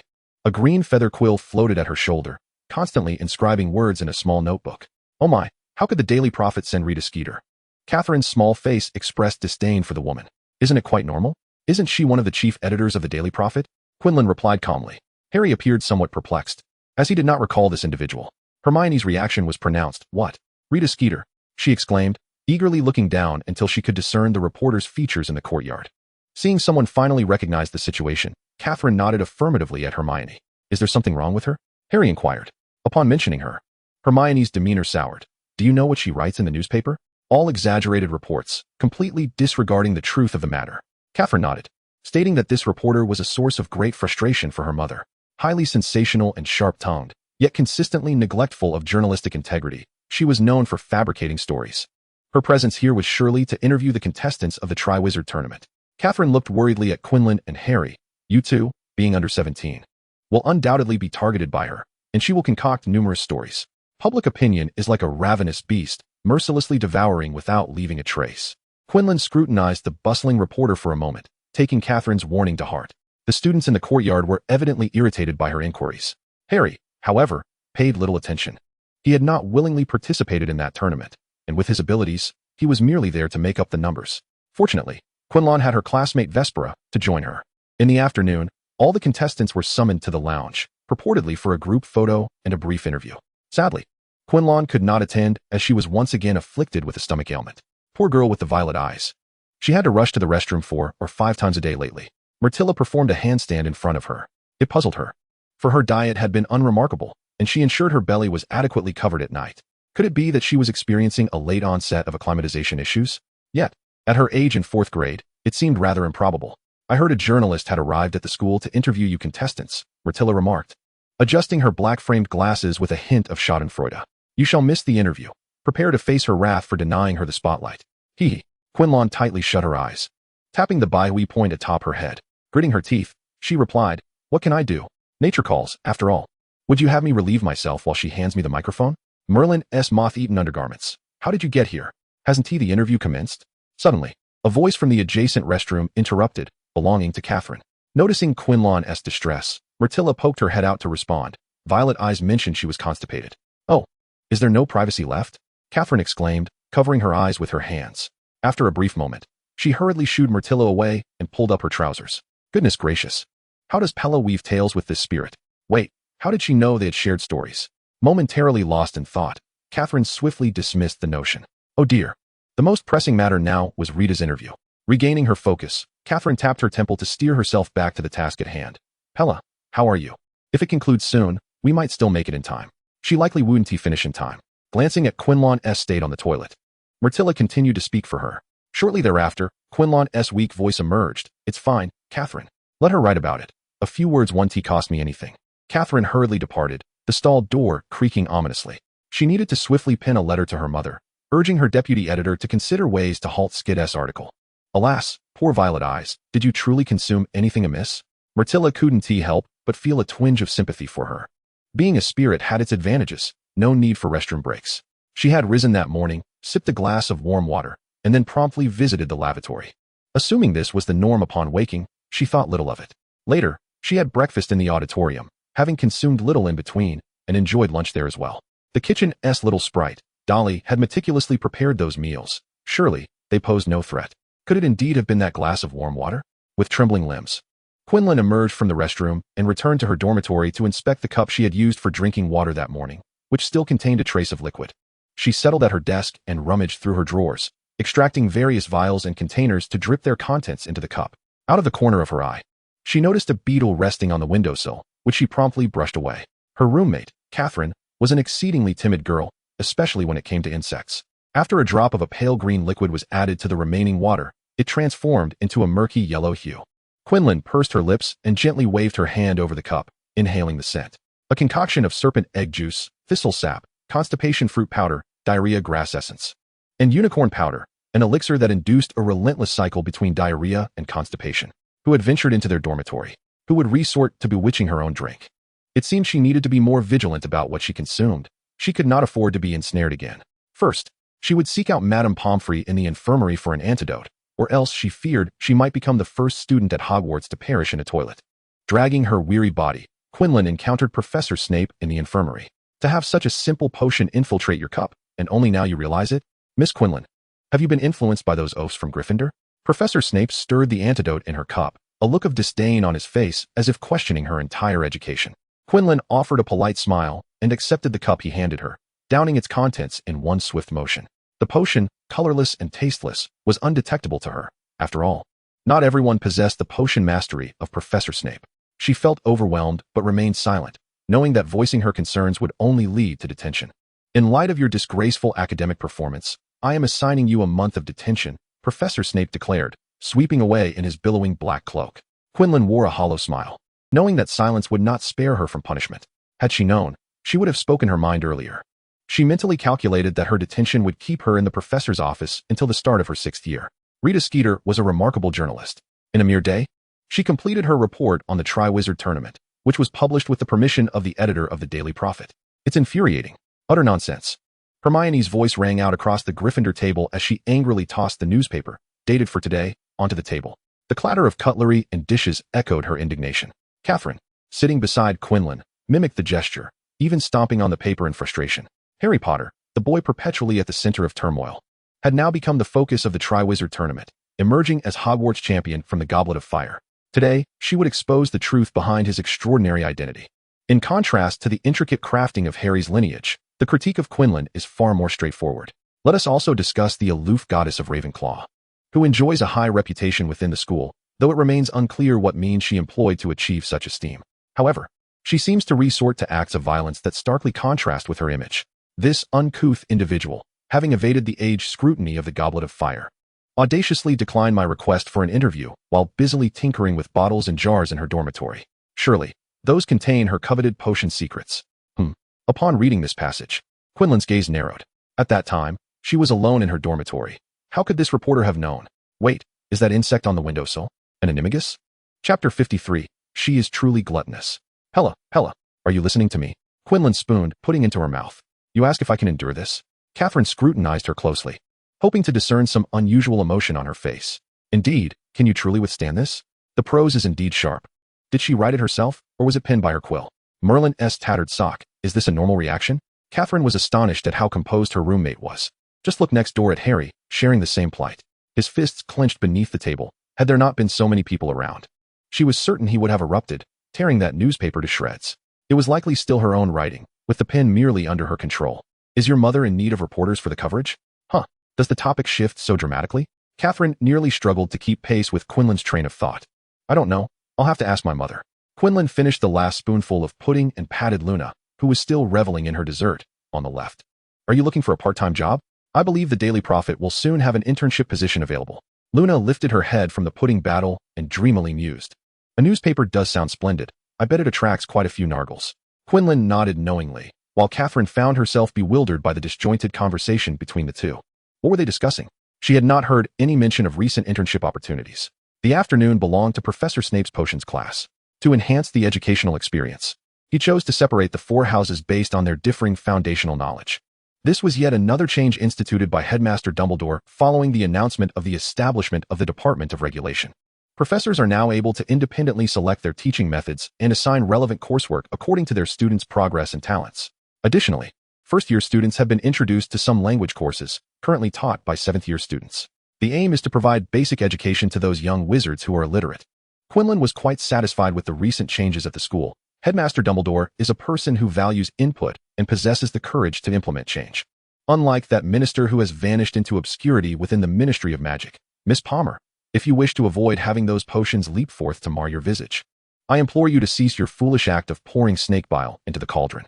Professor Snape suddenly materialized ominously behind Catherine, halting her actions.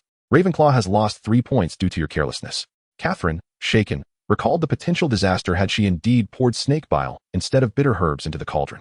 The potion would have undoubtedly erupted, ruining both her and her classmates' faces and garments. My apologies, Professor. Miss Quinlan. If your attentiveness to your peers could rival even half of that darkened bookshelf over there, I might have the opportunity to drift less. Early completion of the potion left Quinlan wandering about the classroom, only to be chastised back by Snape, still clutching a notebook. Very well, Professor, I shall assist at once. The class passed uneventfully under the scrutiny of Snape's point deductions and the aid of Quinlan. The young ravens departed the classroom with faces marred by worry, burdened with their assignments, which, following the recent educational reforms, were so specialized that there was no recourse for copying. Quinlan remained behind to assist the professor in tidying up the potion ingredients. I may need to reconsider your remuneration, Miss Quinlan. Engrossed in her notes, Quinlan was once again caught slacking by Snape. Merlin above, I wager. Professor, you must surely appreciate the author of this remarkable notebook. As Quinlan beckoned the professor to join her in examining it, she marveled aloud at its brilliance. It was a stroke of genius, showcasing exceptional potion-making techniques, unique and highly feasible modifications, and those original spells reflecting profound contemplation of magical theory. It was a pearl obscured by dust, utterly squandered by being relegated to that shadowy cabinet. Professor, during your many years at this institution, has anyone ever been nicknamed the Half-Blood Prince? In a swift motion, the notebook was seized by the professor. Quinlan sensed that he too was taken aback by the brilliance contained within. Otherwise, why would he act so hastily? I shall temporarily confiscate this. Surely not, Professor. As Quinlan counted the remaining teaching supplies, she pondered how to provoke him. Such a remarkable find, and I discovered it first. Do you intend to hoard it all for yourself? Snape cradled the notebook as if it were a treasured artifact. He saw through the child's attempts to provoke him. Miss Quinlan, I believe my compensation for your services is sufficiently generous. Seeing her hopes of sharing the notebook dashed, Quinlan sighed, genuinely coveting its contents. As her hands continued their work, her playful demeanor shifted to one of seriousness. Professor, the quantity of ingredients is amiss. We are once again short of the materials needed to brew a potion. They conducted a comprehensive inventory of remaining supplies weekly. This marked the third instance of theft since the term commenced. Upon hearing this, Snape furrowed his brow and approached, confirming after a second count that Quinlan's words were indeed true. A recent conversation with his friend, the Myrtle, flashed through Quinlan's mind. Professor, I heard from Myrtle that some of the drains on campus are blocked due to the polyjuice potion. The astute Professor Snape naturally grasped the potential dangers, promptly departing the classroom to notify Dumbledore in the headmaster's office. As he neared the door, a thought struck him, and he composedly informed Quinlan, during your detention, once you have completed your tasks, you may retrieve a notebook from my desk drawer to study for a while. Oh, splendid. More knowledge to acquire. Quinlan exclaimed. All right, Professor. I will ensure to finish 4 hours of work within 1 hour. I shall make your 10 galleons truly worth their value. The bat-like professor scoffed and exited. Quinlan meticulously organized the herbs, casting 3 layers of protective charms on the cabinet to ensure their safety. These are worth a fortune, she mused. After a thorough inspection, she joyfully made her way to Professor Snape's office, willingly submitting to her detention early. As curfew approached, under Snape's urging, Quinlan reluctantly set aside her notes, still marveling at what she had learned. Genius, pure genius. If this individual had penned works under different pseudonyms, I would undoubtedly be a fervent reader. Move swiftly. Do not litter my office with your flattery. It's deafening. Snape retorted. Quinlan adeptly dodged the quill he flung and exited the office, continuing to savor the brilliance of the spell she had learned. Shadowless precision. This incantation surpasses the several self-invented spells with side effects I had considered by tenfold, she thought. Exhilarated. Vespera, how wonderful. Hermione was right. You are indeed in detention with Professor Snape. Harry came rushing in, breathless and drenched in sweat, his face bearing multiple bruises, with fresh blood crusted at the corner of his mouth. A dragon, it's a dragon, he gasped. Quinlan, still lost in the world of her notes, was momentarily confused. What? A dragon? Has Hagrid found another egg? No, cough, it's the tournament. The first task of the Triwizard Tournament involves dragons. Oh right, she exclaimed, nearly forgetting her participation in the contest. Understood, thank you. The lack of oxygen had rendered her skin a flushed hue, accentuating the grotesqueness of her bruises and scabs. Where did you hear this news, and what happened to your face? Quinlan inquired. Harry, shrugging off the fresh scar at his mouth, replied nonchalantly. Oh, it's nothing. I had a scuffle with Ron. He told me Hagrid was looking for me. You fought with Ron? Quinlan questioned, a puzzled expression crossing her face. Why? Oh, it's nothing to discuss now. It's all in the past, Harry said, his eyes suddenly brightening with enthusiasm. Your method truly works. After our fight, we made up. Quinlan's face bore a perplexed expression, her eyes filled with invisible question marks that Harry could not decipher. When had she ever taught him? What peculiar knowledge had the child acquired? She resolved to inquire with Hermione and the others tomorrow, but for today, such questions would have to wait. She still needed to draft the report on Rita Skeeter's misconduct. She had already verified that the journalist's animagus form was not registered. Chapter 54, Fur on the Clothes. In Ravenclaw's dormitory, Catherine was already drifting into slumber. After inscribing the final word, Quinlan carefully placed the letter into a black plastic bag under her desk. This month, correspondence had already been sent to Professor Dumbledore, but none had yet been dispatched to the Ministry of Magic. She planned to add some extra details when Perenelle returned tomorrow. After capping her pen, she rose and opened her wardrobe to retrieve her pajamas, preparing to take a shower. Being particularly sensitive to the arrangement of her belongings, she immediately noticed that the hangers were not in their usual positions. Her gaze, once casual and indifferent, sharpened and fixated upon a loose-fitting black long-sleeve shirt. The garment she often used as an underlayer hung quietly inside, and at the seam near the collar, it appeared to be stuck to something. Quinlan leaned in slightly, the familiar scent of bath gel from the orphanage wafting around her. She extended her right hand, her slender fingers marred with scars from potion-making burns. Her fingertips delicately brushed against an inconspicuous, yet prominent object. With her thumb and forefinger, she pinched one end of the hair, holding it up to the moonlight outside.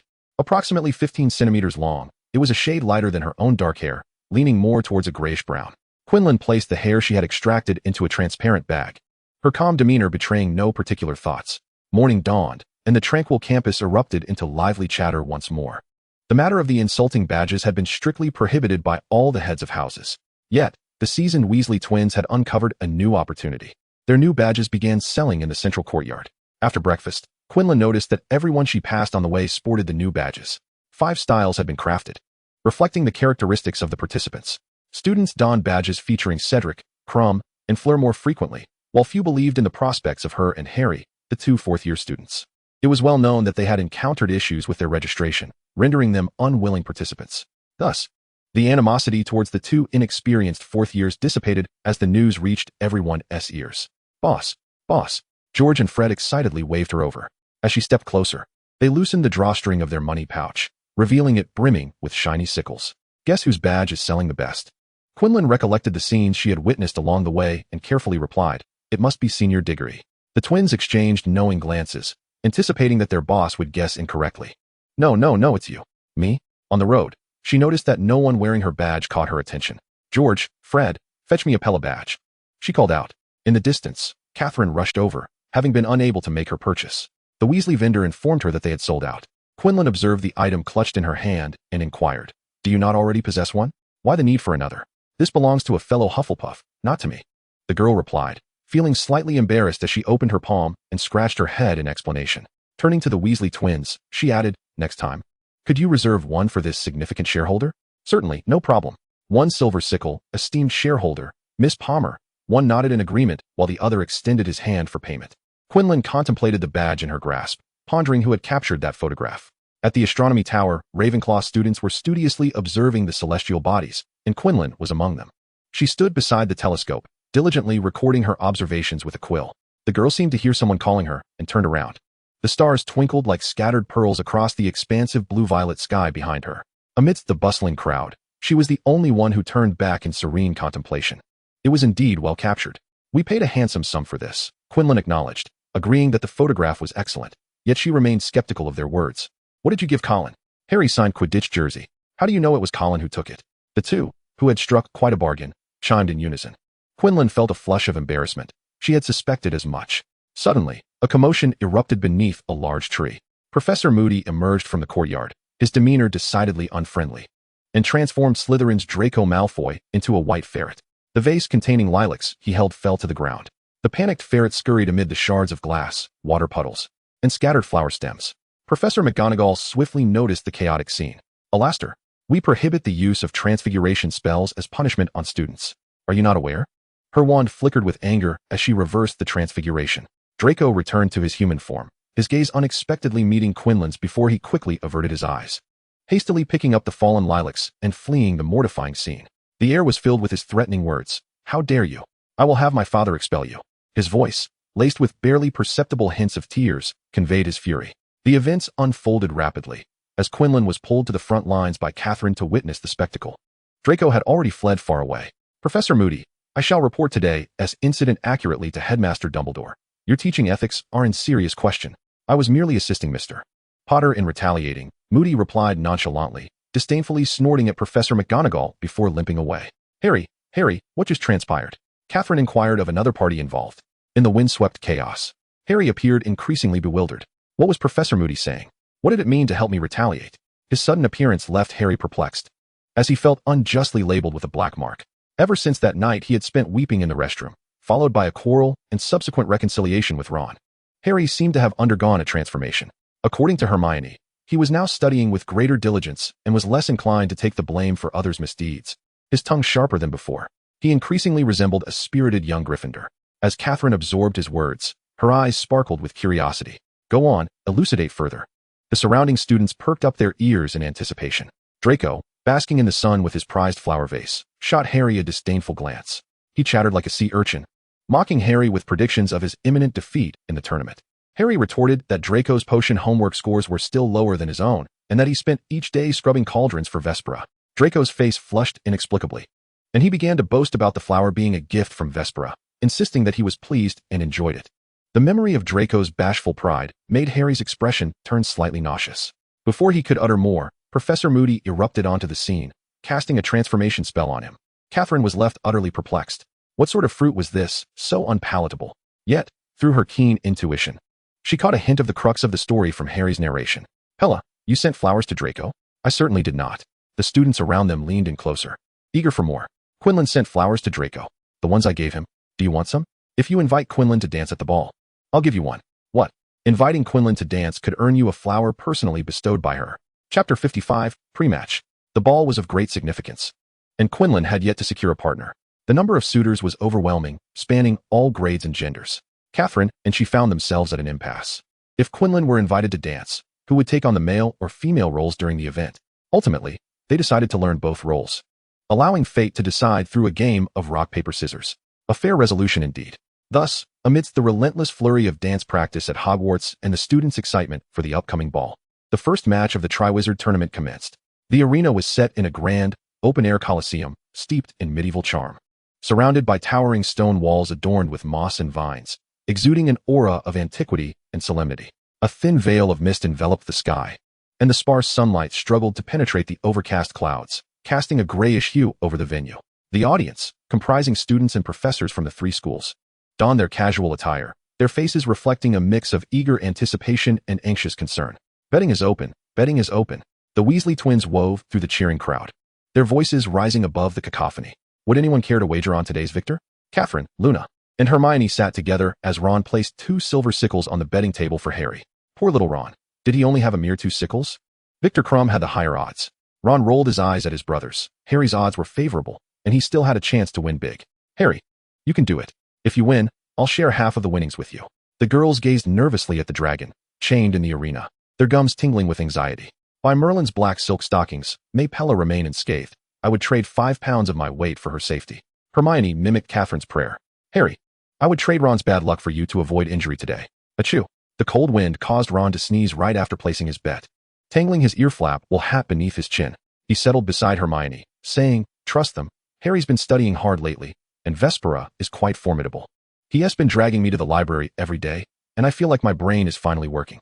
In stark contrast to the atmosphere outside, the waiting tent was thick with tension.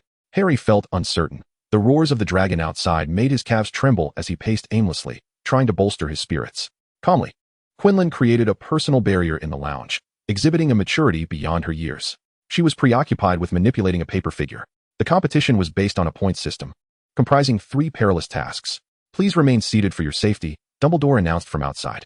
Vespera, I feel unwell, my stomach hurts, and I desperately need to use the restroom.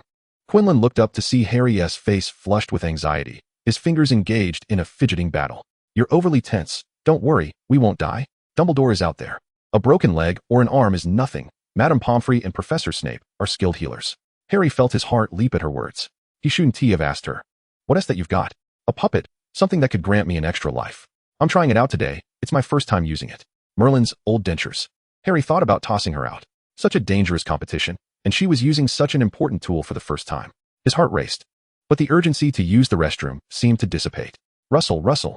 He heard a familiar voice from beyond the curtain and stepped closer. Harry, is that you? Yes, Hermione. How are you feeling? Are you all right? Hermione inquired anxiously, followed by another girl's voice. Harry, how's Pella? Is she okay? Harry glanced at Quinlan, who was busy painting eyes on the paper figure, and whispered, Vespera is doing quite well. She's unnervingly composed. Catherine exhaled, and Hermione promptly inquired, what about you? You must focus and then confront a dragon. Harry continued her unfinished thought. Hermione, with concern etched on her face, lifted the curtain and enveloped him in a warm embrace, discreetly placing a note into his palm. This is from Professor Moody, she whispered. Catherine observed the tightly intertwined duo, her curiosity igniting, only to be interrupted by the click of a camera. What a lovely couple, Rita Skeeter remarked sarcastically as she and her photographer intruded into the waiting room, capturing the moment of their embrace. Miss Skeeter, I implore you to delete that photograph. I shall inform my mother that your report is unauthorized, Catherine stated, stepping forward with righteous indignation. This unscrupulous journalist would undoubtedly distort the narrative about her friends, and tomorrow's newspaper would likely be rife with distasteful headlines about Hermione and Harry. Oh, Miss Palmer, how unfortunate that your mother is merely the deputy editor and lacks the authority to control me, Skeeter retorted, sashaying in her brown leather attire, a quill poised in midair, busily scribbling in her notebook. With her fiery red lips moving animatedly, she addressed Harry and Hermione. Should anything untoward happen to you today, you shall be tomorrow's headline. Crumb approached, asserting, you have no business here, please leave. This tent is designated for competitors and their friends. Rita Skeeter did not even glance back, her brown, oval glasses framing eyes that seemed ready to roll. The quill inscribed Durmstrang in an impolite manner. Oh look, the Ravenclaw who rejected me, it seems, has utilized some underhanded means to enter the competition, Miss Vespera Quinlan. At her behest, the photographer captured Quinlan, who was still engaged in crafting her paper figure. Good morning, Ms. Rita Skeeter, Quinlan greeted, her tone dripping with sarcasm. Skeeter, basking in the attention, was all too pleased, her bright red lips pursing to an exaggerated degree. These disobedient children will soon be begging me for favors once they see their names in print. If my calculations are correct, in 21 seconds, you shall no longer be a reporter. Quinlan's words puzzled Skeeter, yet she dismissed the bravado of the student. Oh, what is it? Are you going to beg Miss Palmer to have me expelled? Rita Skeeter, you are under arrest for the illegal use of an animagus form and invasion of privacy. Come with me to the Ministry of Magic for your trial. Awaiting you will be the confines of Azkaban. Burly men in suits stormed in, apprehending the arrogant journalist and confiscating her wand. She protested vehemently, her struggles only rendering her more disheveled. Her meticulously styled platinum hair fell into disarray, and her glasses teetered perilously on the tip of her nose. Although the photographer was bewildered by the turn of events, his professional instincts kicked in, and he swiftly captured the moment of Skeeter's arrest. Percy? Percy nodded subtly in the direction of Hermione and the others, his eyes briefly scanning the seated Quinlan with a hint of concern. Everyone, keep up the good work and best of luck to you all. After this simple congratulation, Percy, burdened with his own task, departed with Skit. Just as Professor Dumbledore and the others entered, students unrelated to the competition were politely asked to leave. Director Crouch held a bag in his hand, instructing the contestants to form a semicircle before him. Miss Delacour, you shall go first. A palm-sized Welsh green dragon was produced by her, held by its tail. Dumbledore stood behind Quinlan. As the drawing commenced, she took a step back and, in a tone audible only to them, inquired, whom do you wish to win? The Chinese fireball, the Swedish short snout. First and foremost, your safety is of utmost importance. Only 3 students of age 17 are truly competing, Dumbledore replied gently, nudging her back toward the drawing position. Quinlan appeared contemplative. It seemed the competition was indeed randomized. The diminutive dragon settled in the palm of Quinlan's hand, its wings fluttering obediently. Its scales glimmered like pearls, devoid of pupils in its eyes. Then, only the right-hand side remained, with Harry yet to draw. This dragon was evidently his. Quinlan distinctly heard him murmur something. I didn't catch that, child, Director Crouch said. Harry smiled, it's nothing. Once the drawing concluded, The cannon fired, signaling the official commencement of the competition, and the older students began to exit the waiting tent one by one. Their task was straightforward: to retrieve the golden egg guarded by the formidable dragon. Quinlan, having completed her paper figure, noticed Harry sneaking a glance at something. "What are you looking at?" Harry, startled, looked up to see Quinlan and was further taken aback. "How are there two of you?" Two identical Quinlans moved in perfect synchrony. They spoke in unison. "The paper figure is made. What are you observing?" Harry opened his palm to reveal a note inscribed with the words, "Summon your rocket with your wand, and it will soar." "Who gave you this?" the Quinlans asked again. Harry, equally perplexed, replied. "Hermione said it was Professor Moody who asked her to give it to me." The Quinlans paused for 2 seconds, their voices overlapping. "He wants you to win. Now, please welcome the next contestant," Quinlan shouted from outside, interrupting their conversation. Under Harry's anxious gaze, the two girls stepped out of the tent. On the dark, cold rocks, a magnificent silver dragon spiraled in the center of the arena. It appeared quite docile, though the air was thick with the restless scent of dragon. Chapter 56, Dragon Slaying.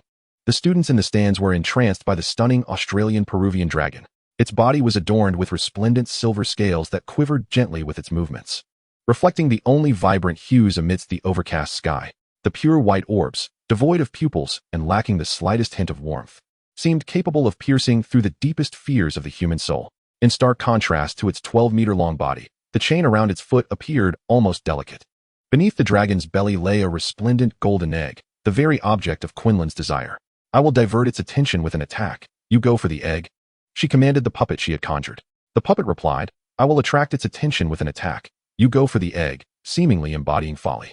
"Now, I am Quinlan 1, and you are Quinlan 2, she asserted, interrupting its repetition. Quinlan then pushed the second puppet forward, targeting the golden egg. Receiving the directive, Quinlan 2 locked onto the egg's position and advanced towards the Australian dragon. From the audience's perspective, they observed Quinlan's demeanor as composed, steadily entering the arena with resolute steps. The raucous crowd quieted in response to her calmness. Standing before the colossal fire dragon and the towering rocks, she appeared diminutive.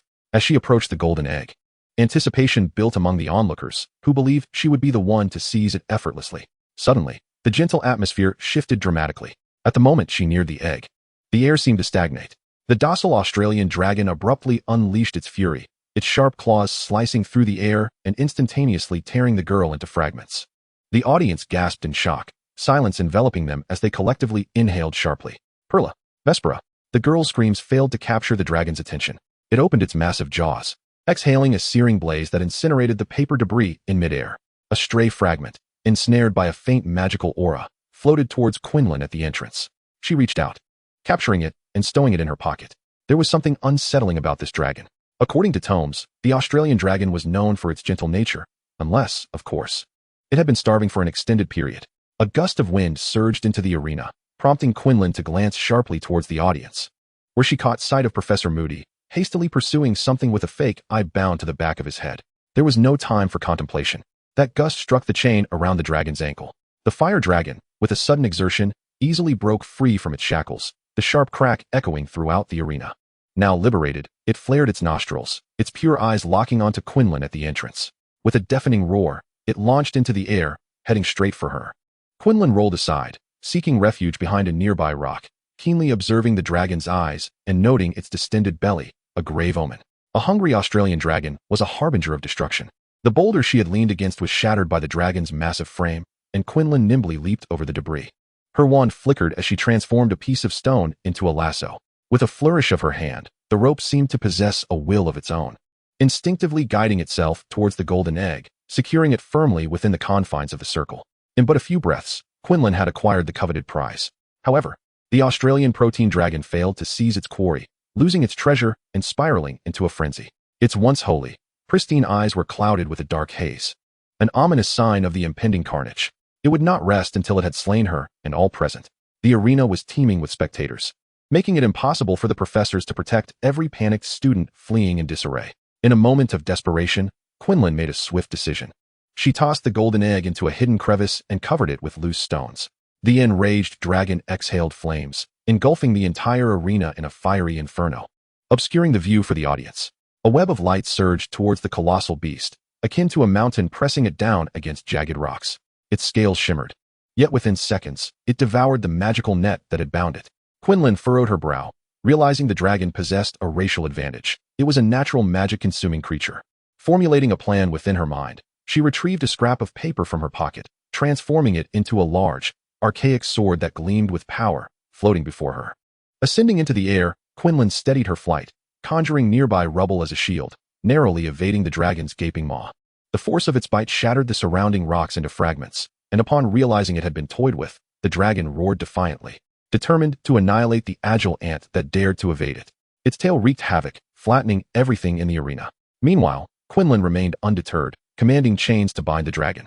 The heat from the dragon's flames drenched her forehead with beads of sweat, her clothes thoroughly soaked.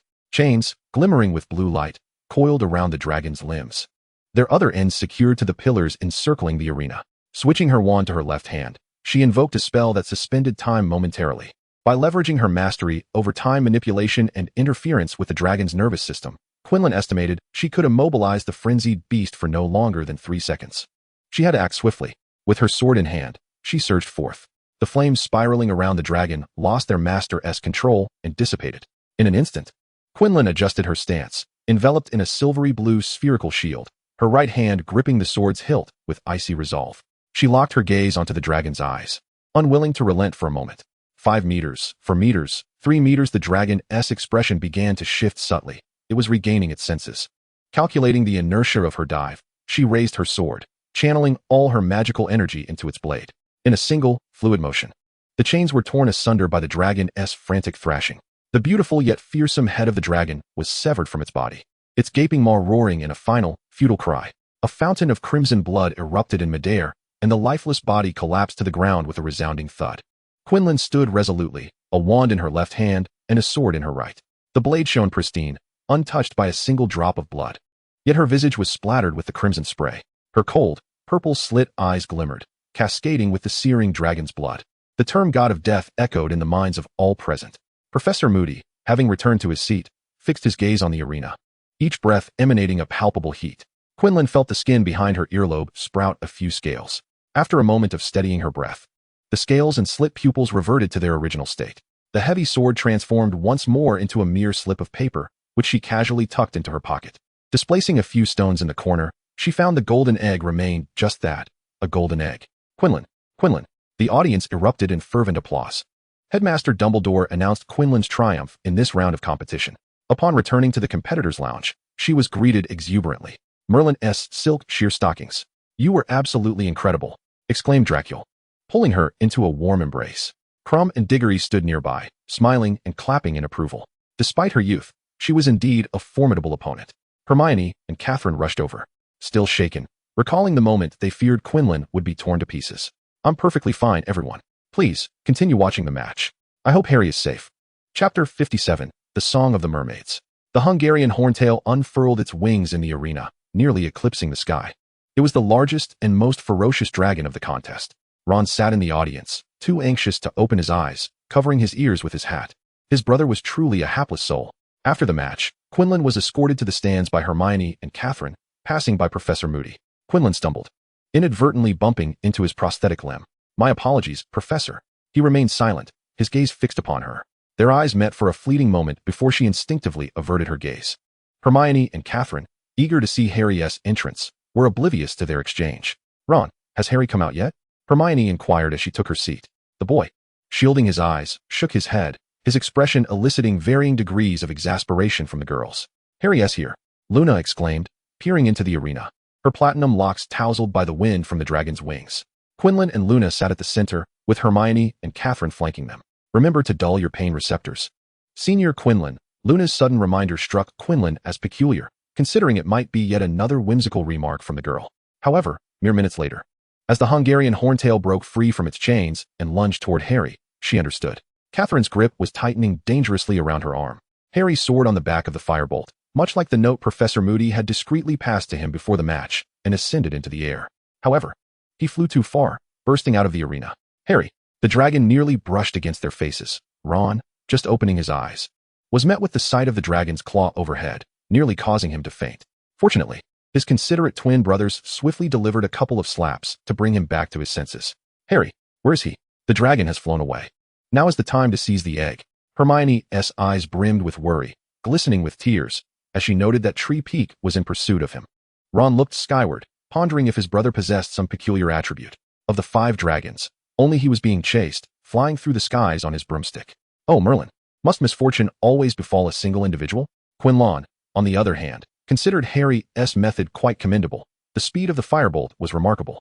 The competition arena was relatively small, insufficient to showcase this advantage. If Harry could return to the arena before Tree Peak, he would undoubtedly secure the golden egg. As she contemplated, her gaze unintentionally drifted towards Professor Moody's seat, who was fixated on her, licking his lips. A fleeting memory ignited in her mind, and Quinlan grasped a thread of inspiration. In Dumbledore's office, Professor Moody had been seated just behind Dumbledore. It was he who had swiftly incapacitated the diminutive Barty after Igor's confession. At that moment, his emotions must have fluctuated. Yet he did not display the habitual act of licking his lips. Among all present, only Barty, condemned by his father to a lifetime in Azkaban, had licked his lips after provocatively taunting Director Crouch upon capture. If Dumbledore's timeline was accurate, then he would have been around 20 years old at that time. Can a person alter their subconscious behavior over a decade? Quinlan was uncertain. During her time at Wolf's orphanage, Barty primarily appeared in his animagus form, and she had not observed any of his peculiar mannerisms. However, the wolf fur in her dormitory wardrobe had, at this moment, found its rightful owner. The signs of the drawer being moved and restored suggested he sought something from her. The sudden breaking of the chains on the dragon, the emaciated belly of the beast, and the inexplicably leaping of her name from the goblet of fire, was it a desire for her to win or lose? Or perhaps, merely an attempt to bind her and Harry together, compelling her to partake in the contest? Harry. Among the crowd, someone spotted Harry riding the firebolt, heading towards the arena. After a sudden stop, the boy crashed violently onto the rocks, his robes singed, and his face marked with several cuts. He dared not waste a moment, and immediately lunged toward the location of the golden egg, clutching it to his chest just half a second before Tree Peak descended. Harry Potter, the first challenge has been successfully conquered. With the prior experience of the rampaging Erumpent, the dragon tamers promptly advanced to subdue the Hungarian Horntail. Nurturing a dragon demands a significant investment of time and effort. For the sake of this trivial competition, they could not afford any further losses. Hey, that's my brother, Ron exclaimed in jubilant celebration of Harry's victory, only to discover someone familiar among those restraining the Horntail. Quinlan, having left the exhilarated Catherine, approached him. Which brother? To the right of the Hungarian Horntail, the one with red hair. Charlie Weasley. Ron appeared to hold great admiration for his dragon tamer brother. In his left ear, the Ravenclaw girl who had just slain a dragon. In his right ear, are you interested in him? Two voices harmonized. Perhaps we could be of service. Someone eagerly approached, and Quinlan, without hesitation, entrusted George and Fred to arrange a meeting with their brother by the Forbidden Forest that evening. The reward? A supper prepared by her. As night fell and the Hogwarts dinner hour had passed, Quinlan and the twins returned from their meeting with Charlie. After satisfying their hunger in the kitchen, Quinlan observed the little eagles in the Ravenclaw common room as they pondered over the golden egg. The statue of the founder, Rowena Ravenclaw, was prominently placed at the entrance. The tranquil hues of royal blue and bronze adorned the room, while a magnificent starry sky painted the dome above, and the deep blue carpet mirrored the cosmos below. The base of the statue bore the inscription of their house motto, "The exceptional intellect is humanity's greatest treasure." Charlie Weasley remarked on the peculiarity of the Erumpent. Despite being fed daily, the deceased dragon had exhibited an extreme state of hunger. Consequently, their prior negligence led to an understanding that they would not hold Quinlan accountable for slaying the dragon. In fact, the captain of the team expressed gratitude to Quinlan, presenting her with remnants of the Erumpent, including an entire dragon tendon. Clad in blue and white striped pajamas after her bath, Quinlan settled into a single sofa, meticulously sorting through the clues in her mind, hoping to uncover their commonalities in time. The excited little eagles relished the thrill of deciphering mysteries, pooling their ideas, and they swiftly deduced the most plausible answer. Hella, come quickly, listen, and see if we are correct. The little eagles analyzed one by one. Some traced Quinlan's route with the golden egg, while others speculated the most likely location for the second challenge based on Hogwarts terrain. Ultimately, they all converged on the idea of water. Is it right? Is it right? Quinlan withheld her answer, teasing their curiosity as she transformed a chair into a bucket 70 centimeters deep. Clear water flowed like a spring, filling the bucket. The moment of verification had arrived. As she was about to touch the button atop the golden egg, everyone hastily covered their ears to shield themselves from the impending torment. Ah, the sharp, piercing sound faded after the golden egg sank into the water bucket, and upon submerging her head, one could hear the enchanting melodies of the mermaids. Correct answer. The eaglets applauded in celebration, their faces radiant with joyful smiles from the youngest to the oldest. The head prefect had altered the chandelier in the common room, while a melodious piano tune emanated from the gramophone, allowing everyone to lose themselves in the dance. Before the commencement of the second round, the traditional Hogwarts was rejuvenated by a Christmas ball. Quinlan found herself without a dance partner. Everyone approached her, asking, "May I invite you to dance at the Christmas ball?" With so many eager to dance, she knew her partner would be lonely at the ball, thus she declined them all. Yet, when she arrived at the ball dressed in the exquisite gown prepared for her by Catherine, Professor McGonagall unexpectedly informed her at the entrance that the champions of the Triwizard Tournament were to lead the first dance, and a partner was essential. "I'm sorry, Professor, but I have no partner," Quinlan replied, her expression neutral. She had learned this rule rather late. Professor Moody, cradling a Stoat in his arms, seemed in good spirits. "Never mind, Minerva. Miss Quinlan has stated she has no partner. Rules are rigid, but people are flexible. If she has none, then let her not dance." Professor McGonagall's furrowed brow and troubled expression were evident, with few students present. Her peripheral vision was drawn to Draco, who had been eagerly watching her since she entered. His resentful gaze was impossible for McGonagall to ignore. "Mr. Malfoy, do you have a dance partner?" Upon hearing his name, Draco hurried over, his soft, fluffy blonde hair exuding the scent of apples. "No, Professor. The one I had in mind declined my invitation." That insufferable Quinlan. He had even sent her a letter via the owl his mother had given him. Handwritten, it took him a long time to compose, only to be rejected in the end. The illustrious Malfoy would never settle for less. It was all her fault. That annoying, beautiful, popular Vespera had left him to attend the ball alone. "Very well then, Mr. Malfoy. The ball is about to commence. You may temporarily act as Miss Quinlan's partner." With the professor's arrangement, Quinlan nodded in agreement. Anyone would suffice. She was indifferent. Draco's eyes sparkled. He was now Vespera's partner. Indeed, his mother was right. Arriving early at the ball might yield unexpected surprises. Squeak, squeak, squeak. Moody Stoat struggled to escape. "My apologies, everyone. My pet is a bit irritable. I must take my leave." Chapter 58, Our Bouquet. With the partner issue resolved, Quinlan meandered through the ballroom, sampling refreshments. Draco followed closely, like a devoted shadow. "Do you despise me?" he pondered, unable to comprehend why Quinlan had turned down his invitation. She has gifted herself flowers, greeted her reflection on the road, and brewed potions together in the office.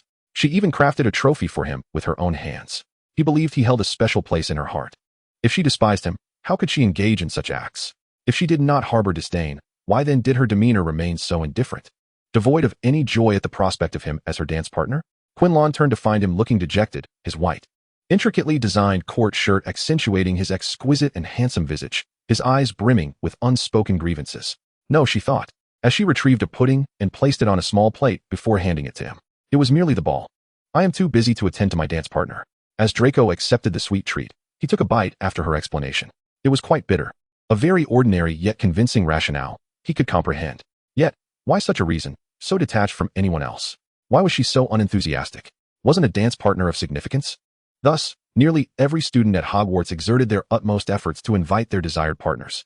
The ballroom shimmered with light, its crystal chandelier resembling icicles hanging from eaves in winter. An atmosphere of transparent, tranquil coolness enveloping everything, including the gaze of the person before him. If he were to express his feelings, would she then soften? Would he receive a gaze distinct from others? A carefully prepared, unique Christmas gift, not merely a pen of a different hue. His sentiments, Draco's sentiments. "Vespera, I like you. Ladies and gentlemen, I declare the Christmas ball is now underway. Let us welcome the champions and their partners." Dumbledore's voice interrupted his anxious heart. This was not an opportune moment for a confession. "Let us go. The ball has commenced." The champions formed a line by age, each accompanied by their partners. "Hey, Vespera. Your partner is none other than Malfoy." It seems George was mistaken. Hermione, linking arms with Crumb, greeted her with a cheerful laugh. She looked stunning today. Her once fluffy, cascading curls were tied up, revealing her fair shoulders and neck. With her exquisite makeup and elegant gown, she radiated the charm of youthful blossoms. The robust Crumb remained silent, smiling naturally at her with an appreciation that was difficult to articulate. Hermione appeared oblivious to this. "Well, he is my partner," Quinlan said, guiding the reticent Draco to stand at the back. Her birthday was in March, a few months older than Harry, so she positioned herself in front of him. He too seemed disinterested. "Good evening, Vespera, and Malfoy." Draco offered a polite smile and nod, unwilling to leave a negative impression before Quinlan. Previously, Quinlan had heard from Catherine that Harry intended to invite fifth-year Autumn Zhang as his partner. It was evident that he had failed. The senior was the partner of Senior Diggory. The lovely Ginny had long been invited, reveling in the music at one corner of the dance floor. Her partner, Miss Petter, adorned in splendid attire, was both elegant and beautiful, a fellow Ravenclaw student like Quinlan. "Good evening. You look absolutely stunning tonight, Parvati. You too, beautiful star warrior, Vespera." As the music filled the dance floor, the girls' skirts fluttered lightly like clouds, swaying gently with their steps. as if each footfall danced upon starlight. Their hair was adorned with dazzling gems or exquisite warm jade, and their faces radiated a blend of excitement and bashfulness. The ghostly band performed live. The melodies both melodious and fervent, embodying classical elegance interwoven with modern vitality. The hall was illuminated by magic following the first leap of the notes. Draco and Quinlan found themselves at the center of the dance floor, moving gracefully to the music. He held Quinlan's hand delicately, as if grasping a featherlight plume, fearing that a gust of wind might scatter her essence like the fragrance of lilacs.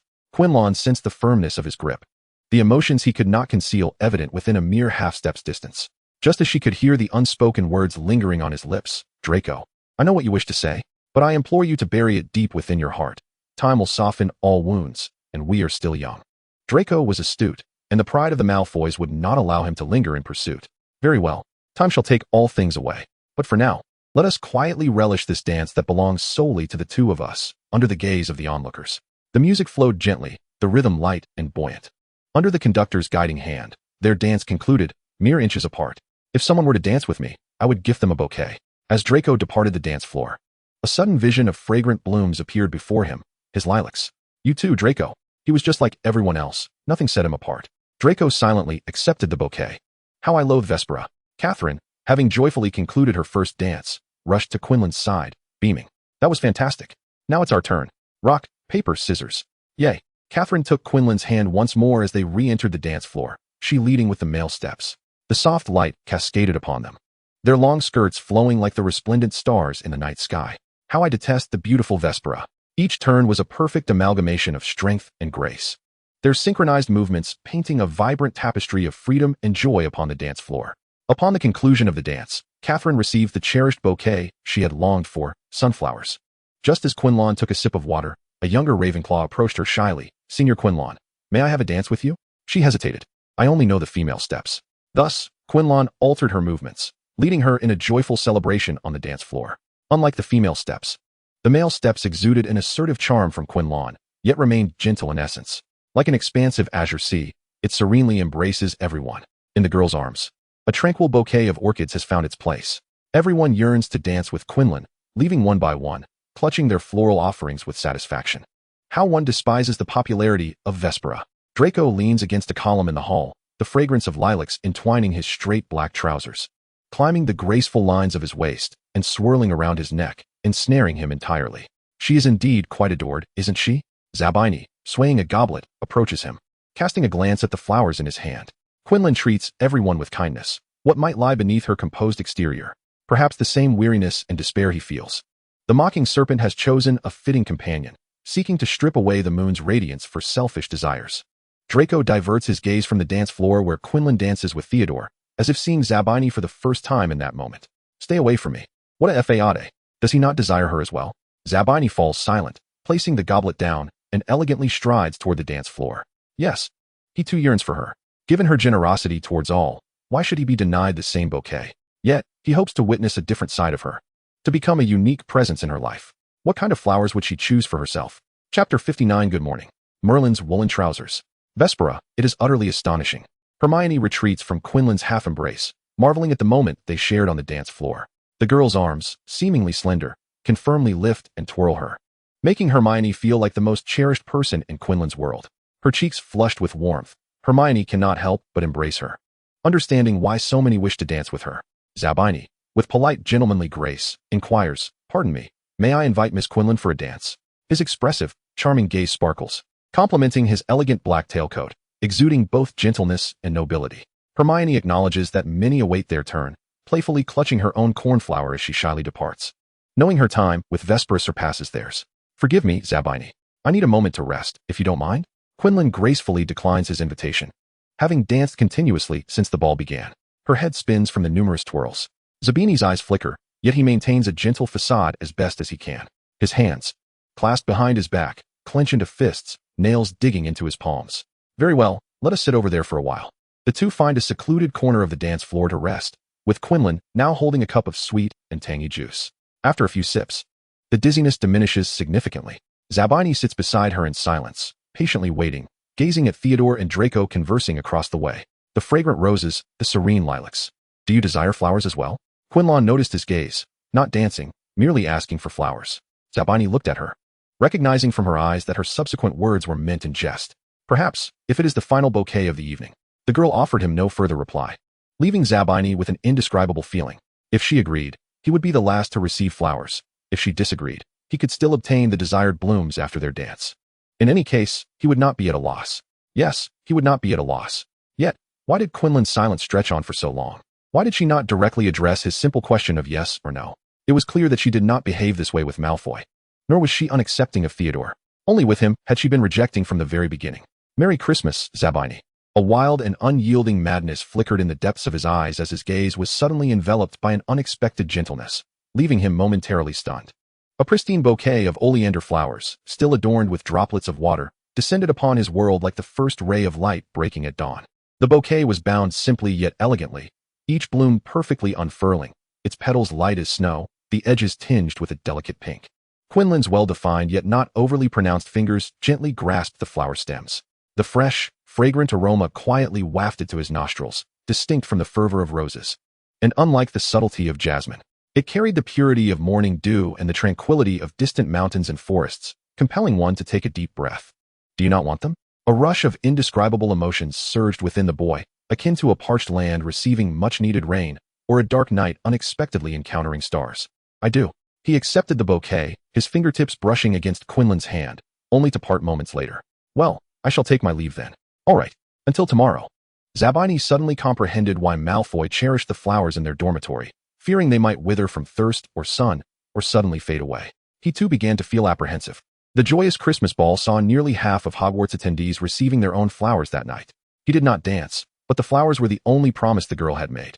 Quinlan changed into more comfortable attire and encountered Hermione on the staircase at the entrance to the ball. The girl, clutching cornflowers, wept inconsolably. Her previous carefree smile, now a mere memory on her face, while the surrounding students refrained from approaching her.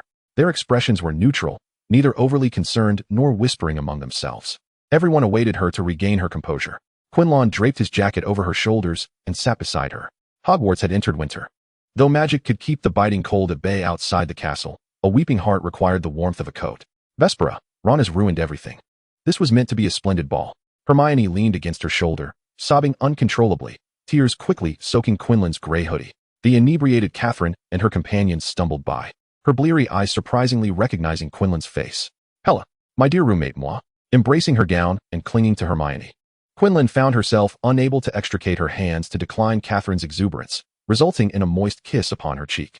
Her friends, noting the typically composed Quinlan's reaction, chuckled a few times before contentedly proceeding to the next gathering. Colin, who had diligently captured photographs throughout the night at the ball, hurried over to press the shutter. Within the frame, 3 girls formed a tight embrace. Some were thoroughly intoxicated, others were unyielding to refusals, and some were laughing through their tears. Surrounding students wore expressions adorned with mirth, gathering in pairs and small groups. Colin gazed at the finished product with immense satisfaction. Surely this year he deserved the Best Photographer award from Professor Dumbledore, or even from Gryffindor House itself. The mischievous drunkard had dispelled Hermione's sorrow. She had more than just Ron and Harry as friends. She had many, many others. I'm sorry, Vespera. Your dress has gotten wet. Hermione's eyes held a bashful apology, as if she encountered Quinlan every time she felt downcast. Finally free, Quinlan managed to remove Catherine's head from her face. It's quite all right. I brought my wand. Quinlan deftly controlled both Catherine and the gown within the crook of her left arm, while her right hand waved her wand. Rejuvenate. The gray sweatshirt was restored to its pristine condition. Hermione's melancholy seemed to vanish along with the puddle. Do you need assistance? She inquired, gesturing towards the now muddied Catherine. Merlin must surely impart secret knowledge in dreams tonight, in recognition of your kind deed. Quinlan's sudden humor delighted the girl, eliciting a laugh. The 2 girls supported Catherine towards the Ravenclaw dormitory, occasionally laughing and whispering. The night deepened, the ball's lights dimmed amidst the gently falling snow, and the diligent house elves in the kitchen began preparing the morning meal. The exchanges between the 3 schools had infused the kitchen's recipes with fresh vigor. Recently, an increasing number of young witches had sought midnight snacks, and each time they praised the new dishes. Dolly and the other elves would bang their heads against the wall after the guests departed.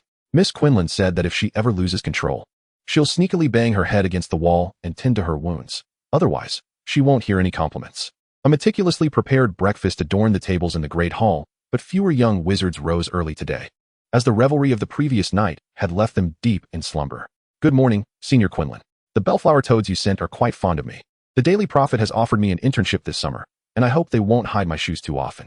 The girl sipped her pumpkin porridge. With a golden pancake resting on her plate, Quinlan sat down beside her, and the house elves served her breakfast. Once Luna finished speaking, Quinlan replied, "Good morning, Luna. Is that so? They like you too. I hope they won't interfere with your summer internship, or perhaps you might indulge in purchasing an extra pair of shoes." She took a bite of the sausage, its crisp exterior yielding to tender meat, juices flowing forth. The little fairies of Dolly are simply remarkable. The Triwizard Tournament has propelled their progress at an astonishing pace. The days of attempted sabotage are now but a distant memory. "Good morning, Vespera," greeted the girl, her spirit invigorated, the tips of her cascading curls radiating joy. "Good morning, Hermione. Good morning, Senior Quinlan. Good morning."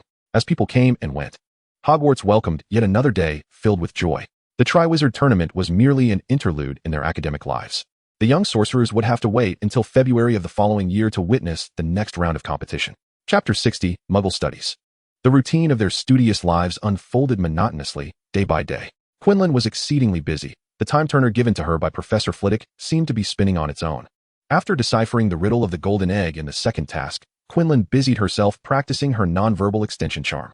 Lately, it felt as though a thief had been sneaking into her dormitory to pilfer her belongings. So far, it had only been minor items, but she possessed many treasures, each quite valuable: potions, necklaces, fragments of dolls, and powdered magical stones. To ensure their safety, she resolved to carry them with her at all times. Indeed, it was already quite perfect. The headmaster, whose beard reached down to his toes, stuffed all the books from his entire office into a palm-sized drawstring bag, only to pour them out again. Quinlan was his most esteemed pupil. Her understanding and innovation of spells occasionally left him astounded. For instance, he was particularly intrigued by the Quinlan No. 2 doll. Yet, you still have a long way to go. The little old man's thoughts clinked together like coins. Appearing somewhat reluctant, "Today, if No. 2 Quinlan can stay with me for an additional 2 hours, it wouldn't be impossible for you to peruse the books on the dome." Quinlan readily agreed and retrieved a scrap of paper the size of her thumb from beneath the chin of the south wind. With a delicate pinch of her fingers, she snapped in midair, and a doll, identical to her, materialized in the office. "What brings you back to the headmaster's office? Am I to assist him with research again?" Her eyes sparkled with mischief, her cheeks puffed in a way that was entirely distinct from Quinlan. After speaking, she shot a glare at Quinlan. "You, No. 1, are insufferable." She hadn't yet adhered enough to the chin of the south wind. Professor Flitwick's eyes gleamed upon her arrival. "Remarkable, truly remarkable. The differentiation between her and you grows ever stronger. She exhibits greater autonomy. How have you achieved this?" The headmaster had also attempted to create a doll resembling himself using Quinlan's method, but they were merely mechanical replicas, capable only of mimicking the primary actions. Since the first task of the Triwizard Tournament, Professor Flitwick had exchanged for No. 2 to study it. Now, nearly a month had passed, and he had witnessed its gradual development, akin to nurturing a newborn child. "This research is solely for you to undertake, dear headmaster." She has yet to explore the bookshelf located to the south of the office. She hopes the headmaster will not notice for a while. It would be best if she could finish reading all the books before he conducts his thorough research. Quinlan secured the magical bag she had crafted around her waist, preparing to attend the Muggle Studies class that had commenced 2 hours prior. "I shall take my leave now." She placed all the books from the dome into her treasure bag and casually instructed No. 2, "Do not wander off. I shall return for you in the evening." No. 2 understood her intent, gesturing in affirmation that she would memorize all the unread books. Dean Flitwick circled around No. 2, his head bowed. "Let us be off." Activating the time turner, Quinlan vanished from the headmaster's office. "Hey, Vespera, why do you vanish like Hermione did last semester?" Ron remarked peculiarly upon encountering her at the classroom door. This year, he too had enrolled in the course. Prompted by George and the others who had brought back a plethora of delectable treats from the Muggle world while fetching Quinlan, he wished to partake in the delights. But his brothers stubbornly refused to share. Consequently, he resolved to purchase his own, and his dear brothers suggested he enroll in a Muggle Studies course to gain insight into the Muggle realm's daily life. After some contemplation, he deemed it sensible. However, the course proved to be entirely different from his expectations. George and Fred had once again deceived him. "Ah, good morning, Ron. This indicates our shared passion for learning," Quinlan remarked as she took a seat beside him, just as Professor Charity Burbage announced the commencement of the lesson. "Today, we shall delve into how Muggles utilize electricity. First, let us clarify what electricity means in the Muggle world." Ron's mind swirled in confusion. Didn't tea houses illuminate magically? Why then was there a need for electric lights? Wasn't tea electricity merely a result of lightning from the heavens? How could wind and water also generate electricity? By the end of the class, Ron's head was filled with letters. He understood each letter the professor uttered, yet the formation of coherent sentences eluded him. He had endured this peculiar class for 4 months. Professor Burbage had also introduced a novel teaching method she claimed to have learned from Muggles. Well, that concludes today's lesson. Have you all formed your groups? Class monitor. Where are you? Quinlan heard the professor calling her name and raised her hand to signal. Ah, splendid. By tonight at the latest, Quinlan, you are to submit the group list. For this year's final exam, everyone will present in groups. Ron held his head in despair. He hadn't even joined a group yet. Hermione had opted out of this course this year due to academic pressures, and Harry had not enrolled either. He regretted his decision to sign up. Vespera, does your group still require members? Quinlan barely caught the faint voice as she gathered her books. I do not yet have a group. Over the past few days, she had been preoccupied in the offices of Professors Flitwick and Snape, attending classes daily, and had completely forgotten about forming a group. She would have to drop a few courses next semester. Taking them all was simply unmanageable. What? You have no group either? He initially thought he was the only one left out, so he suggested forming a group. Quinlan nodded, noting that they still needed one more person to meet the minimum group size. Is there anyone willing to join our group? The latter half of his statement was loud enough for everyone present to hear. After a brief pause, four individuals suddenly crowded around their table. Mimi, step aside. I was here first. I can. I haven't formed a team yet. Ron's red hair was tousled into a nest, his expression dazed. Quinlan proposed a draw to select one person, allowing the remaining three to form their own group. In the end, Susan Bones from Hufflepuff joined them. Does anyone wish to take on the role of group leader? The members all shook their heads, and Quinlan resignedly added, well then, I shall be the leader. This year's final examination in the course required groups to delve deeply into a portion of the material taught by the professor and present their findings. The format was flexible. Does anyone have ideas for the presentation topic? A boy and a girl exchanged glances and shook their heads once more. All right, then I will decide. Any objections? They shook their heads again. This weekend, I will take you to the Muggle world in London for a first-hand experience. Is everyone available? Quinlan believed the best way to learn from the professor's teachings was through hands-on experience, merging theory with practice for a clearer understanding, especially regarding the collision of two worlds. The two nodded in agreement, expressing their complete availability. Susan Bones' eyes sparkled with excitement, impossible to overlook. Do you have anything else to add, Miss Bones? Ah, Quinlan. My sister and I both really like you. May I bring her along? She pleaded, clasping her hands together in a charming manner. The more Quinlan looked at her face, the more familiar it seemed. Your sister? Ellie Bones. Yes. Susan nodded enthusiastically upon hearing Quinlan mention her sister's name. Quinlan realized that the Hufflepuff girl who had shown him her badge in the corridor last time was indeed her sister. All right. Just make sure to take good care of her. Susan joyfully promised that her sister would be exceedingly well behaved. The surrounding young wizards overheard their plans. Some deemed their efforts futile, questioning what was so fascinating about the Muggle world. However, others appreciated Quinlan's approach, and after some discussion, they too decided to venture there. Everything was in pursuit of achieving high scores in the finals. There are 5 minutes left until class ends, Quinlan announced loudly to the classmates in the room. Please come to me to register your group name, members, and leader. Hogwarts Castle in late January was blanketed in winter snow, and the young wizards typically spent their weekends in Hogsmeade. However, this week, some students from Muggle studies would be visiting the Muggle world. The permission slips to leave the school had been graciously procured by dear class leader Quinlan from Professor Burbage and Headmaster Dumbledore. The requirements were simple. The leader must ensure that the same number of individuals who left would return. Ron, are you up so early today? Harry inquired, donning his spectacles as he rose from his slumber. With a coarse, russet sweater pulled over his head, Ron replied while adjusting his trousers. Vespera is taking me to London today for that tedious Muggle Studies final project. Muggle Studies? Oh right. Would you like to join us? Vespera mentioned yesterday that if she could manage herself, you could come along. Of course, I can manage myself. I'm going, Ron asserted, as he tossed aside the covers. Harry began to dress. Has Hermione gotten up? Is she coming with us? Upon mentioning her name, Ron appeared slightly uneasy. I haven't asked her yet. Why don't you check the girls' dormitory? Harry swiftly gathered his belongings and quietly exited the dormitory, careful not to disturb their slumbering roommates. A few minutes later, in the Gryffindor common room, the three children set off in an orderly fashion. The small wizards in the entrance courtyard were divided into two groups, one led by Professor McGonagall to Hogsmeade, and the other accompanied by Professor Burbage to London. Quinlan stands at the front of the line, calling out names. Ron Weasley.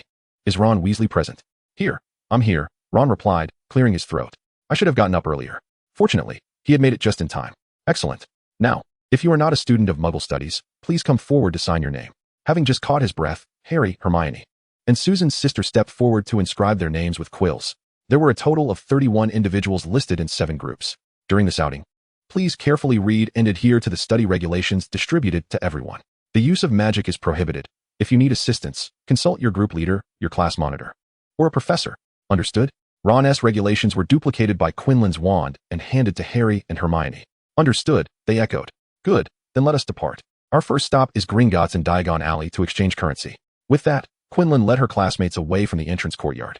They intended to utilize Professor Burbage's office fireplace, using Floo powder to reach their destination. Professor Burbage nodded in agreement and followed them.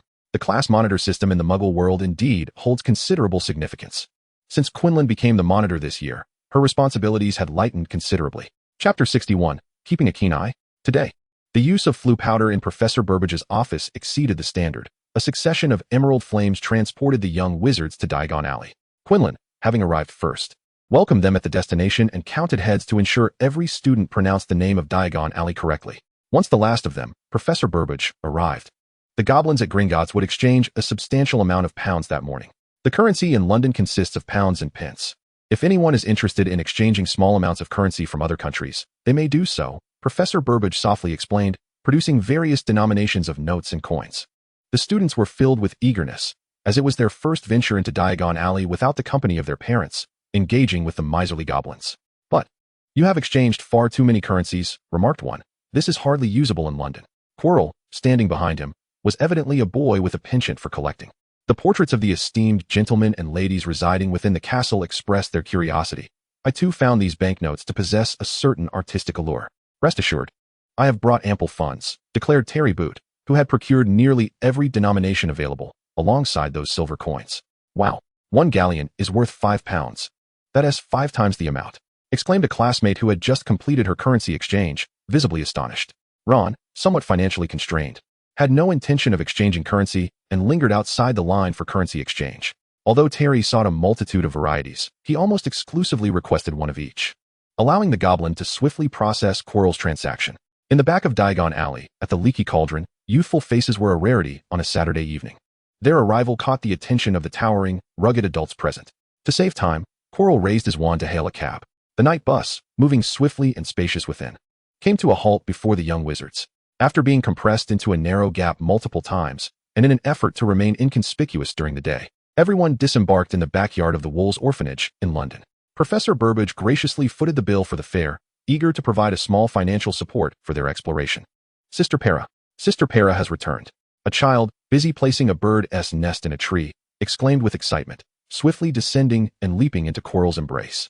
The previous correspondence from Para had filled everyone with joy upon the arrival of her and her classmates. Having just missed breakfast, the children were tidying every corner of the yard. The presence of the young wizards infused the place with newfound vitality. Under Quirrell's guidance, the somewhat aimless young wizards joined in the cleaning efforts, albeit clumsily due to the prohibition on magic, to ensure no one got lost during their exploration. Each group was to take a guide, selecting volunteers aged 10 and above. The wizards, led by their young adult guides, departed the orphanage. If they lingered any longer, the lights in the yard would surely be worn out from their play. Let us set off as well. First, we shall take the subway, then a taxi to the museum. After bidding farewell to the headmaster, Quirrell and his little team commenced their journey. Comprising 6 members, Quirrell, Harry, and Hermione were well acquainted with life in the Muggle world and navigated the subway with ease.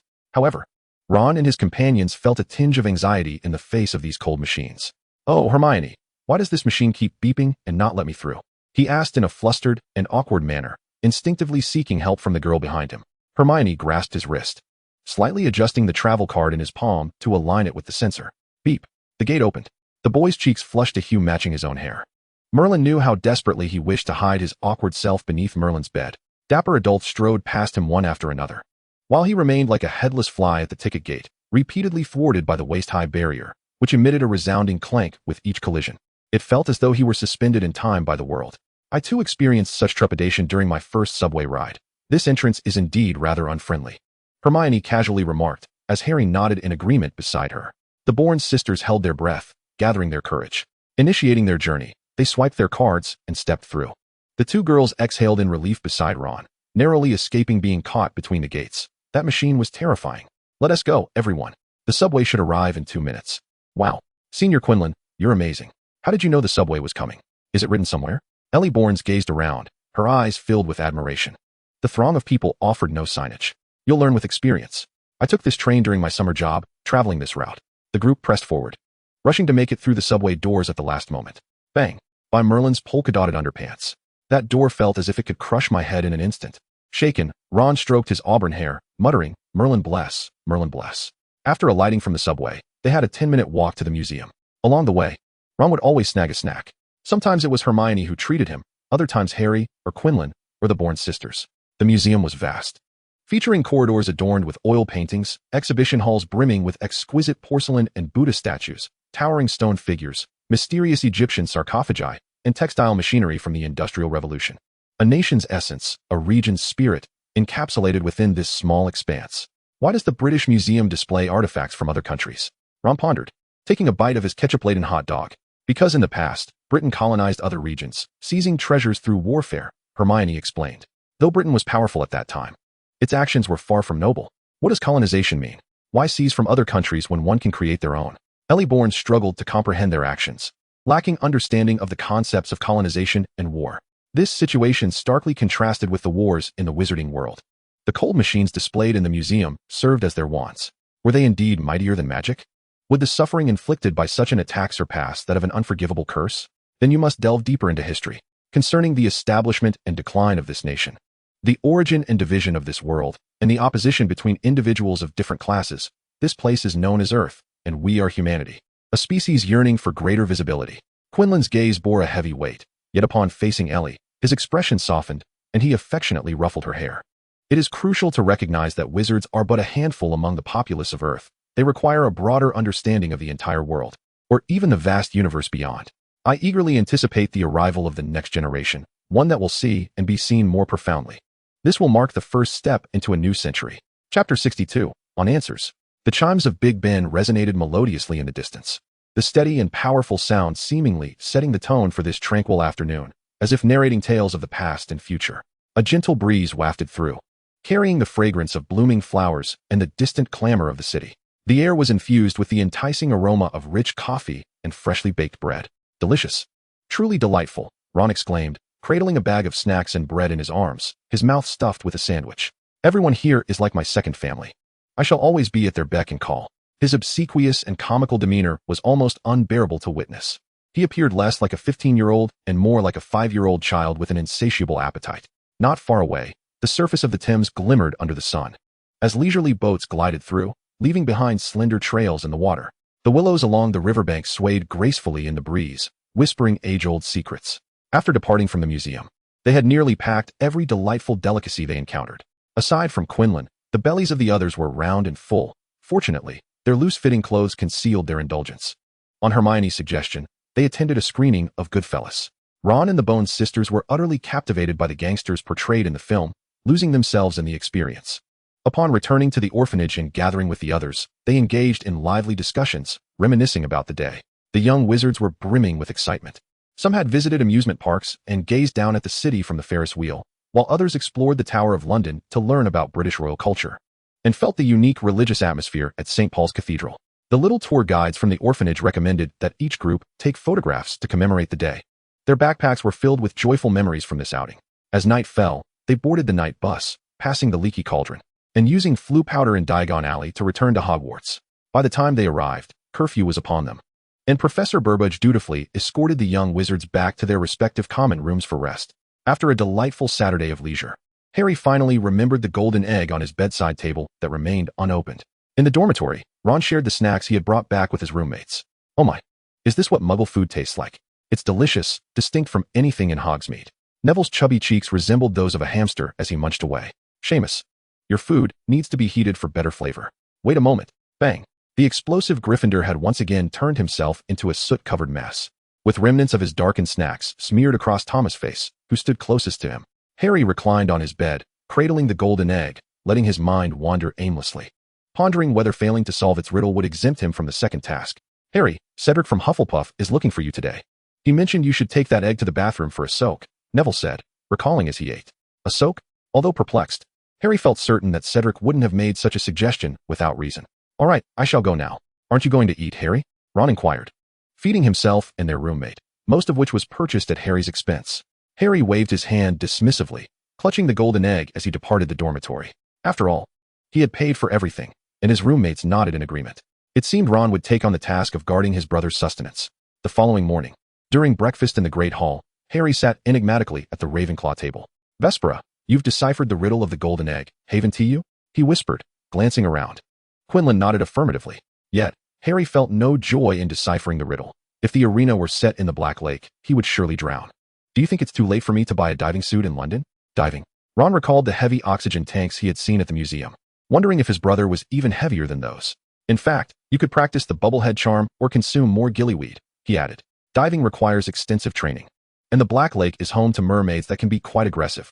If your oxygen tank fails, it would be dire. Gillyweed. Neville, passing by, halted at the mention of the familiar herb. I've seen it in the book, Mediterranean Magical Aquatic Plants and Their Properties, given to me by Professor Moody. It allows one to breathe underwater. Luna stood behind him. Excuse me, Longbottom.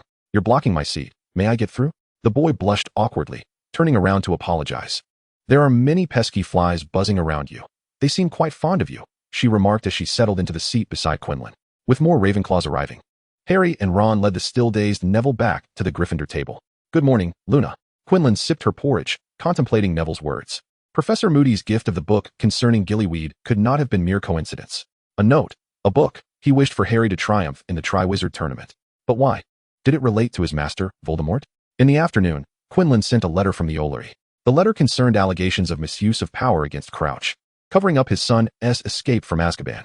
She anticipated that the letter might vanish into oblivion due to the lack of evidence. Moreover, the officials of the Ministry of Magic may not be as pristine as one might envision, unless this letter fortuitously comes to the attention of Director Crouch's adversaries. After considerable deliberation, she ultimately decided against allowing Perrin to carry the letter. She could not gamble on such a slim chance. Perhaps personally delivering it to Headmaster Dumbledore this evening would prove to be a wiser course of action.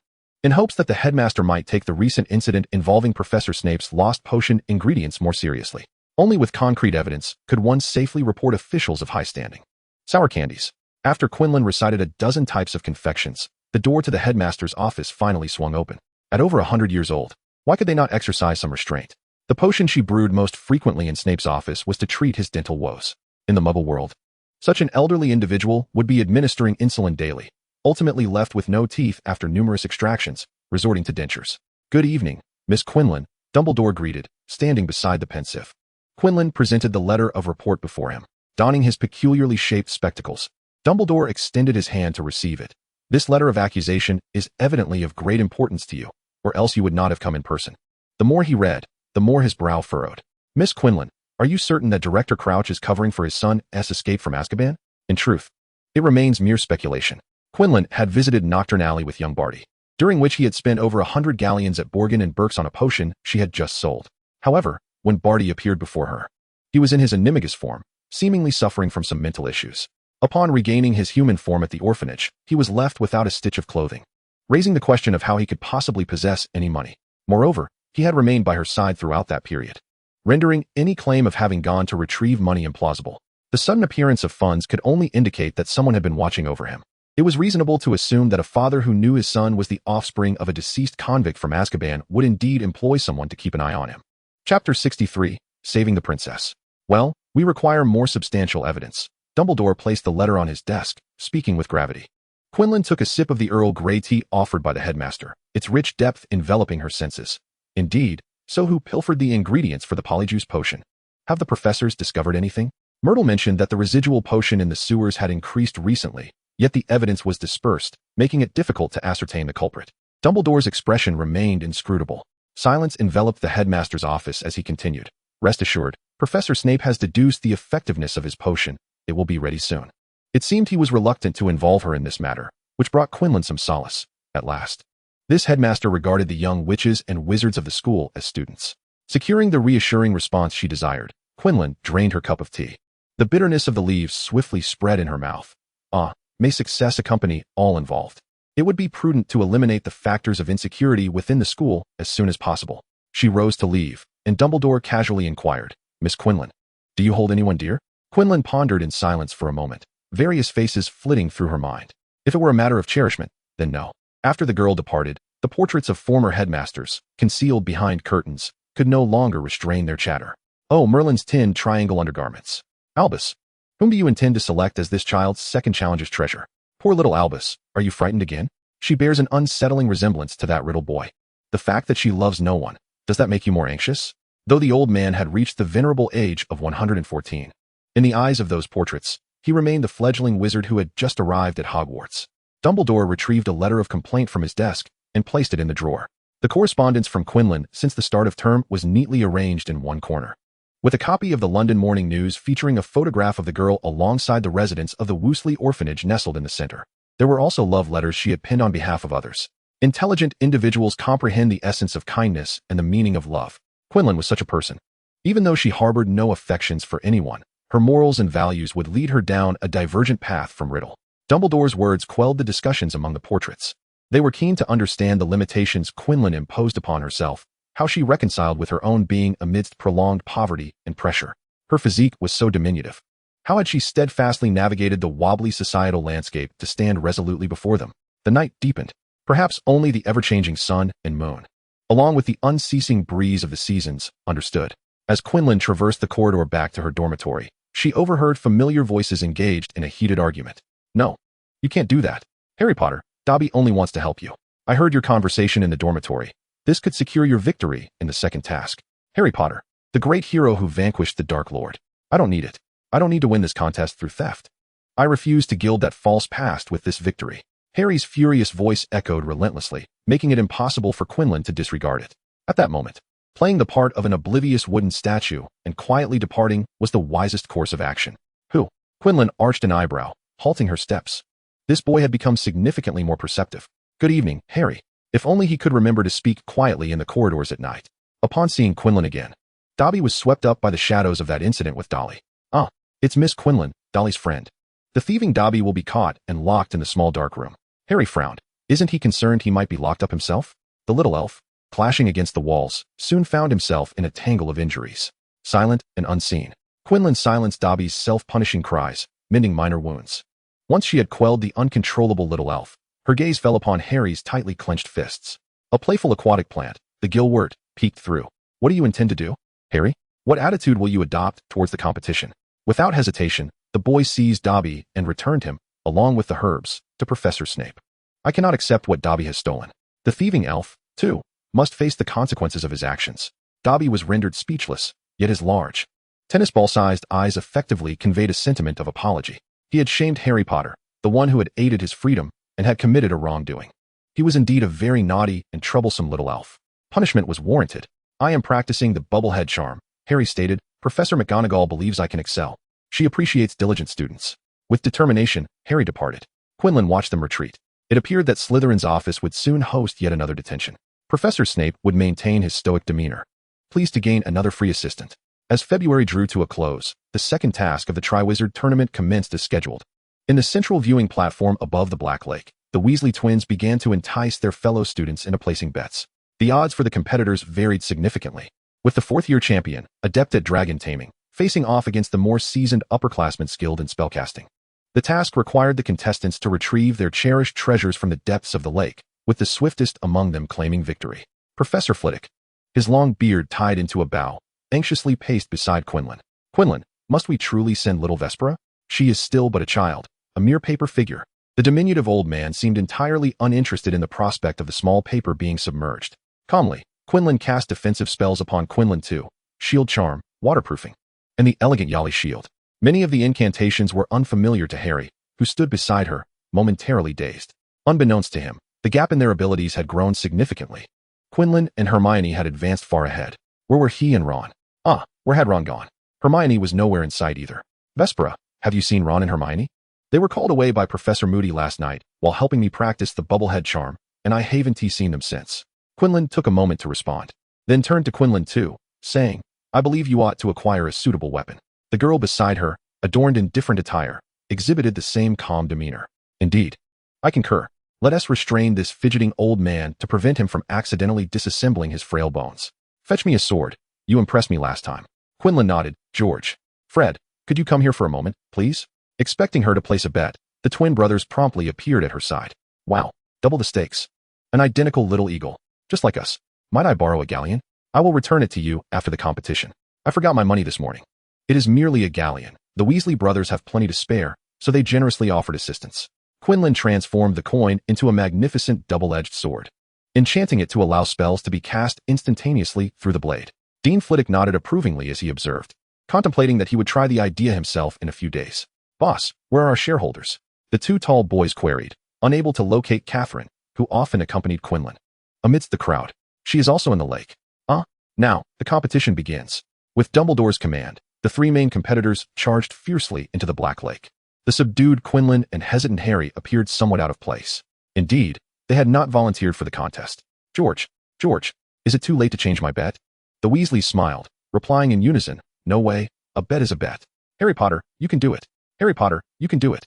Encouraging himself, Harry accurately recited the bubblehead charm. Pinching his nose, he plunged into the lake with a splash. Diving genius Pella, number 2. Go. Number 2. Quinlan shouted her new name, elegantly leaping into the dark waters. Bravo. The Weasley twins cheered from the stands. Bubblehead charm, perfection. Dean Flitwick wept, overwhelmed with emotion, squeezing between the legs of the crowd. Little Pella. Quinlan glanced at him before turning her gaze away. What had they been reading in the office every day? She perched on the edge of the wooden platform, pushing off effortlessly and peacefully entering the Black Lake, sinking to the bottom. What a child, devoid of competitive fervor, Barty Crouch remarked to Dumbledore in confusion.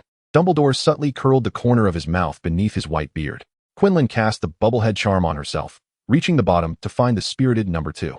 How do you feel? You shouldn't be wet, right? Very well. As if walking on solid ground, she exclaimed, even performing a series of flashy sword moves. Quinlan smiled. As long as you are well. Number 2 was exuberant, brimming with energy, wielding her sword to slice through the aquatic plants. This is the thorny jungle that imprisons the princess. Charge! Let us rescue Princess Catherine.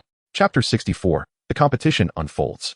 Surrounding them were rocks and corals of various shapes, some resembling sharp blades, others twisting like vines, swaying gracefully in the water as if poised to strike at any intruder.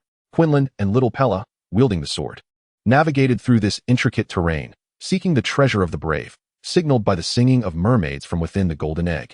The choice of Catherine by the organizers was indeed an unexpected decision, yet upon reflection, it was the most fitting. The bubblehead charm merely enables her to breathe underwater, yet it does nothing to shield her skin from the frigid, piercing lake water. As she descends further into the depths, the aquatic flora becomes increasingly dense, completely obstructing the limited light. The world before Quinlan appears shrouded in darkness and solitude. Light it up, number 1. I can't see a thing, she murmurs. Brilliant sunlight illuminates her surroundings. This charm is quite effective, far more pleasant than the flickering glow of those minuscule grains. Little Pella swings her sword, severing the obstructive strands of vegetation in their path. Quinlan disregards her unhelpful complaints, continuously exploring her surroundings. Suddenly, a swiftly moving mermaid catches their attention.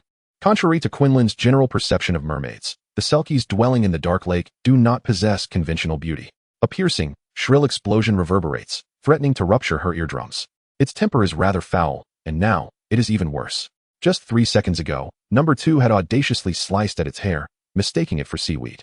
Quinlan notices that number 2 shows no signs of retreat in the face of its fury. Rather, she seems eager for a confrontation. Come on, you ugly creature. Seizing the moment while they are engaged in battle, Quinlan swims towards the direction the mermaid was heading, parting the tangle of water plants, revealing 5 unconscious students. They are bound to a pillar at the lake's bottom, surrounded by a throng of mermaids guarding them. From left to right, she spots Catherine, followed by Hermione, Ron, Senior Autumn Zhang, and a girl from Beaux Batons. Quinlan feels reassured by number 2's prowess, for Headmaster Flitwick has entrusted her with more than he has with Quinlan herself. Noticing signs of consciousness returning in Catherine, Quinlan hastens to her side, silently casting a spell to sever the ropes binding her. Nearby, Ron and Hermione appear to be in dire straits, prompting Quinlan to swim closer for a better assessment. Only one must be saved.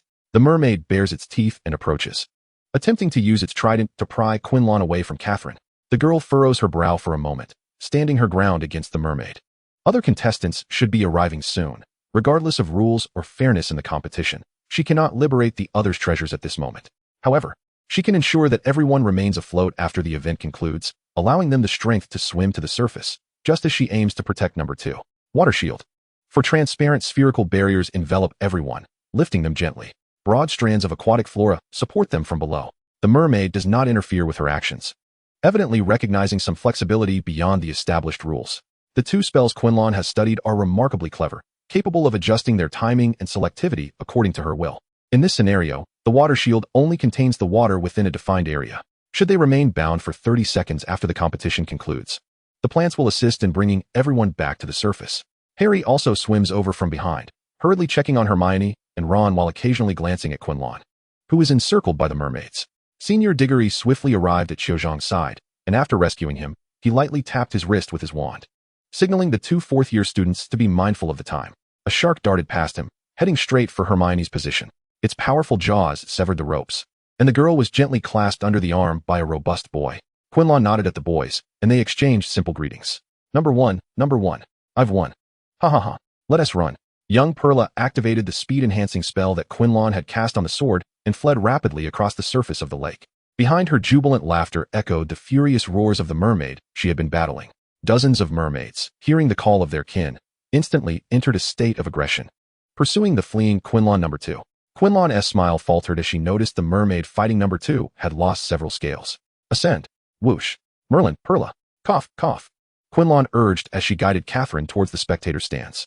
Meanwhile, Quinlan number 2 dashed swiftly across the lake's surface, like a dancer gliding on water. She was bound by the mermaid's wrath and could not escape the lake. Headmaster! Headmaster! Save me! She cried. Yet the headmaster was nowhere to be seen among the throng of towering students. Ultimately, it fell upon Quinlan to clean up the mess. She whispered the obscure incantation. The lively girl, who had been shouting, vanished from the crowd's sight. The exquisite sword transformed back into a galleon, along with several translucent, shimmering scale-like fragments that flew into Quinlan's hands. The galleon also returned to the Weasley twins, and those lovely scales were gently returned by Quinlan to the clan in the Black Lake. Bet, submit, lose. A hoarse voice echoed from beneath the water, leaving behind the spoils that Quinlan number 2 was meant to acquire, a single fish scale. Quinlan felt the scrap of paper hidden in her palm radiate warmth. With a smile on her face, she felt a twinge of shame within. This child had been far too greedy. No wonder she was being pursued. Draped in towels, she and Catherine dried each other's bodies, and Quinlan noticed that 4 competitors were already in the stands, but the count of rescued treasures did not match. The Beauxbatons girls looked anxiously at the Black Lake, and the girl in the center, wrapped in a blue towel, appeared on the verge of breaking down. Director Crouch. What happens if a competitor fails to rescue someone from the lake?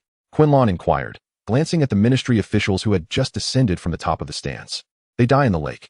Death is a common occurrence in the Triwizard Tournament, he stated firmly, adding that a competitor who could not rescue their loved one was not a true champion.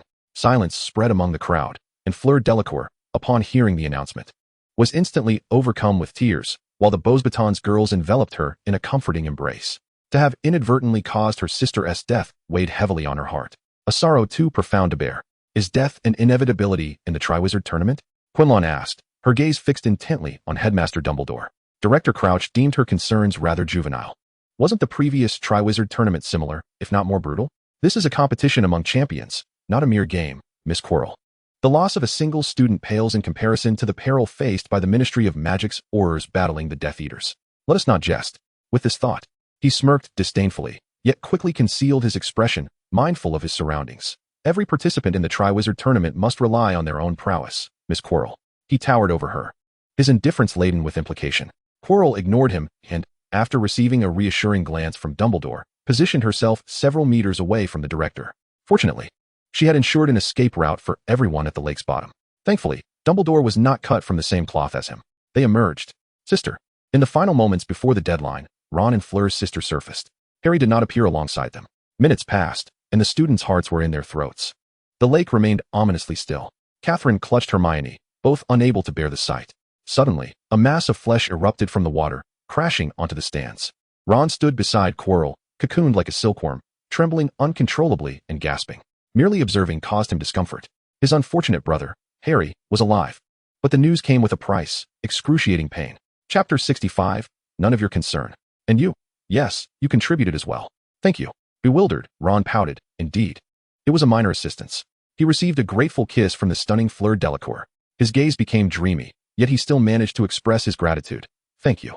Merlin above. Ron feigned seriousness, while internally reveling. Good brother, we shall share a blanket this summer.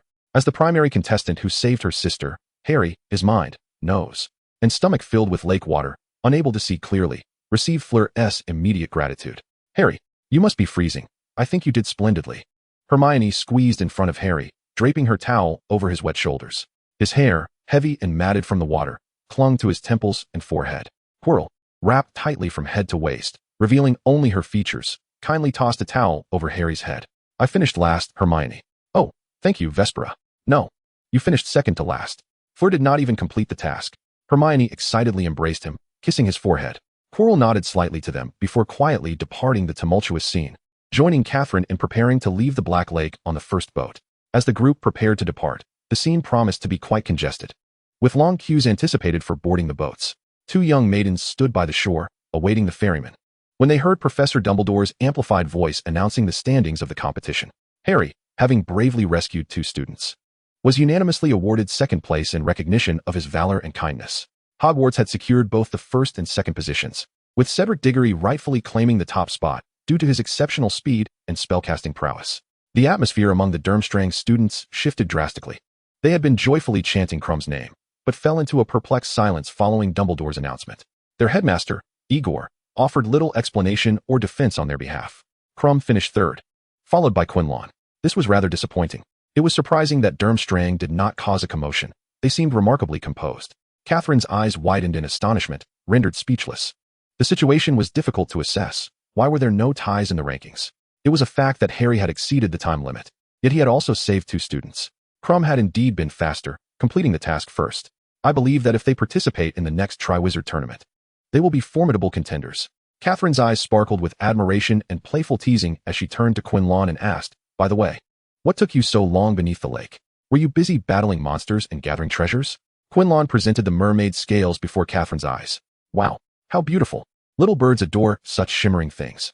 Please, my clever, charming, and lovely roommate, let me hold them and admire them." With wide, sparkling eyes, she pouted and puffed her cheeks, resembling a goldfish. Could Quinlan refuse her? Naturally, he could not. "Wow, so beautiful, and they are surprisingly smooth. What is this? A gift from you, Quinlan?" A boy's voice chimed from behind them, tinged with curiosity and mischief. "None of your business," Catherine retorted, turning to see Zabini's handsome yet irritating face. She had no intention of granting him a warm reception. She detested the Prince of the Sea, not to mention his cunning demeanor. Purity and innocence were the finest attributes a boy could possess. Zabini, seemingly unfazed by Catherine's snub, maintained his cheerful demeanor. "Shall we head back together?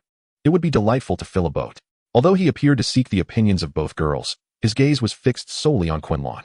Frustration bubbled within her. That obnoxious boy had somehow secured second place. The clumsy oaf, who could barely ride a broom, had managed to pass both challenges.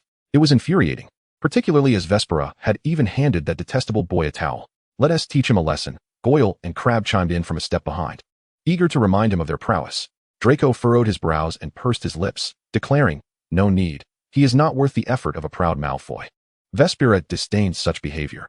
He could not lower himself to become one of those coarse, intellectually deficient individuals she loathed. Very well. Although Crabbe and Goyle sensed something different in Draco, they could not quite articulate it. Never mind. Their families simply advised them to follow Draco closely, not to speculate daily on the thoughts swirling within his golden-haired head. Recently, they had been rather idle, and it seemed he had gained a few pounds. His belly rounder than before. "Draco, come back with us by boat," Zabini warmly invited, flashing a smile that revealed all 8 of his teeth. Catherine discreetly rolled her eyes, pondering how many Slytherins left early and arrived so fortuitously. The lazy boatman was taking far too long to bring a vessel. Her father ought to give Hogwarts infrastructure a thorough critique. It was anything but convenient. "Add me to the count. I am eager to return." The boy approaching leisurely appeared to be in no rush at all. Zabini grinned at the girls. "With Theodore, we will have exactly 5. Let us depart." Quinlan had no objections, as long as she and Catherine could board the boat. Catherine, speechless, chuckled softly. Noticing Quinlan's lack of resistance, she chimed in. "I have no objections either." She only lamented that the boat was not from her family, the Palmers. Otherwise, none of these boys, especially the grinning Zabini, would be allowed aboard. What a nuisance. She preferred Wood's stoic demeanor. "Classmates, come aboard. You 5 go first. Those 2 little chubsters will wait for the next boat.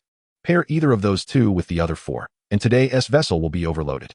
The house elf's kitchen had been serving splendid meals lately, while the boatman steered the boat, his mind wandering with unfettered thoughts. Why were these children silent? Hadn't they just finished a match? There was no trace of youthful exuberance. He could hardly catch any gossip. I heard you ventured into the Muggle world a couple of days ago." At last, someone spoke. The boatman slightly turned, pricking up his ears to listen to the blond boy's words. Draco, who had initially approached the conversation with caution, found himself crashing against a cold wall, compelled to remain silent. His index finger, resting on his lap, twitched momentarily. He longed to clench his fist, but he could not. The boatman's enthusiasm waned. This vessel had become a conversation ender. The wooden boat soon docked, and without hesitation, he returned to fetch the next batch of potentially interesting students. After Draco spoke, Catherine grasped the situation almost immediately, her gaze darting between the faces of the three boys opposite her. Naturally, she did not miss Zabini's triumphant raised eyebrow. Once they disembarked, she swiftly linked arms with Quinlan and hurried away. Malfoy likes you? By Merlin S. Toe. That Malfoy, whose intellect rivals that of his family S. Peacock, has finally seen the light. Did you refuse him? Catherine spoke with a tone of unmistakable certainty. Her expression, tinged with melancholy and caution, was a clear signal to anyone who observed her. Yes, that Zabini has feelings for you. You are aware of this, aren't you? Indeed. I suspect he is oblivious to it himself.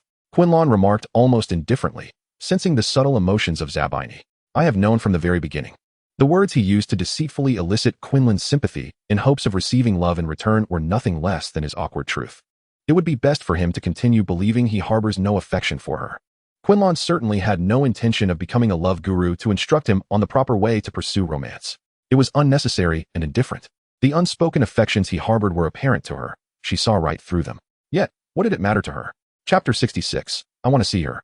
The setting sun, resembling blood-stained remnants, slowly sank behind the contours of Hogwarts' back mountains, carrying away the last vestiges of twilight. Evening mist quietly rose from the ground, wrapping around every tree in a grayish haze, blurring vision and muddling the boundaries within the heart.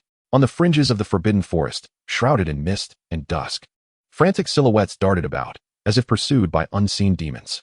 The wand in his hand swung backward repeatedly, yet to no avail. All his attacks fell upon emptiness. He could not discern the target of his assault.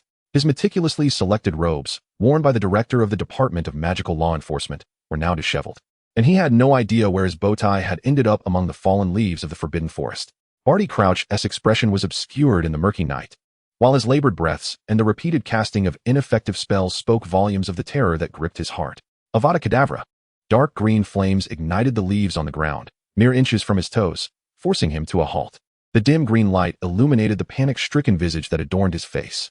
In that moment of shock, he was ensnared by a second spell, rendering him motionless. My dear father, it has been a long time. Tell me, why did you choose this moment to recognize me? I had no intention of killing you. The timing is truly unfortunate. Wouldn't you agree? A hulking figure emerged from behind a tree, mad-eye moody, with his pale white eyes swirling in a deep blue hue. The battered wooden prosthetic leg firmly planted on the ground. Each step sank deeply into the soil, crushing the decayed leaves, which clung to the base of his artificial limb, presenting a stark contrast to his usual limping appearance. Barty Crouch, pale as a ghost, bore a look of shock and anguish in his eyes. Trembling, he confronted his deranged son. How could you do this? Disguising yourself as Moody, what are you planning? Do you honor your mother as sacrifices? Do not speak of her. You are unworthy to mention anything about her. Little Barty's right eye bulged to an extreme degree, as if his eyeball might protrude from beneath his skin. Brandishing his wand at his father's forehead, he roared in fury. Almost immediately, he broke into a nervous, sardonic laugh, his gaze brightening with a frenzied glimmer. For it was only in this manner, that his tone shifted once more, and little Barty resumed his cold, detached demeanor. You ought to die, father. Rest assured, death will merely arrive sooner than you anticipate. Avada, just as he raised his wand to aim at old Barty and utter the fatal curse. A shadow swept by, disarmed, caught off guard. His wand was knocked from his grasp by a deep voice.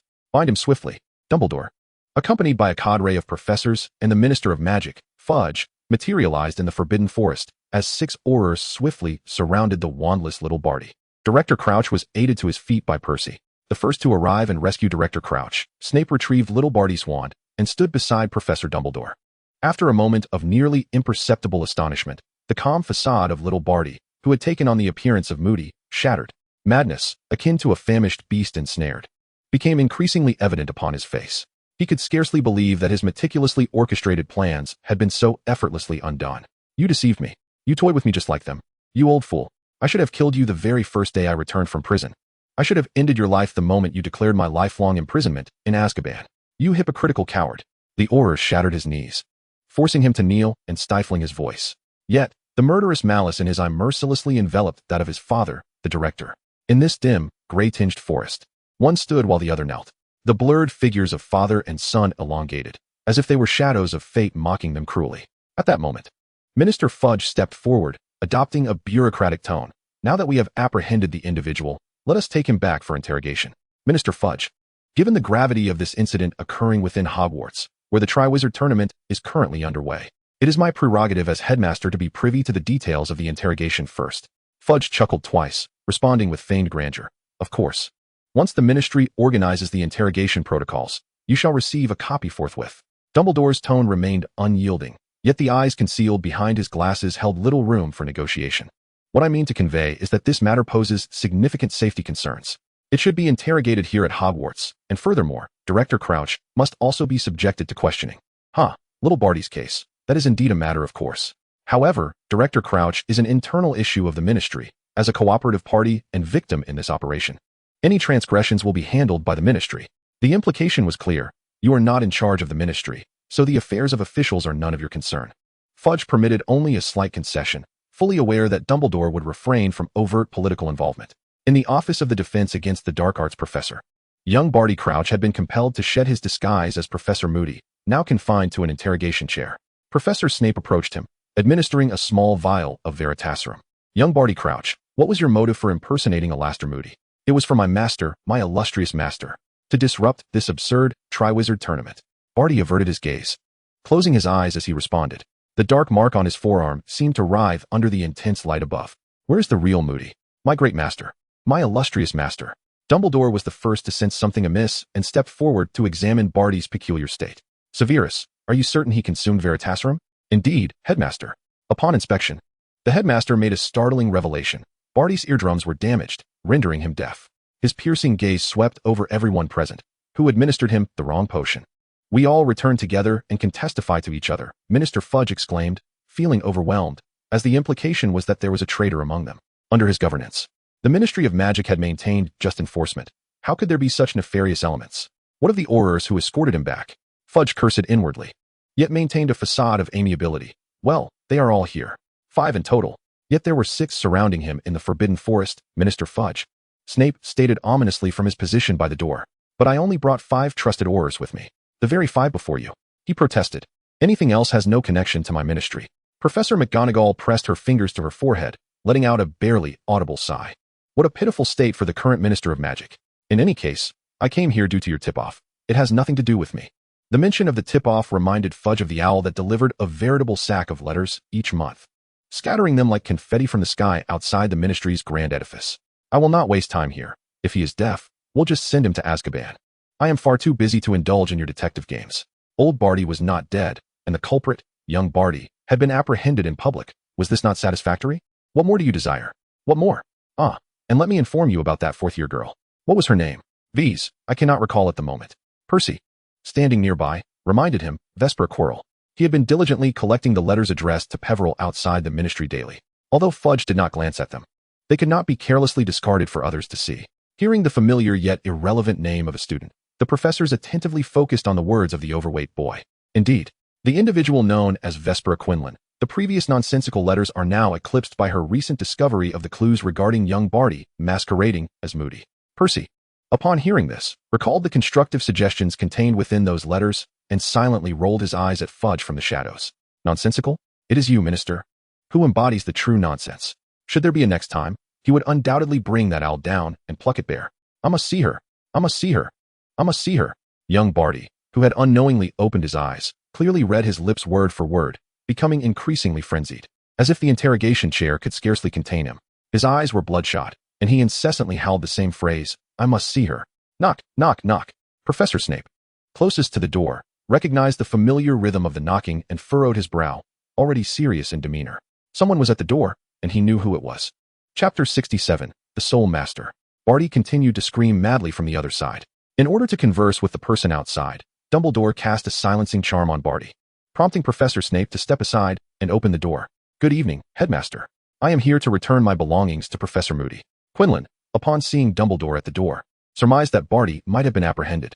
For her own safety, she refrained from altering her address. Should anyone overhear and inform Barty, that mad dog would surely retaliate. Quinlan harbored no belief in those who disrupted order at the Quidditch World Cup and released the Dark Mark. The organization was filled with individuals who, on the surface, appeared harmless but were willing to masquerade as sheep while being wolves at heart.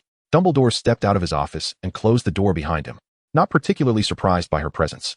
However, what troubled him was that Fudge had just exposed Quinlan's provision of information in front of Barty, which would place the girl in even greater peril.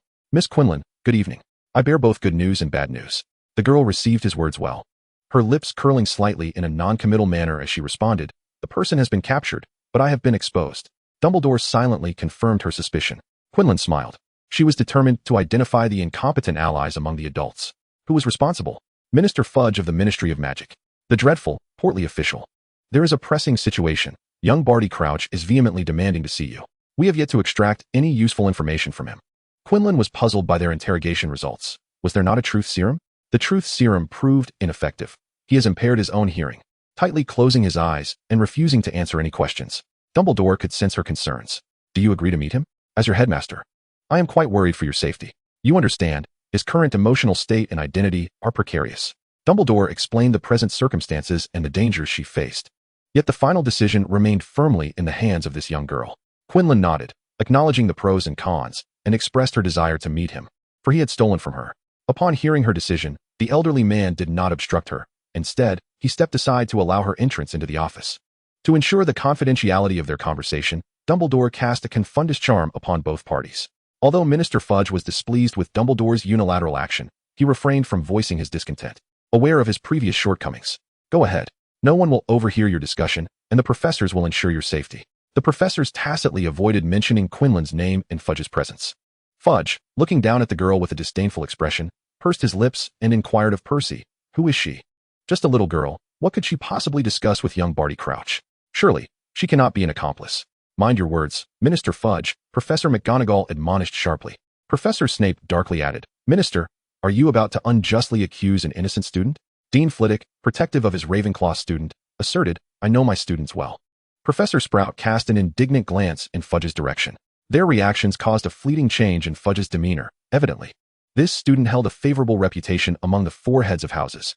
Percy, tell me, who is she? He pressed. Is she connected to that escaped Death Eater? Young Barty Crouch? The heads of houses seemed quite protective of her. As the minister, he had to be vigilant and wary. She is Noya Pip's son, a muggle born from Ravenclaw. Her grades are mediocre, yet she possesses a keen understanding of social dynamics. Percy replied without lifting his eyelids, fabricating a story. The professors remained silent, tacitly accepting his narrative. Dean Flitwick cast a disapproving look, as if surprised that he would associate with such a person. Fudge did not question the veracity of Percy's words. He noted Flitwick's expression. Moreover, he inherently believed that this ambitious young man, eager for power and constantly at his beck and call, had no intent to deceive him. After all, he was the Minister of Magic. With a dismissive gesture, he disregarded Quinlan, removing her from his list of concerns. A muggle-born, merely possessing a modicum of social awareness. What kind of upheaval could she possibly incite? Silencio. Dumbledore lifted the silencing charm, allowing space for their conversation. Quinlan took a seat before young Barty, deliberately ignoring his crimson eyes, disheveled hair, and muddy face. Control your emotions. I expect you to be quiet, not to become a raving lunatic. Her cold and composed words doused Barty in an icy chill. All right. I can calm down, master. The wolf hair and the potion in the cup clearly indicated the thief and his intentions. You have stolen from me. Where is it? Return it. With the competition approaching, her attire would be rather scant, as Quinlan had left her bag of treasures in her dormitory and had not brought it with her. A defensive spell, a concealment charm, and a traceable tracking powder had been cast above, yet upon returning to the dormitory after the competition, all the enchantments had been undone. The necklace and the box bestowed upon her by Mr. Knott were nowhere to be found. The perpetrator's intent was unmistakably clear. They had come solely for those items. Quinlan found herself perplexed. If little Barty intended to steal, why had he not done so at the Wu Welfare Institute? He had ample time, and the difficulty of theft then would have been several-fold easier than at present. Why choose this moment? Why not conceal his actions in the slightest? Why leave such glaring evidence behind? The magical bag at Quinlan's waist pressed against her hip bone. She had no faith that the Ravenclaw prodigy, as lauded by Dumbledore, had not discerned the tracking powder she had left atop the bag. Master, do you trust me? I would never harm you, little Barty stammered. His demeanor fraught with anxiety, his thoughts in disarray. He fixated on Quinlan's lips, responding with disjointed remarks unrelated to her inquiries. Clearly, the effects of the truth serum administered during his previous interrogation had worn off. Who commanded you? Voldemort? Another master of yours? Quinlan retorted, her gaze dripping with sarcasm as it flicked to the dark mark emblazoned upon his left forearm. I have never acknowledged you as my master. If you possess such a penchant for servitude, no one shall hinder your pursuits. Quinlan's calm demeanor contrasted sharply with the words that pierced little Barty's heart like daggers. How many masters you have is of no consequence to me, nor is it relevant who you serve. However, at this moment, I demand the return of my possessions. Little Barty Crouch felt as though he could scarcely breathe, his already unstable thoughts collapsing entirely. Each of Quinlan's words left him battered and bleeding. his once fervent affection transforming into thorns that aggressively sprouted within him. She truly did not care. He understood this, which deepened his confusion and anguish. It was his fault. His filth. It was he who had hastily recognized others as his masters before this moment. Surely, his master was incensed due to the presence of others in his service. It was all his own disgraceful doing. What to do? What to do? Voldemort. Voldemort. It was his own folly to have once believed in that Slytherin riddle. To have willingly acknowledged him as a master. What was he to do to salvage this situation? Masters are gentle, he mused. If only he could rectify this. Surely he could win back Quinlan. Yes, he must correct this. Release me from the chair, and I shall tell you. Master, let me go. And I will return what is yours, little Barty pleaded calmly. Quinlan furrowed her brow, realizing that his reaction was not what she had anticipated. He should have been roaring and threatening instead. No, tell me the location, and I shall retrieve it myself. Little Barty chuckled softly. Master, you will not find it. As long as you do not release me, you shall never uncover it. She cast a fleeting glance towards Professor Snape, and little Barty's eyes darkened slightly. The Veritaserum? It is futile. They cannot extract the truth, nor can you, my master. Look at me. I am without my wand and in a state of weakness. What can I possibly do? Rest assured, my master, I would never bring you harm. This is a matter beyond Quinlan's control, for it is Dumbledore and his associates who have captured him. Quinlan pondered as she moved away from little Barty's side, advancing towards the professor, Dumbledore. Approximately 10 minutes later, Dumbledore, as a representative, engaged in conversation with little Barty. Is Alastor Moody still alive? Little Barty replied impatiently, not dead. This serves as a bargaining chip to increase the chances of his release. Thus he would naturally comply to some extent. You may be released. But an additional condition must be added to your deal. Reveal to us Moody's whereabouts. TSK. These old rogues. Very well. Dumbledore nodded to the assembled group. And the Aurors from the Ministry of Magic moved in, each brandishing their wands at him. Should he make any sudden movements upon his release, they would resort to extreme measures if necessary. Taking a deep breath, the liberated little Barty inquired, where is my belonging, that old creature with the false leg and eye? Quinlan stood beside Professor Flitwick, approximately 6 meters away, with Aurors and Dumbledore interposed before them. Little Barty did not glance in her direction, speaking solely for himself. This way, his master would not draw any criticism from the professors or the Ministry of Magic due to his address. At present, he was ill-suited to engage in any association with her. My master, do not worry. I shall rectify the errors. I will ensure that you remain my sole master. As long as the first person I encountered was you. Listening to his incoherent words, Quinlan felt an inexplicable emotion rise within her, a sensation akin to the ominous approach of a storm. He moved with remarkable speed, retrieving something from his pocket, fiddling with the ring inlaid with an hourglass at its center. An alarm blared in Quinlan's mind. She was uncertain of the consequences of turning that device, resembling a time turner. Stop him. The Aurors immediately cast spells to halt his actions, but in the instant the tip of his wand flickered, before the incantation could take effect. Little Barty closed his eyes and collapsed to the ground. They rushed forward to inspect him. The man's palms were empty, devoid of anything. As Dumbledore turned, he saw Quinlan vanish from her position, and he hurried to seize her, but grasped only a gust of wind. Knock, knock, knock. At the edge of the crowd, closest to the door, Professor Snape once again heard the familiar rhythm of knocking. Chapter 68, Chaotic Time and Space, Part 1. After little Barty turned the necklace, Quinlan felt the world around her come to a standstill. Time ceased its linear flow, transforming into a mist that could be touched and felt. The space surrounding her began to warp, as if she were ensconced within a kaleidoscope that perpetually rotated, stretched, and compressed. Colors and shadows blurred into a vibrant haze, and her breaths deepened and slowed.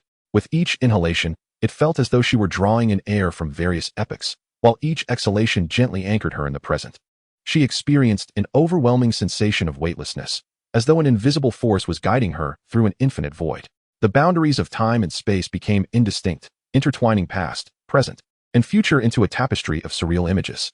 The world resembled a mirror of glass. When Quinlan's thoughts crystallized, the glass shattered with a resounding crack. Quinlan cautiously surveyed her surroundings. Before her stood rows of cold, stone sinks, aged yet sturdy, their edges worn from time. The light here appeared particularly soft and dim, filtering through narrow, towering windows. Shadows, sliced by the window frames, mingled with the flickering candlelight, creating an aura of enigmatic mystery. On the walls hung several ancient mirrors, their frames intricately carved, occasionally revealing ghostly reflections that sent a chill down her spine. Everyone dislikes me, a familiar girl's voice wailed, momentarily lowering Quinlan's defenses. She was still within Hogwarts, specifically the girls' lavatory on the second floor, the hidden entrance to the Chamber of Secrets. All right, Moaning Myrtle, please don't cry.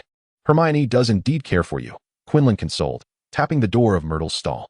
In her mind, she envisioned Myrtle soaring out from the toilet as she often did. However, Quinlan distinctly heard the sound of the latch being drawn back, her gaze growing somber. The door opened, and a genuine, living girl emerged. She was garbed in Ravenclaw attire. Her shoulder-length hair braided into twin plaits, her countenance fair yet tinged with melancholy. Her large, deep-set eyes, framed by thick black glasses, were reddened from tears. With a timid flicker in her gaze, she cautiously inquired, "Is it true? Who is Hermione? Does she really like me? I've never heard that name before. Which house is she from? And who are you? Your violet eyes are lovely." Suddenly, the chime of the Tower of London echoed in Quinlan's mind. "Vespera Quinlan," moaning Myrtle. "Why are you weeping here?" She gently probed, redirecting Myrtle's thoughts. "Olive Hornby, woe is me, they all bully me, mock me, calling me a filthy muggle-born." Was it possible that bullying had already permeated the halls of Hogwarts so many years ago? Quinlan embraced the weeping Myrtle, offering solace. It's all right. We do not need to shed tears for those bullies. You have done nothing wrong. It is they who are foolish, vulgar, and unworthy. Let us report to the principal. The professors will surely put a stop to their actions. Is that truly the case? A flicker of hope ignited in Myrtle's eyes, only to be swiftly extinguished. It is futile, utterly futile. If the professors could intervene, why have they not punished those students?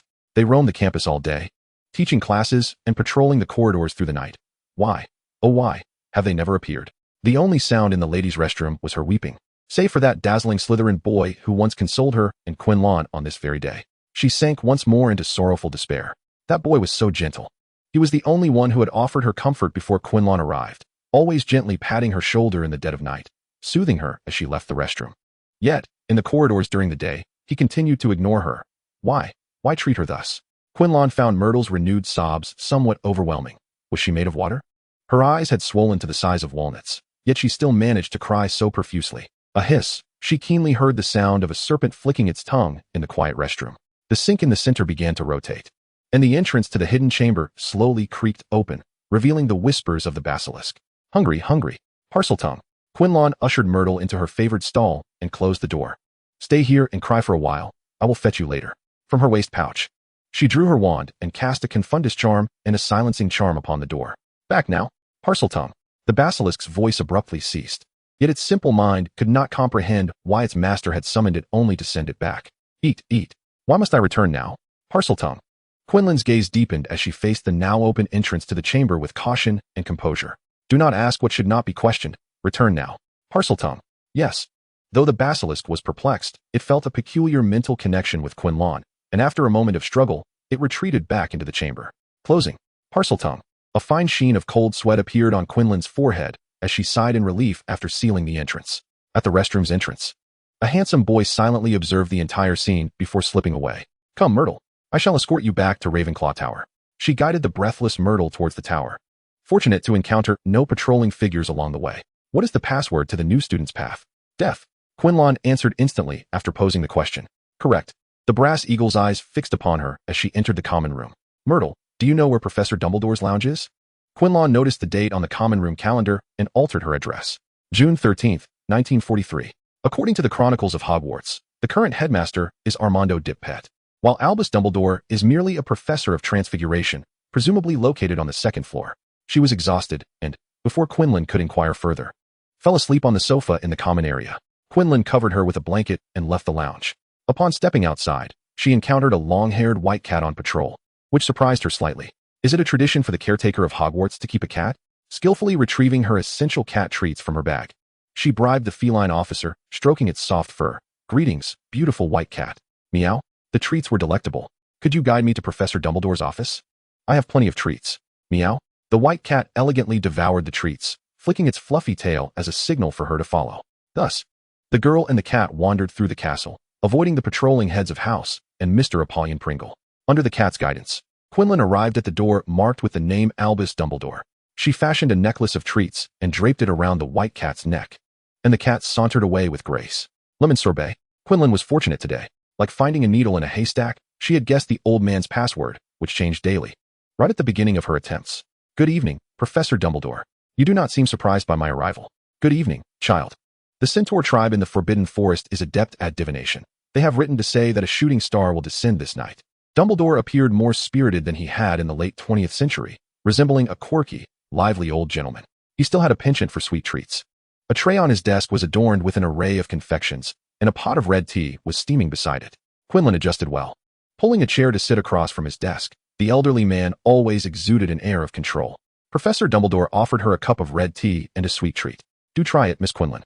It isn't overly sweet, and I hope it pleases your palate. Quinlan hesitated momentarily. Since her arrival, she had not introduced herself and certainly would not disclose her aversion to sweets. Do not be anxious. You will find your way back through the medium that brought you here. Professor Dumbledore retrieved a ring set with a black gemstone from his drawer and handed it to her. I eagerly anticipate the future you speak of. Raindrops began to tap against the windows, growing heavier until the faces of those inside became obscured. The clouds above Hogwarts were dense and dark, with occasional flashes of crimson lightning splitting the sky, while the rumbling thunder resonated, shaking London from light years away. This weather is absolutely dreadful, cursed London weather. The sudden downpour compelled pedestrians to hastily scurry, their soaked garments clinging uncomfortably to their bodies, while murky water surged effortlessly into the soles of their shoes. The newsstand by the roadside suffered greatly today, as the fierce winds and torrential rain scattered several copies of its newspapers. As the rain fell, the pages transformed into soggy remnants, clinging to nearby utility poles, the cobbled streets, and the walls of adjacent buildings. The printed ink was blurred by the rain, rendering the headlines somewhat indistinct, yet fragments remained discernible. The London Morning, August 31st, 1975. In the outskirts, distanced from the city's core, the land lay open and devoid of any structures. What on earth? Has he lost his mind? Standing here immobile in such downpour has left me utterly drenched. A passerby, eager to return home, cursed as he rose, his face and clothes stained with an unidentifiable dark substance. Hey, I'm talking to you. The man, indignant and seeking an explanation, preferably with some form of compensation, was abruptly silenced as a brilliant flash of lightning illuminated the figure that had caused his stumble. Before him stood a boy of 14 or 15, his complexion pale, clad in garments of far superior quality than his own, even soaked. The fabric's worth and craftsmanship were evident, particularly in the boy's striking lake blue eyes, which, despite their clarity, betrayed a darkness filled with malice and madness. Reminiscent of a specter risen from the depths of hell. Is this truly an encounter with a ghost? Ah, a specter in this desolate place. And I haven't even enjoyed the hot soup my wife prepared for tonight. I have wronged no one. Please do not seek me out. As the bewildered muggle hastily departed, a diminutive house elf appeared beside the boy. She possessed pointed ears that tilted slightly forward, her skin a faint gray, and she donned a tattered brown robe. Young master, why have we suddenly come to the muggle world? Is it because I did not perform well at home? The elf, named Shan, was perplexed as to why her young master, who had been eagerly anticipating the start of third grade just moments ago, now fled in a frenzy. He had even executed a complex spell, apparition. She had presumed he wished to visit the muggle realm for amusement. Yet now they stood before nothing but an expanse of barren land, sparsely dotted with a few elm trees. With a snap of her fingers, she conjured a barrier against the rain that fell upon little Batty, drying his clothes and hair, warming his body. The young master knelt weakly on the ground, his eyes vacant, resembling a lifeless puppet. No, why is it gone? His palm clutched tightly onto something, and Shan could only glimpse a long chain, surmising it might be an important necklace belonging to her young master. What are you searching for, young master? Shan can assist you. She had cared for young Mr. Crouch since his birth, nurturing him until he reached the age of 15. Shan had never witnessed her young master in such a demeanor. Young Mr. Crouch was a vibrant, youthful prodigy. During the family's soirees, she often heard the guests extolling Mr. Crouch with exquisite words, proclaiming him the dazzling star of this year's Ravenclaw. Yet, it was futile, utterly futile. His master was gone. The only one he longed for had vanished. Little Barty had glimpsed the history of the Wolves' orphanage in the corridors. Since 1975, Isha had been the director for 2 years. Without the Wolves' orphanage, without the director Isha, how could his master ever encounter him? How could he ever find his master? Barty's left arm was pristine, the fair skin devoid of any trace of dark magic marks. He possessed the qualities that would not displease his master, yet this world would never know Quinlan. I must return, he lamented, unable to accept this timeline devoid of Quinlan. Shan heard his words and visibly brightened. Really? How wonderful. Then let us go home, young master. Mrs. Crouch is still waiting for us. Yes, home. I want to go home. Shan, please tell my mother. I love her, truly, very, very much. His greatest regret was that he had lived, while his mother had perished in Azkaban during winter. Shan was puzzled as to why her young master did not voice this himself. She observed his affectionate gaze lingering on the necklace in his palm, a beautiful piece that seemed to encapsulate the galaxy of time within the hourglass. Barty turned the central ring, attempting to command time, hoping to return to the world he desired. In Shan's view, her young master wore a sweet smile, a fleeting glimpse of the happiness she had only seen during his early childhood. Young master, the little sprite exclaimed, watching as he collapsed to the ground, the necklace vanishing without a trace. Shan, disregarding everything else, hurried to check on her master's inexplicable condition. Fortunately, it was brief, in less than 10 seconds. He regained consciousness. Shan, how did we end up here? He felt a fog enveloping his mind, his body akin to a stagnant pool of water, devoid of vigor. Surveying his surroundings, he found himself in an utterly unfamiliar locale. But why? Was there a lingering sadness, like embers of sorrow? Did that emotion belong to him? Oh right. Miss Quinlan, would you mind leaving behind a photograph? Dumbledore was tinkering with a camera he had unearthed from some obscure corner. It was unlike any Muggle artifact. Quinlan had enjoyed his snacks, savored his red tea, and accepted the ring he had offered. At that moment, there was no inclination to refuse. Very well. But are you certain my image can be preserved here? Try out my new invention. Life requires some documentation. Whether it can be preserved, only time will tell. All right. Look at the lens. Splendid. Smile. Click. Snap. A wisp of black smoke emanated from the camera's shutter button, prompting Quinlan to rub his forehead in exasperation.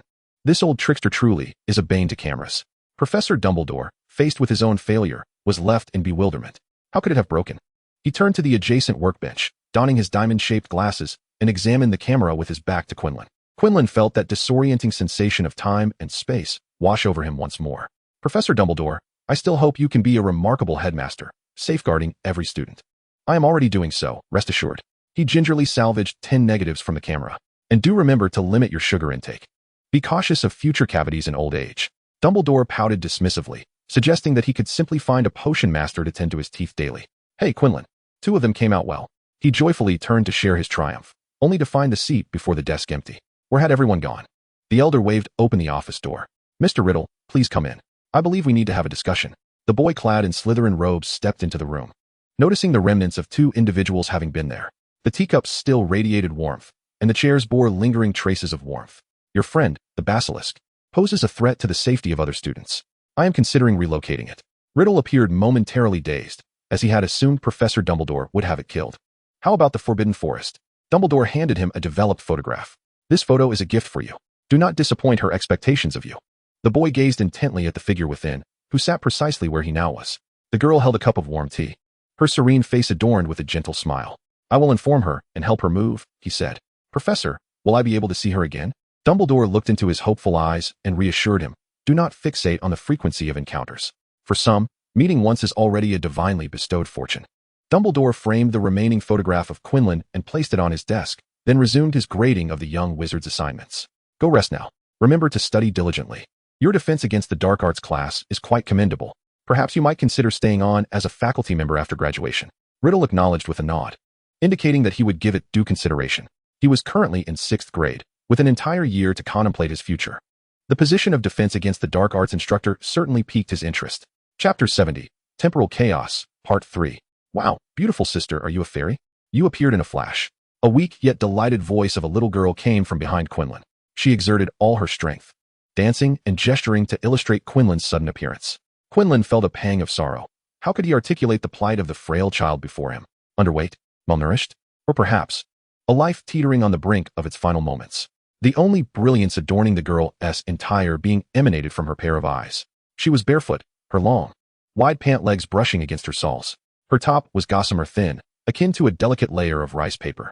Quinlan could distinctly discern the jagged contours of her bones beneath her skin and the multitude of scars dotting her neck and fingers. A harsh, biting winter wind swept in from behind the little girl, tousling the strands of hair that fell across Quinlan's forehead. She crouched down to align her gaze with the childess. Indeed, the sister was a magical fairy. What is your name, and where do you reside? May I take you home? The girl gasped heavily, overwhelmed by the recent excitement. After a prolonged silence, she finally revealed her name to this enchanting fairy sister. I am called Isha Reed, and I dwell in the Woos orphanage. Please take me away, fairy sister. Just like the little match girl igniting the last of her matches to summon her beloved grandmother to escape the winter, she yearned for her dearest ones. Though she possessed not a single match, if a sudden fairy sister appeared to whisk her away, she would gladly accept. Then let us return to the orphanage, Quinlan said. Having heard her name and scrutinized her features, recognizing familiar shadows within. With sincerity, she grasped the girl's fingers, gazing into Isha's eyes. Her voice resolute as she made her decision. Standing at over 1.70 meters, she effortlessly lifted the child and began to head toward the Woos orphanage. Fairy sister, you are going the wrong way. The orphanage is in the opposite direction. Isha chuckled softly, leaning against her neck. So, It turns out even fairies can be lost. Quinlan paused momentarily, realizing she was still in another realm. Guided by Isha's directions, they arrived at the entrance of a well-structured building. It stood in a corner of London, shrouded in the shadows of towering edifices, appearing exceptionally lonely and diminutive. A square structure encircled by high walls and iron railings. Weathered by the incessant rain over the years, exuded a somber and mottled ambience. Above the high walls, a few sparse windows were tightly shut, as if resolutely rejecting any prying eyes and sympathy from the outside world. Once Quinlan had settled Isha, she followed the caretaker to explore the interior. The narrow wooden staircase creaked underfoot. The corridors on each floor were long and dim, flanked by closed doors. Names were inscribed at the doorways, and within. Each 2 or 3 square meter space contained their entire silent world. The air was thick with a dampness, mingling the sense of mildew and solitude, evoking an unshakable sense of oppression. Quinlan stood before one door, listening to the child and his companion inside. I am so hungry, so very hungry. I could eat all the mice around here. Snake language. Then you could venture to a farther restaurant. There should still be plenty of mice there. Snake language. There are too many cats. I cannot compete with them. You should accompany me. They fear those who walk on 2 legs the most. Snake language. The orphanage forbids the children from going out. Snake language. Deceiving the serpent, you have sent away the little girl who once gifted you that black bread. Serpent's tongue. She is on the brink of death. Once outside, there remains a chance for her to be rescued. Furthermore, serpent's tongue. The voice abruptly ceased. The caretaker, noticing her lingering by the door, assumed she wished to meet the child within. Thus, she introduced him, saying, his name is Tom Riddle. A boy. Tom has resided here for nearly a decade, without a single relative ever visiting him, perhaps fearing that the subsequent words might be overheard by the child inside. She leaned closer to Quinlan's ear and whispered, he has had conflicts with the other children, and they were of a particularly grave nature. If you wish to adopt. Perhaps due to Quinlan's stature and demeanor, the caretaker mistakenly perceived her as a lady of some means. I apologize, madam. May I speak with him privately? If she could rid herself of this troublesome situation, the caretaker would certainly be delighted. Her voice took on a slightly higher pitch with her eagerness. Of course. Madam. Quinlan did not correct her address, but subtly raised her hand to halt the caretaker's hasty attempt to open the door. No need, madam. I shall handle it myself. Could you step aside, please? The caretaker reluctantly withdrew her hand, nodding as she departed the corridor. Quinlan stood at the threshold, not directly pushing the door open, nor even knocking. Hello. Serpent's tongue. Having merely greeted him, Quinlan fell silent, aware that the thin door would carry her voice clearly to his ears. Moments later, the door swung open, and the occupant stepped aside to allow Quinlan entry. The space within was modest, furnished with simplicity, a narrow bed, a small wardrobe, and a weathered desk beside the window. Nothing else remained. A small serpent coiled upon the pillow, eagerly extending its head to greet her. Hello. Serpent's tongue. Quinlan smiled and nodded at it, pulling out a chair from beneath the desk to sit down. She thought to herself that she ought to see a doctor, and he should as well. Quinlan found amusement in his words. This child had quite the tongue, rivaling that of Professor Snape. Perhaps it was normal, just as I can conjure flowers from thin air. Quinlan turned her wrist towards Riddle, who sat at the edge of the bed, and a white daffodil materialized before his eyes, bright and elegant, utterly out of place amidst the surroundings. Riddle sensed the resonance of the flower, akin to his own, and the dullness in his gaze finally shifted. Can I do that too? If all goes as expected, it is entirely possible. In about a year's time, an owl should deliver his enrollment notice. Will you teach me? In due course, other teachers will instruct you. Quinlan picked up a stone from the windowsill to toy with. Riddle eagerly inquired, when will that be? Can't you teach me now? He could manipulate certain objects and converse with serpents, yet the person before him could do even more. Conjuring things from nothing. Quinlan posed a thought-provoking rhetorical question. Can you discern right from wrong, good from evil? How many books on philosophy, history, humanities, and astronomy have you read? What is your perspective on this world? After a moment of silence, Riddle replied, this world is kind and beautiful. I can distinguish right from wrong and good from evil. However, he realized he had read too few books, and thus chose to bypass that question. Quinlan, rising to leave, expressed her disappointment. Unfortunately, I cannot teach you. You are deceiving me. Wait, I can. He desperately sought to grasp the olive branch offered by the only kindred spirit he had encountered in a decade, fully aware that this opportunity was singular. I can learn. I can learn to discern right from wrong, good from evil, and to control myself. I can spend sleepless nights poring over every book, striving to understand this world. If only you would take me with you. Quinlan glanced back, sensing the faint plea hidden beneath Riddle's firm tone. In that moment, she beheld his deep purple eyes. Remember what you said today, Quinlan instructed, shutting the door behind her. I will return for you at this time tomorrow. Be prepared to pack your belongings. In Parseltongue, she felt an instinct that before crafting the necklace for her return, her stay here would be prolonged. She hoped it would be sufficient to carve out a different future for the young matron and Riddle. If only she were like the prophecy contained within a crystal ball. Chapter 71, Chaotic Time and Space, Part 4. After leaving the Woosley orphanage, Quinlan made her way to Diagon Alley. The British currency in her pocket was printed around 1970, making it unsuitable for use in the present time. Fortunately, the Wizarding World exclusively utilized galleons. Thus, she first visited Gringotts to exchange her galleons for current currency. On the recommendation of a volunteer, Quinlan rented a small second-floor cottage near Whitechapel in the outskirts of London. The cottage's owner was a blind, elderly woman living alone. Quinlan paid her a sum to register the 2 children under her name. The woman was profoundly lonely. Her 2 sons had gone to fight on the front lines and never returned. Her husband, with whom she had shared over 30 years, had passed away 2 years prior due to illness, and it was then that her eyes had wept their sight away. Mrs. Smith was reluctant to leave the cottage for a nursing home, stubbornly and laboriously clinging to everything here. Quinlan's proposal brought a glimmer of hope into her life. She too wished to restore the cottage's former vibrancy. Therefore, she agreed. The weather the following day was relatively pleasant. The dreary clouds over London dissipated, allowing the sun to shine through after a long absence. Gentle and shy, it quietly wove through the leaden clouds, occasionally revealing its soft and delicate light. On either side of the street, the bare branches cast long shadows in the faint sunlight, intertwining with the footsteps of passers-by to create serene yet slightly melancholic scenes. The owner of the house is Mrs. Smith, and we shall reside there for the time being. But how long is temporarily? Riddle held his small bag. His head bowed as he gazed at the shadow cast by the 3 of them, aligned in a row. Isa took her hand and lifted her gaze to meet him. Quinlan naturally patted the heads of the 2 children, assuring them, "I have paid the rent for 5 years, so there is no need for concern." The boy, still with his head lowered, ceased further inquiries, having noted her choice of words. She mentioned having paid for him and Isa, yet she did not include herself in that assurance. "All right, we have arrived." The small building was enveloped by a meticulously manicured garden, where evergreens intertwined with vibrant flowers, creating a series of natural tableaus that infused the structure with vitality. The second floor featured a spacious balcony, adorned with climbing roses, as the gentle breeze passed. The petals swayed lightly, as if whispering secrets. Mrs. Smith reclined in an armchair on the second floor, surrounded by the fragrant blooms. "Oh, stars, has spring arrived?" Quinlan slightly tilted her head to inform her. "Soon, spring will be upon us." "Did you fetch the 2 children from the orphanage?" "Rest assured I have." "That is good. Very good," she replied before sinking back into a deep slumber, enveloped by the floral scents. Passers-by hurried along, paying no heed to the vivid, fragrant greenery that surrounded them. "How beautiful!" exclaimed Isa, her slender face instantly lighting up with a surprised smile. It was an expression mingled with disbelief and pure joy, as if a fairy tale she had long dreamt of had suddenly materialized before her. "Fairy sister, is it magic?"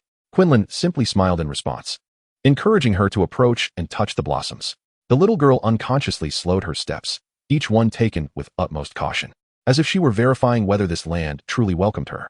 "It is magic," Riddle observed the reactions of the pedestrians and affirmed, just as Quinlan conjured a handful of daffodils. "Come, let us go inside.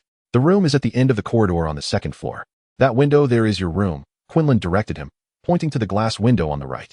Later that night, Riddle, clad in the pajamas Quinlan had bought for him, arranged his bed and sat at the desk by the window to write in his diary. December 31st, 1936. In the chilling winter of London, Isa and I left the Wooten orphanage and moved into a house cloaked in roses. I still do not know the name of the person who took me away.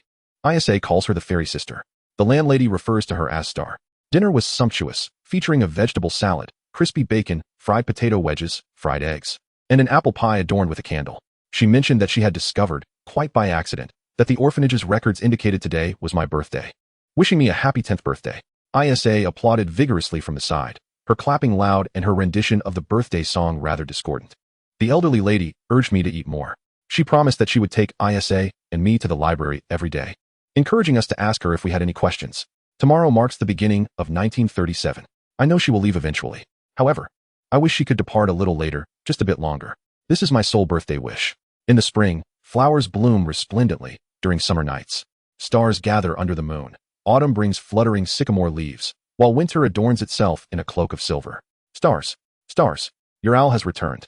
Isa rushed into the room from the backyard, clutching a small square package wrapped in brown paper. Mrs. Smith, seated on the sofa, heard her hurried footsteps and promptly admonished. "Sasha, slow down." "All right, Grandma," Isa replied, though her speed remained unchanged.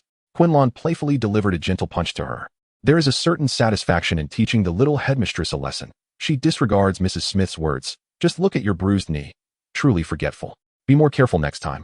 She teased, sticking out her tongue before handing the letter to Quinlan and darting back to the backyard to play in the mud. It's almost time for dinner. Wash your face and hands quickly. Do you hear me? The little headmistress, once in good health, flitted about energetically, bustling here and there from early morning. I heard you.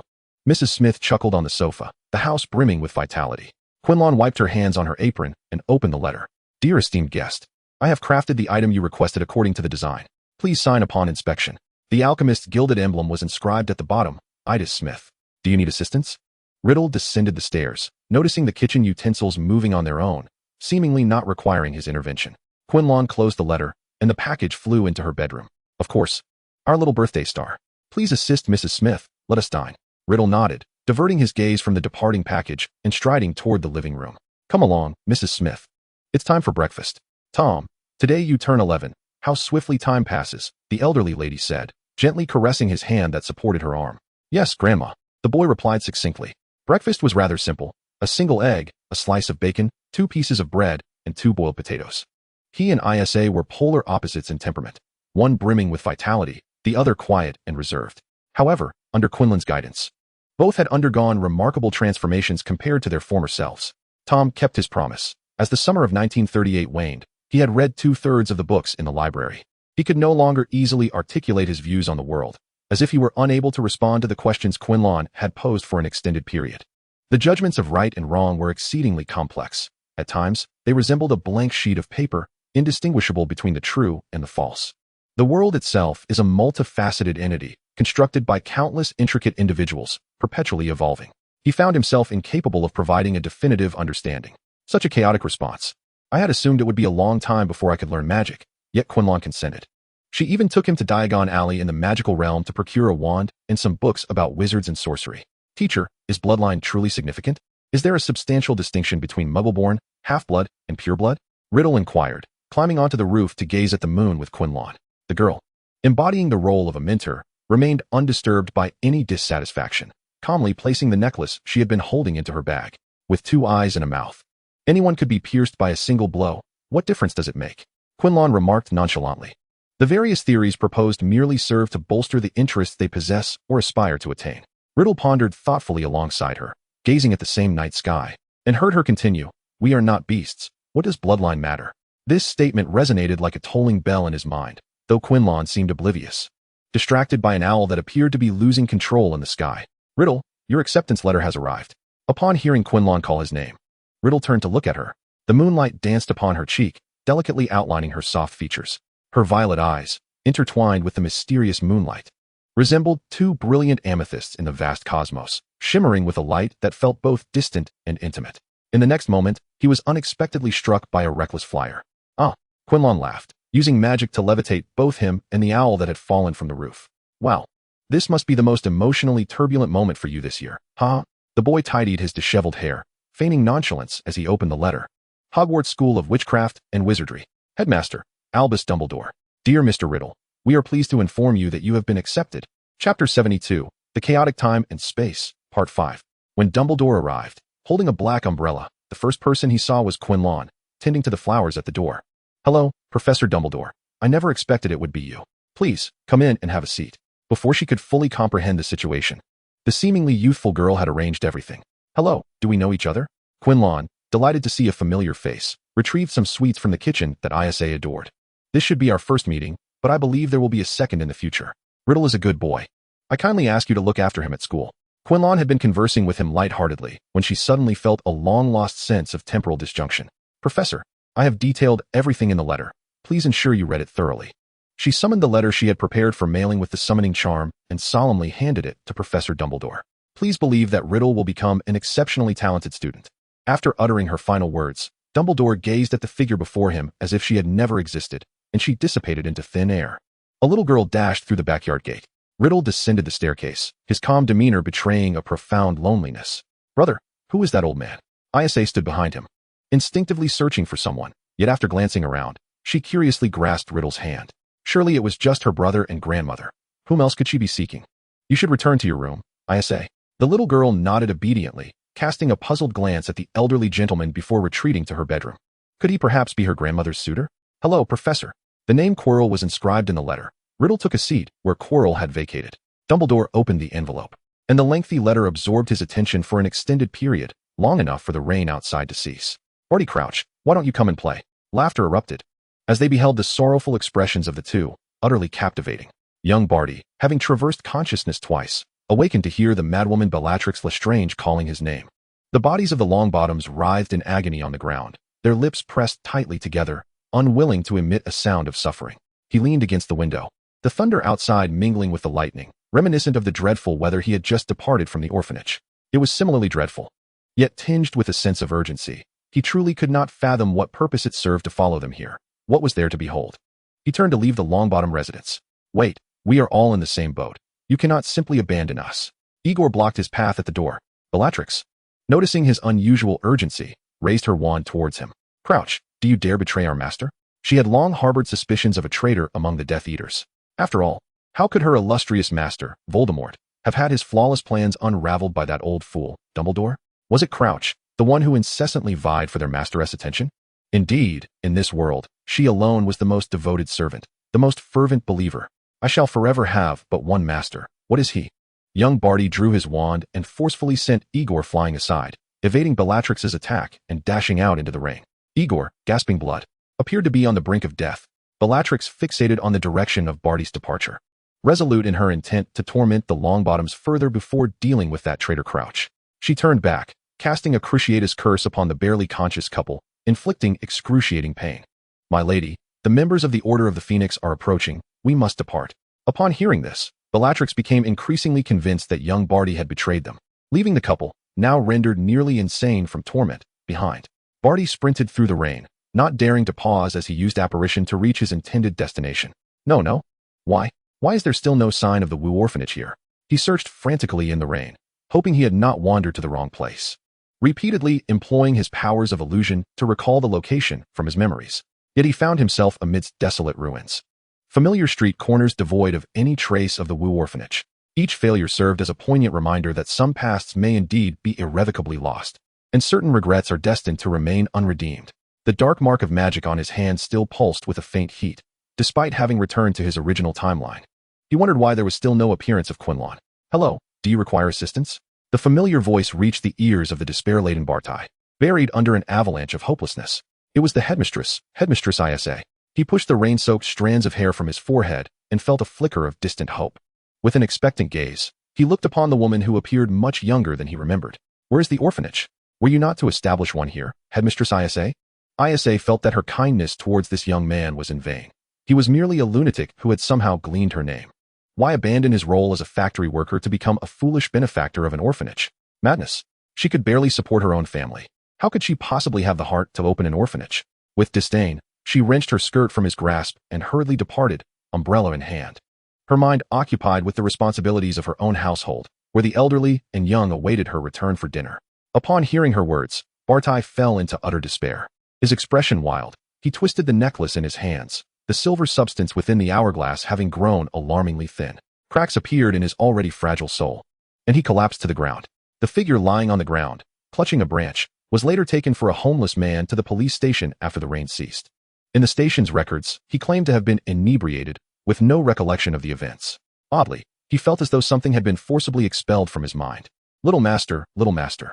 In his dazed state, Barty faintly heard a shimmering voice. When he awoke again, he found himself in his own home, gazing up at a ceiling that was both familiar and strange. At last, little master, you have awakened.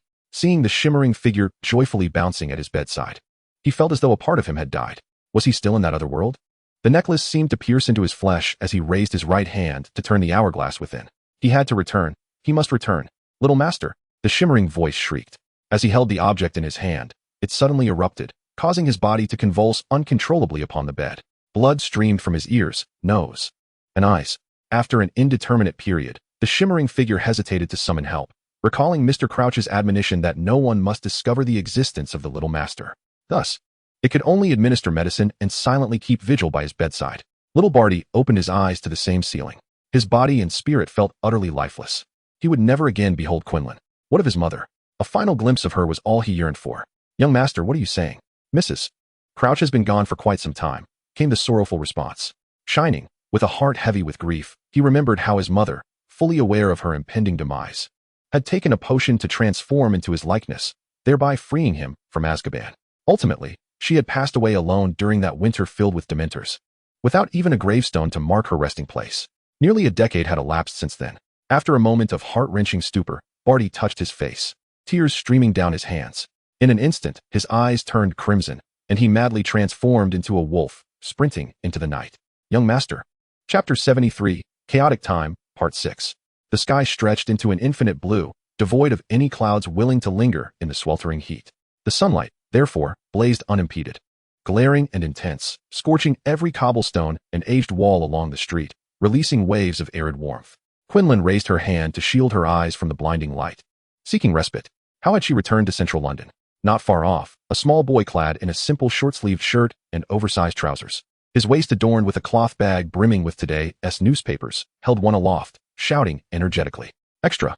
Extra!" The renowned rock band's Global Rescue Music Festival will be simultaneously held in London and Philadelphia to raise funds for the Ethiopian famine.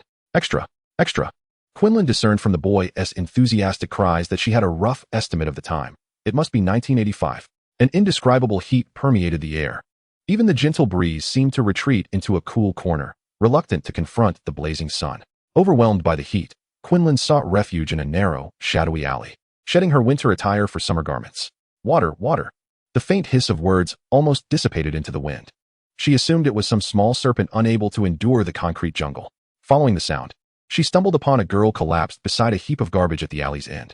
The child clutched tightly a half-eaten sandwich, teeming with maggots. Sunlight struggled to penetrate the interwoven eaves and towering walls, casting patches of shadowy dampness. At the threshold of darkness and light, the scantily clad child lay there, nearly forgotten by the world around her. A few stray cats cautiously circled her, occasionally peering with curiosity or lowering their heads to sniff, seemingly in search of something. Further away, rats scuttled about unperturbed. Quinlan stepped closer, shooing away the foraging cats and rats, and knelt beside the girl to check her pulse. A single sound, two sounds, and then the pulse ceased. Thus, she lay in an obscure corner of the city, beside a refuse heap exuding a nauseating odor. A place where even light struggled to penetrate. She passed away silently. Quinlan gently caressed her dry, greasy hair and retrieved a white autumn shirt from her bag to cover the girl's frail body. Miraculously, Quinlan was taken aback as she checked for a pulse once more. She was alive. Searching through her bag, she found a glass and filled it with fresh water, cautiously turning the girl's body to feed the clean liquid to her parched lips. The little girl's face was as pale as parchment, her eyes tightly shut, and her cracked lips moved faintly. The breaths from her chest were weak and intermittent, as if each inhalation were a heavy burden upon her existence. Quinlan brushed the hair from the girl's face, and upon seeing her features clearly, her pupils dilated in shock, her fingertips trembling uncontrollably. A visceral sensation gripped her, as if fate had ensnared her, propelling her forward, every detail, every choice, intertwined in that moment into an inescapable chain. It dawned upon her that the genesis of it all stemmed from a distant future. Quinlan laid the girl on the ground and casually acquired a hair from a passerby outside the alley, placing it into the concoction she had pulled from her pocket. It transformed into a tall woman, perhaps in her 40s. She donned a wide-brimmed hat and re-entered the shadowy alley. The girl on the ground had begun to open her eyes. "Hello, where am I?" she asked, lying on her back, her gaze vacant. Her frail and hoarse voice sounded as if it were lacerating her throat with each utterance. Quinlan produced a clean long-sleeved shirt she had prepared and helped the girl to sit up, changing her clothes, then wiped her cheeks with a clean, damp cloth. "This is London, England, in 1985. What is your name, little sister? Can you speak English? London, England? I can speak a little. My name is Liu," she replied. Quinlan observed her pained expression with calmness, patiently allowing her to regain her composure. She understood that the girl's mind was likely filled with jarring memories. "My name is Vespera Quinlan." She introduced herself after the girl, with a splitting headache, managed to share her name. "Do you know where your parents are?" Quinlan inquired, to which the girl shook her head. "Then I shall take you to an orphanage," Quinlan said gently. The girl nodded, taking her hand. Quinlan did not lift her into her arms, but allowed her to walk barefoot on the scorching pavement. Echoing words she had once heard herself. "If your English is not very proficient, you must study hard at the orphanage." The girl nodded in agreement. "There's a priest nearby named Father So. He is a very kind man, and the head of the orphanage is also very kind. You must do your best," Quinlan encouraged. The girl continued to nod, and Quinlan sensed that her acknowledgments were not mere formalities. They were genuine expressions of gratitude. Embracing a heart steeped in despair, she unexpectedly traversed into a foreign land, encountering kindred spirits who spoke the same language, and for that, she felt profound gratitude. They walked hand in hand for an extended period, as the oppressive afternoon sun descended and the moon's delicate silhouette emerged in the sky. The stars twinkled brightly, and the moon shone resplendently. Director, Director, Director Isla. Quinlan called out loudly from the entrance, prompting Isla, clad in an apron and wielding a large iron spoon, to rush out in haste. I found this child beside a heap of refuse. Might you take her in? Upon hearing this, Isla's heart ached as her gaze fell upon the girl. The ill-fitting garments hung loosely on her frame, and her dirty feet bore festering blisters. Her tangled hair was a dance of flies. The nauseating stench of sourness and sweat wafted through the air. Yes, of course. You have suffered, dear child, Isla said tenderly as she took the little girl from Quinlan's hands without a hint of disdain. Would you like to come to our orphanage, the Wu Orphanage? The girl nodded eagerly. I would, Director. My name is Vespera Quinlan. Good child, Isla replied, tucking the large iron spoon into her apron. She gently caressed Vespera's cheek. By the way, kind lady, what is your name? You may call me Good Samaritan, Quinlan replied casually. I have matters to attend to, so I must take my leave. Quinlan, dear, study well. I believe in you, Isla encouraged. The little girl nodded solemnly, watching the figure of the Good Samaritan fade from sight as she entered the Wu Orphanage with Isla. Once Quinlan departed, her expression turned grave as she retrieved an item crafted by an alchemist from her waist pouch. A necklace, accompanied by a box encircled by a copper serpent. The hourglass pendant already bore 2 slender silver threads, one infused with magical energy, and the other derived from the black gemstone powder of Professor Dumbledore's ring. In her subsequent research, she discovered that this black gemstone was, in fact, the fabled resurrection stone of the Grim Reaper. Now, only her memories remained, serving as the anchor for her temporal leap. Finding a secluded spot, she cast the muggle-repelling charm and a defensive spell, directing her wand at her temple to extract shimmering silver threads of her fragmented memories. Intertwining them with the essence of her soul, she sent them into the hourglass. 3 threads wove together, converging into a celestial river of time within the hourglass. She submerged the entire necklace into a golden elixir crafted from the nerves of a protein dragon and the shed skin of a southwind serpent. As the final drop of liquid was absorbed, the necklace transformed into an ancient and profound artifact, and the galaxy within the hourglass expanded further. She placed the necklace into a deep blue box etched with the alchemist's sigils, entwined by a long serpent. Quinlan pricked her fingertip, letting her blood drip onto the serpent's head on the box, as its eyes seemed to awaken with intelligence, slithering adeptly across the surface. Once the item was complete, Quinlan dispelled the surrounding spells. Now, only the final step remained, the disillusionment charm. Beyond the intricately patterned iron gate, Quinlan inhaled the fragrant scent of explorer's rose wafting from within. The household sprite, BIA, stood at the entrance, eyeing the unexpected visitor with suspicion. What brings such a peculiar lady to Not Manor? Quinlan paid no heed to his unfriendly demeanor, speaking instead with intent. I have come to fulfill my agreement with Mr. Not to restore the tower's song. BIA, taken aback, was well aware of the crystal coffin housing the mistress of Not Manor within the tower. Tell him I possess the resurrection stone. Very well, esteemed lady, please wait a moment. With that, BIA vanished from sight. Moments later, he reappeared before Quinlan. His demeanor markedly more respectful. Esteemed lady, might you step closer to the uninformed BIA? This is of great importance. The master requests your presence directly at the tower. BIA would utilize a form of teleportation to escort her there. Quinlan nodded in agreement. Given the vastness of Not Manor, the journey would indeed take some time. Thank you, esteemed lady. Please extend your gratitude to BIA. BIA's tone shifted in astonishment. How could a humble, ignorant sprite accept thanks from such a distinguished guest? Seeing him about to succumb to the common folly of sprites, Quinlan promptly interrupted his inclination to dash into the iron gate. Very well, lead me to the tower. The moonlight was ethereal, casting a silvery glow over the boundless sea of roses, draping this vibrant land in a cloak of mystery and tranquility. A gentle breeze stirred, causing countless roses to sway lightly, as if whispering, releasing waves of intoxicating fragrance that intertwined with the stillness of the night in a wordless nocturne. The stone walls of the tower, weathered by time, bore a patchwork of colors, with windows emanating a soft, warm glow, akin to a beacon in the night. Under BIA's guidance, Quinlan was swiftly transported to the pinnacle of the tower, where a resplendent, crystal coffin awaited her gaze. Several candelabras and the moonlight from outside illuminated the entire space. Mr. Knott gazed longingly and obsessively at the woman clad in white within. Her long hair cascaded like silk, gently draping over the edge of the crystal coffin, blending seamlessly with the surrounding faint scent of roses. Atop her head rested a crown woven from fresh roses, dew-kissed petals shimmering with tiny glimmers of light, endowing her with an ethereal grace and purity, untouched by the dust of the earth. The walls around them were adorned with murals depicting ancient legends and romantic tales. You had best not be deceiving me. The man did not glance at Quinlan, his tone calm, yet laced with an undercurrent of threat. Of course, Mr. Knott. Quinlan retrieved from her pocket a smooth object, slightly larger than a sheep's droppings. However, I must caution you, the resurrection stone does not truly revive the dead. She continued, undisturbed under Mr. Knott's seemingly furious gaze. Those revived, whether person or thing, exist only in a state akin to that of a soul wandering the earth, never truly belonging to this world. Quinlan reminisced about the renowned collection of tales. The tales of Beetle the Bard, particularly the concluding chapter, The Tale of the Three Brothers, which recounts the fate of the second brother and his beloved. The souls summoned by the resurrection stone are often imbued with sorrow, indifference, and loneliness, potentially inflicting profound mental anguish. Even so, would you still wish to resurrect your lady?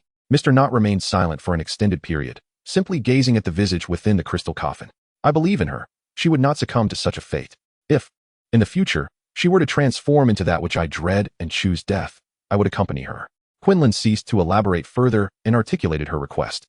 I shall entrust the resurrection stone to you. When the stone fades, the soul she has called forth will also vanish. Additionally, I implore you to assist me with a small favor. There is no such thing as a free meal, and Mr. Knott was well aware of this principle. Speak. Please safeguard this box for me. When you hear the name Quinlan Vespera at Hogwarts, kindly deliver it to her. Mr. Knott nodded, signaling to B to accept the box. Quinlan stepped forward and placed the resurrection stone in his palm. Please close your eyes, sir. Envision the form and name of your beloved, and call her from the depths of your heart. The ancient chant resonated through the rose-laden sea of the adventurer, while the silvery moonlight danced in harmony.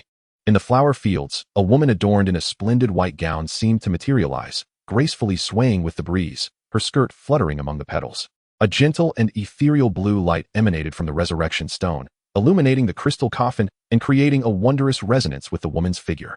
As the blue light deepened, the air within the coffin began to warp, as if stirred by an invisible force. Quinlan's body sensed the premonition of a temporal shift, gradually transforming into the gossamer light of the moon. May your wishes be fulfilled, sir. Jared? Upon hearing the name that had echoed in his memory countless times, Mr. Knott's tears cascaded down, as the beloved he had longed for reappeared before him. B bore witness to this miraculous scene, tightly clutching the box in her hands. Profoundly grateful for the arrival of this lady, Quinlan opened her eyes once more, having returned to Hogwarts. Now standing at the threshold of the defense against the dark arts classroom. Inside, the professor and ministry officials were in disarray over the unconscious young Barty and the disappearance of herself. She raised her hand to knock, maintaining a smile. Tap, tap, tap. Professor Snape, his brows furrowed and expression stern, opened the door from within. Good evening, Professor Snape. I trust my absence was not unduly prolonged. Happy National Day. Dear readers, we have finally returned to the main narrative. Chapter 74, You Shall Go to Prison. The office was filled with the furious rebukes of Minister Fudge, and the trunk containing the true Mad-Eye Moody had also been opened. I had previously expressed my dissent regarding that girl's proposal, and now the situation has escalated. The culprit has fainted, and the mastermind is nowhere to be found. His ostentatious hat, a symbol of his authority and power, nearly grazes the ceiling. One might wonder how this matter pertains to an utterly ordinary student, compelling her to be brought into this chaos. With a sardonic gaze, she directed her scrutiny towards Professor Dumbledore and the other faculty members, gesturing with hostility. Headmaster? Quinlan's calm voice cut through the tension like a spoonful of ice dropped into boiling water. Quinn, where have you been? Dumbledore inquired, positioning himself before her to shield her from Fudge's scrutinizing gaze. It's a long story, Headmaster. I'll first attend to Mr. Crouch, for I possess a means to revive him. What could you possibly do? Fudge derided from the sidelines. Minister Fudge, do you perhaps have a more ingenious solution? Dumbledore insisted, allowing her to engage privately with young Barty. The mystery surrounding young Barty's fainting was perplexing, and he had noticed nothing unusual. The missing necklace bore a striking resemblance to a time-turner. As for Quinlan's sudden reappearance, he harbored a whisper of suspicion. Quinlan approached young Barty, retrieving the remaining few drops of liquid gold from her pocket. Sensing the fragility of his nearly shattered soul, she exhaled softly and began to drip the liquid onto his brow. The faint golden elixir was gradually absorbed, vanishing as the fissures in his soul began to mend. Over the past 2 years, he had traversed an endless fog, his soul's wounds remaining untouched. Instead, as time progressed, those fractures seemed to widen, devouring the memories within his mind. Young Barty felt as if his soul were being gently lifted by a tender force, and the shards of his memories began to coalesce. There were feelings of despair amid thunderstorms, the bitterness of regret enshrouded in mud, the crystalline morning dew of summer, and the fragrant roses of the eastern suburbs. Awaken? Let us converse, came the voice he yearned for. Young Barty struggled against his consciousness, laboriously opening his eyes to the familiar visage, which remained as impassive as ever. Just a glance, and he could not help but shed tears. He felt gratitude for having found her 2 years ago, guided by instinct and scent, even in the depths of his lost sanity. And now, devoid of any memories, he found himself hopelessly enamored with this compassionate figure before him. "Master," he murmured, grateful for the confounding charm cast by Headmaster Dumbledore. Otherwise, his utterance would have led the Ministry of Magic to imprison her in Azkaban under the pretense of her association with the Death Eaters. "I have failed. I have not managed to make you my sole master," he lamented, the dark mark on his forearm glaringly conspicuous. In a fit of rage, he shattered the tray of teacups on the table, seizing a shard of porcelain, and ruthlessly carved away the portion bearing another's mark from his flesh. On the porcelain tile, droplets of blood cascaded like exquisite rubies, slowly sliding down with a weighty and resolute rhythm, each drop reverberating against the cold floor with a sharp, echoing sound. Each impact felt akin to a hammer striking his heart, the crisp and jarring noise forming a peculiar resonance with his heartbeat, each pulse seemingly narrating endless agony and struggle. He seemed impervious to the pain in his arm, as effortless as peeling a potato. Little Batty's face bore a haunting blend of numbness and liberation. Thus, he would be cleansed, wouldn't he? Quinlan's pupils constricted as she failed to prevent his self-inflicted torment. Observing his ghastly visage, all that remained was a sigh. "Calm down. Come here, let me bandage you." At her words, little Batty's eyelids fluttered slightly as he mechanically approached her. Quinlan retrieved bandages from her waist pouch, initially intended for the lively Principal Isha. First, she applied a powder to staunch the bleeding, meticulously wrapping it around little Batty's left forearm. "You know, I do not harbor such feelings for you." Little Batty remained silent, his breaths becoming languid, every inch of his recently healed soul lamenting. "Who instructed you to steal the necklace and go to such lengths to procure a potion for me?" "Tom Riddle," he replied. "He said that with the necklace I could alter everything." Quinlan pondered Riddle's encouragement of little Batty. "Is your desire for Harry to triumph also due to him? What is your reasoning?" "Harry must obtain the trophy." "Master, I have been placed under a binding curse and cannot divulge more." Little Batty's eyes reflected an apologetic helplessness. As Quinlan finished the final wrap and tied it off, she held little Batty's gaze for a prolonged moment until silence became unbearable. "You shall be imprisoned in Azkaban. I will come to see you." Little Batty's nose tinged with bitterness, his eyes reddening slightly. "Very well, it is good to know you will visit." Noticing his emotional stabilization, Quinlan conveyed the acquired information to Dumbledore and Fudge. He had impersonated Professor Moody to ensure Harry received the Triwizard Tournament trophy. Beyond that, he had been bound by a curse to remain silent. Fudge erupted in exasperation. All this just to ensure Harry Potter obtains the trophy? Absurd. This is a blatant disregard for the Ministry of Magic. Dumbledore, however, contemplated the implications more profoundly, refraining from hasty conclusions. Mr. Crouch was willing to voluntarily proceed to Azkaban. Quinlan's words prompted the officials present to deliberate on how to adjudicate little Batty's situation. Percy relayed to his minister, Minister Fudge, "How shall we deal with young Mr. Crouch? Let him be confined in Azkaban for now. As for the duration, let it remain as it was before." Dissent arose from behind Quinlan. "I have never tormented the Longbottoms. I must protest this unjust verdict." If only his father could disregard Igor's one-sided account. If only he had not prioritized his own advancement above all else. How could one possibly be sentenced to life imprisonment? And how could a mother perish in Azkaban for him? He harbored a deep-seated hatred, not only for himself as a Death Eater, but also for his father. "Do you have any say in this matter? You escaped, compounding your crimes." Fudge, feeling slighted by a mere prisoner, was visibly displeased. Young Barty was about to speak again, but was silenced by Quinlan's gaze. "Do you trust me?" "I trust the evidence." Upon hearing Quinlan's words, a smile of relief spread across his face. The evidence would vindicate him. The Aurors escorted him away from Hogwarts, while Fudge and Percy returned to the Ministry of Magic. Thus concluded the farce of a son patricide. Echoes emanated from a large box on the office floor. "Is there anyone to help me? Someone come and get me up first." It was the unfortunate Professor Moody, confined for more than half a year. Chapter 75, The Midnight Malevolent Spirit. "Quinlan, we need to converse." Headmaster Dumbledore called out to the girl who had nearly reached the door. "I know, Headmaster Dumbledore. Let us speak tomorrow night then." She was utterly exhausted. The dormitory felt so distant. "Very well, may you have sweet dreams tonight." Dumbledore, noticing her fatigued demeanor, refrained from further conversation. Quinlan nodded. "May all the professors share the same sentiment. The dormitory is far away, with so many stairs to traverse." A beautiful long-haired calico cat perched on the stair railing greeted Quinlan. "Good evening, Madame Loris. Would you care for some fish treats?" "Haha, caught you in the act." Nocturnal wanderer and bribing an official, points deducted for Ravenclaw. Quinlan felt a throb at her temples as she observed Filch, holding the fish treats, breaking into a smile. "This is merely a snack, not a bribe, Mr. Filch. Furthermore, I am not out wandering. I just emerged from the office. Headmaster Dumbledore can attest to that." Filch, who had already endured a 5-year salary deduction from Dumbledore, now felt a twinge of apprehension upon hearing his name. The reason for the salary deduction was the punishment involving students suspended by one ankle, among other confinement methods, which severely violated the principles of Hogwarts School of Witchcraft and Wizardry. Additionally, he faced repercussions for publicly insulting the lineage of the student before him. However, it was later determined that he was under the influence of the Cruciatus Curse at the time, which preserved half of his salary. Nonetheless, he received a warning from the school. Should he fail to amend his ways, he would likely face dismissal. Simultaneously, he learned that those students who once mocked and tormented him for his mute status received their just deserts. In his office, he kept their letters of apology, each framed and displayed on the wall. Every night before sleep, he would revisit the memory of those students reading aloud before him. It brought him joy. Ha ha ha. Mr. Filch, what are you laughing about? Oh right. He was currently patrolling the corridors, not in his office. Ahem, very well then. You may leave for now. I shall reconsider the possibility of deducting points for your actions after I have sought confirmation from Professor Dumbledore. Quinlan could no longer delve into his peculiar laughter or his behavior that deviated from the norm, so with a slight acknowledgement, she continued her ascent upstairs. She was utterly exhausted. Her upper and lower eyelashes seemed to be engaged in a fierce battle. Why must the dormitory be so far away? Could it not be equipped with elevators like those office buildings in central London?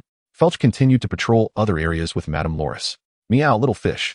Loris, do you fancy me today? Filch felt the persistent nudging of the cat's head against his calf.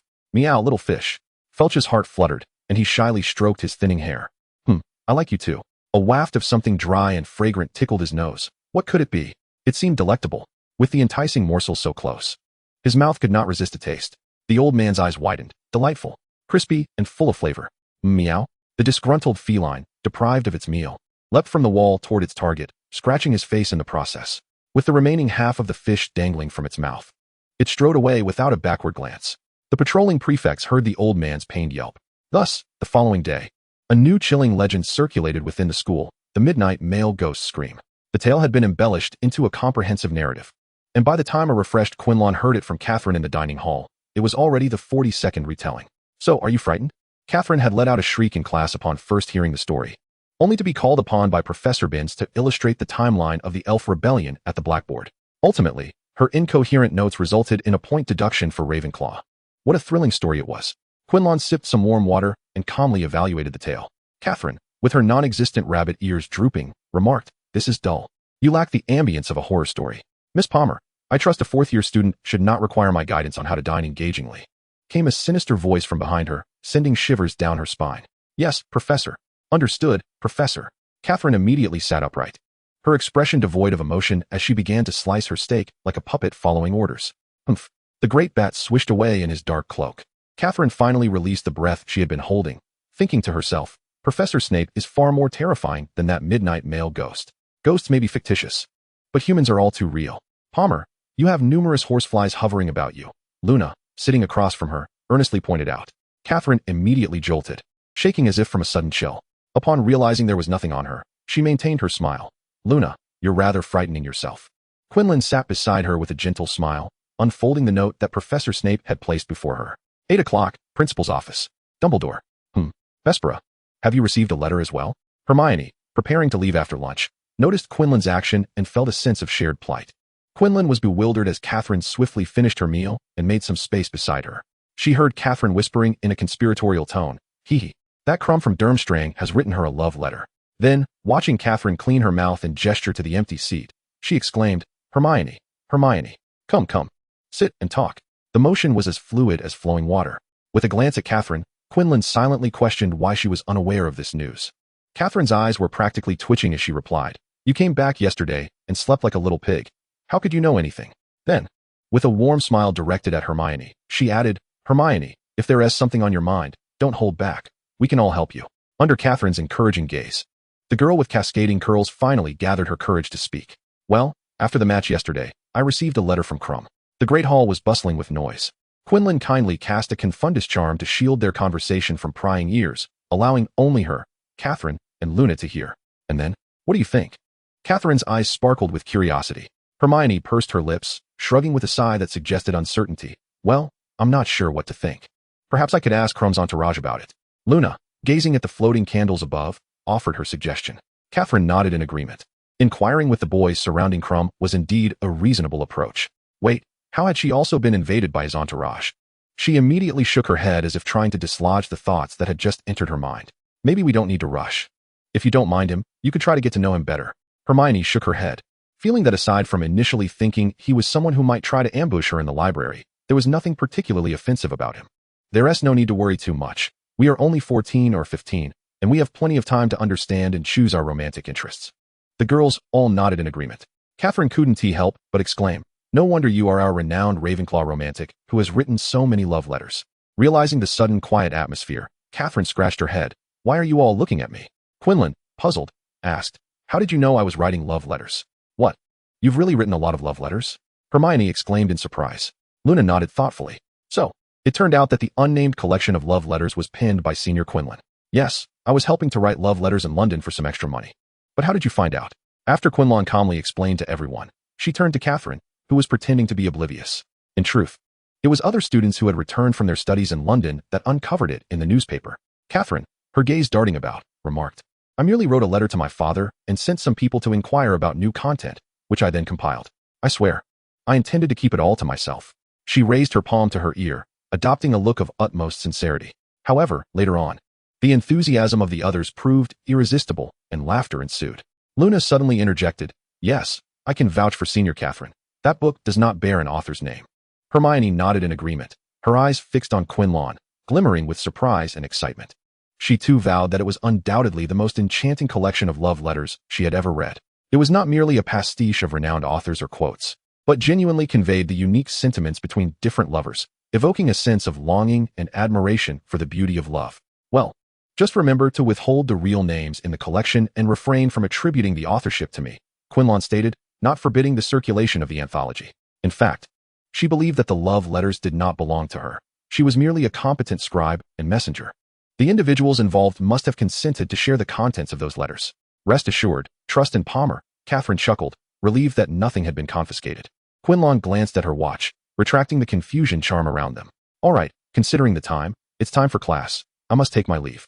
I still have aspects of my Muggle Studies final presentation to discuss and revise with my group members." Who would have thought that those letters, whether fervent, pleading, or tender, were penned by Vespera? Hermione gazed vacantly at Quinlan's retreating figure, contemplating how someone so poised and composed could dissect the human heart with such clarity. The words, so objectively cold, nevertheless conveyed the entangled, bittersweet, and delicate essence of love in the gentlest manner. What kind of world did Quinlan harbor within her? Seemingly embracing everyone with meticulous care? And she had read so many philosophical texts. "I must not fall behind. I shall immerse myself in the library every day this summer. There are many more surprises in store for you. Here is a ticket for you to join us for the Muggle Studies final presentation." Catherine placed the ticket in Hermione's palm, delighted that another friend appreciated her affectionate roommate. "Is entry by ticket? We can also visit the exhibition." "Yes. This may be Professor Bubbage's innovative recruitment strategy. I heard that Pella and the others are showcasing an aspect of the Industrial Revolution in Britain." Muggle Studies class. Group discussion time. Ron nodded enthusiastically. "Vespera, I believe we are bound to score full marks for our final project. Haha, don't celebrate prematurely. Achieving that depends on our attention to detail." Susan Burns wholeheartedly concurred with Quinlan's assertion that it was not yet time for premature celebrations. "Very well. Let us allocate our tasks." Quinlan meticulously outlined the responsibilities of each member on paper, employing a fountain pen to inscribe important notes. She preferred the elegance of a notebook and pen over parchment scrolls and quills. "This week, we shall embark on our separate missions. I will journey to Hogsmeade to procure the items needed for the alchemist's forging. You two shall accompany the deputy head to London for a photography session. Any objections?" The two team members shook their heads. Both were fourth-year students and had already visited once, assuring the completion of their task. "Well then, let us wish for our successful finals." The class bell rang, and Quinlan promptly made her way to Professor Snape's office after departing from the Muggle Studies classroom. She still had work to attend to today. "Good afternoon, Dobby. Let us strive together once more." Quinlan shed her outer robe, carelessly tossing it onto a chair, and seized a knife to commence skinning the African tree snake, decapitating it and extracting its teeth with an unwavering focus. "Very well, Miss Quinlan," Dobby responded, standing by the cauldron, stirring the potion with a mix of joy and restraint. Startled by Quinlan's sudden greeting, he accidentally toppled the cauldron, resulting in several additional months of work imposed by Professor Snape. He had grown accustomed to such friendly signals and could now approach them with a sense of calm. They labored diligently until twilight descended. Quinlan stretched her limbs, her neck cracking as she did so. "I shall take my leave now. I have finished grading the assignments and concocted the dental remedy potion." Keep up the good work, Dobby. Dobby, earning a mere 1 canute per month, understood that Professor Snape likely would not release him anytime soon. All right, farewell, Miss Quinlan. Dobby will do very well. Quinlan heard his earnest assurance, deepening her understanding of the plight of house elves in servitude, who, from an outsider's perspective, led rather tragic existences, yet felt honored by their station. Upon exiting Professor Snape's office, the castle's interior glowed warmly as the light streamed through the windows, casting dappled shadows upon the outer walls. The heavy oak doors were intricately carved with a soaring phoenix and entwined vines. Incorrect password. Incorrect password. Incorrect password. Quinlan maintained her smile at the entrance to the headmaster's office, vowing not to return if she was not informed of the password next time. The girl continued to expressionlessly guess the password, fizzing Wisby. Password incorrect. Yet the door swung open from within, and Professor Snape emerged. Enter. Today's password is cockroach cluster. Very well, Professor. I have prepared the potion ingredients and brews in your office. Snape nodded, acknowledging her statement before wrapping himself in his cloak and departing from the headmaster's chamber. In the principal's office, a trophy graced the desk of Professor Dumbledore. Its unique and dynamic shape resembled a grand golden chalice poised for flight. The surface was adorned with intricate and exquisite engravings, depicting the myriad mysterious elements of the magical realm: soaring dragons, majestic phoenixes, and twinkling stars, artfully interwoven with the rich history and legendary tales of the Triwizard Tournament. At the culmination of the competition, the victor's name would be magically inscribed upon the trophy, eternally etched in the annals of the Wizarding World. Dumbledore stood nearby, gazing at the trophy, the Triwizard Cup. At that moment, Quinlan approached, close enough that her reflection danced upon its surface, feeling the spatial vibrations emanating from it. Since her recent journey through alternate dimensions, her grasp of time and space had evidently ascended to a new level. It now resembled a key to a portal. Wouldn't you agree, Professor? Chapter 77, The Tread of Points. Dumbledore nodded slowly, acknowledging her keen and meticulous observation with appreciation. To discern that the trophy served as a key merely with the naked eye indicated her comprehension of spatial dynamics far surpassed that of her peers. Where does this key lead? Have you ventured there? Quinlan inquired, lifting her gaze from her study of the Triwizard Cup to pose the question. Rather than immediately addressing her query, Dumbledore asked where she had disappeared to after her sudden vanishing from the Defense Against the Dark Arts classroom. Well, it's difficult to articulate. You might consider it a parallel dimension, akin to the past. Because of young Barty Crouch's necklace? Dumbledore mused thoughtfully, realizing why she could so effortlessly perceive the essence of the key. Quinlan nodded gently. So, have you visited the destination of this key? Perhaps we can explore it together now, Dumbledore suggested, motioning for her to grasp one side of the trophy while he took hold of the other. Quinlan employed the key once more, experiencing a deeper resonance. A subtle vibration emanated from the chalice, gradually harmonizing with her own magical essence. As this vibration intensified, a tingling sensation began to course through her palm, as if an electric current were penetrating her fingertips and flowing into her being. The surrounding world began to blur. Colors and sounds seemed to dissolve gradually. Her vision became hazy, enveloped as if by a fine mist. Simultaneously, she felt a potent force drawing her toward the location of the key. The trophy erupted in brilliant light, and that familiar spatial vortex ensnared her. Her senses were entirely stripped away, leaving her with only the sensation of intense rotation and her heart racing, rendering her nearly oblivious to any external stimuli. When she next opened her eyes, she found herself in a graveyard. The night had descended, and the moonlight was faint, filtering through sparse clouds, casting a mottled glow upon the uneven gravestones and the weathered stone path, draping this forsaken land in a silvery luminescence. The cemetery is encircled by towering trees, their branches swaying gently in the night breeze, producing a rustling sound reminiscent of whispers from the departed, recounting elegies of the past. The air is permeated with a damp chill and a musty odor, occasionally punctuated by a faint scent of decayed leaves drifting from the depths of the distant forest. Unexpectedly, Quinlan detects a hint of freshness amidst these scents. Headmaster, do you perceive the fragrance of flowers? Quinlan, I am over a century old. My sense of smell has waned compared to you young ones. Quinlan refrains from probing further. The stone statue before her holds more significance than the waft of floral aroma. It depicts a figure resembling the Grim Reaper, cloaked in shadows, obscuring its visage, with hands firmly grasping a colossal stone scythe. The blade gleams with a chilling sharpness, reflecting an eerie light even in the dim surroundings. At the lower left corner of this statue lies a gravestone, hewn from coarse dark stone, its surface cloaked in a thin layer of moss and the scars of weathering. The upper half of the gravestone bears indistinct carvings, perhaps symbols of death and eternity in the form of withered vines, or vague emblems representing a family crest, now almost unrecognizable due to the passage of time. Beneath these motifs, centrally positioned, several clearly discernible letters are etched with precision. They are arranged neatly but have dulled somewhat from prolonged exposure to the elements. 1905, 1943. Tom Riddle? Quinlan muses, puzzled by the inscription. Could this be the burial ground of the Riddle family? At the end of the scythe's handle, Quinlan notices a parchment nestled within. The bone of a father, unwittingly sacrificed, can grant rebirth to your son.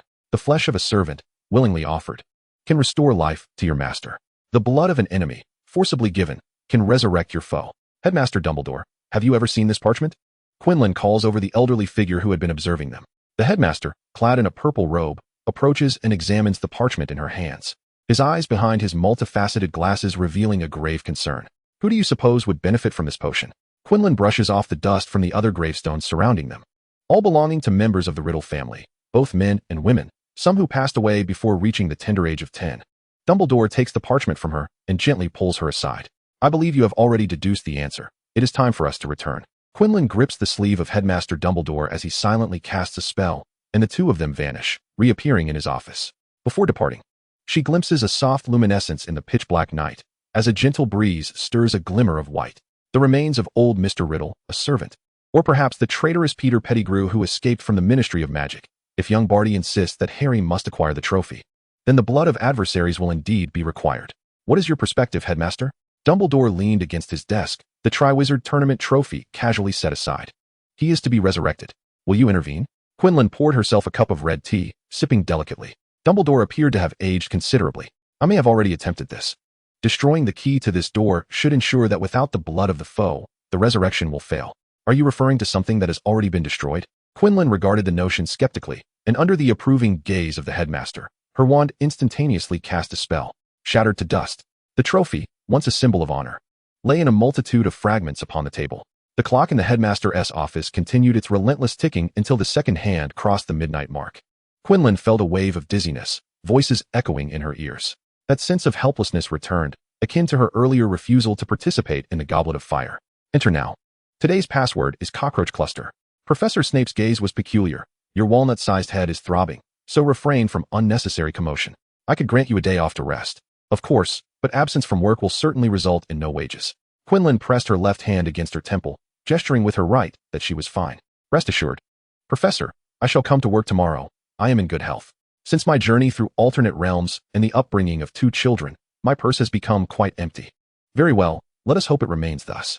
Snape wrapped himself in his cloak and departed. Quinlan felt the serpent on the joint of her right pinky moving again, a more intense burning sensation coursing through her fingers. The serpent's head consumed its body inch by inch until it reached her palm. Enduring the pain, she entered the headmaster's office, where the Triwizard Tournament trophy stood intact upon the desk, interrupting whatever expression Dumbledore had intended. You have already taken me to the key. Riddle aims to resurrect through this tournament, a fact we cannot alter. Quinlan and Headmaster Dumbledore exchanged glances, each recognizing the understanding in the other's eyes. We have both attempted this. Now we must consider how to best protect each contestant. First, let us summon Harry. He is the provider of the foe's blood. Chapter 78, The Midnight Male Ghost, Part 2. In the dead of night, within the Gryffindor common room, Harry, after a tense event, could finally relax and enjoy a restful sleep in the dormitory. The sounds of his roommates snoring were particularly soothing, and in a drowsy haze, he drifted into dreams. Yet this night, his dreams were unsettling. It seemed he had entered a graveyard. Hearing the rustle of the night wind through withered branches and fallen leaves, along with the occasional hooting of an owl in the distance. Upon encountering the most prominent and foreboding gravestone, inscribed with the name Tom Riddle, its letters shimmered with an eerie glow beneath the faint moonlight. Nearby, in a slightly more spacious area, stood a large, obsidian cauldron. The serpent's tongue flickered softly, producing a subtle yet discernible sound. Little Peter, resembling a gnome cradling a swaddled infant, stealthily navigated through the cemetery, murmuring incantations. Father's bones, servant's flesh, enemy's blood, my master, my great master, is about to be resurrected. In the midst of his maniacal laughter, illuminated by the green flames beneath the cauldron, Harry discerned the object in his embrace, a bundle of aged skin. The size of an infant, its features grotesquely contorted. The closed eyes and slightly downturned mouth were enveloped in wrinkled skin that clung tightly to the underlying bone structure. A voice broke through the haze. Ron, his cheeks burning with pain, was nearby. Harry snapped back to consciousness, withdrawing from the serpent's perspective, and found himself in his bed, the pillow soaked with sweat. Harry, are you all right? His roommates had gathered around his bedside. Finnegan, relieved to see him awaken from that ghastly vision, exhaled. Merlin's purple undergarments. We thought you were possessed. Thankfully, I had read how to exorcise spirits in a Muggle novel. Thomas raised an eyebrow, running his hand through his hair. Harry, why the silence? Is the ghost still upon you? Neville, with his puppy dog eyes, hesitated, not wishing to slap Harry again, for his hand was already sore. Ron, with a downturned mouth, anxiously waved 2 fingers in front of Harry. Harry, tell me, how many fingers do you see? Clearly. It's 2. Harry pushed Ron's hand away, covering his face. These fellows were relentless. Suddenly, a series of urgent knocks reverberated from the door. Ah!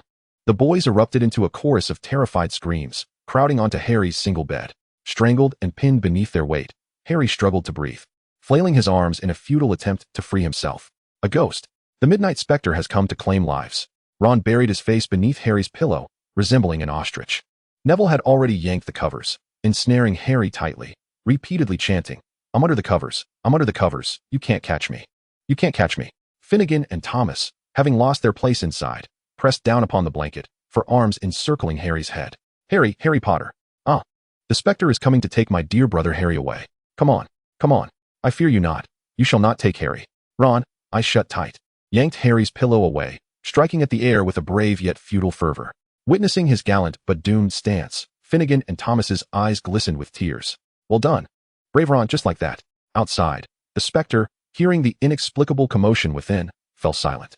It is I, Filch. Dumbledore summoned Harry to his office. Filch? Dumbledore? Not the midnight ghost. Gurgle, gurgle. Harry, nearly strangled by Finnegan and Thomas, finally broke free from their somewhat relaxed grip. Next, he attempted to pry Neville off him, exerting considerable effort, yet Neville remained steadfast.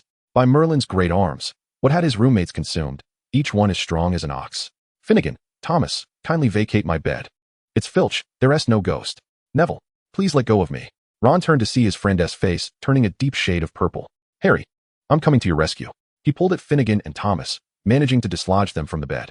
Together, the 3 of them separated Neville and Harry. Finally able to breathe fresh air, Harry exclaimed, by Merlin's lace-trimmed nightgown, I could have perished at their hands. He hastily donned a jacket, navigating the peculiar glances of Filch as he moved about. Ignoring him, Harry departed. Good evening, Mr. Filch, let us proceed. In truth, this was the first time since his enrollment that Filch had escorted him from his dormitory to the headmaster's office at night. Mr. Filch, how did you know the Gryffindor common room password and my dormitory? Filch, lantern in hand, stumbled ahead of him. Ask the headmaster, asked the fat lady. Oh, Dumbledore. Harry mused, silenced by Filch's exasperated glare. We have arrived. The password is cockroach cluster. After delivering him, Filch departed without a backward glance, his disdain for chattering students palpable. Taking a deep breath, Harry recited the password and entered the office. The occupants had been waiting for him for quite some time. Quinlan had already perused 2 books from the shelves. You've arrived, headmaster, she remarked, or perhaps you should take him for a stroll alone. She remained, intent on finishing her current read. The office's bookshelves were indeed treasures. She mused that the restricted section must be lacking some volumes, as they had evidently been relocated here. Noticing her rapt attention, Dumbledore acquiesced. Harry, come here and grasp the Triwizard Tournament Cup. Rest assured, it serves as a key. Quinlan, without lifting her gaze, briefly explained to him, for now, the destination is still secure. Harry was not surprised to find Quinlan in the headmaster's office, as she had been present during his last visit. He trusted both Quinlan and Dumbledore would not bring him harm, and thus he confidently grasped the trophy. In a flash of blue light, the 2 vanished from the office. Did you read that so swiftly? Is it useful? Quinlan conversed with the portrait of the headmaster on the wall. Make sure to remember and review it slowly in your mind when we return. Her somewhat audacious words elicited laughter from the old headmasters. Among the portraits, one laughed the loudest. Inar, this little one outshines your former exuberance at Ravenclaw. She exclaimed with mirth. Having perused 4 tomes, could she possibly remember them all?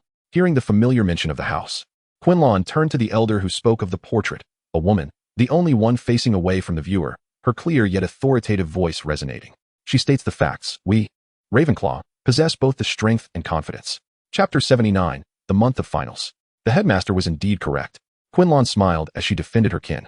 The elderly figures on the wall, witnessing Quinlan's display, erupted in even greater laughter. Little Albus has returned, a portrait remarked, prompting them to resume their aloof demeanor. Upon the return of Professor Dumbledore, Harry felt a sharp pain in the lightning-shaped scar on his forehead, as though countless ants were gnawing at his skull. Professor, have you tormented him? Dumbledore, caught off guard by the accusation, felt an inexplicable pang of guilt. I assure you, I did not. He was already in this state upon our arrival at the cemetery. It wasn't you, Professor Dumbledore. I have been there, in a dream, through the eyes of a serpent. Harry gritted his teeth, rising from the ground. Quinlan closed the book in her hands and approached them. In a dream, through the eyes of a serpent? How long has this been the case? After a pause, Harry replied, it began last summer. I saw Peter Pettigrew conversing with an unfamiliar individual about someone seated in a chair. Peter referred to him as Master. Quinlan, upon hearing this, speculated that he might have witnessed Riddle and young Barty discussing their plan to impersonate Moody to secure victory in the Triwizard Tournament. What is your perspective, Professor Dumbledore? Harry, perhaps, was not suited to grasp the ensuing revelations. Dumbledore's eyes deepened with concern. Quinlan shared his thoughts, even pondering whether it was imprudent to have taken Harry to the graveyard earlier. That Harry could perceive such visions through the serpent's eyes implied that Riddle could exploit this connection to glean what Harry beheld, or, perhaps, directly show him what he wished him to see. Harry, I bear both a piece of bad news and an even worse one. Listen closely, Quinlan stated, believing Harry should be apprised of certain fundamental truths lest this obstinate individual succumb to his own despair. You can see what Riddle is doing. But this also means he can manipulate this to his advantage, turning you into his surveillance, even interfering with your thoughts and judgments. The worst news is that your trip today was in vain.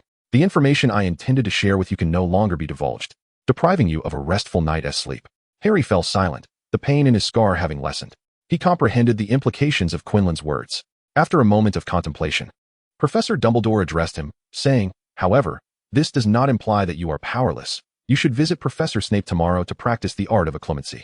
Harry, unable to interject, merely nodded in agreement. Very well, you two students may return to your dormitory. I still have matters to ponder, he added. After bidding farewell to the headmaster, Quinlan and Harry exited the office. In the corridor, Harry suddenly turned to her and asked, I am weak, am I not? Indeed, she replied. His frailty was evident. Yet it mattered not. Everyone begins their journey from a place of vulnerability. Quinlan, walking ahead, paid little heed to his self-pity. This awareness was a positive sign. It indicated his determination to initiate change. All right, let us part ways here. I must ascend. I wish you a restful sleep. With a wave of her hand, Quinlan turned and climbed the stairs. Do remember to tend to your swollen face, she called back. Harry watched her silhouette retreating into the distance until she vanished from sight. He knew he must strive to keep pace with her. Ron, he called, shaking his slumbering friend awake. What is it, Harry? Ron mumbled, relief washing over him that he had not yet succumbed to sleep. Harry settled on the edge of his bed, whispering, starting tomorrow, we shall adopt Hermione's schedule as our own. The library will become our second dormitory. We must also practice spells daily. The format of the dueling club that Professor Lockhart previously organized was quite effective. None of our roommates can be left behind. The past 4 months had unfolded like the pages of a slowly turning spell book, chronicling the students' transformations from early spring to the end of summer. From May to June, Hogwarts final examinations were neither cancelled nor postponed due to the Triwizard Tournament. Young witches and wizards were compelled to bury themselves in their studies, revising key topics, particularly in potions. According to Professor Snape, with the curriculum reforms introduced this year, his textbook and 4 other reference books on potions were the focal points of the exam. Oh, Harry, why do these 2 herbs look identical? Ron exclaimed, his head nearly bursting with frustration, not to mention Harry's own disheveled hair. Hermione leaned in to scrutinize the herbs pinched between Ron's thumb and forefinger, concluding, because they are indeed the same type of ingredient. Ron gazed skyward, tears of despair welling in his eyes. Then why did this potion succeed while that one failed? I used the same ingredients. Hermione, wand in hand and chin resting on her palm, recalled his earlier steps. Perhaps it was because you sneezed while stirring this potion. By Merlin's wretched pillow, spare me. Ron lamented. This year's final examinations were undoubtedly the most challenging in history. The infirmary had recently seen a surge of students collapsing from sleepless nights of revision. Madame Pomfrey, now overwhelmed, would merely check for signs of life and administer a potion before sending them back to their dormitories. Her beds were at full capacity. Professor Moody's defense against the dark arts class was even more daunting, with the final exam entailing a duel against him. Surviving 3 spells was deemed a passing mark, while enduring 7 spells constituted excellence. With a mere flick of a wand, Professor Binns, the ghost of the history of magic, summoned Mrs. Pomfrey to save his life. An examination was to be held, demanding a comprehensive overview of the Elvish Rebellion, including its turning points and significance in contemporary times, alongside an evaluation of its implications for current wizarding bloodline theories. The topic had been disclosed a week in advance, allowing ample time for contemplation. Yet, Merlin beard. What possible connection could there be between the Elvish Rebellion and wizarding bloodline theories? 3 hours to produce over 15,000 words. It would be better to sever these hands. Meanwhile, George and Fred, amidst their studies, were raking in a fortune.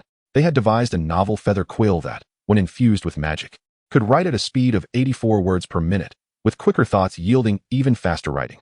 Of course, without thought, not a single word could be penned. Thus, Ron found his easiest final examination to be in Muggle studies. Under the brilliant leadership of Quinlan, their group flawlessly presented the entirety of the First Industrial Revolution in Britain.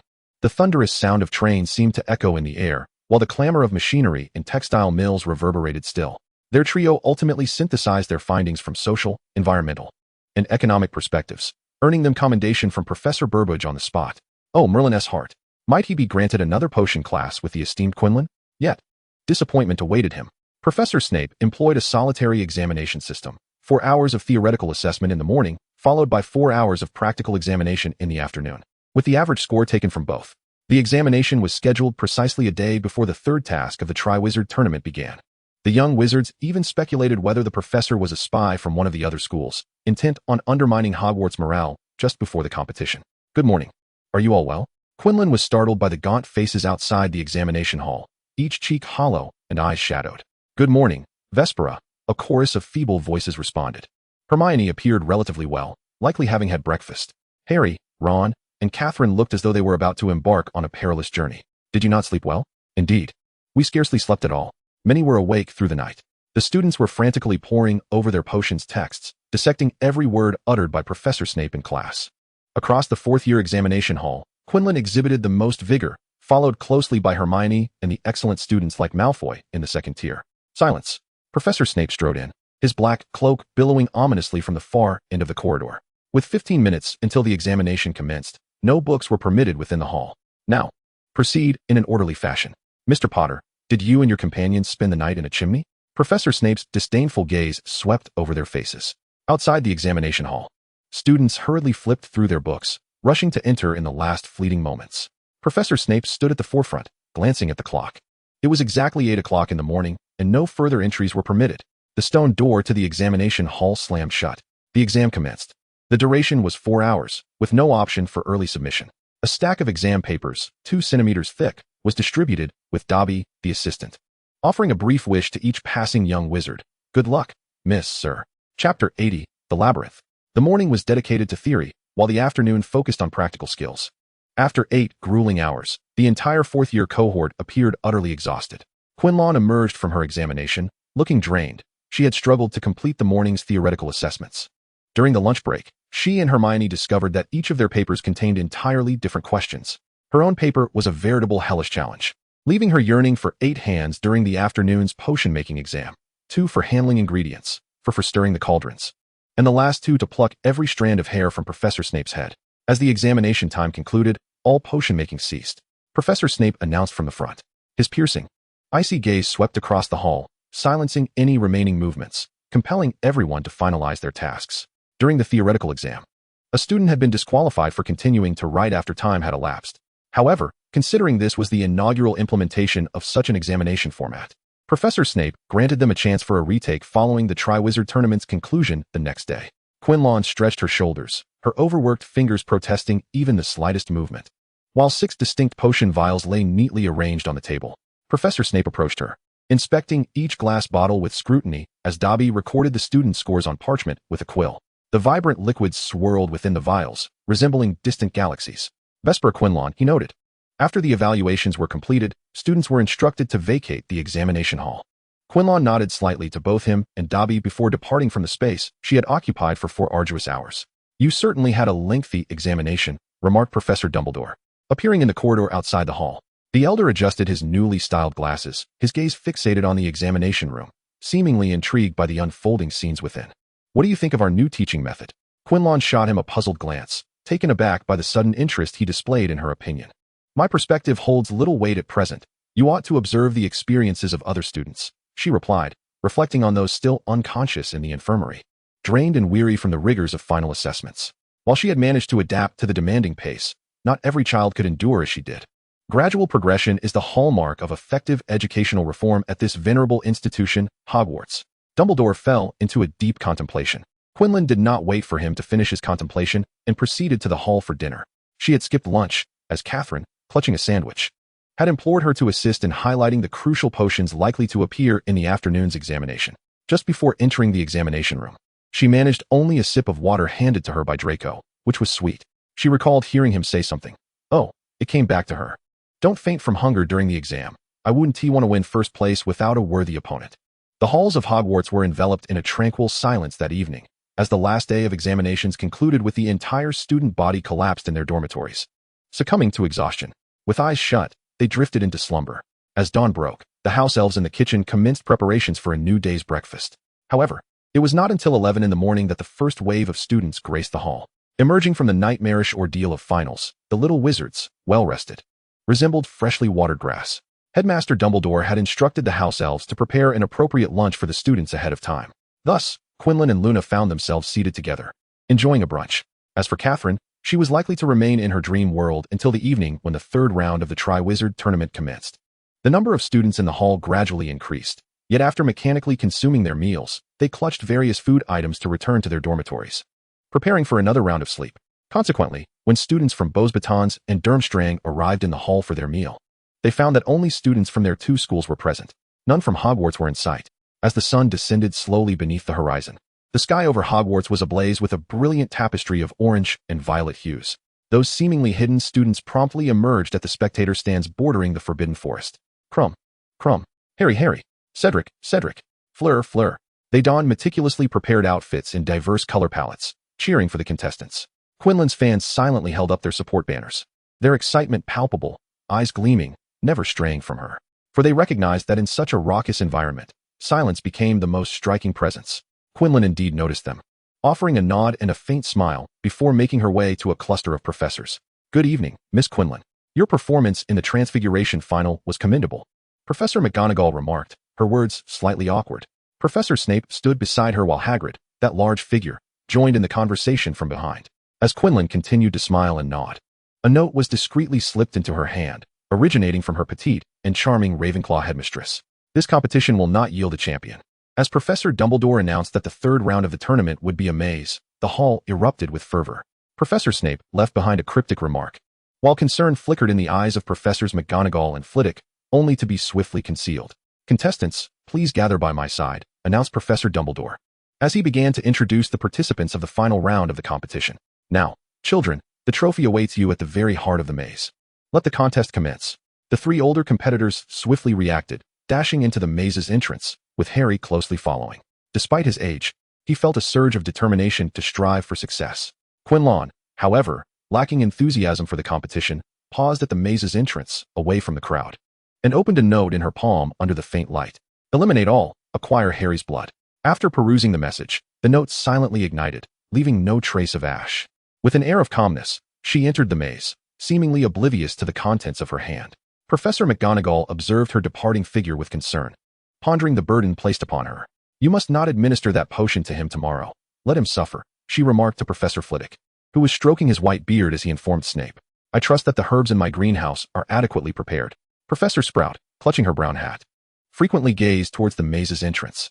Professor Snape remained his usual composed self, asserting, this is indeed the best decision, as discussed with the headmaster. Do not underestimate that girl. She possesses greater clarity and strength than we realize. Moody nodded discreetly. Quinlan was the only student he had ever taken on. She has potential, for the highest is yet to be achieved. Dumbledore appeared behind them, stating, very well, professors, we too must attend to our duties. The graveyard was where their focus lay. Within the maze, the setting sun had vanished entirely, and the moving cedar walls separated each individual into different corners. The thick fog and deepening night reigned supreme here, transforming the seekers of the trophy into the latest prey. There were no champions. Chapter 81, The Calm Hunter.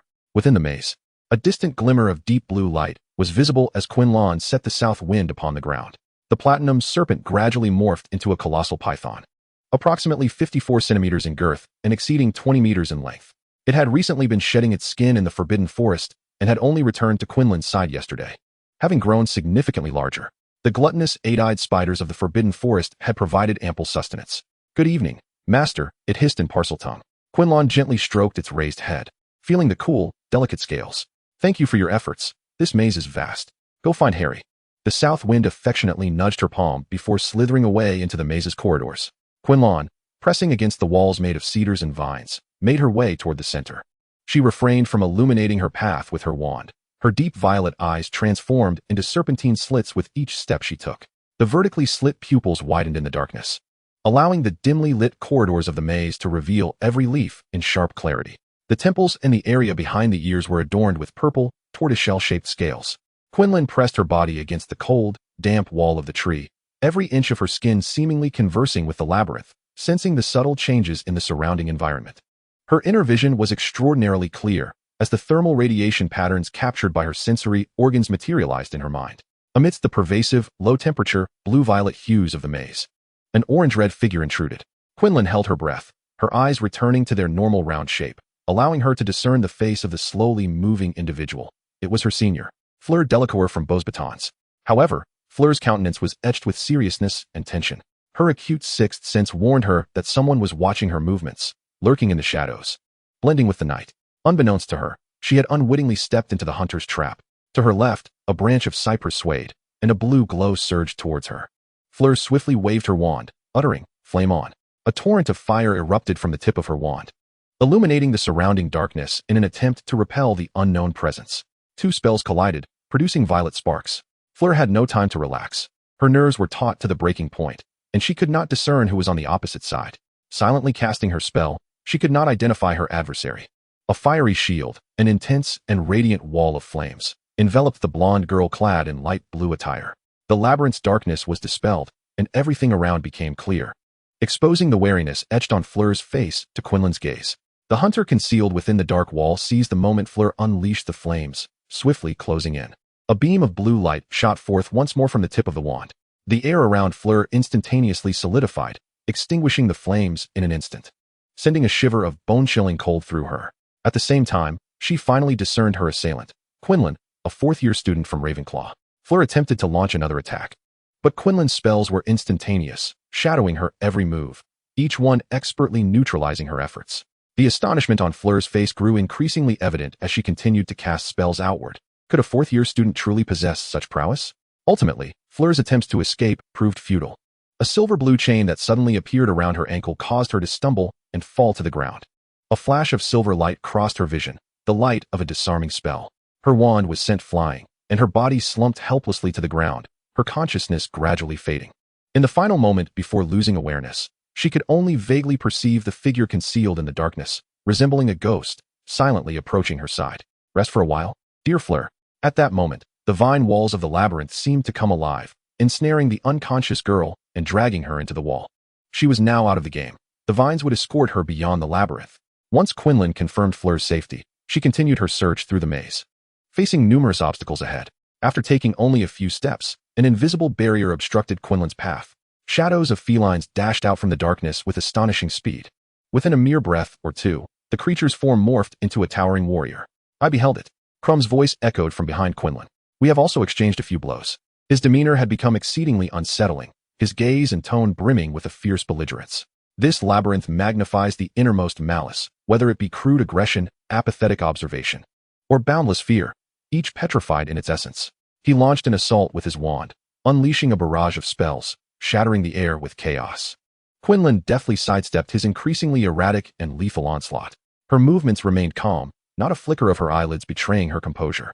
The angrier he became, the more futile his attacks, presenting her with greater opportunities to exploit his vulnerabilities. Her gaze sharpened. This was the moment. "Disarm your weapon." Having lost his wand, Crumb, now indistinguishable from a beast, lunged at Quinlan with bloodshot eyes, intent on grappling her. Utilizing his extraordinary strength and agility, he attempted to seize Quinlan's shoulder, who was slightly shorter than him. Given the disparity in size and weight, Quinlan relied on her agility to evade his advances. Each punch and kick thrown by the burly man seemed to land in the void, while Quinlan's counterattacks grew increasingly fierce, each strike precisely targeting his vital points, his waist, calf, and hip. Though each hit lacked true pain, a fleeting numbness accompanied each blow. Finally, Quinlan landed a punch at the junction of his collarbone and arm. The man who had been attacking like a madman just 3 seconds prior collapsed to the ground, utterly incapacitated, his left side convulsing uncontrollably. This was precisely the area Quinlan had relentlessly assaulted. "Senior, I concede. I suggest you read more about human anatomy." However, Crumb's mind was now driven solely by the primal instincts of a beast, rendering him unable to comprehend her words. As Crumb charged at her, Quinlan retrieved the wand he had dropped and watched as the vines ensnared his unconscious body, dragging him away. It seemed the transformation spell should be used sparingly, as its interference with the mind proved too potent, especially within such a malignantly magnified labyrinth. Only Diggory remained. Quinlan wandered the maze searching for him, But after a long while, she still had not encountered either Diggory or Harry. When the traces of her battle with Crumb appeared for the 15th time before her, she finally grasped the absurdity of this world. It was preventing her from locating Diggory. Or rather, it was obstructing her from allowing Diggory to exit the game at this moment. The Triwizard Tournament, the indestructible key to the door, the relentless rewind of time. If it had its own trajectory, then why was she able to enter this world and traverse the past of different timelines? Quinlan furrowed her brow, her expression devoid of emotion as she pierced the palm of her left hand. With blood cascading to the ground, the scales behind her ears glimmered even more brilliantly. By my blood as a guide, Nanfeng. Master. A familiar voice echoed within her mind. There was a complication. The trophy had appeared before Harry Potter. According to the plan, Nanfeng was to interfere with Harry's movements, distancing him from the trophy, and then draw blood. They were already at the edge of the maze. Yet the trophy had shifted of its own accord. Quinlan pondered various conspiracies within the confines of her mind, questioning who else was nearby. A Hufflepuff student. She heard Harry Potter call him Cedric Diggory. They now intended to grasp the trophy together. Should she thwart them? Quinlan sensed the connection between herself and Nanfeng weakening. He was obstructing her. Blood continued to flow relentlessly from her palm, dripping between her fingers into the soft earth. Exchange. We shall directly swap positions. The beach wand was placed beneath her left palm, allowing the blood to stain it, gradually emanating a violet light. That luminescence enveloped Quinlan, distorting the air around her. The serpent's shadow teleported, binding the blood exchange. A golden python materialized in the space Quinlan had vacated. She gradually beheld the Triwizard Cup and the two boys. Yet it felt as though she were trapped within a transparent box, able only to observe, unable to escape. Beneath her tranquil facade, dissatisfaction and madness burgeoned abruptly. With determination, she thrust her wand through the transparent barrier. From the point of the wand, countless grotesque crimson fissures radiated outward. I refuse to accept this. What nonsense of a predetermined future is this? No more of these cyclical games of time. I do not indulge in them any longer. This world belongs to us, the living, and we shall dictate its course.